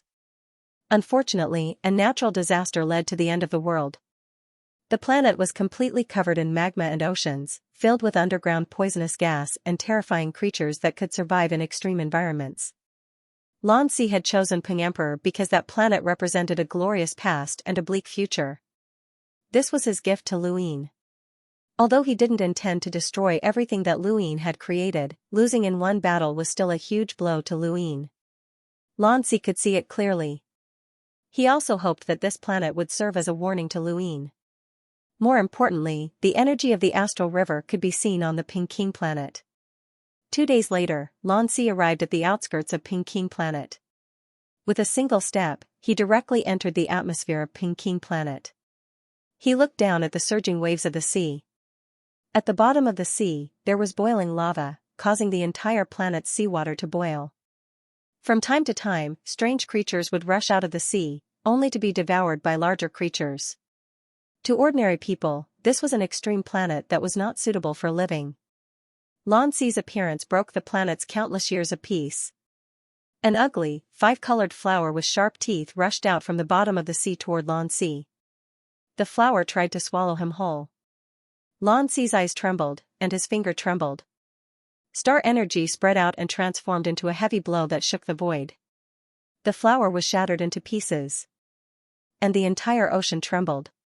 After that, everything fell silent, as no one dared to provoke Lan Si again.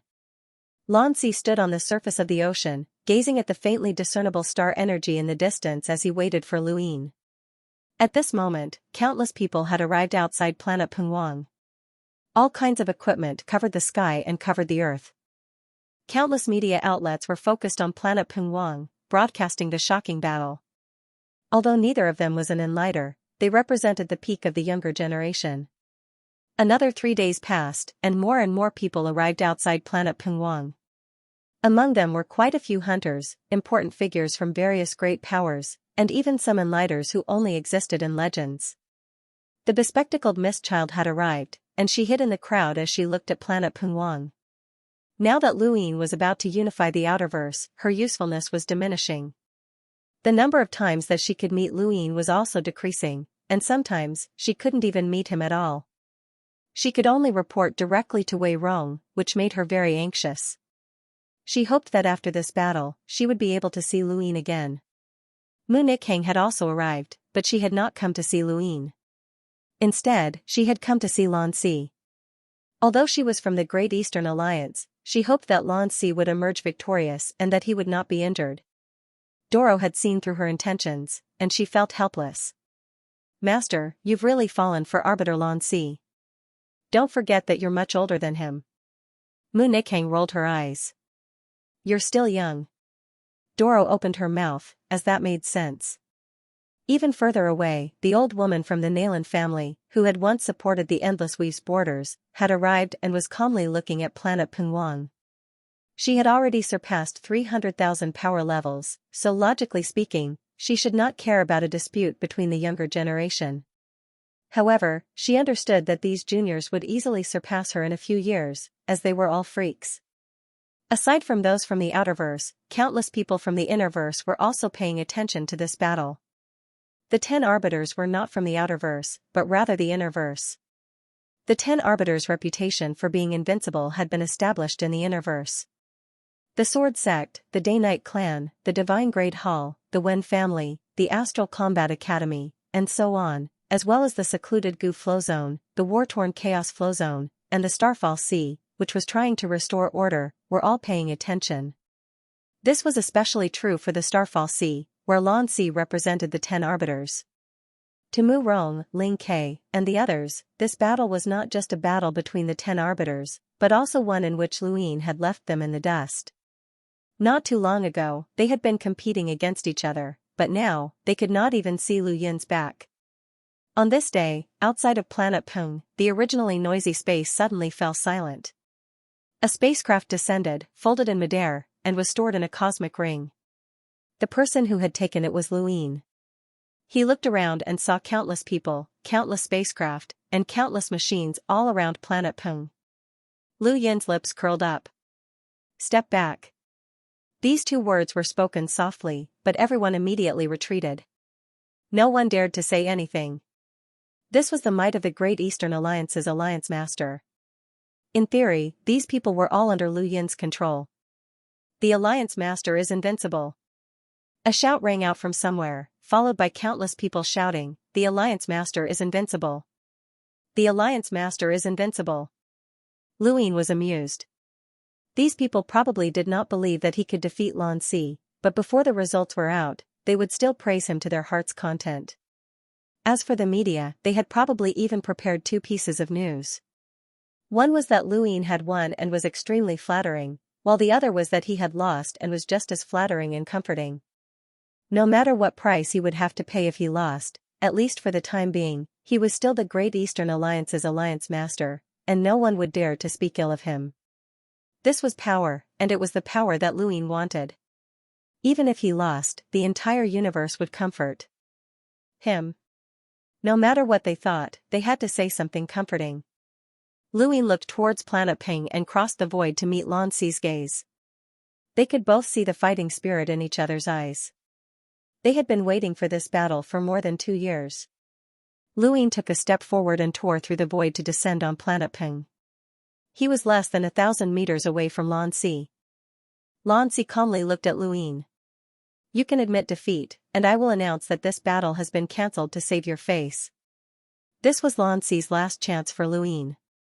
He was repaying Lu Yin for giving them a chance to survive. Without Lu Yin, they would not have survived. Lan Si, as well as the people from Level Mountain Dojo and the Sea King's Dome, would have all died at the hands of the Sixth Mainland. "Seventh Bro, do you admit defeat? Are you confident?" the monkey asked. He had witnessed Lu Yin's strength, especially when he had fought the Little Arrow Saint. The two had been evenly matched, but for some reason, he felt that a realmling like the Little Arrow Saint was not as strong as the 10 Arbiters. Perhaps the Fifth Mainland's people were too good at concealing their strength. In any case, the more he looked at Lan Si, the more unfathomable he felt. Lu Yin's expression was just as calm. "Since we've agreed to a battle, there's no reason to back out." Lan Si's gaze was filled with admiration. Ever since the 10 Arbiters titles were created, there have been fewer and fewer challengers, and in recent years, there have been no challengers at all. You should understand the word invincible. We say that you're from the same generation, but we're all older than you. In reality, you're already invincible among your peers, so there's no need for you to compete with us. You might have the strength to fight us, but the gap between us is similar to the gap between you and Mu Rong. Although it's only a slight difference, you still won. That slight difference cannot be made up for." Lu Yin smiled and stretched out his hand to look at the lines on his palm. "Not necessarily. Knight King Zhenwu still hasn't shown you the difference between us?" Lan Si asked. Lu Yin's gaze trembled, and he looked at Lan Si. "I should be thanking him, not him. I really didn't recognize the difference between us." Lan Si nodded and replied, "I've already said what I needed to say. Since you want to fight, I'll fulfill your wish. I'll repay the favor you've done for my Great Mountain Dojo in the future." "Seventh Bro, I feel that." Before the monkey could finish, Lu Yin growled, "Here it comes." Lan Si appeared in front of Lu Yin. "You asked for it." Lan Si then struck out with a palm. There was nothing fancy about it, it was the overlaying stacks path, 100 stacks, and a 300-fold shockwave palm. Lu Yin's brows rose, as it was actually a shockwave palm. He raised his hand as well, and a 300-fold shockwave palm was unleashed. Bang! There was a loud explosion that shook the void, and a giant spatial crack extended from their palms. One side faced the sea, swallowing up seawater and magma as it tore apart all sorts of strange creatures. The other side faced the heavens, causing the heavens to split apart. If Lu Yin had not ordered the others to retreat, some of them would have definitely been swallowed up by the spatial crack. Just the first attack had shaken countless people, and everyone who saw this scene felt their scalps go numb. On the surface of planet Pung, the collision between the two palms not only created spatial cracks, but also 100 stacks path that spread out in an arc. The sea surged, and the void seemed to be pushed apart like waves. The entire surface of the sea evaporated under the enormous pressure, and the poisonous gas in the sky and underground formed a black fog. The sky darkened. The two retreated at the same time, and Lanzi shouted, "Again!" He then struck out with another palm, but this time, he did not use 100 stacks, but 120 stacks. Luin knew that Lanzi had definitely surpassed the 100 stacks level. Actually, with his physical strength, he could also train in that level. Unfortunately, no one could help him deduce it, and he could not do it himself.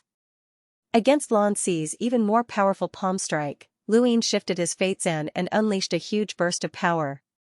It was still the same 100 stacks palm strike, but it contained an even more terrifying power. This power completely evened out the 20 stacks gap. The gap between overlaying stacks increased as one progressed. Just like battle force, it seemed like there was only a difference of 20 stacks, but it required Lu Yin's strength to make up for it. A deafening explosion rang out once more, and a spatial crack far larger than the one from before spread out in all directions. All of planet Ping trembled, and even the ground cracked open, unable to withstand the shockwaves from the two's battle. Outside the planet, spatial cracks spread out in all directions like lightning, and the spectators retreated once more for fear of being caught in the crossfire. Quite a few people were shocked, as their power levels had already surpassed 200,000. In other words, this battle between youths had actually erupted with the power of an enlighter, and this was just the beginning. Lanzi did not believe that Lu Yin's strength could last for long, but Luin did, blocking every one of Lanzi's attacks. This shocked Lanzi, but he was not surprised. If Luin could not even block Lanzi's early attacks, then he would be overestimating himself. The two exchanged a single palm strike and retreated at the same time. Lanzi's gaze turned cold. 140 stacks. He suddenly charged forward and pressed down with a palm. Luin raised a brow. Lanzi had relied on his higher realm and overlaying stacks to suppress him. Luin was not in a hurry to counterattack, as he wanted to see where Lanzi's bottom line was. Now that they had reached 140 stacks, it was time for him to reach the end. As he thought about it, a purplish-red pattern covered his entire body, and red stripes appeared. This was 9-lined battle force, 100 stacks. Bang! Planet Pim trembled. Although the two had only exchanged a few dozen palms, their attacks were singular, and the space around Planet Pim could not withstand it. Their power levels had already surpassed 200,000. Lanzi knew that Luin had battle force, but he had not expected Luin to have reached 9 lines. Due to his carelessness, he was forced back a step. You actually comprehended 9-lined battle force? Luin waved his hand, and the remaining power tore apart the surface of the ocean, causing lava to erupt and shoot up into the sky. Now this is interesting, Lanzi said excitedly. 150 stacks, 500x shockwave palm. Lu Yin's pupils shrank. 100 stacks, 500x shockwave palm. With the support of his 9-lined battle force, an enormous strength erupted as he struck out. The two disappeared from the surface of the ocean before reappearing. Their palms collided, and in that instant, Planet Ping cracked open. An enormous crack swept out through space, directly slicing apart a spacecraft in a straight line. At the same time, countless machines exploded, unable to withstand the force of the collision. At this moment, Lu Yin's power shockwaves swept through the starry sky. Countless people's faces turned pale as they hurriedly retreated. Back in the Outerverse, everyone who saw this scene was shocked. Lu Yin's attack was simple and straightforward, but the most shocking thing about it was that he was competing with raw power. Everyone knew that Lu Yin was an expert in overlaying stacks, but against Lanzi, he could only use his battle force to make up for it. This was the 10 Arbiters. In the Innerverse, the collision had similarly shocked countless people. No one on the top 100 rankings could match the power of that attack. Ling Gong was astonished. With that palm alone, Lu Yin can easily become one of the 10 Arbiters. In the Sword Sect, Lu Xiaoqiu closed his eyes. It was too far away. Countless sword sect disciples were shocked. This person had been competing with Lu Xiaoqiu and Lu Xiaoyun back in the Astral Combat Academy, but now, he had actually reached the level of the 10 arbiters and could even fight against their eldest senior sister. This was truly terrifying. Knight King Jinwu's eyes narrowed, as he was not surprised at all. Lu Yin had yet to display his true strength, and Lan Si was the same. As one of the 10 arbiters, Knight King Jinwu was very clear that Lan Si possessed far more than what he seemed. However, Lu Yin's battle force had actually risen to 9 lines. Back in the Innerverse, he had only possessed 8 lines of battle force. Lu Yin's rate of improvement was too fast, and Knight King Jinwu could not wait any longer. Even if Lan Si did not kill Lu Yin in this battle, Knight King Jinwu would still have to act. This person's rate of improvement was too fast, to the point that it was unbelievable. Star Sibyl looked at the screen, and her eyes flickered. She still could not calculate anything, but she vaguely saw something that coincided with the Astral Combat Academy's Tournament of the Strongest. On planet Pung, the ocean churned as the seawater mixed with magma turned into red raindrops that covered the surface of the ocean and dripped onto the 2 fighters' bodies. Lu Yin's hands trembled. Lan Si's 150 stacks was too powerful. Since Lu Yin could use 150 stacks, it meant that his physical strength was also extremely strong. Even with his 9-lined battle force, his hands could not withstand the attack. However, Lan Si did not have it easy either. Lan Si was truly shocked. There are very few people in the same generation who can withstand my 150 stacks. I originally thought that you would be able to withstand 140 stacks at most, but your shockwave palm has actually reached 500 times. Lu Yin raised a hand. 500 times? Wrong. He then charged towards Lan Si. This was the first time that Lu Yin had taken the initiative to attack. He struck out with both palms, and his 9-lined battle force soared into the sky. 100 stacks, 600-fold, shockwave palm. Lan Si's expression changed, and he raised his palm. There was a loud bang as a violent sonic boom swept out. Following that, dozens of explosions shook the heavens as the two of them collided.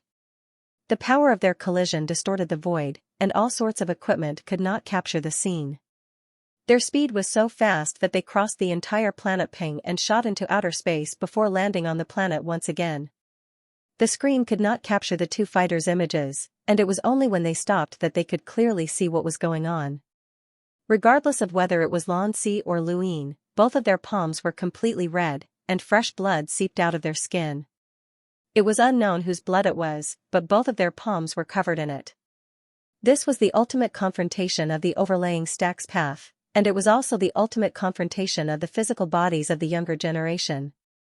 Lan Si was stronger than Lu Yin in terms of overlaying stacks, but Lu Yin's multiple shockwave palms surpassed Lan Si's. Dozens of volcanoes on planet Ping erupted at the same time, and a rain of lava fell from the sky. All sorts of strange plants and creatures ran amok, and it looked like the end of the world. No one had expected that Lu Yin would be able to fight Lan Si to such an extent. Their power levels had already surpassed 250,000. Even when the 10 arbiters had just been named, none of them had been able to reach this level of power. In other words, if Lu Yin was in the same generation as the 10 arbiters, then one of them would definitely fail the rankings, and Lu Yin would firmly be one of the 10 arbiters. However, he was not in the same generation as the 10 arbiters. While he was improving, the 10 arbiters were improving as well. Someone told me that you still have secret techniques from the home of the gods that you haven't used yet, Lan Si said to Lu Yin. Lu Yin's eyes trembled. Knight King Jinwu. Lan Si replied, you can use them now, or else you won't have another chance. Lu Yin's brows rose. Who gave you that confidence? Is that a battle technique that you've been training in? Lan Si nodded. That's right. The battle technique is called Emptiness Palm, and it's an invisible palm print. I'll give you a chance to attack first, but once I attack, you won't have another chance. Lu Yin's eyes narrowed. The monkey was furious. How arrogant. 7th bro, this guy is too arrogant. Let's not fight anymore and not bicker with arrogant people. He was a little scared. Lu Yin raised a hand. Then I won't be polite. He then gathered star energy in his right palm, and a blazing sun appeared, illuminating planet Ping as if a star had descended. Twin suns. Luyin pushed the twin suns towards Lan Si, who swung his hand to shake off the blood on his palm. He then slapped out, but the blood was not his, it was Lu Yin's. He had used 150 stacks to attack the twin suns. Lu Yin's first sun had gathered all the star energy of an enlighter with a power level of 250,000, and it collided with Lan Si's. Overlaying stacks. The first sun split open, and star energy erupted from it, shooting straight into the clouds and into outer space. Finally, it exploded in outer space, and a golden radiance swept out, causing the surrounding spacecraft to lose control. The first sun's explosion destroyed Lan Si's palm, and the second sun followed suit and slammed into Lan Si's chest. Lan Si was smashed into the ocean floor by the twin suns, and his body exploded. The entire planet Ping was shaken apart, and the ocean evaporated as the void distorted. Lan Si opened his eyes at the bottom of the ocean, and all he saw was darkness. He felt an extreme pressure. This was a spiritual force attack. This person even knows how to use spiritual force attacks? Lan Si was shocked, and he felt dizzy. His entire body was being suppressed by spiritual force, and his body trembled. Within the darkness, a golden light descended, it was the twin suns. Lan Si's face changed, as the strength of Lu Yin's attacks had exceeded his expectations. Regardless of whether it was a condensed star energy attack, physical strength, or spiritual force attack, Lan Si felt a sense of danger. He could not wait any longer. Lu Yin charged towards the bottom of the ocean and pushed the twin suns towards Lan Si. He did not believe that Lan Si's body could withstand the twin suns multiple times. This was not just condensed star energy, but also merged with cauldron chi. It was a battle technique of the 9 cauldrons, and it was enough to suppress the battle techniques of his peers. Lu Yin was confident that the 9 cauldron transformation was invincible, and even if he could only condense 2 suns, he could still fight against anyone. Suddenly, Lu Yin's scalp went numb as a terrifying rune line appeared in front of him. He instinctively dodged, but he was still too slow. Fortunately, he had the twin suns in front of him. The rune line struck the twin suns, pushing both Lu Yin and himself to the bottom of the ocean before exploding into outer space. Lu Yin's figure flickered and disappeared. Off in the distance, the heavens distorted as a spatial crack swept out horizontally. He looked at Peking planet in shock as Lan Si slowly floated to the surface of the ocean. He looked up at Lu Yin and raised a hand. Emptiness palm. As soon as he finished speaking, Lu Yin saw rune lines with a power level of over 250,000 descend from the void. He could not even see the shadow of a battle technique with the naked eye. If not for the rune lines, he would not even have known that he had been attacked. Even though he could see the traces of the emptiness palm's attack based on the rune lines, it was still very difficult to dodge as the attack was too fast. 3 chunks of Fate Zen appeared in front of him. Lu Yin raised both arms and activated his 9-lined battle force as he used the 100 stacks to forcefully resist the attack. The emptiness palm descended, and Lu Yin was sent flying. The 3 chunks of Fate Zen were forced back into his body, and his 9-lined battle force was nearly distorted. The 100 stacks that he had used in his arms were forcefully pushed back, and his internal organs were shaken. Pfft! Lu Yin spat out a mouthful of blood, and his body was sent flying 10,000 meters through the universe. He had finally withstood the attack. Countless people were stunned. What was this? Had Lan Si attacked? No one knew, regardless of whether they were from the outerverse or the innerverse. Everyone who saw this scene could not understand. Had Lan Si attacked? Knight King Xianwu looked at the screen with a grave expression. Lu Yin was definitely not weak, and he had even gained the upper hand against Lan Si when they had clashed head-on. He had even beaten Lan Si into the ocean, but what had Lan Si done to make Lu Yin so miserable? 9-lined battle force, overlaying stacks, and even his Fate Zen had not been able to block Lan Si's attack. No one could understand what was happening. Even those from the home of the gods could not see the rune lines through the screen, so they could not understand what Lan Si had done. Was it an innate gift? Or was it a battle technique? At this moment, the 10 Arbiters' might was on full display. Lan Si's palm sent Lu Yin flying. On the surface of planet Ping, Lan Si raised his head and looked at Lu Yin. He had not expected Luin to be able to force him to use the emptiness palm. The Fates in front of Lanxi's chest had disappeared. Lanxi also had Fates and he had thought that he could defeat Luin with 150 stacks and the Fatesen's defense. He had not expected Luin to be so difficult to deal with. With such strength, it was no wonder that Lanxi had dared to accept the challenge. Unfortunately, he would still lose. Outside of Planet Peng, countless people looked at Luin, but they could not see anything from his expression. There was no dejection or fear, and there was no excitement or battle intent that came from encountering a strong opponent. There was only calmness. Luin stood in outer space and moved his arm. It hurt, and his bones had probably been broken. This was the emptiness palm, and it was not as simple as it seemed. A single palm print contained more than 150 stacks, and it was a battle technique that pushed the overlaying stacks path to its limits. This was Lanxi's hidden strength. It was no wonder why Lanxi had always cultivated the overlaying stacks path and not anything else. The emptiness palm was enough to allow him to traverse outer space. An invisible palm print could not be avoided even if one could see the rune lines. Even if one wanted to take it head-on, they did not have a powerful defense or an unbreakable battle technique. Luin raised his foot and tore through the void to return to Planet Peng. He was now 1,000 meters away from Lanxi. That's quite a powerful battle technique. No wonder you've been cultivating the overlaying stacks path, Luin praised. Lanxi looked at his right palm. I obtained this battle technique by chance. After obtaining it, I've never thought of cultivating anything else. This battle technique is naturally suited for me. Luin grew serious. It's the simplest and purest attack, but it's unbreakable. It's indeed terrifying. Lanxi had a strange expression. You're not going to admit defeat? Luin squeezed his arm. I can still take it. Lanxi laughed. The emptiness palm does not burden my body, so don't expect me to be the first one to give up. How long can your 9-lined battle force last? Lu Yin's gaze grew serious. Lanxi looked into Lu Yin's eyes, and then suddenly, his body vanished. Lu Yin's pupils shrank as he looked around. Above his head, rune lines rapidly fell. Lu Yin's scalp went numb as his Fatesen appeared once more. 9-lined battle force branded his entire body, and with a thump, his entire body was smashed into the ground. He then pierced through Peking Planet and was blasted into the universe, causing Peking Planet to crack open in all directions. In outer space, there was blood at the corner of Lu Yin's mouth, and the bones in his arm had been severely fractured. Lanxi appeared behind him once more, but this time, his palm was empty. Luin could see the rune lines, but he could not dodge them.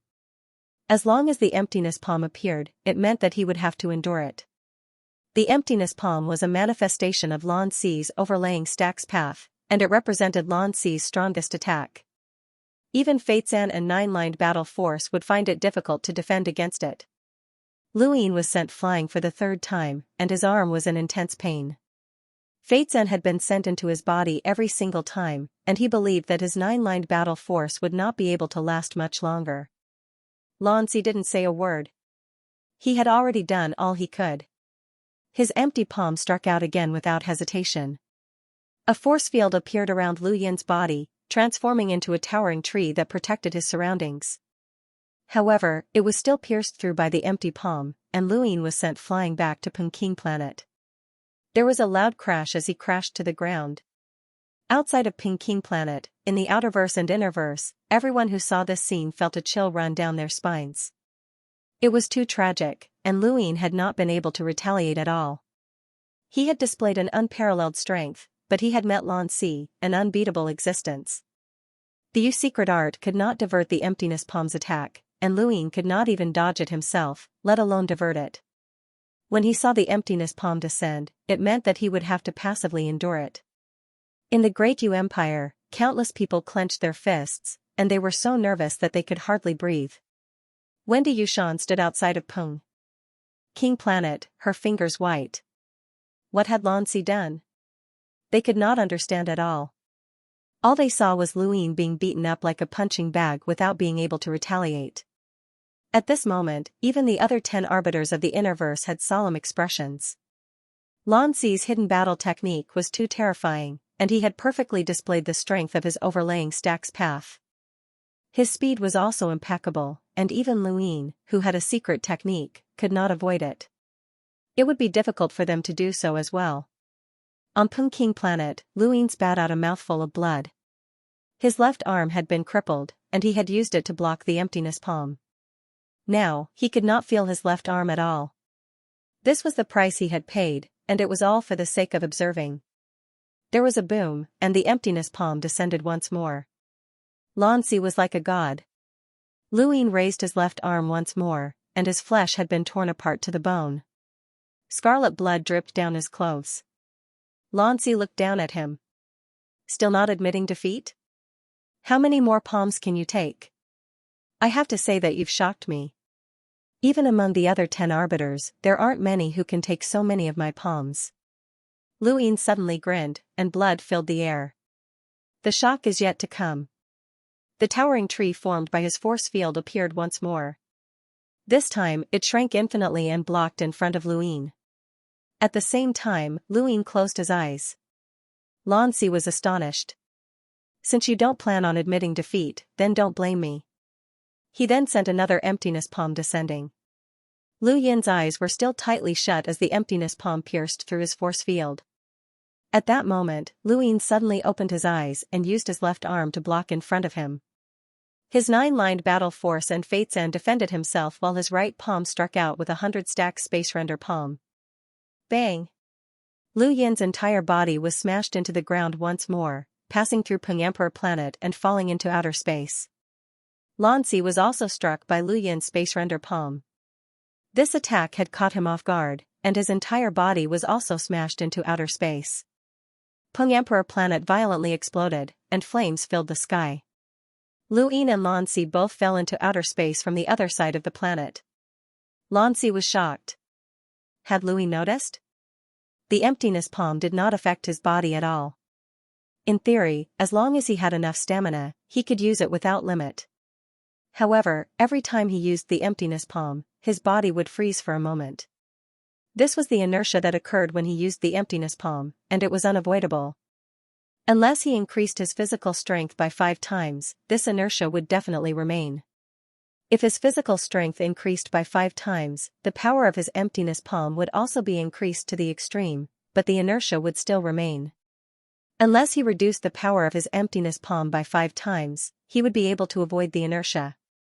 However, if he did that, the emptiness palm's power would be too low, and it would be better not to use it at all.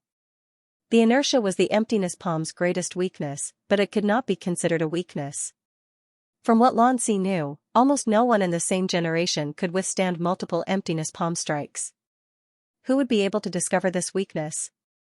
However, Lu Yin's physical strength was too great, and he had actually been able to withstand multiple emptiness palm strikes. Furthermore, he had discovered this weakness with his domain, which had caused Lan Zi harm. Luin panted heavily as he stared at the other side of Peng Emperor Planet. He had withstood multiple emptiness palm strikes, and he had finally discovered that there was no such thing as a perfect battle technique in this universe.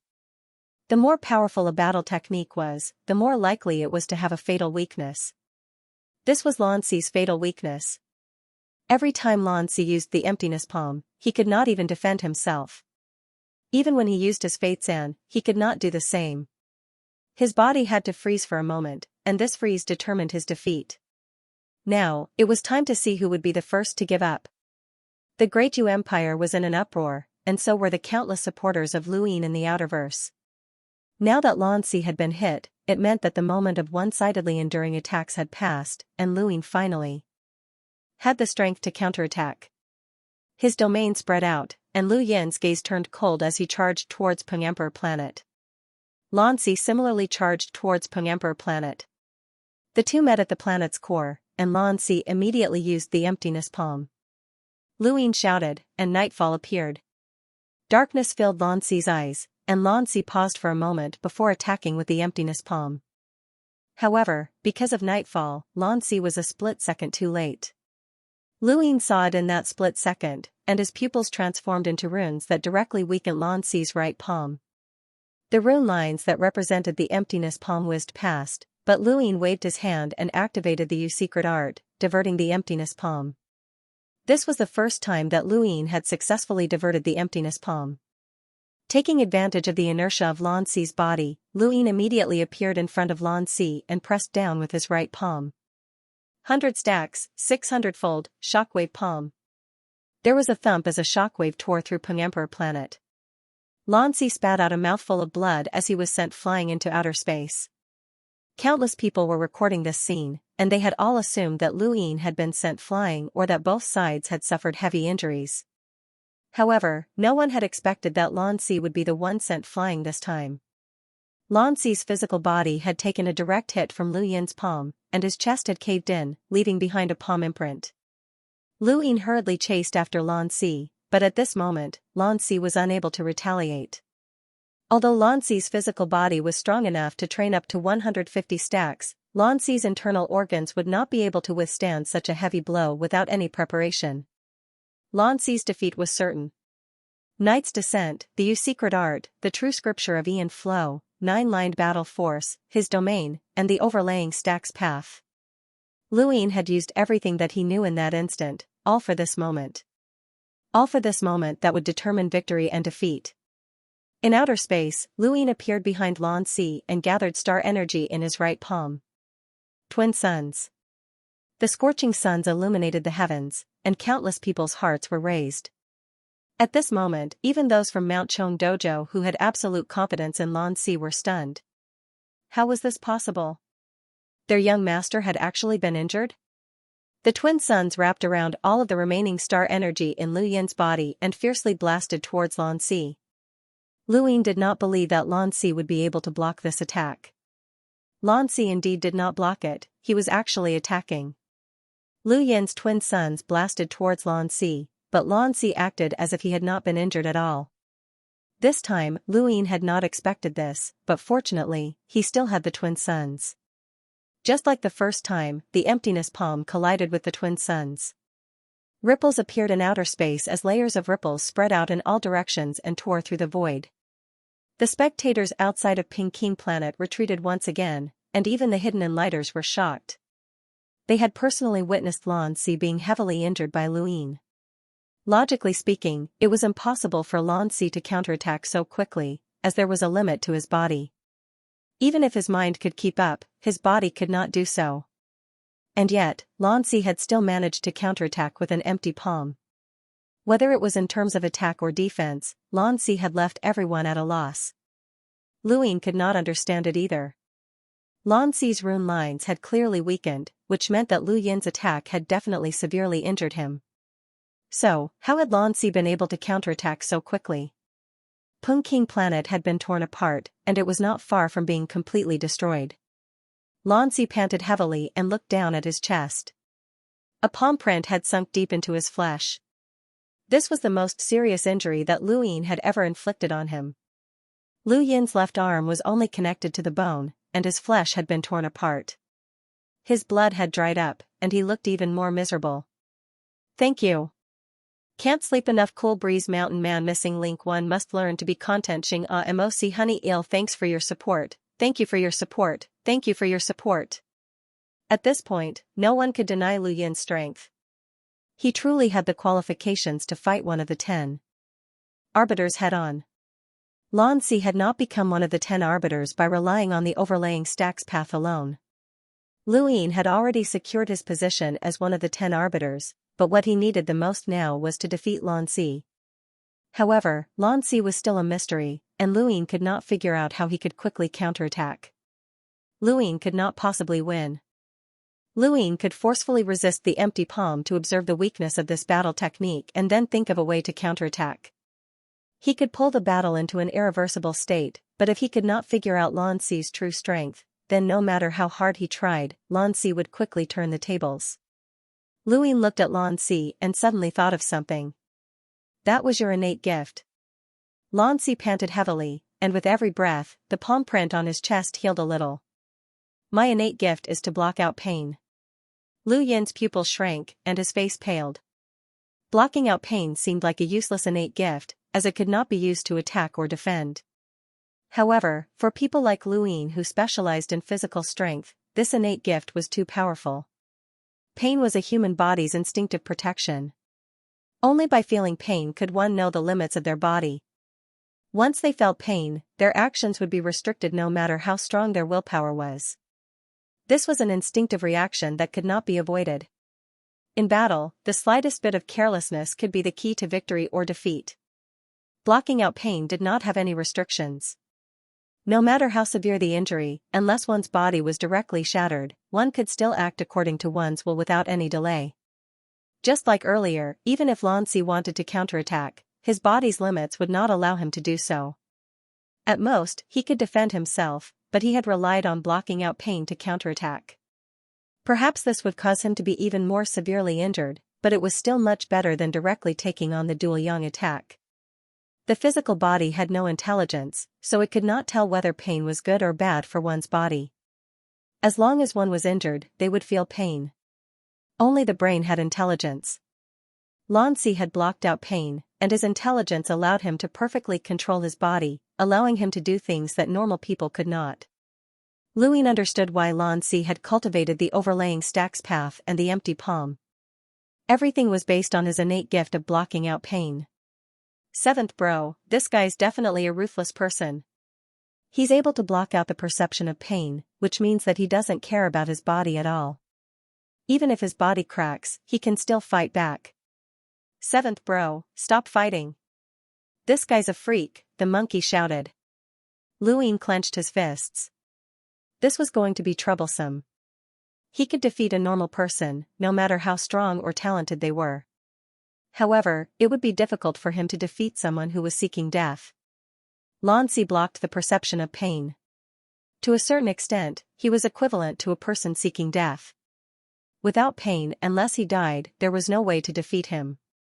Now you know why I asked you to admit defeat? I admit that I have a whole new level of respect for you. You should be on par with me, but you'll never be able to defeat me, said Xianxia indifferently. His expression was very calm. The palm print on his chest was very deep and brought him great pain. His 5 viscera and 6 bowels might have been torn apart, but he couldn't feel it. Lu Yin's eyes narrowed. He had an innate gift as well, and if he used it, he was completely confident that he could defeat Xianxia.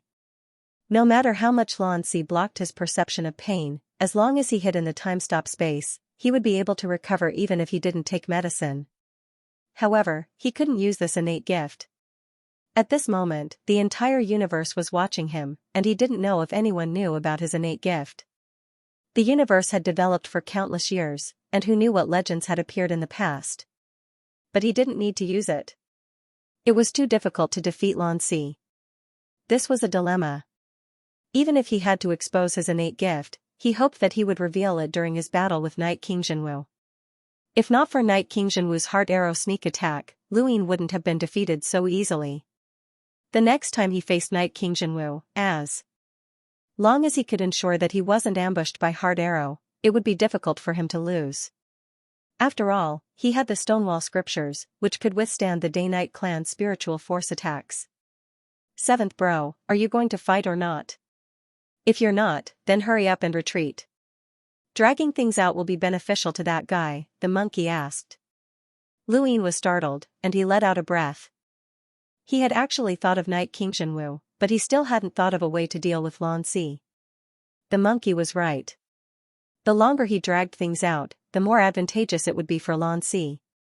As he thought about it, Lu Yin tore through the void and sent a palm strike towards Xianxia. Xianxia's gaze turned cold, and his body disappeared. Lu Yin released his domain, and Xianxia tore through the void to reappear. Lu Yin then released his spiritual force, Nightfall. This was the only way to deal with Xianxia. Lu Yin used his domain to search for Xianxia's traces while Nightfall slowed down the speed of his empty palm. The moment Nightfall appeared, the Day-Night clan in the Innerverse went into an uproar. Nightfall was one of the Day-Night clan's few powerful battle techniques, and it wasn't any weaker than the Day-Night restoration technique. It was just that it wasn't that famous. Now that Lu Yin had used it, the Day-Night clan was furious. Knight King Xianwu's face turned gloomy. Lu Yin had actually copied Nightfall. Previously, Lu Yin had used Nightfall from Ping Emperor Planet's core, but now, he was in outer space. The moment nightfall appeared, Lan Zi's vision turned dark, but he didn't use his empty palm. After being ambushed by Luyin once, he wouldn't allow himself to be ambushed a second time. Luyin released his domain and searched for Lan Zi. Lan Zi appeared behind Luyin, raised a hand, and slapped out. Luyin couldn't use Nightfall continuously, but the moment Lan Zi appeared, he tapped out with his Dream Finger. Although the Dream Finger did not exert spiritual force suppression, it could still freeze the void. This was a battle technique that came from outside of the upper three gates, and unless the gap between the two was too great, it was impossible to avoid being frozen in the void. Lan Zi was no exception. He hadn't expected Luyin to have such a battle technique. His empty palm was slowed down, but he still managed to release it.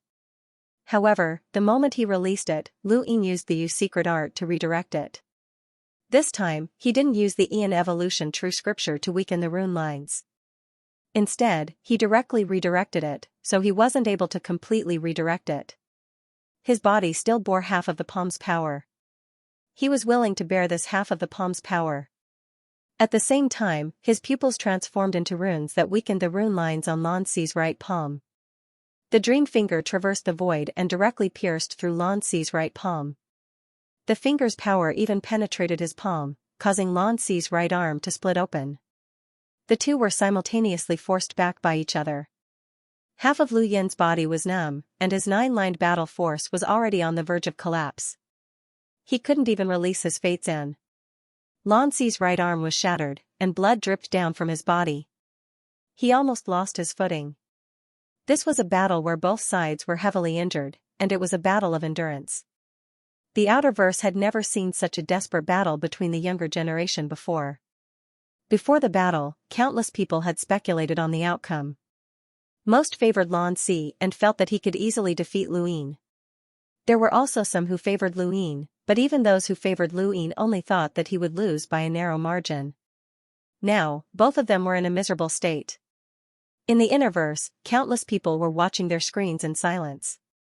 Lu Xiaoqiu, Mu Rong, Ling Ke, Wen Qianer, as well as the top of the top 100 rankings, Tian Tian, Tai Yuanjun, and the others were all speechless as they watched.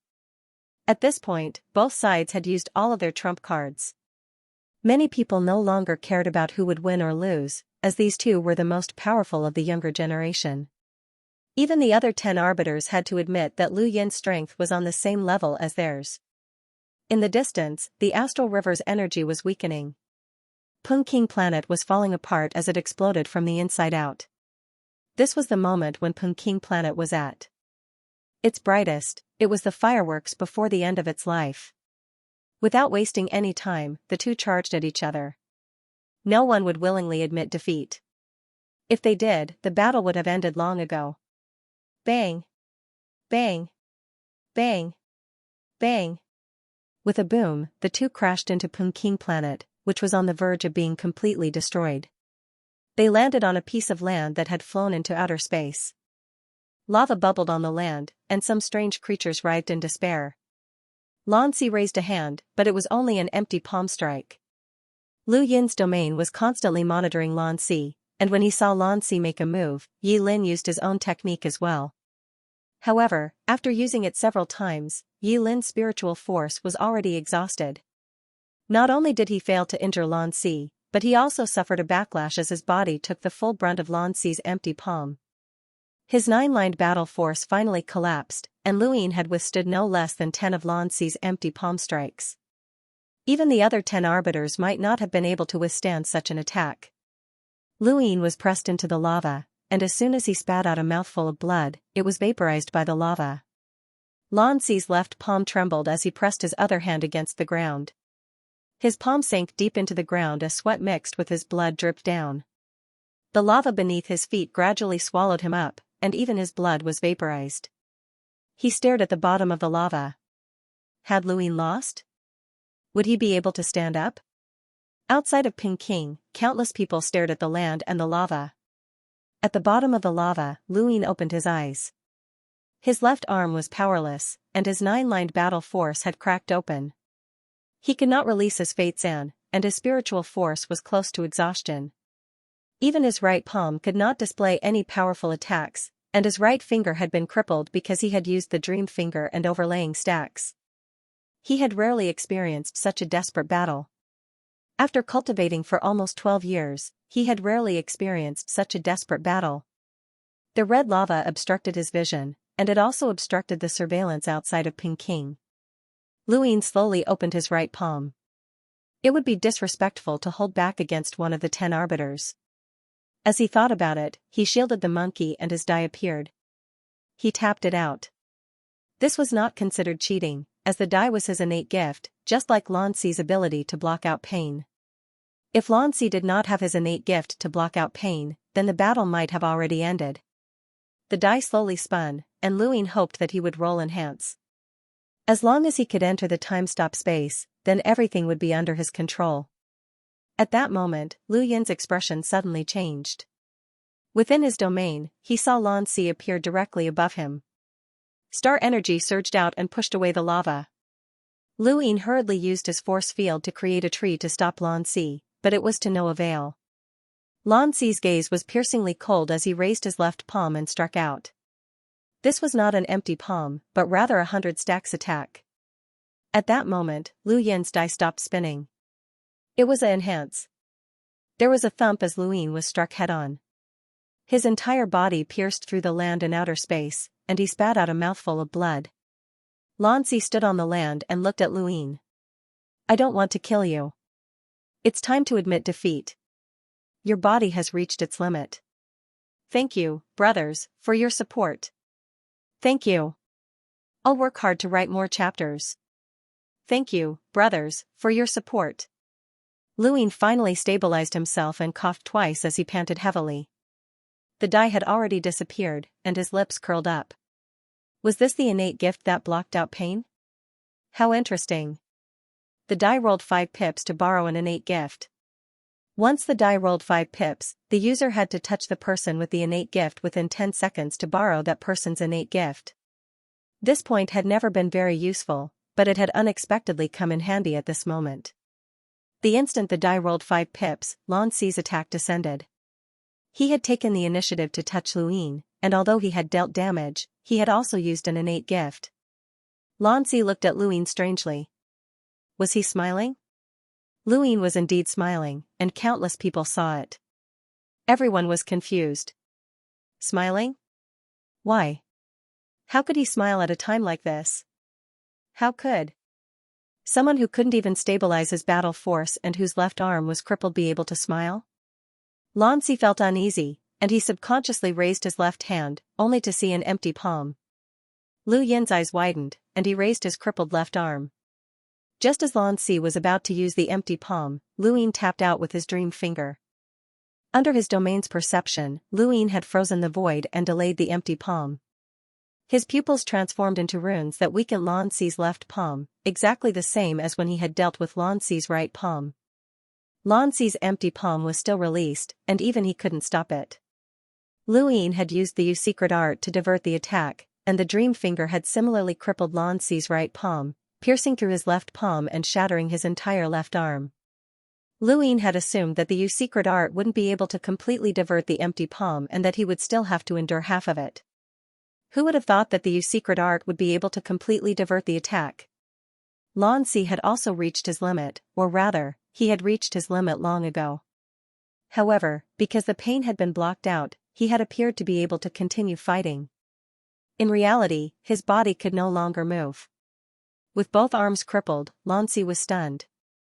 He stared at Lu Yin in disbelief as he slowly collapsed. Lu Yin's left arm was also trembling violently. The innate gift he had borrowed could only be used once, and once it was used up, the pain swept through him like a tidal wave, almost causing him to faint. He barely managed to remain standing in space as he watched the continent fly further and further away. Everyone's attention had shifted from Lu Yin to the continent, where Lan Si had fallen.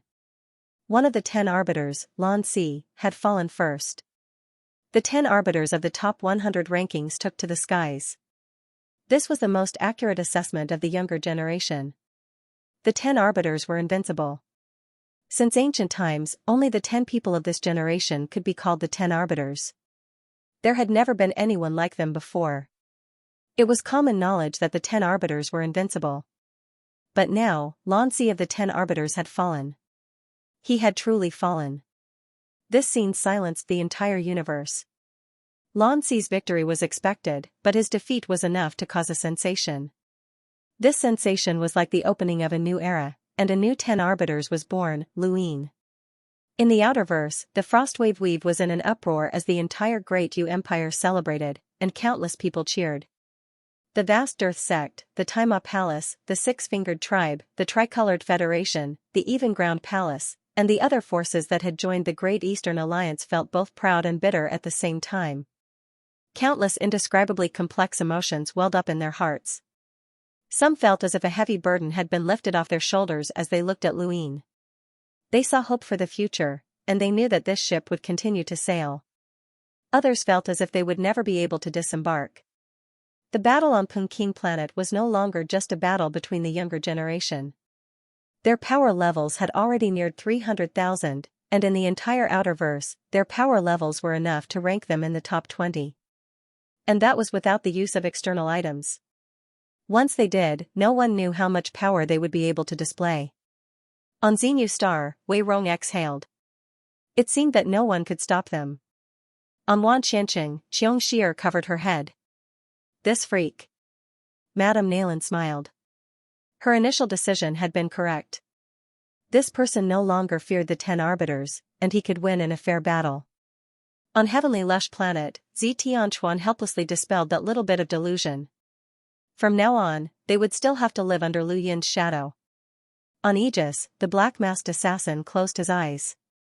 He would just follow this ship and continue on, regardless of the outcome. Many familiar yet unfamiliar people sighed as they looked at Luin, who was standing tall in outer space. They did not know how to describe it. At this moment, Luin was dazzling. Even the other 10 arbiters of the Innerverse were looking at him. This person had already arrived in front of them and was exerting pressure on them. Night King Jinwu's gaze was cold, but he did not say a word. He turned to look at the stone tablet in the ancestral land. This person had to be killed. Leaving him alive would only bring about disaster sooner or later. Outside Peking planet, Wendy Yushan sighed in relief. How long had it been since she had looked down on this person? To a cultivator, it was merely the blink of an eye. Luin was already standing at a height that surpassed her own, and he was climbing up step by step with great difficulty. Although it was miserable, his progress was steady. The bespectacled mist child looked at Luin with some fear. He had changed since the last time they had met. He had become so terrifying and unfathomable. In outer space, Luin knew that the entire universe's attention was focused on him. He slowly flew towards land, where Xianxia's eyes were wide open. Luin did not know what he was looking at. Xianxia was conscious, but his body could not move. He had already surpassed his limits. Although blocking out his pain perception had increased his strength, it had also prevented him from knowing the limits of his own body. Even if Lu Yin's final attack had been an ordinary palm strike, it had still been enough to topple him. A shadow shrouded Luin as he walked over to Xianxia's side and looked down. You've lost. Xianxia's gaze was calm, and there was no unwillingness. He had already tried his best, and a loss was a loss. There was nothing else he could say. Congratulations, you've won. Luin slowly sat down cross-legged beside Xianxia and retrieved a flask of wine from his cosmic ring. Xianxia looked at him calmly. Luin was stunned. He had forgotten that he could not move, so he opened the flask and placed it beside Xianxia. Xianxia used his remaining star energy to control the flask, causing the wine to flow into his mouth. Lu Yin's entire body trembled from the pain, but he was much better off than Xianxia, as his physical strength had already surpassed Xianxia's. At this moment, he was even more grateful to Night King Jinwu.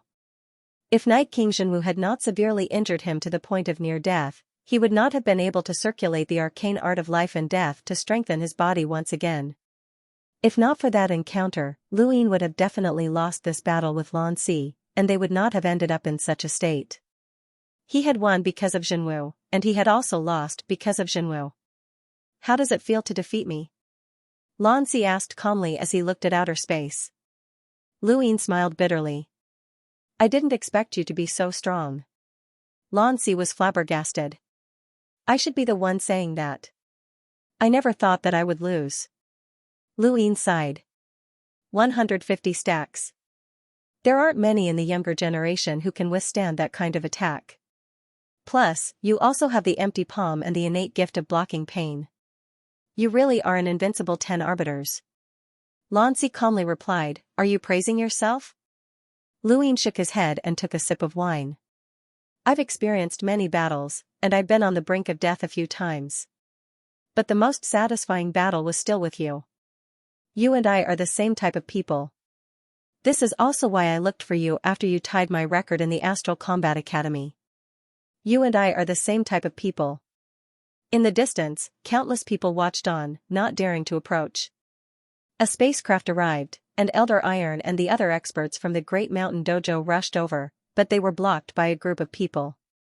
Lan Baobao immediately attacked, but the person blocking them was not weak, it was the old woman from the Nalan family. Lan Baobao's attack was completely ineffective. Get out of the way!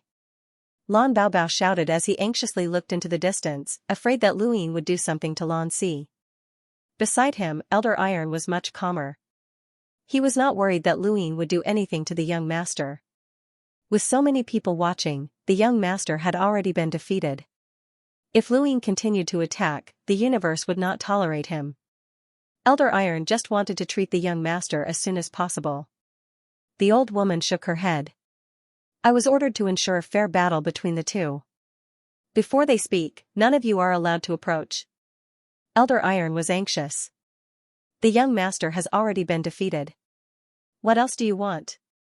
The old woman's gaze was resolute. At this moment, many experts appeared in the surroundings. There were more than 5 enlighters among them, including the Moksword sect's head, Kuyun, and Mafioso Planet's top mist. There were also other experts hiding in the shadows, waiting for an opportunity to act. They were all experts from the Great Eastern Alliance, and Lu Yin's victory had strengthened their resolve to protect the Great Eastern Alliance. If the people from the Great Mountain Dojo were allowed to approach Lu Yin, then they would no longer be able to survive, and the so-called Great Eastern Alliance would become a joke. Elder Iron was sullen.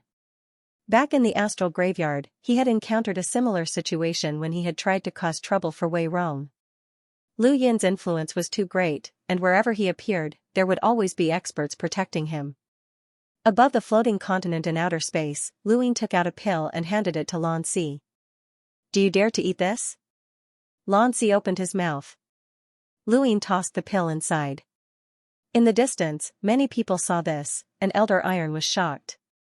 Young master, be careful. This might be a trap. Lu Yin, what did you feed my brother? Lan Baobao shouted. Lu Yin laughed and looked into the distance.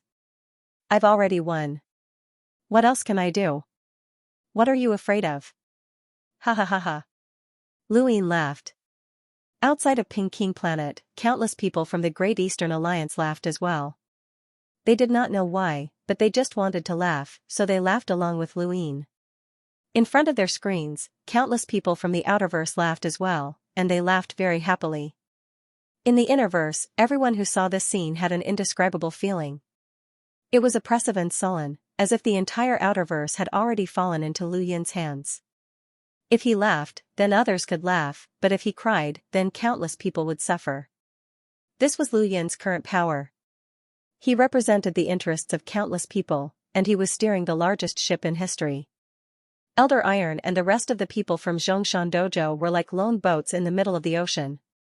They looked around in a daze as an invisible pressure enveloped them, preventing them from moving. At that moment, Lan Si's shattered arm gradually healed, and he moved his fingers. It was painful, a heart-wrenching pain, but he could still move. He raised a hand and waved.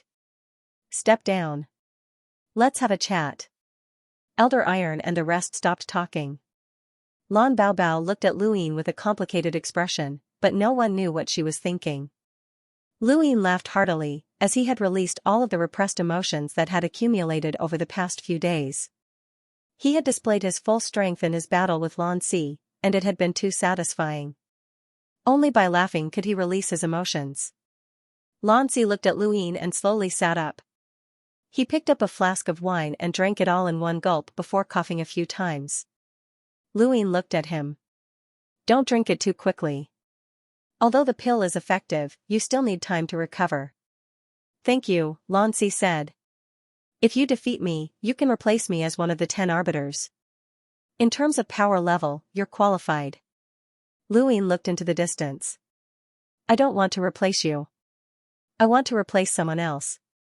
Xianxia's eyes flickered, but he did not speak. Luin wiped the corner of his mouth, which was stained with dried blood. He had just eaten a pill that could raise his Enlighter's rune lines to a power level of 300,000, and its healing effects were extremely strong. Xianxia looked at his arm and smiled bitterly.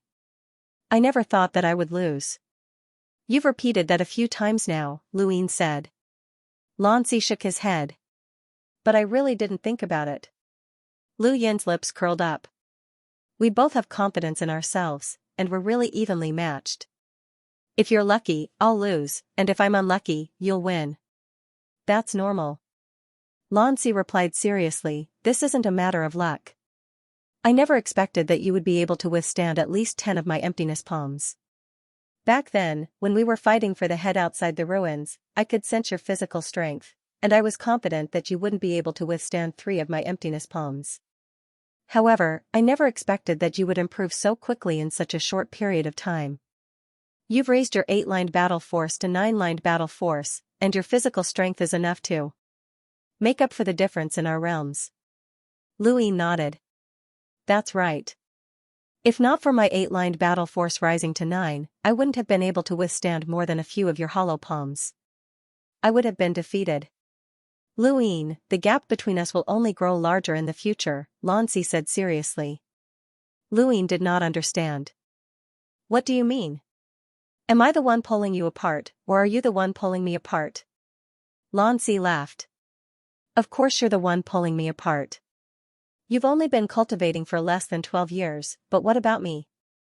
I'm almost 40, and I've been cultivating since I was young. I received the best resources from Zhishan Dojo, and I even obtained the hollow palms by chance. You, on the other hand, started out in the Outerverse.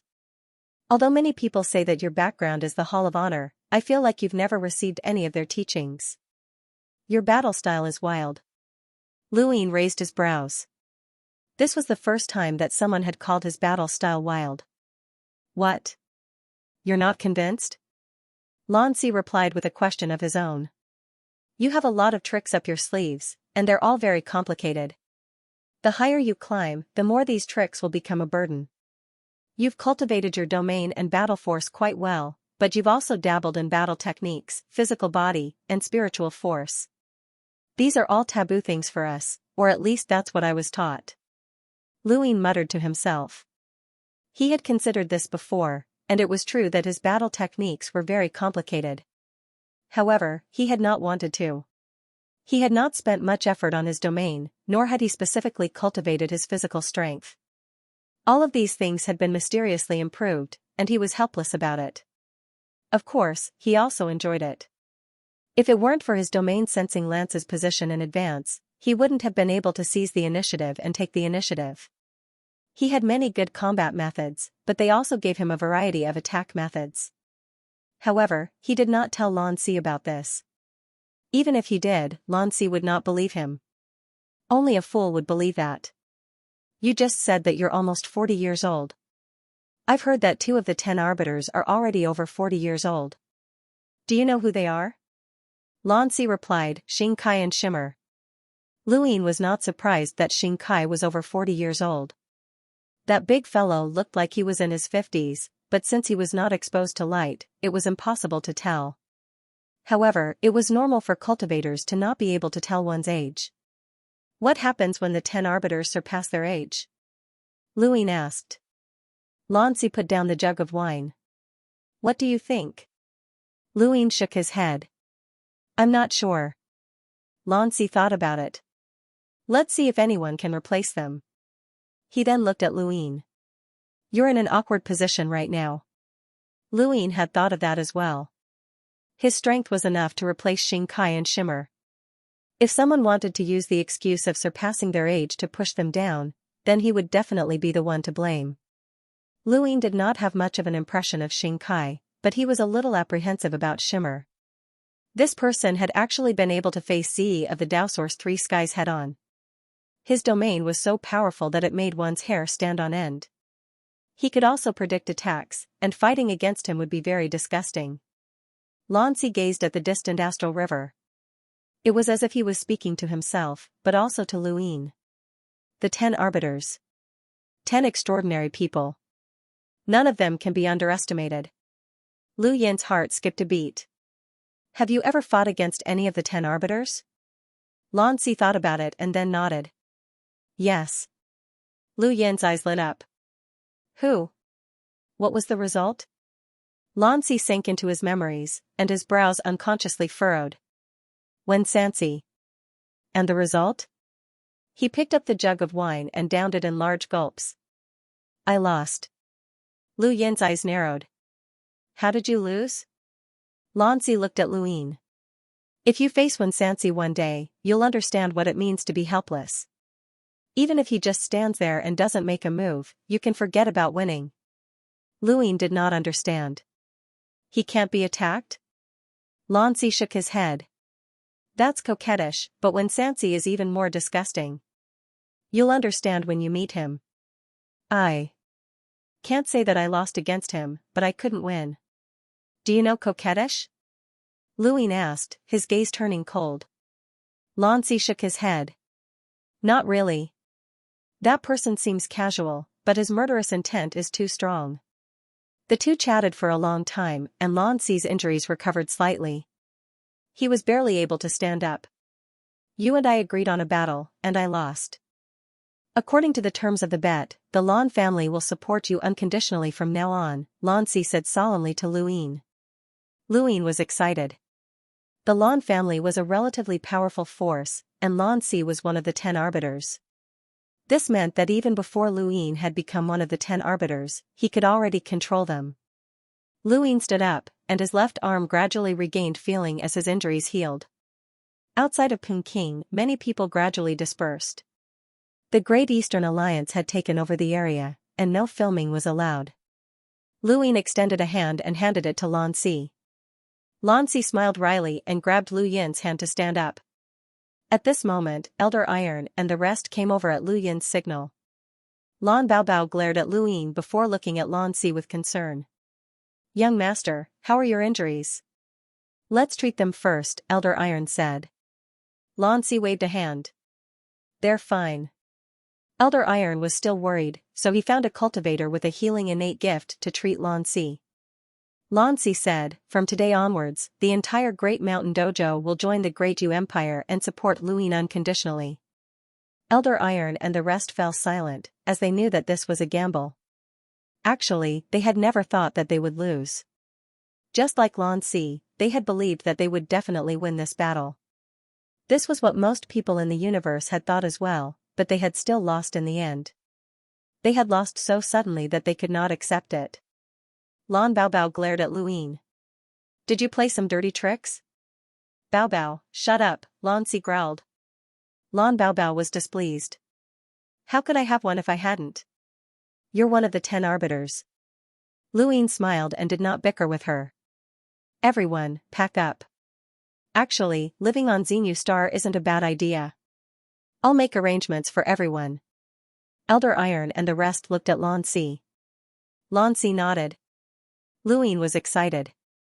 With these people from the Great Mountain Dojo joining, Xenu Star's safety would be guaranteed. Elder Iron's power level was over 300,000, so he would be safe. In the distance, the various experts bowed to Luin and then slowly left. Luin was also grateful to the old woman and the rest. Luin was aware of his own position.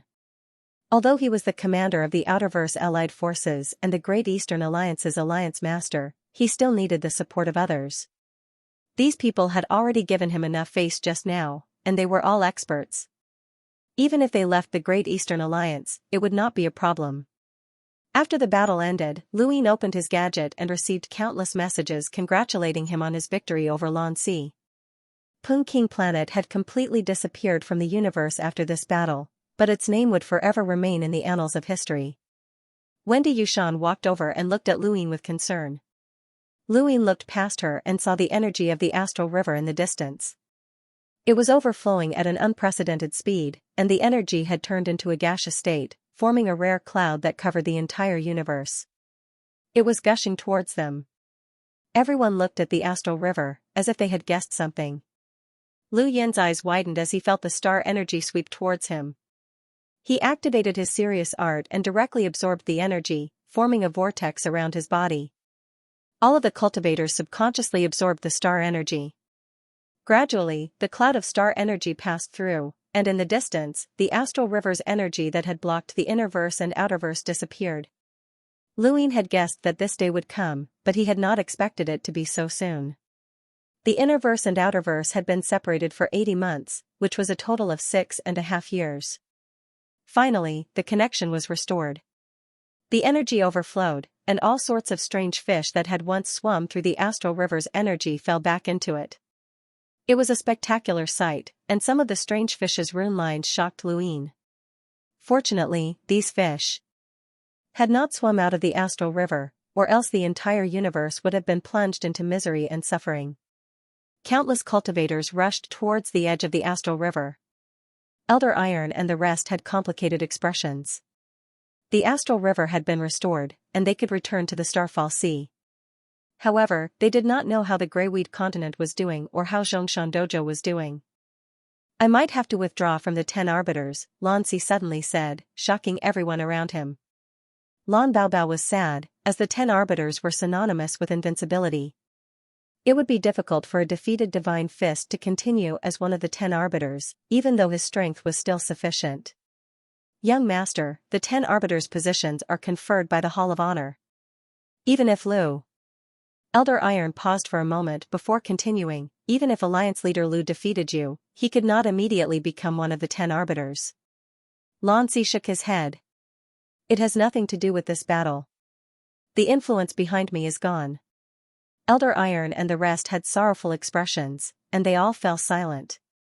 Luin understood that the 10 arbiters did not just represent 10 extremely powerful youths, but also the power behind them. Lan Si represented the Starfall Sea and the Greyweed continent.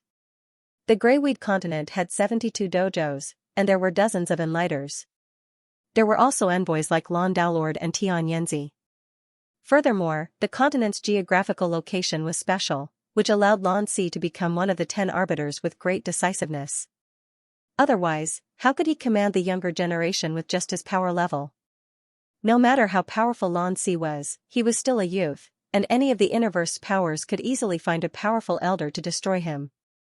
If one wanted to become one of the 10 arbiters with great decisiveness, they would need the support of a powerful force.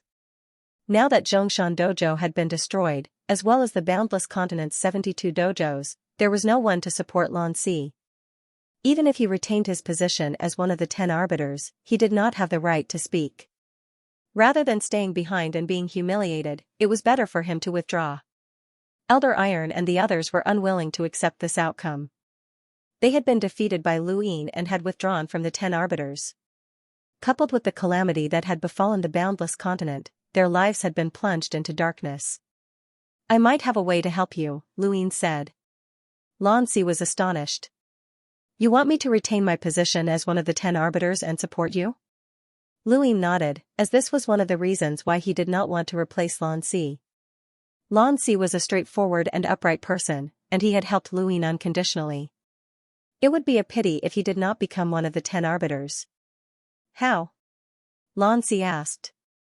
Luin replied, if the Sea King's dome supports you, it should not be much less than the Boundless Continent's support. Lan Si thought about it. Although we don't know if the Sea King is still alive, the Sea King's dome's influence in the Starfall Sea is too great. There's also Elder He, an envoy-level powerhouse, and they also have influence in the Hall of Honor. That should be enough. Luin nodded, as he planned to head back and investigate the reactions of those from the Sea King's dome. The moment that the innerverse and outerverse regained their connection, they should be able to detect whether the Sea King was dead or not. If the Sea King was still alive, then the Sea King's dome would continue to maintain its influence. Otherwise, even if it still had some influence, it would still be bullied by the various great powers of the innerverse. In the Innerverse, in the Day-Night clan, Night King Jinwu stood at the edge of a cliff and opened his gadget to contact someone. After a while, a low voice came from the gadget. The Hall of Honor is unable to judge Luin for the time being. Night King Jinwu frowned. Why? This person is a traitor of the Fifth Mainland. Luin is a disciple of the Hall of Honor, and Master Yuan can vouch for him. He is not a traitor of the Fifth Mainland. Night King Jinwu, please be careful with your words. Night King Jinwu was shocked. What? He's a disciple of the Hall? That's impossible.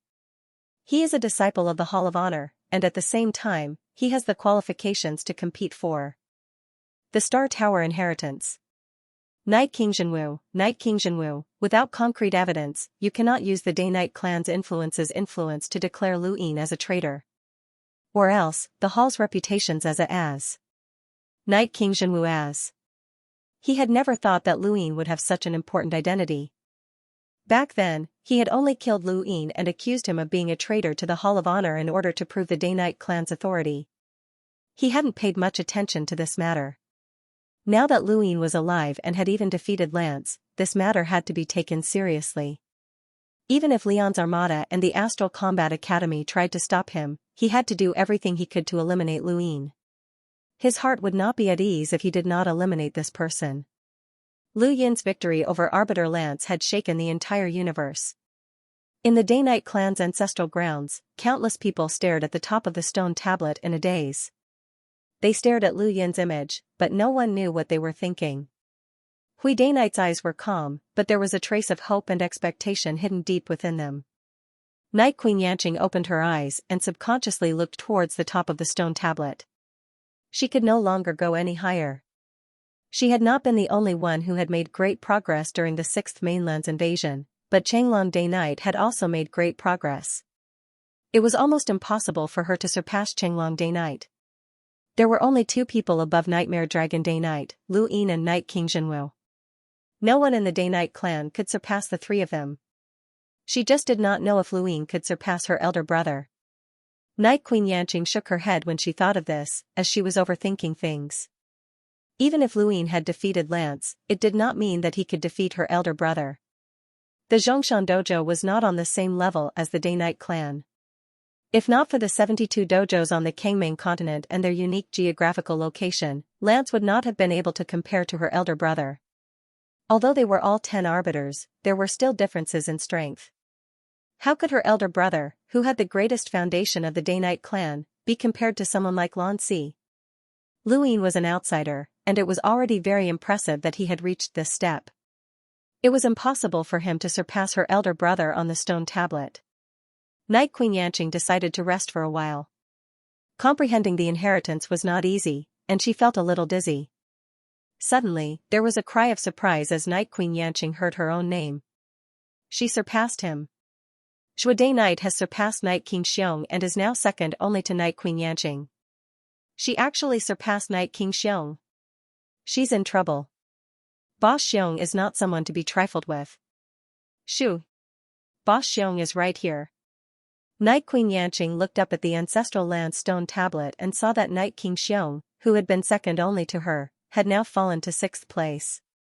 The person who had surpassed him was Shui Day-Night. She was astonished, as she was well aware of Shui Day-Night's innate gift. Reaching the top 10 of the ancestral land stone tablet was already beyond her expectations, but now, she had surpassed Night King Xiong. Night King Xiong was from the same generation as her elder brother, Night King Jinwu, and he was 1 generation older than her. He was already on the verge of breaking away from the younger generation, and his strength was about the same as Night King Gu's. Night King Xiong did not strive for fame or fortune, and he had never left the ancestral land. Even so, he was still ranked 37th on the top 100 rankings, which was quite high. She had only been able to surpass Night King Xiong because of the 6th Mainland's invasion, but Shui Day-Night had actually surpassed him. There was an angry roar, and Night Queen Yanqing frowned as she looked into the distance. A tall and sturdy man was looking around before finally fixing his gaze on Shui Day-Night. He walked over step by step. "Woman, let's exchange pointers." Shui Day-Night opened her eyes, and they flashed. Beneath the stone tablet, one of the ancient figures spoke up. This is the ancestral land's inheritance. Do not be impudent. Night King Xiong bowed. Senior, this junior only wishes to help his fellow clan members consolidate their battle techniques. I dare not be impudent. Before the figure could speak, a voice rang out from afar. Stand down. Night King Xiong's expression changed, and he immediately retreated without another word. The one who had shouted at him was Night King Jinwu. In the Day-Night clan, Night King Xiong was not afraid of the older generation, as they were all from the same clan. The elders would not bicker with him, but Night King Jinwu was different. Anyone who offended him would suffer a fate worse than death. Shui Day-Night's gaze was calm as she looked up at the top of the stone tablet at Luyin. Congratulations on defeating Lan Si. From this moment onward, you have officially stepped into the ranks of the top powerhouses in the universe. However, I hope that you will not underestimate Night King Jinwu. Even though she had not interacted with Luyin much, she understood him well enough to know that he would definitely take revenge for the general appointment platform. She had to endure it as much as possible. However, if they met again in the future, they might be enemies. By that time, she might have already married Night King Jinwu and become a puppet for him to flaunt. Shui Day-Night slowly closed her eyes and continued down the inheritance corridor. In the distance, Night King Jinwu continued to stare at Shui Day-Night. He had been displeased when he learned that Luyin was a member of the Glory Alliance, but when he saw Shui Day-Night's gaze, his lips curled up inexplicably. In Night Queen Yanqing's eyes, Night King Xiong was just a clown. Even though he was powerful, that was all there was to it, and there was not much room for improvement. As for Shui Day-Night, she did not place her in her eyes. Even though she did not understand why her brother valued this woman so much, it was impossible for her to surpass Shui Day-Night. Just as she thought about this, she heard another cry of surprise. This time, it was far louder than the previous one. Night Queen Yanqing looked up at the ancestral land stone tablet, and her pupils shrank. Shui Day-Night's name had surpassed hers, and she was now second only to Jianlong Day-Night. How is this possible? Night Queen Yanqing suddenly stood up and looked at Shui Day-Night. She was not the only one, as many people looked over as well. After surpassing Night King Xiong, Shui Day-Night entered the inheritance corridor once again. The battle technique that appeared before her was Night's End, Daybreak. All of the Day-Night clan's battle techniques could be found in the inheritance corridor, but very few people were able to obtain them, and even fewer people were able to cultivate them after obtaining them. Shui Day-Night had originally comprehended Night's End, Daybreak because of her Day King bloodline and the life-or-death situation she had been in. Now that she had been in the inheritance corridor for so long, it was normal for Night's End, Daybreak to appear. Night's End, Daybreak was one of the Day-Night clan's strongest battle techniques, and it was a battle technique that had been created in the same era as the Night King Heaven-Splitting technique. The moment this battle technique appeared, Shui Day-Night surpassed Night Queen Yanqing. Not only that, but Shui Day-Night had also cultivated Night's End, Daybreak for more than 6 years, so she already had some understanding of this battle technique. Furthermore, she had comprehended it when she had been reincarnated, so her understanding of this battle technique was not shallow. In just a few minutes, she had surpassed Jianlong Day-Night and become in existence second only to Night King Jinwu and Luyin. She had surpassed 3 people in a row, which was not just shocking, but also at the very top. All of the Day-Night clan members stared at Shui Day-Night with sparkling eyes, as they wanted to know what battle technique she had inherited. Even the ancient figures below the stone tablet opened their eyes. One of them had a complicated look in his eyes, and he had the same expectation as Shui Day-Night. Luyin had been able to reach such a high position on the stone tablet because he had gone deep into the inheritance corridor and had almost reached the end. It was not because he had a deep understanding of the battle technique. The only battle technique that was suitable for him was Nightfall, but it was only comparable to the Day-Night Restoration technique.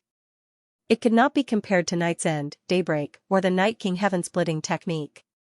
One day later, Shui Day-Night displayed her 6 years of understanding of Night's End, Daybreak, which allowed her to surpass Luyin and become in existence second only to Night King Jinwu. Everyone was shocked, as Shui Day-Night had created history by surpassing 4 people in a single day. Many people stared at Shui Day-Night, and the descendants of the Day King clan were especially eager. Even though they knew that it was impossible, they still hoped that Shui Day-Night would surpass Night King Jinwu and truly create history. Ever since the Day King had died, no descendant of the Day King had ever taken first place on the stone tablet. They all hoped that Day Knight could do it. However, reality disappointed them. Day Knight opened her eyes, as she did not need to continue comprehending. Someone could not help but say, Day Knight, continue comprehending. You can create history. This person's words caused the Night King clan members to be displeased, but they also represented the wishes of the Day King clan members. Day Knight calmly stood up and left. Surpass history? How could that be possible? They did not understand how terrifying Night King Xianwu was. The Night King heaven-splitting technique was not inferior to Night's End, Daybreak, and she did not believe that Night King Xianwu would be inferior to her in terms of comprehension of an exceptional battle technique. The more one understood, the more despair one would feel. This was Day Knight's realization. If she had not watched that battle, she would have done her best to comprehend it and think of a way to surpass Night King Xianwu. At least, she would still have a glimmer of hope. However, it was also good that she had watched that battle. Otherwise, the more desperate she was, the more laughable she would seem to Night King Xianwu. She slowly walked towards Night King Xianwu. Not long after, she stood in front of Night King Xianwu with an indifferent expression. I did it. Night King Xianwu smiled at Day Knight. Congratulations. Day Knight's emotionless gaze met Night King Xianwu's. Night King Xianwu replied, Don't worry, I'll remove the Day King bloodline's cage technique in 2 months. Day Knight sighed in relief, and her pale fingers gradually relaxed. Night King Xianwu watched her leave and then opened his gadget to make a call. On the other side, Lu Yin had yet to return to Xinyu Star. The innerverse and outerverse had been reconnected, but that did not mean that they could communicate.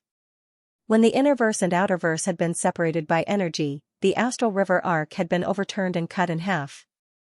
Lu Yin wanted to take a look at the astral river arc and see if it could be restored. Controlling the astral river arc was very important to him. According to Lily Rose, the innerverse backup astral river arc was hidden in the blazing mist flow zone, so he wanted to take a look at it from the edge of the astral river. Lan Si had already left Xinyu Star under the escort of Elder Iron and the others. Lu Yin was gazing at the bottomless astral river when his gadget rang. He glanced at it, and his eyes trembled. It was Night King Xianwu. A screen appeared in outer space, and Night King Xianwu's image appeared on it with a smile on his face. Congratulations on defeating Lan Si. You're now on par with the 10 arbiters. Lu Yin had expected Night King Xianwu to contact him, as the Day-Night clan's inheritance stone was in his hands. Are you saying this to show off your superiority?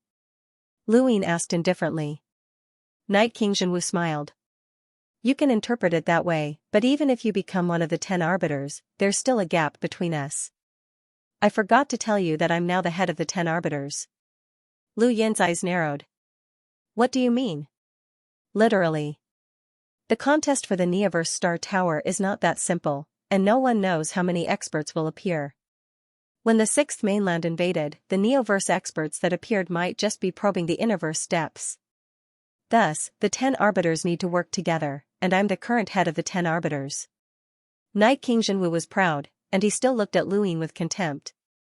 Whether it was in terms of strength or attitude, Night King Xianwu had to look down on this person. Lu Yin's confidence. A battle between experts was not only a battle, but also a battle mentality.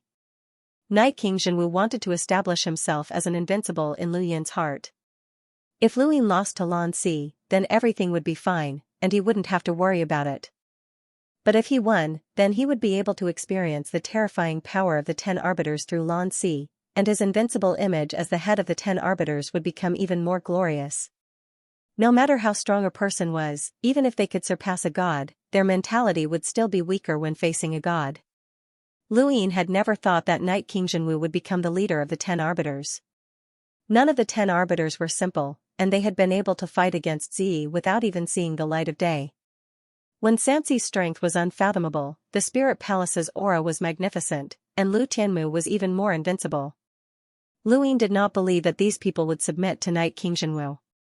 However, Night King Xianwu obviously would not lie about something like this, and Lu Yin was able to find out the truth with a single investigation. What, you don't believe me? Night King Xianwu's lips curled up as he looked at Lu Yin with disdain. Luin muttered to himself for a moment before looking up. Since you're the leader of the 10 arbiters, doesn't that mean that if I defeat you, I'll be the leader of the 10 arbiters? Night King Jinwu's face turned gloomy, as he had not expected Luin to think in such a manner. He had wanted to use this to break Lu Yin's mental state, but this person was not so easy to deal with. Night King Jinwu's tone was icy. Defeat me? Do you think that I'm trash like Lanxi? Luin raised an eyebrow. Trash? He really did not think so. The fact that Lanxi had been able to persevere under the nightfall without being defeated proved that his spiritual force was not weak. Even if he could not contend against Night King Jinwu, he could still hold on. Night King Jinwu's physical strength might not be able to withstand Lanxi's empty palm. However, Night King Jinwu's most difficult technique to deal with was the Heart Arrow secret technique. It was impossible to guard against, and once one was struck by it, they would definitely lose. There were too many factors that could affect a battle, and Night King Jinwu did not think highly of Lanxi. Luin did not say anything about it, as he would just let Night King Jinwu continue to be arrogant. You didn't come here just to tell me this, right? Luin asked. Night King Jinwu's face turned gloomy, and he displayed the image of the distant Day-Night clan's ancestral land stone tablet on his screen. Do you see the stone tablet? Your image is ranked 3rd. Luin looked over, and sure enough, his image was ranked below Night King Jinwu and Shui Day-Night. This was the proof that Night King Yuanjing had mentioned. Only those who had comprehended battle techniques after entering the inheritance corridor would have their images appear on the Day-Night clan's ancestral land stone tablet. Luin had been exposed the moment he had entered the inheritance corridor. You're not curious as to why Shui Day-Night surpassed you because you know that she comprehended Night's End, daybreak, Night King Jinwu said. Luin looked at him quietly, and a strong sense of unease welled up in his heart. Night's End, daybreak was the Dayking's ultimate battle technique, and Shui Day-Night's comprehension of Night's End, daybreak was the hope of the Dayking bloodline's rise. Night King Jinwu was the hope of the Dayking bloodline, and the two were mortal enemies. Night King Jinwu looked at the ancestral land stone tablet. I promised Shui Day-Night that as long as she worked hard to climb up, her position on the stone tablet would be second only to mine. Then, I would give her a chance to help the Dayking bloodline regain their freedom, and she grasped that chance. Do you know what it means for her to climb up? Night King Jinwu looked at Luin and arrogantly said, Become my, Night King Jinwu's wife. Lu Yin's face changed, and his face gradually turned green. He clenched his fists, and a towering rage spread throughout his body. He was well aware of how much Shui Day-Night hated Night King Jinwu, but now, she had to work hard to climb up. To him, and her goal was to become his wife. To Shui Day-Night, this was extremely pitiful, as if she could not see any hope in life. It was worse than death. Very angry? Very angry? Ha ha ha ha. Night King Jinwu laughed heartily, his heart filled with hatred. Lu Yin's gaze turned cold. Is this what you want? Night King Jinwu grinned. His gaze was cruel. What I want? Wrong. She's just a slave, a piece of trash from the Dayking bloodline. Does she really think that she can become my wife? The key to seizing Night's End, daybreak is to cause a cultivator's mind to collapse and suffer a huge blow. I'll give Shui Day-Night hope, and then I'll personally destroy that hope. This is what I want, and the time will be 2 months from now. 2 months from now, on the day that I promised to remove the Dayking bloodline's sealed cage technique, I'll push her into the abyss. Not just her, but her family, her parents, and everyone she knows will all be pushed into the abyss. Lu Yin's scalp went numb, and he stared at Night King Jinwu in disbelief. How could someone be so evil? 7th bro, kill him. You have to kill him, the ghost monkey shouted. He was so angry that he could not hold it in anymore. I've never met such a person since I was born. This person is too evil and too shameless. He actually used such a method to deal with a woman. How hateful. Luin lowered his head and did not speak. Night King Jinwu was still laughing wantonly. Luin, I gave you a chance to follow me. When I became one of the 5 children of the stars, your glory would illuminate the universe, but you refused. Do you really think that you can resist my Day-Night clan just because you've unified the Outerverse? Do you really think that you have the right to speak? Let me tell you, you can't do it. I want you to know that you can't even save a woman. This woman exposed Night's End, Daybreak for you and pushed her entire family into the abyss. This is all because of you. I want you to watch her fall into despair, and I want you to spend the rest of your life in regret. Night King Jinwu's words echoed in Lu Yin's ears, and he saw Zhuo Daynight's sorrowful and despairing expression. Her eyes were filled with confusion and pain as she faced the future. This was all because of Lu Yin. If not for him, Zhuo Daynight would not have exposed Night's End, Daybreak, and she would not have become Night King Jinwu's puppet. Her entire family would not have been ruined. Seventh bro, don't think too much. This has nothing to do with you. You've saved Zhuo Daynight many times, and you only went to planet Pyrolite because of her. You also delayed your escape because of her, which led to you being blocked by Night King Jinwu. You don't owe her anything, the ghost monkey shouted, afraid that Lu Yin would overthink things. Cultivators valued their mental state, and if a person's mental state was disturbed, then their entire being would be in chaos as well. This was Night King Jinwu's goal. He wanted to disturb Lu Yin's mental state and brand his invincible image deep into Lu Yin's mind. He also wanted to lure Lu Yin to the day-night flow zone and completely eliminate this hidden danger. Lu Yin had truly made Night King Jinwu feel threatened. Lu Yin had been able to defeat one of the 10 arbiters even though he had only been cultivating for less than 12 years. How terrifying was that? To deal with Lu Yin, Night King Jinwu had deliberately set the meeting to 2 months later, as Lu Yin had to be dealt with before he left for the Neoverse. Night King Jinwu had never paid such a huge price to deal with someone before, and he had even revealed his most important plan. However, it did not matter, as Zhuo Daynight would not be able to see anyone for the next 2 months, and no one would be able to contact her either. No one would be able to stop Night King Jinwu's plan. Beside the Astral River, Lu Yin lowered his head, deep in thought. The ghost monkey continued to shout, "Seventh bro, you don't owe Zhuo Daynight anything. Don't think too much about it. Wait until you're stronger before dealing with Night King Jinwu. This guy must die." Lu Yin relaxed his tightly clenched fists, as he did not know when the call from his gadget had ended. He looked up at the Astral River and then at the opposite shore. His gaze seemed to traverse an endless distance as he saw Night King Jinwu and locked eyes with him. You don't owe her anything? Wrong, I owe her a promise. I promised her that I would help her unlock at least once, no matter when. This promise must be repaid, Lu Yin said in a low voice. The ghost monkey was puzzled. When? Lu Yin calmly left, as there was no point in being angry. Night King Jinwu was someone he had to kill. This person's thoughts were too dark, so dark that it was terrifying. Zhuo Daynight had fallen into the beautiful dream that Night King Jinwu had created. The more realistic and beautiful the dream was, the greater the despair it brought. Lu Yin did not dare to imagine how Zhuo Daynight would react when Night King Jinwu revealed everything. Normal people would not be able to handle it. 2 months? He had to hurry. Just as Lu Yin returned to Xinyu Star, Xianxia and the rest hurried over.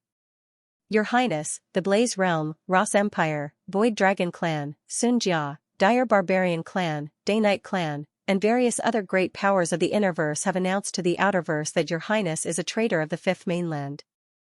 Anyone who has even the slightest connection with you will become an enemy of the Innerverse's great powers. Currently, the Outerverse's various weaves are panicking, and the remaining powers that wanted to join the Great Eastern Alliance have all retreated. Lu Yin calmly replied, announced that the Innerverse has been invaded by the Sixth Mainland and has suffered heavy losses. The Sixth Mainland will pillage the Outerverse to replenish its resources, and the Great Eastern Alliance's allied forces will expand in order to defend against external enemies. Xianxia and the rest were shocked. Your Highness, is this true? Lu Yin calmly replied, that's not important. What's important is that people believe me. You guys can handle this. The Day-Night clan was vainly trying to smear Lu Yin's reputation, but Lu Yin had long since anticipated this move. As long as the Hall of Honor did not make an announcement to the entire universe, then everything that was done against him would be nothing more than slander. The Outerverse media was under Lu Yin's control, and he was also the commander of the Outerverse allied forces, so he was not afraid of such slander. Those powers wanted to withdraw from the Great Eastern Alliance mainly because they were afraid of offending the various great powers of the Innerverse. Now that Luin had categorized the Innerverse's great powers as looters, that meant that they were his enemies. Thus, it was only natural that he would be able to break through their plans to target him, and he would even be able to expand the Allied army. The main purpose of the expansion of the alliance was to increase their momentum. Any random great power in the Innerverse was enough to sweep through the Outerverse, and the Outerverse lacked absolute experts. Even if there were any, they were from the Innerverse. The Outerverse alone would not be able to stop a colossus like the Day-Night clan, but once the momentum was created, then it would no longer be a conflict between the Innerverse and the Outerverse. Instead, it would implicate the Hall of Honor, and with the Hall of Honor's interference, Luin did not believe that the Innerverse would dare to make a move against the Outerverse. Luin had never thought that the power of the Outerverse could resist the power of the Innerverse, but unifying the Outerverse would allow him to advance and retreat freely. His influence within the Hall of Honor would also skyrocket, which was the most important thing. Oh right, there were also all kinds of resources. If Luin hadn't unified the Outerverse, where would the 3,000 androids have come from? And the benefits of unifying the Outerverse had only just begun to show. The most troublesome part was that the Outerverse had been weak for too many years. The moment the Outerverse encountered a strong army from the Innerverse, there was a chance that some of the Outerverse forces would turn against the Outerverse in an instant, and the resulting chain reaction would be very bad. He really wanted to know where the Blazing Mist Flowzone's backup Astral River arc would appear. With this thought in mind, he swept his domain and found Lily Rose. Lily Rose could sense Lu Yin's domain, and she reluctantly went to King Zishan's palace. In the past, she had been interested in Luin. She liked powerful men like him, but she didn't dare to do so now. There were some people she could get close to, but there were others she couldn't. Luin was the type of person who could not be approached. He stood too high, and he was now one of the 10 arbiters. May I know why Alliance Master Lu is looking for me? Lily Rose tried her best to appear calm and collected in front of Luin. Luin replied, I want you to think of a way to find out where the backup Astral River arc is. Lily Rose was helpless. Alliance Lord Lu, I'm willing to help you if I can, but I really don't know. The Astral River arc doesn't belong to the Blaze Realm, but to the Hall of Honor. But the Blaze Realm has the right to use it, especially since the Astral River arc was damaged, Luin said. Lily Rose was distressed. If you help me, I can help you as well. It's not impossible for you to become the Blaze Realm's master. You should know that I'm capable of that. The Crimson Alliance was shocked. The master of the Blaze Realm? Luin looked at her. Didn't your mother do that because that person is the Blaze Realm's master? At the mention of this, her face immediately darkened and she quietly pondered. I know you don't believe me, but I can unify the Outerverse in a little more than 6 years. A mere Blaze Realm isn't that difficult to deal with. My understanding of the Blaze Realm isn't any less than yours. He then clapped his hands, causing smoke to curl around the living room to form words, Old Smoker sends his regards. Lily Rose was shocked. An old smoker? Luin waved a hand, and the smoke dissipated. Lily Rose looked at Luin, bewildered. You're the old smoker who assassinated the Blaze Realm's master and escaped unscathed? He's now the captain of the Great Yu Empire's 2nd Imperial Squadron. Lily Rose was stunned. Everyone in the Blaze Realm remembered the old smoker. That assassination had shaken the entire universe. The 8 Great Flow Zones represented the greatest powers in the Innerverse. Although the Blazing Mist Flow Zone was the weakest and bordered the Outerverse, and the Blaze Realm only occupied a third of the Blazing Mist Flow Zone, it was still one of the 8 Great Flow Zones. Countless years had passed, and no one had ever heard of an assassin who could assassinate the leader of one of the 8 Great Flow Zones at close range and escape unscathed. The old smoker had relied on that assassination to become the Outerverse's strongest assassin, and no one had been able to shake his position. No one knew how the old smoker had done it, but the fact that he had been able to escape unscathed from the Blaze Realm proved that he had a deep understanding of the Blaze Realm. Lu Yin's words were not without reason. Lily Rose was moved. If she could sit in that position, she would not hesitate to pay any price. Luin quietly sipped his tea. Although he could force Lily Rose to help him, it would be useless if he did not obtain her sincere help. After a while, Lily Rose spoke up. Alliance Master Lu, I truly have no way of knowing where the backup Astral River arc is. You should know my status in the Blaze realm. On the surface, I'm a top disciple, but I'm rarely acknowledged by the Blaze realm. Most people in the Blaze realm dislike me. Luine did not speak and only listened quietly. Lily Rose glanced at him and then continued, however, I know some people who might be able to help you.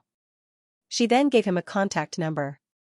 Luine watched Lily Rose leave and then looked at the contact number that she had given him. Not long after, a screen appeared in front of Luine, and a man appeared on it. Who are you?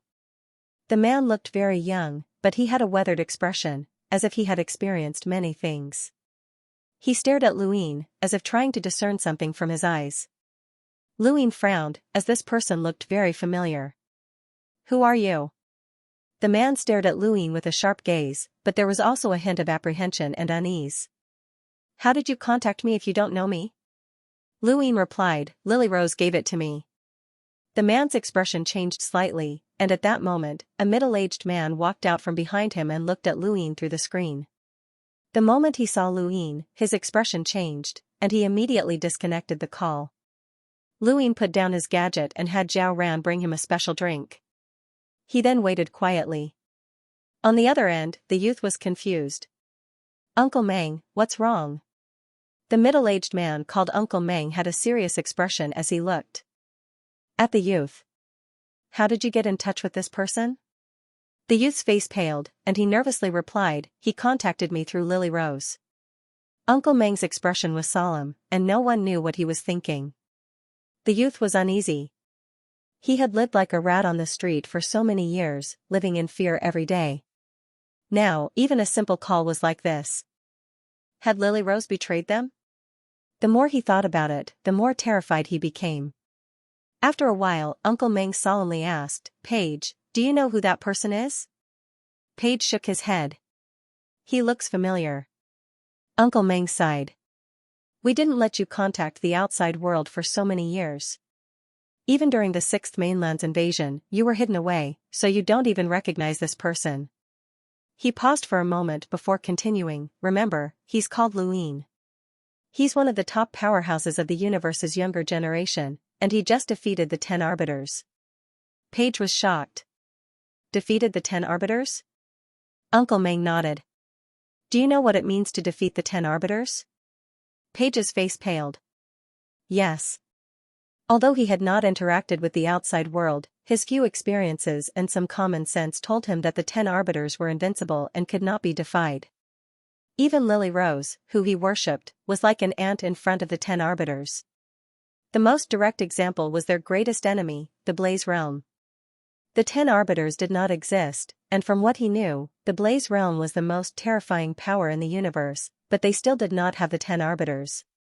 Had that person just defeated the 10 Arbiters? Paige could not imagine it. Uncle Meng, what should we do? Paige was puzzled. Although he pretended to be calm, his eyes were filled with apprehension, confusion about the future.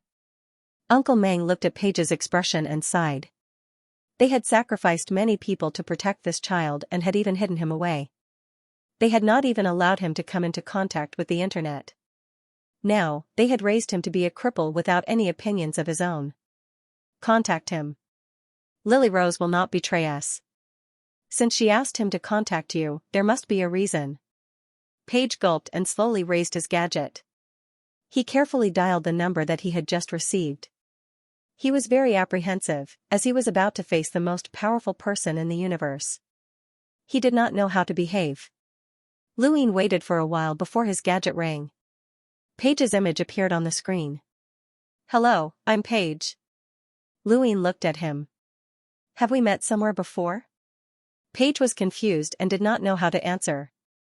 Uncle Meng answered, Mr. Liu, I've heard a lot about you.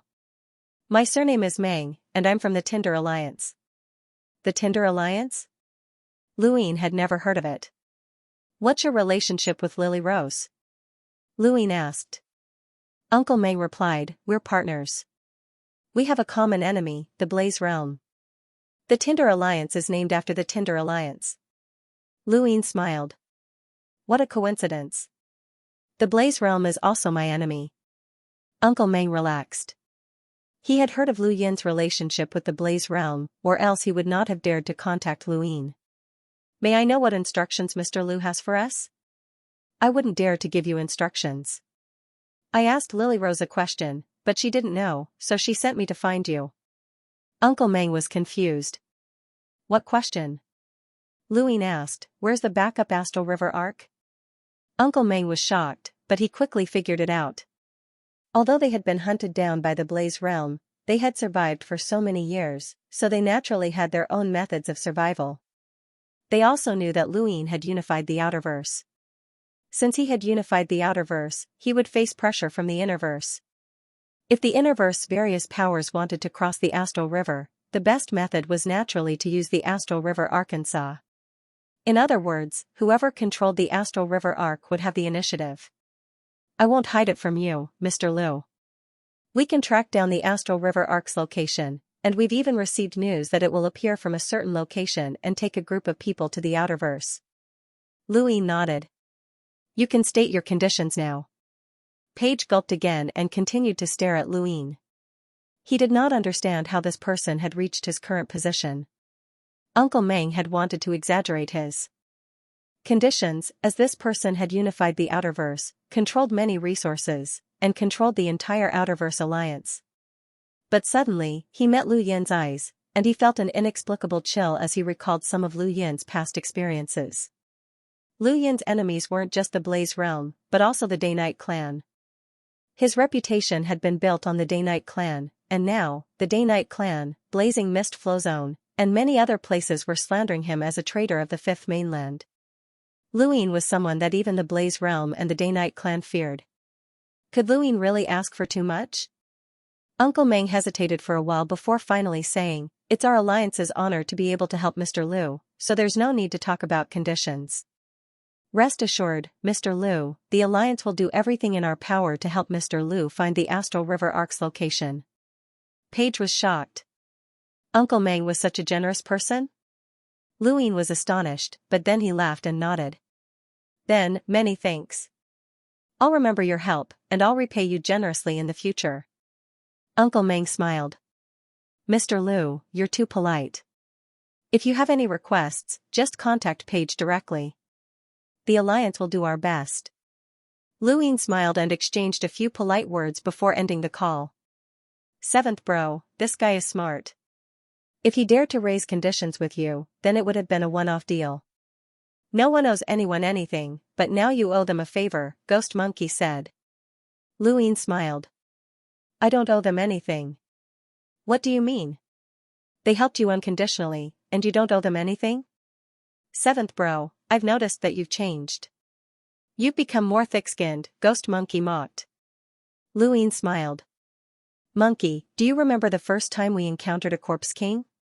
Ghost Monkey thought about it. I remember. We were chased by a hunter into the Lost Heavens, and then we crashed into a spacecraft that had been attacked by a Corpse King. What happened? At that time, there was a Corpse King, a heavily injured woman, and a young man on that spacecraft. That young man was that Page from earlier, Lu Yin said. He had only recalled this after looking at Page for a while. He wouldn't find a person familiar for no reason, and there had to be a reason for that. Ghost Monkey was shocked. Are you sure? Lu Yin was certain. I'm absolutely sure. That's interesting. That means that you were the one who saved that person. Ghost Monkey laughed strangely. Lu Yin calmly replied, I remember that woman didn't die. If she's still alive, then they'll know who owes whom a favor. Seventh bro, these people are destined to be your vanguard against the Blaze Realm, the Ghost Monkey said. If he could successfully deal with the Day-Night Clan, then his next target would be the Blaze Realm. However, just the Tinder Alliance alone would not be enough to deal with the Blaze Realm. He suddenly thought of someone, Yen Yen, one of the current captains of the 13 Imperial Squadrons. This person came from the Royal Frost Continent, which was located in the Blazing Mist Flow Zone. Ghost Monkey suddenly said, That's strange, seventh brother. Since the Tinder Alliance is the Blaze Realm's enemy, why would they be hunted down by the Neo-Human Alliance? Furthermore, it's a Corpse King that can transform into a Corpse King. Even within the Neo-Human Alliance, there aren't many of such existences. Not every corpse king was capable of using it. Only very important missions would send out a corpse king. Was it really necessary to send out such a powerful corpse king to kill Paige? The Tinder Alliance might be hiding something. There were too many secrets in this universe. He didn't need to know all of them. He just needed to make sure that this group of people could help him deal with the Blaze Realm. Right now, the most important thing was for them to help him locate the Astral River Arkansas. The Innerverse would definitely not place the Astral River Ark in the same place as before, and they would definitely want to catch him off guard. Then, let's see who would be the one to catch the other off guard. Not long after, the new universal armor that Luin had been looking forward to was completed. He looked at the simple universal armor that had been fused with various precious materials, and he was quite satisfied. This was the best universal armor he had ever seen. Banjo was also very satisfied with the armor and proudly said, "Your Highness, this universal armor was fused with more than 100 different materials. It was only possible to fuse them together through precise calculations so that their natures would not conflict with each other. Many of the materials came from the mechanical monsters that you gave me. Its defense is above that of a hunter, and..." Banjo continued to brag after his introduction, but he was chased out by Luin. If not for the dye's enhance, Luin would not have been able to use this universal armor.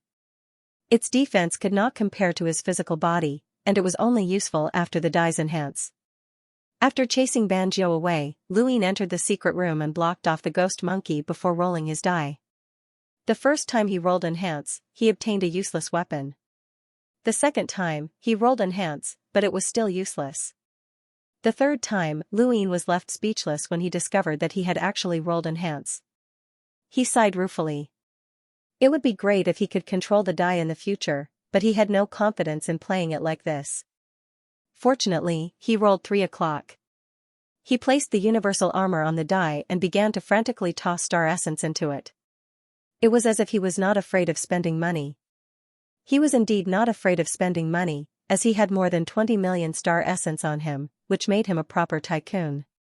If the materials were good enough, Luin would have been worried that he would not have enough money. However, although the materials used in this universal armor were not bad, they were only good within Banjo's capabilities. He had not thoroughly researched the materials that had been melted from the mechanical monsters. Even so, Luin was still satisfied. 1 time. 2 times. 3 times. After the 7th time, Luin saw that the universal armor could no longer be dropped. He sighed, it was over. He had upgraded it 7 times in total. As for the number of rune lines, Luin smiled, as they were about the same as the giant's right arm. This meant that the armor's defense was close to that of an emissary's. Up until now, Luin had upgraded 3 sets of universal armor. The first set had been enhanced by the precious metal he had obtained from Jiu, which had allowed it to withstand attacks with a power level of more than 400,000, which had helped Luin withstand the bombardment from Wanching City. The second set had been able to withstand attacks with a power level of around 260,000, and this third set was his best set. A set of universal armor that could withstand an attack from an emissary was probably only 1 or 2 people in the Outerverse who could break through its defenses. And those 2 people were on his side. He could do whatever he wanted in the Outerverse now. However, the amount of star essence he had consumed was huge, and it had exceeded 3 million star essence. If not for the additional 20 million star essence, he would not have been able to upgrade it. After putting on the universal armor, Luin felt as if the entire universe belonged to him. Eh? Suddenly, his eyes trembled as he looked outside the 3 rings of the continent. An incomparably majestic number of rune lines had appeared there, and it was no less exaggerated than the fish screens. Lu Yin's eyes narrowed. There should not be such a powerhouse outside Xenu Star, and this person had come without warning. Luin decided to put on the universal armor and go out to take a look. But just as he was about to leave, someone arrived outside King Zishan's palace. It was Ku Wei. Luin had completely forgotten about this person from the 7 Quartz Ku family. What was he doing here? Luin was in no hurry to leave. The powerhouse outside Xenu Star had hidden himself, and his rune lines had become similar to a normal cultivator's. Even if Luin went out, he would not be able to find him. Since that person had not barged into Xenu Star, it meant that he had some misgivings, so there was no need to rush. Within the palace's garden, Luin was drinking Zhao Ran's special drink when Ku Wei entered. He beamed when he saw Luin. "Congratulations, Your Highness. You defeated the 10 Arbiters and became famous throughout the universe. Even the Neoverse has heard of you." "Impressive, impressive." Luin smiled at him. "What are you doing here instead of training the newcomers in the 10th Imperial Squadron?" Ku Wei moved closer, his eyes darting around. Your Highness, have you ever thought of going to the Neoverse to play?" Luin replied, "I'm a member of the Hall of Honor, so I have the right to participate in the Star Tower contest. Let's go together. We can compete for the Star Tower, tour the Neoverse, and visit a couple of cemeteries." "How pleasant, right?" Ku Wei said expectantly, trying his best to put on a harmless expression. Luin had a strange expression. "Cemeteries? Are you talking about Progenitor Chen's tomb that your 7 courts are guarding?" Ku Wei nodded. "Let's go together. Just treat it as some fun. You can represent the Yu family, and no one will make things difficult for you." Luin knew that it was not the 7 courts that had hunted down the Yu family, but rather the Neo-Human Alliance. The so-called 7 courts had only allied together to resist the Hall of Honor for Progenitor Chen's tomb. If he represented the Yu family, no one would make things difficult for him. He also knew brother Hui Kong. Although Hui Kong had not explicitly said that he was from the Hui family, that should be the case. "Why would I go? Didn't the Yu family give you a spot to enter the tomb?" Luin asked. Ku Wei was embarrassed. "Well, actually, they did give me a spot, but I can try my best to help you get a spot from the Ku family. If the 2 of us go together, then we won't have to be afraid of anyone else." Luin was amused. "You want me to help you get a spot from the Ku family and then give the Yu family's spot to me so that I can help you deal with others in the tomb?" Ku Wei nodded and helplessly said, "All the heirs of the 7 courts have their own secret techniques, and their battle prowess is extraordinary as well. Not just anyone can deal with them. Even if I have a spot from the Yu family, I'll be in trouble if I run into them. I need to find a helper. Can't the Ku family's heirs of this generation help you?" Luin was puzzled. Ku Wei grinned. "It's fine as long as they don't steal mine. Help me snatch his spot, and we'll go in together. We're on the same side, hee hee." Luin shook his head. "We'll talk about it later." Ku Wei hurriedly said, "Don't do that, Your Highness. You don't even know what Progenitor Chen's tomb represents. There are battle techniques, secret techniques, and even Progenitor Chen's treasures. Any random item you obtain will allow you to become invincible in the universe. Then why didn't your 7 courts defeat the Hall of Honor?" Luin countered. Ku Wei was speechless. "We have it, but so do they. Do you think that the people from the Neoverse are like the people from the Innerverse and Outerverse? They all have their own secret techniques, just like some people from the 6th mainland. Once they use their secret techniques, no one can do anything about them. Your Highness, your secret techniques have saved your life countless times." Luin had experienced this firsthand, as the people from the 6th mainland secret progenitor realm were too disgusting. Once they used their secret techniques of resurrection, they could not be killed no matter what. They also had the secret subjugation technique, which allowed their strength to soar. They definitely had even more disgusting secret techniques. There are many powerful experts in the Neoverse? Why haven't I seen them in the Innerverse? Ku Wei rolled his eyes. Those guys are so cunning. They won't make a move until the very last moment, so it would be strange if I could see them. Luin clenched his fists and grinned, "We'll talk about your matters later. Right now, I'm going out to steal something." Ku Wei blinked. "Snatch things? What are you snatching?" Luin smiled strangely. The Dark Phoenix tribe sealed the continent with 16 layers of black flames for 100 years. I've already taken 15, and now I'm going to take the last layer as well. Ku Wei was shocked. That wicked? Luin raised an eyebrow, his gaze unfriendly. Ku Wei hurriedly corrected himself and dryly laughed as he said, "I was wrong. It's just that fun." "It's too fun, haha." Luin placed a hand on Ku Wei's shoulder. "Since it's fun, let's go together. Kuwei rolled his eyes. Alright, I'll go with you, Your Highness. However, you have to come with me to Progenitor Chen's tomb in the new universe. We'll talk about it later, Luyin replied. Isn't Your Highness curious about Progenitor Chen's tomb? I heard that Ancestor Chen wrote a love poem to a woman, but I don't know if it's true. Of course it's fake. It's just a rumor. That's not necessarily the case. He speaks in a methodical manner, but he doesn't know how to read.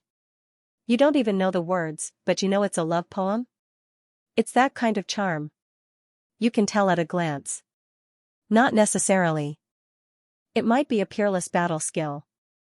Kuwei fell silent for a moment before he earnestly said, Your Highness, you have to come with me. Let's copy down all the words that we don't recognize. There's bound to be someone who will recognize them. Your Highness, I beg of you. Luyin was speechless. Seventh bro, let's go. A tomb? It sounds like it's worth exploring, and it's Progenitor Chen's tomb. Just think of it as training in front of Progenitor Wushang's tomb, urged the ghost monkey. Luyin felt that he had said too much.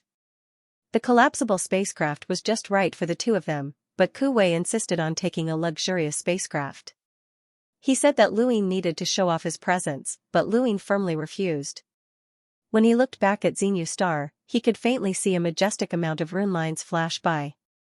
Luyin was certain that this powerhouse was here to deal with him. The speed of the collapsible flying ship was extremely fast. After an hour, the meteorites whizzed past, and the flying ship easily dodged them. These meteorites did not need to be dodged, and with the collapsible flying ship's defense, it could directly crash into them. However, there was a meteorite that they had to give up because it wasn't just a meteorite. Within the meteorite, there was a long spear that was piercing towards the spaceship. Inside the spacecraft, Kuwei was still rambling on about Progenitor Chen's glorious past. Luyin kicked him out of the spacecraft and stored it away. At the same time, he put on his universal armor. Be careful. Kuwei was stunned by Lu Yin's kick, and he was even more stunned when he heard Lu Yin's words. Suddenly, the heavens changed, and the boundless starry sky brought about an unimaginable pressure that caused both of their brains to tremble.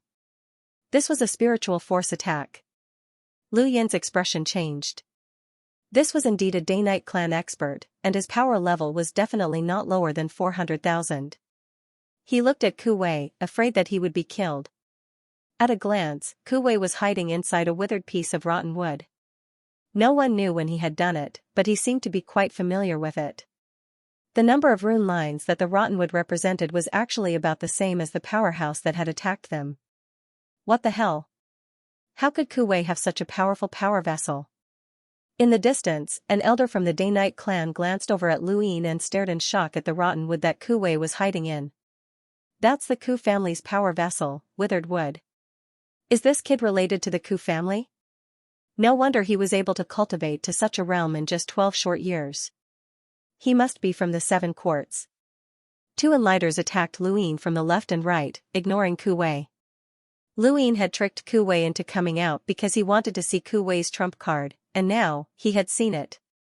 When he saw the two enlighters attack him, Luyin did not dodge. Instead, he focused on the day-night powerhouse in front of him who had the most terrifying rune lines. The distance between them could not obstruct Lu Yin's domain, and he saw an old man with black and white hair that was streaked with gray. He was from the Night King clan. Bang! Bang! Two loud sounds rang out as the two enlighters' attacks landed on Lu Yin's body. However, Lu Yin did not move at all. He simply raised a hand and grabbed both of them. His overlaying stacks and 9-lined battle force caused the two enlighters to howl in pain as they immediately used their spiritual force battle techniques.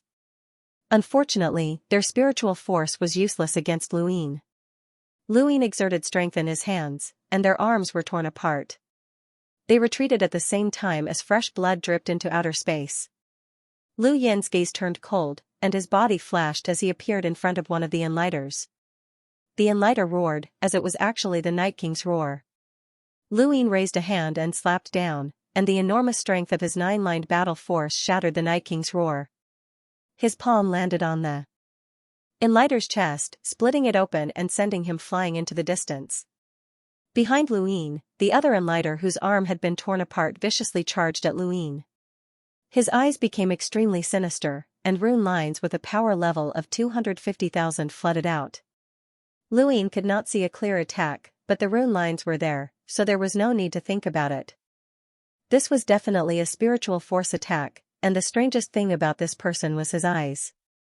Lu Yin's pupils transformed into runes that directly weakened the rune lines in his opponent's eyes. That person held in grief, crying out in pain. Luin panted slightly.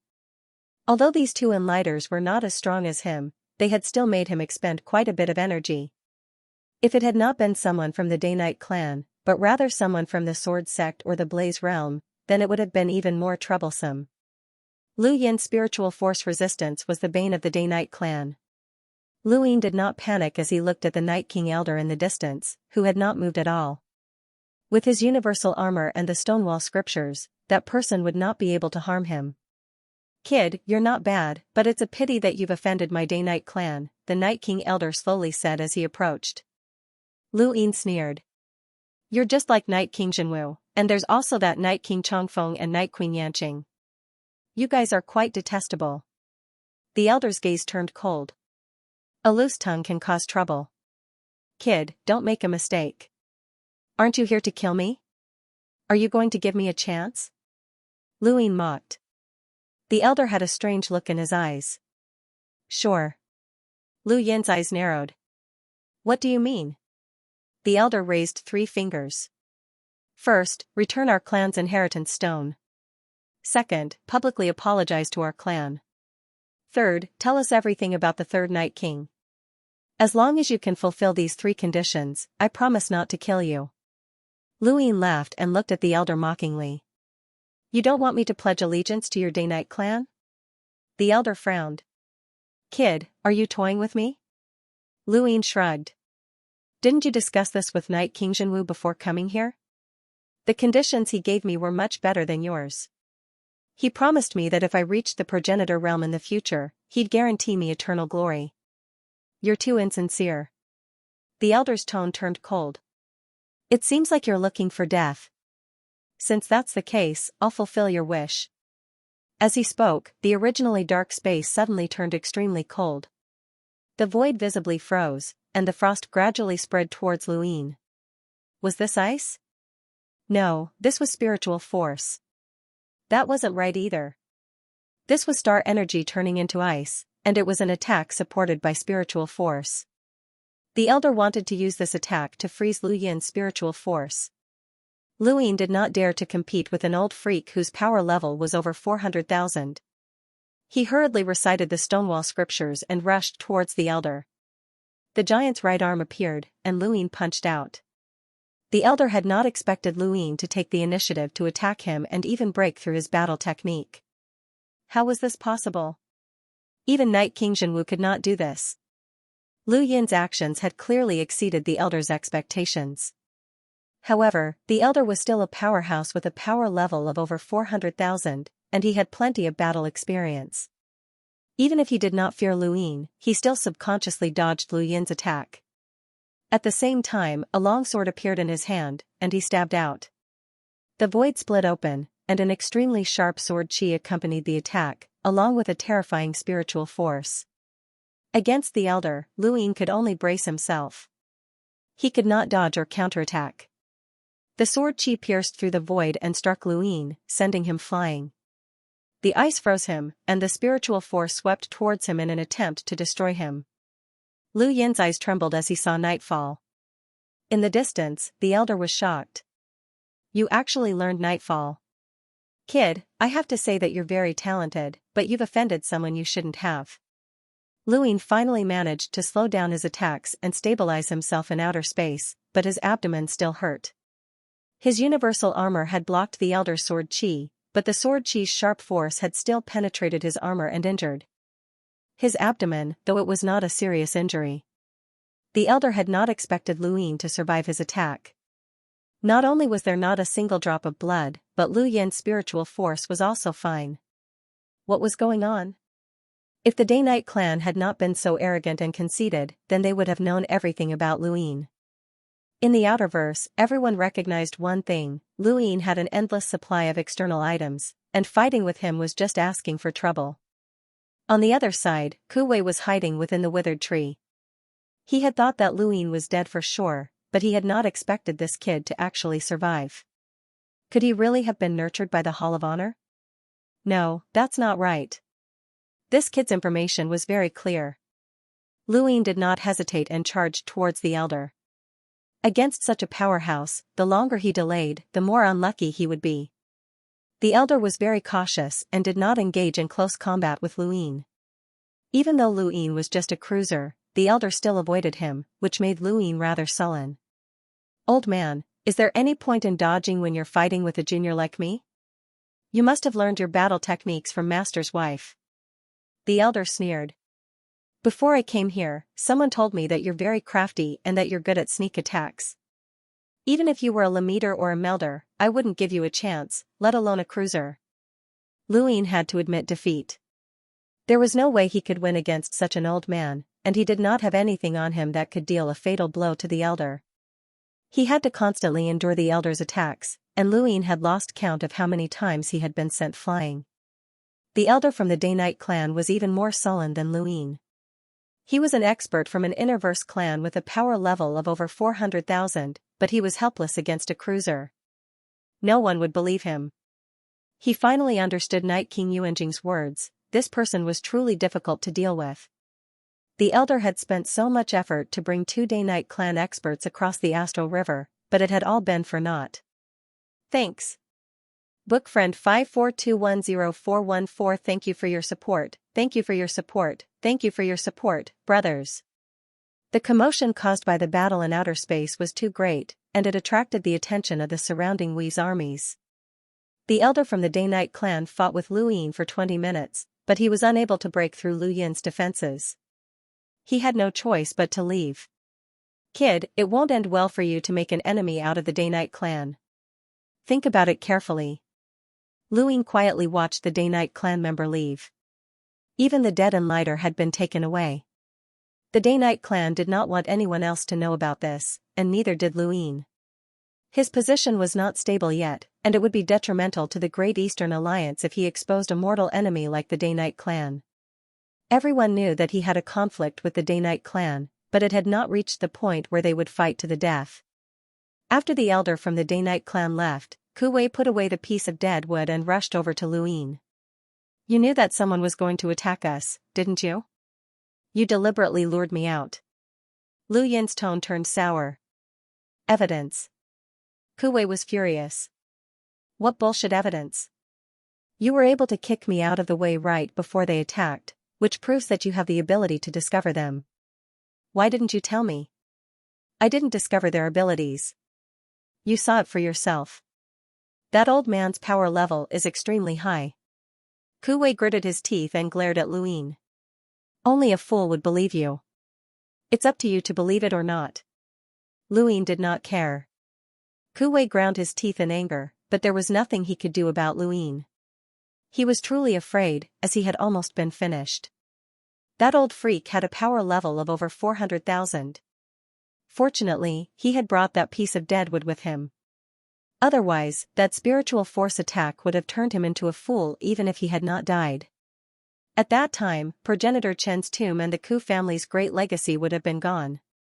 Of course, Luin had done this on purpose. With someone from the 7 courts by his side, it was necessary to test the waters from time to time. He had originally thought that Kuwei's imminent danger would attract the older generation of powerhouses from the 7 courts, but he had not expected the guy to survive on his own. The foundations of these ancient powers were truly unfathomable. "What was that piece of deadwood that you were hiding behind?" Luin asked curiously. Kuwei unhappily answered, "I picked it up." "I don't know." Lu Yin's eyes narrowed. "Is that so? Think about it." Kuwei was just about to open his mouth to express his anger when he saw Lu Yin's icy glare. It was as if he wanted to beat someone up. Kuwei panicked, and his anger made him lose all reason. He had forgotten that this person had defeated one of the 10 arbiters, and that Luin was comparable to a top descendant of the 7 courts. Kuwei was no match for Luin, and he was hoping that Luin would help him. Suddenly, Kuwei's anger vanished, and he forced a smile onto his face. "I'm sorry, Your Highness, but I remember now. That's my Ku family's unique treasure, the time-withered wood. I don't know how it was created, but its defensive capabilities are quite high. When I was out on a mission, my elders gave me a piece of it." "Does your Ku family have a lot of time-withered wood?" Kuwei hurriedly shook his head. "Very little." Seeing that Luin did not seem to believe him, Kuwei grew anxious. "Your Highness, it really is very little. How can there be many treasures that can withstand an attack with a power level of over 400,000?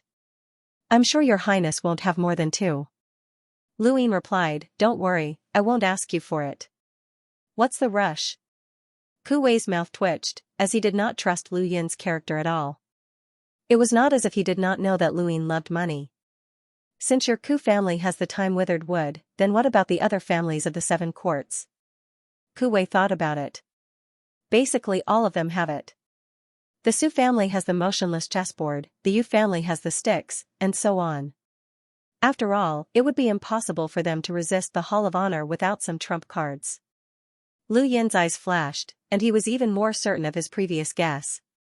The Neoverse definitely had not used its full strength to resist the 6th mainland. The 6th mainland had been able to suppress the 5th mainland because of that inexplicable suppression, as well as the power, bloodlines, martial seals, and secret techniques bestowed upon them by the 3rd progenitor. The 7 courts originated from a progenitor, and every family should have similar methods. The Hall of Honor had been able to suppress the 7 courts, which meant that they had even more such methods. However, Luin had not seen any of them during the battle in the Cosmic Sea. What was the Neoverse thinking? Lu Yin's imagination ran wild, and Kuwei grew more and more anxious. He was afraid that Luin would force him to hand over the time-withered wood, so he hurriedly asked, "Your Highness, will that old guy from the Day-Night clan come? Should we report this to the Hall of Honor?" Luin replied, "There's no point in reporting it. The Hall of Honor monitors the humans, but they still need evidence. Besides, I haven't been killed yet, so the Hall of Honor can't do anything. Those fellows are really daring to make a move on you. If they really kill you, then the entire Day-Night clan will suffer," Kuwei said angrily. Luin shook his head. "It depends on the timing. There's a high chance that Night King Zhenwu will become one of the 5 astral children, and the Day-Night clan has become a Hall of Honor family because of the commander appointment platform. Even the Hall of Honor will have to give the Day-Night clan some face." At this point, Luin suddenly realized something. Why was he discussing this with Kuwei? "Let's go to the Dark Phoenix clan," Luin said. Kuwei was shocked. "Are we really going to the Dark Phoenix clan?" "Obviously." The Dark Phoenix clan had announced that their clan would be sealed for 100 years, and all the major powers that were on good terms with them had received the notice. The 16 layers of black flames had shaken the outerverse, and no one had been able to pass through them. Even the Phoenix family had been afraid of them.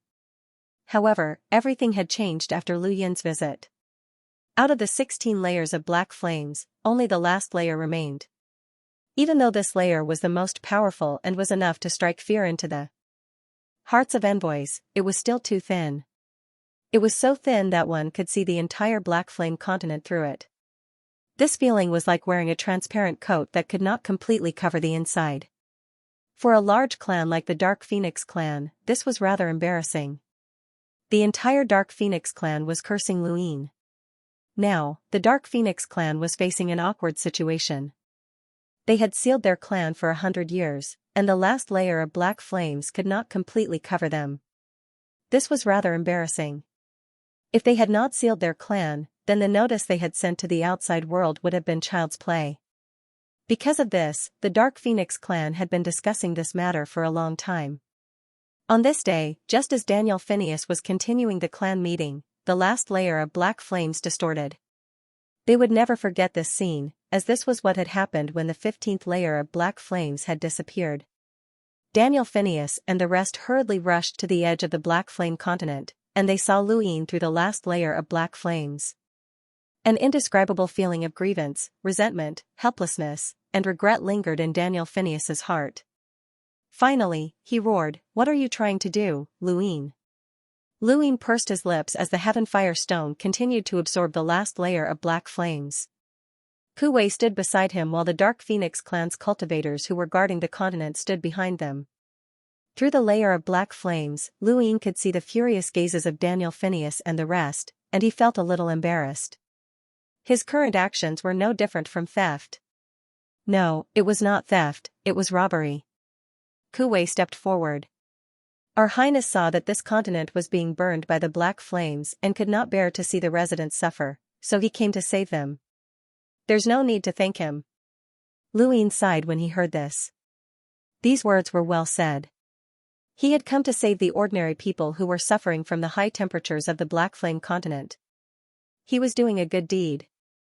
Daniel Phineas was so angry that his entire body trembled. The higher-ups of the Dark Phoenix clan around him were furious as well, and many of them cursed, shameless. Despicable. How can he say such things? This bandit. Only an idiot would believe him. Luin raised his head with a solemn expression. Clan leader Daniel, I heard that the Black Flame continent is being roasted by the flames. You must be suffering unimaginable pain from the high temperatures. Since I'm the commander of the Outerverse Allied Forces and the Great Eastern Alliance's alliance leader, I cannot ignore this. Kuwei loudly replied, hurry up and thank the alliance leader.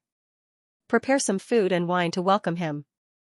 Another wave of curses rang out from the Dark Phoenix clan, all of them directed at Kuwei. This guy was a standard lackey. Luin also realized that this guy had a lot of potential.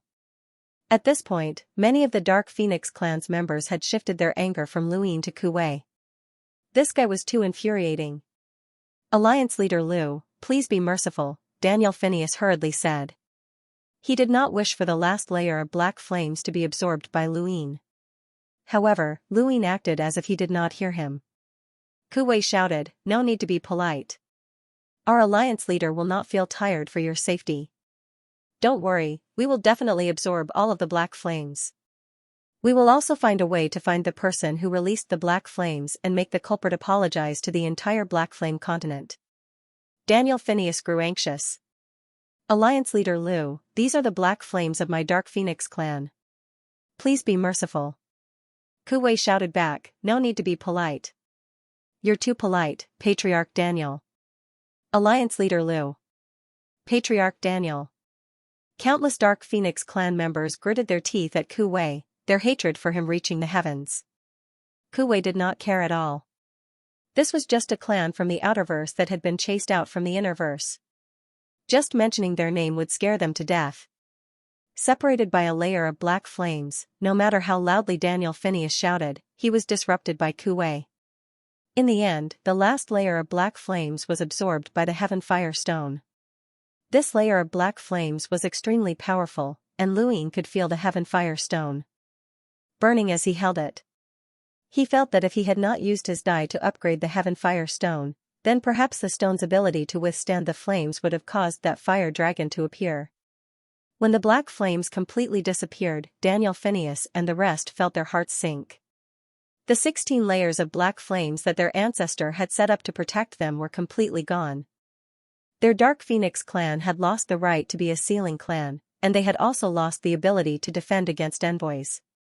In just a few short years, the three great powers of the Outerverse that could not be provoked had been pulled down from their pedestals by Luin.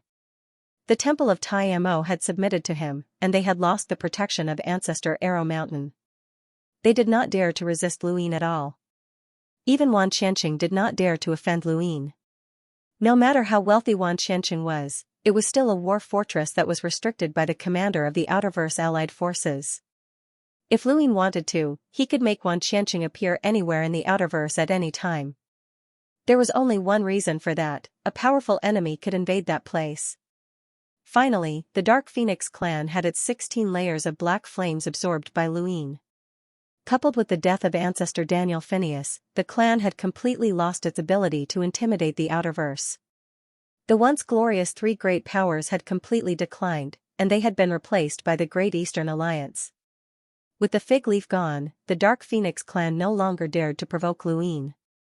They had no one to reason with, so they had no choice but to follow Kuwei's instructions and host a banquet for Luin. Kuwei was very happy, as he liked to see people who clearly wanted to eat him up but still had to welcome him with a smile. It was a very satisfying feeling. Thank you. Book friend 542104114. I'll give you my brother's reward. Thank you for your support. Thank you. Luine was more humble. There's no need to be so polite, Elder Tano. It's my honor to be able to save the Black Flame continent. Just as Tano Phineas was about to speak, Kuwei continued, as a member of the Great Eastern Alliance, the Dark Phoenix tribe's safety is always on our leader's mind. Elder Tano, am I right? Tano Phineas's face twitched. If he could, he really wanted to kill this bastard. Behind them, a group of Dark Phoenix clansmen ground their teeth as they stared at Kuwei's back, wondering how they could get rid of him. Luine glanced at Kuwei in admiration. How had he not realized that this guy was such a qualified lackey? A single sentence had forced the Dark Phoenix tribe into action. If they did not agree, then they would not join the Great Eastern Alliance. With the Dark Phoenix tribe's current strength, they did not have the qualifications to refuse. Luine had been thinking about how to bring up this matter, but Kuwei had easily led him to the front. Tano Phineas sighed inwardly. Yes, thank you, Alliance leader, for saving us. The Dark Phoenix tribe is eternally grateful. Luine smiled. Elder Tano's words make me blush with shame. Actually, I didn't do much. Tano Phineas was speechless. The Black Flame continent was vast, and Tano Phineas personally showed Luine around. Luine also informed Enya to contact the Dark Phoenix tribe as soon as possible to confirm the alliance. Enya sent a message. Your Highness, the Dark Phoenix tribe joining the Great Eastern Alliance might cause dissatisfaction with the Phoenix family. Lu Yin's eyes trembled, as he had forgotten that the Dark Phoenix tribe had betrayed the Phoenix family. If he allowed them to join the Great Eastern Alliance, then they might really offend the Phoenix family. How could he have forgotten? Luine was a little vexed. Although he did not fear the Phoenix family, he did not want to offend them for the sake of the Dark Phoenix tribe. The Dark Phoenix tribe did not have a good relationship with him, and they had only joined the Great Eastern Alliance to unify their territories. They would not be of much help to the Great Eastern Alliance. While Luine was pondering this, Tano Phineas was still introducing the history of the Black Flame continent to Kuwei. Tano Phineas wanted to burn Kuwei to death, but he had no choice but to smile. Elder Tano, I heard that you and the Phoenix family are mortal enemies? What's the situation? Luine asked. Phineas replied, everyone in the universe knows about this. The Phoenix family is known as the Golden Phoenix, while we, the Phineas family, are known as the Black Flame Phoenix. The Phoenix family sees us as traitors and degenerates, and they want to slaughter all of us to purify the Phoenix family. Humph. Actually, the term fallen didn't even exist in our ancestors. Regardless of whether it's the gold or the black, they all belong to the Phoenix bloodline. It's just that our bloodline fell behind in the competition, which is why we were expelled from the Innerverse. It was just like how the Day-Night clan had the Dayking's descendants and the Night King's descendants. The Dayking's descendants had failed in the competition and had been subjected to the caged technique, resulting in them being reduced to slaves. The Dark Phoenix clan had been lucky enough to escape from the Innerverse. Thinking about it, he had encountered this kind of situation many times, including the Eternal Flame Alliance, which might be in a similar situation. When there were too many people in a large clan, it was inevitable that there would be branches. Some branches were too powerful and might even turn the tables. This was very normal. Did the Phoenix family cause any trouble for you guys after coming to the Outerverse? Luine asked. Phineas replied proudly, they did, but the Dark Phoenix clan isn't to be trifled with. Besides, our clan has a good relationship with Astral 9, which is something that the Phoenix family is wary of. Luine nodded. The Astral Combat Academy seemed like an ordinary academy, but there were many hidden powerhouses. Astral 9's president's strength was terrifying. That night, Phineas and the Dark Phoenix clan received Luine with a grand reception. Their attitude had changed very quickly. Back then, they had hated Luine and had been arrogant enough to send an army to attack the Great Eastern Alliance. Now that they had joined the Great Eastern Alliance, their former arrogance had disappeared. Luine had also discussed Tyler Phineas' death with Phineas. Tyler Phineas had not been killed by Luine, but rather by Hugh Phineas' instigation. Phineas solemnly apologized to Luine. Luine accepted the apology. Although Tyler Phineas had not been killed by him, it was still closely related to him. Luine was not apologetic about this matter at all. Tyler Phineas had provoked him and even cooperated with Hugh Phineas to ambush Luine. He had died too quickly, or else Luine would have killed him. For the sake of his clan, Phineas could be considered to have swallowed his anger. They could tolerate Lu Yin's anger, but they could not tolerate Ku Wei's. During the banquet that night, one Dark Phoenix youth after another challenged Ku Wei. Ku Wei's interest was piqued, as he loved to bully these people. In his own words, frogs at the bottom of a well were easy to step on. With a thump, another Dark Phoenix youth was defeated, and his entire body was smashed into the wall. Ku Wei laughed, as he had already defeated 12 Dark Phoenix clansmen in a row. The Dark Phoenix clansmen present all had ugly expressions. They had wanted to teach Ku Wei a lesson, but they had ended up being taught a lesson instead. Luine drank his wine with a calm expression. Phineas could not help but ask, Alliance leader Lu, where's this little brother from? He's quite strong. Luine smiled.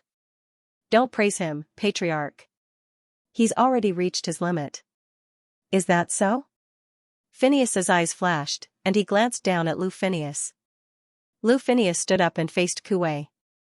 Brother, let's exchange some pointers. Ku Wei raised his brows and seriously sized up Lu Phineas. He knew that someone who dared to challenge him at this time definitely had some skills. What's your name? Lu Phineas. Ku Wei frowned, as he seemed to have heard of this name before. Luine looked at Lu Phineas. This person had been recommended by Wei Rong as the #1 expert of the Dark Phoenix clan's younger generation. He far surpassed Tyler Phineas and was evaluated as someone who could challenge the 10 arbiters.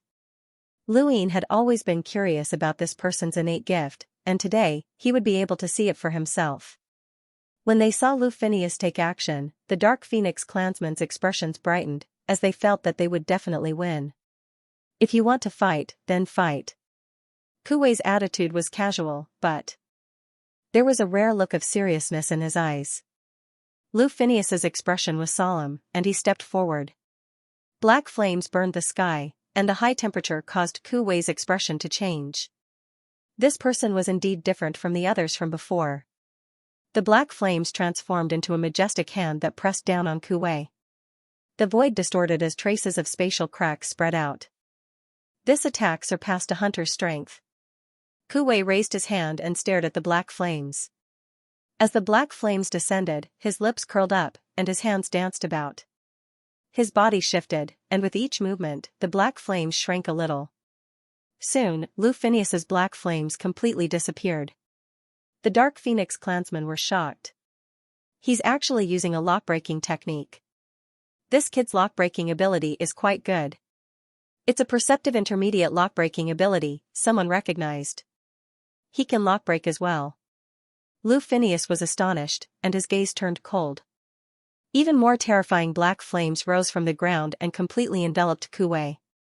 He had experienced lock-breaking before, and it required time, but his black flames did not. Ku Wei retreated step by step. The black flames were extremely invasive, and the temperature was so high that even Luine could feel the heat. Lu Phineas was indeed someone who could challenge the 10 arbiters in the future. His rune lines were enormous, and he was definitely in the top 10 of the top 100 rankings. Ku Wei still wanted to use lock-breaking techniques and battle experience, but he would definitely lose. Interesting. I never thought that the Dark Phoenix tribe would have an expert like you. Ku Wei's interest was piqued. As he spoke, his domain surged out and enveloped the entire area. At the same time, a giant finger descended. This was a force field, and it pointed towards Lu Phineas. The surrounding Dark Phoenix clansmen were disdainful. A force field was a very powerful attack, and there were very few people in the entire universe who could comprehend a force field. However, such an attack was useless against the Dark Phoenix tribe, as their black flames were enough to burn through force fields. Everyone had thought that Lu Phineas would be able to easily burn through Ku Wei's force field, but Lu Phineas stood there like a fool, allowing the finger to descend and smash him into the ground. All of the Dark Phoenix clansmen were stunned. What was going on? Why wasn't he moving? If Lu Phineas was not from the Dark Phoenix tribe, they would have suspected that this was all an act. Daniel Phineas and the other older experts of the Dark Phoenix tribe stared at Ku Wei with solemn expressions. That finger? Beneath the ground, Lu Phineas had not been seriously injured. That finger had not contained much power, which meant that Ku Wei had held back. Lu Phineas knew that he had been defeated, but what was going on? The moment that finger descended, Lu Phineas saw everything turn gray, as if everything around him was withering. His heart was strangely peaceful, and he had no desire to resist at all. He simply allowed the finger to strike him down. What kind of power was this? Luin was still shocked when he saw finger tap again. This was the Ku family's ultimate battle technique. He had only learned the surface of finger tap, and he had only been able to train his fingers to the point where he could use the dream finger a few times. He had yet to learn the true power of finger tap. Daniel Phineas looked at Luin with a solemn expression. Your Highness, who is this? No matter how stupid he was, he still realized that Ku Wei was not an ordinary person. Lu Phineas was at least in the top 10 of the top 100 rankings, but he had still been defeated without even being able to use his innate gift. Luin replied, his surname is Ku. Don't you know that? Daniel Phineas replied, I know his surname is Ku. Hold on. Daniel Phineas was in disbelief. Ku, could it be? Luin smiled and nodded. Daniel Phineas was shocked, and when he looked at Ku Wei again, his expression had completely changed. The 7 quarts, the Ku family, and the Neoverse. No wonder Ku Wei was so powerful. Lu Phineas walked out from underground and looked at Ku Wei in shock. I've lost. Ku Wei raised his head. Although I've lost, it's still an honorable defeat.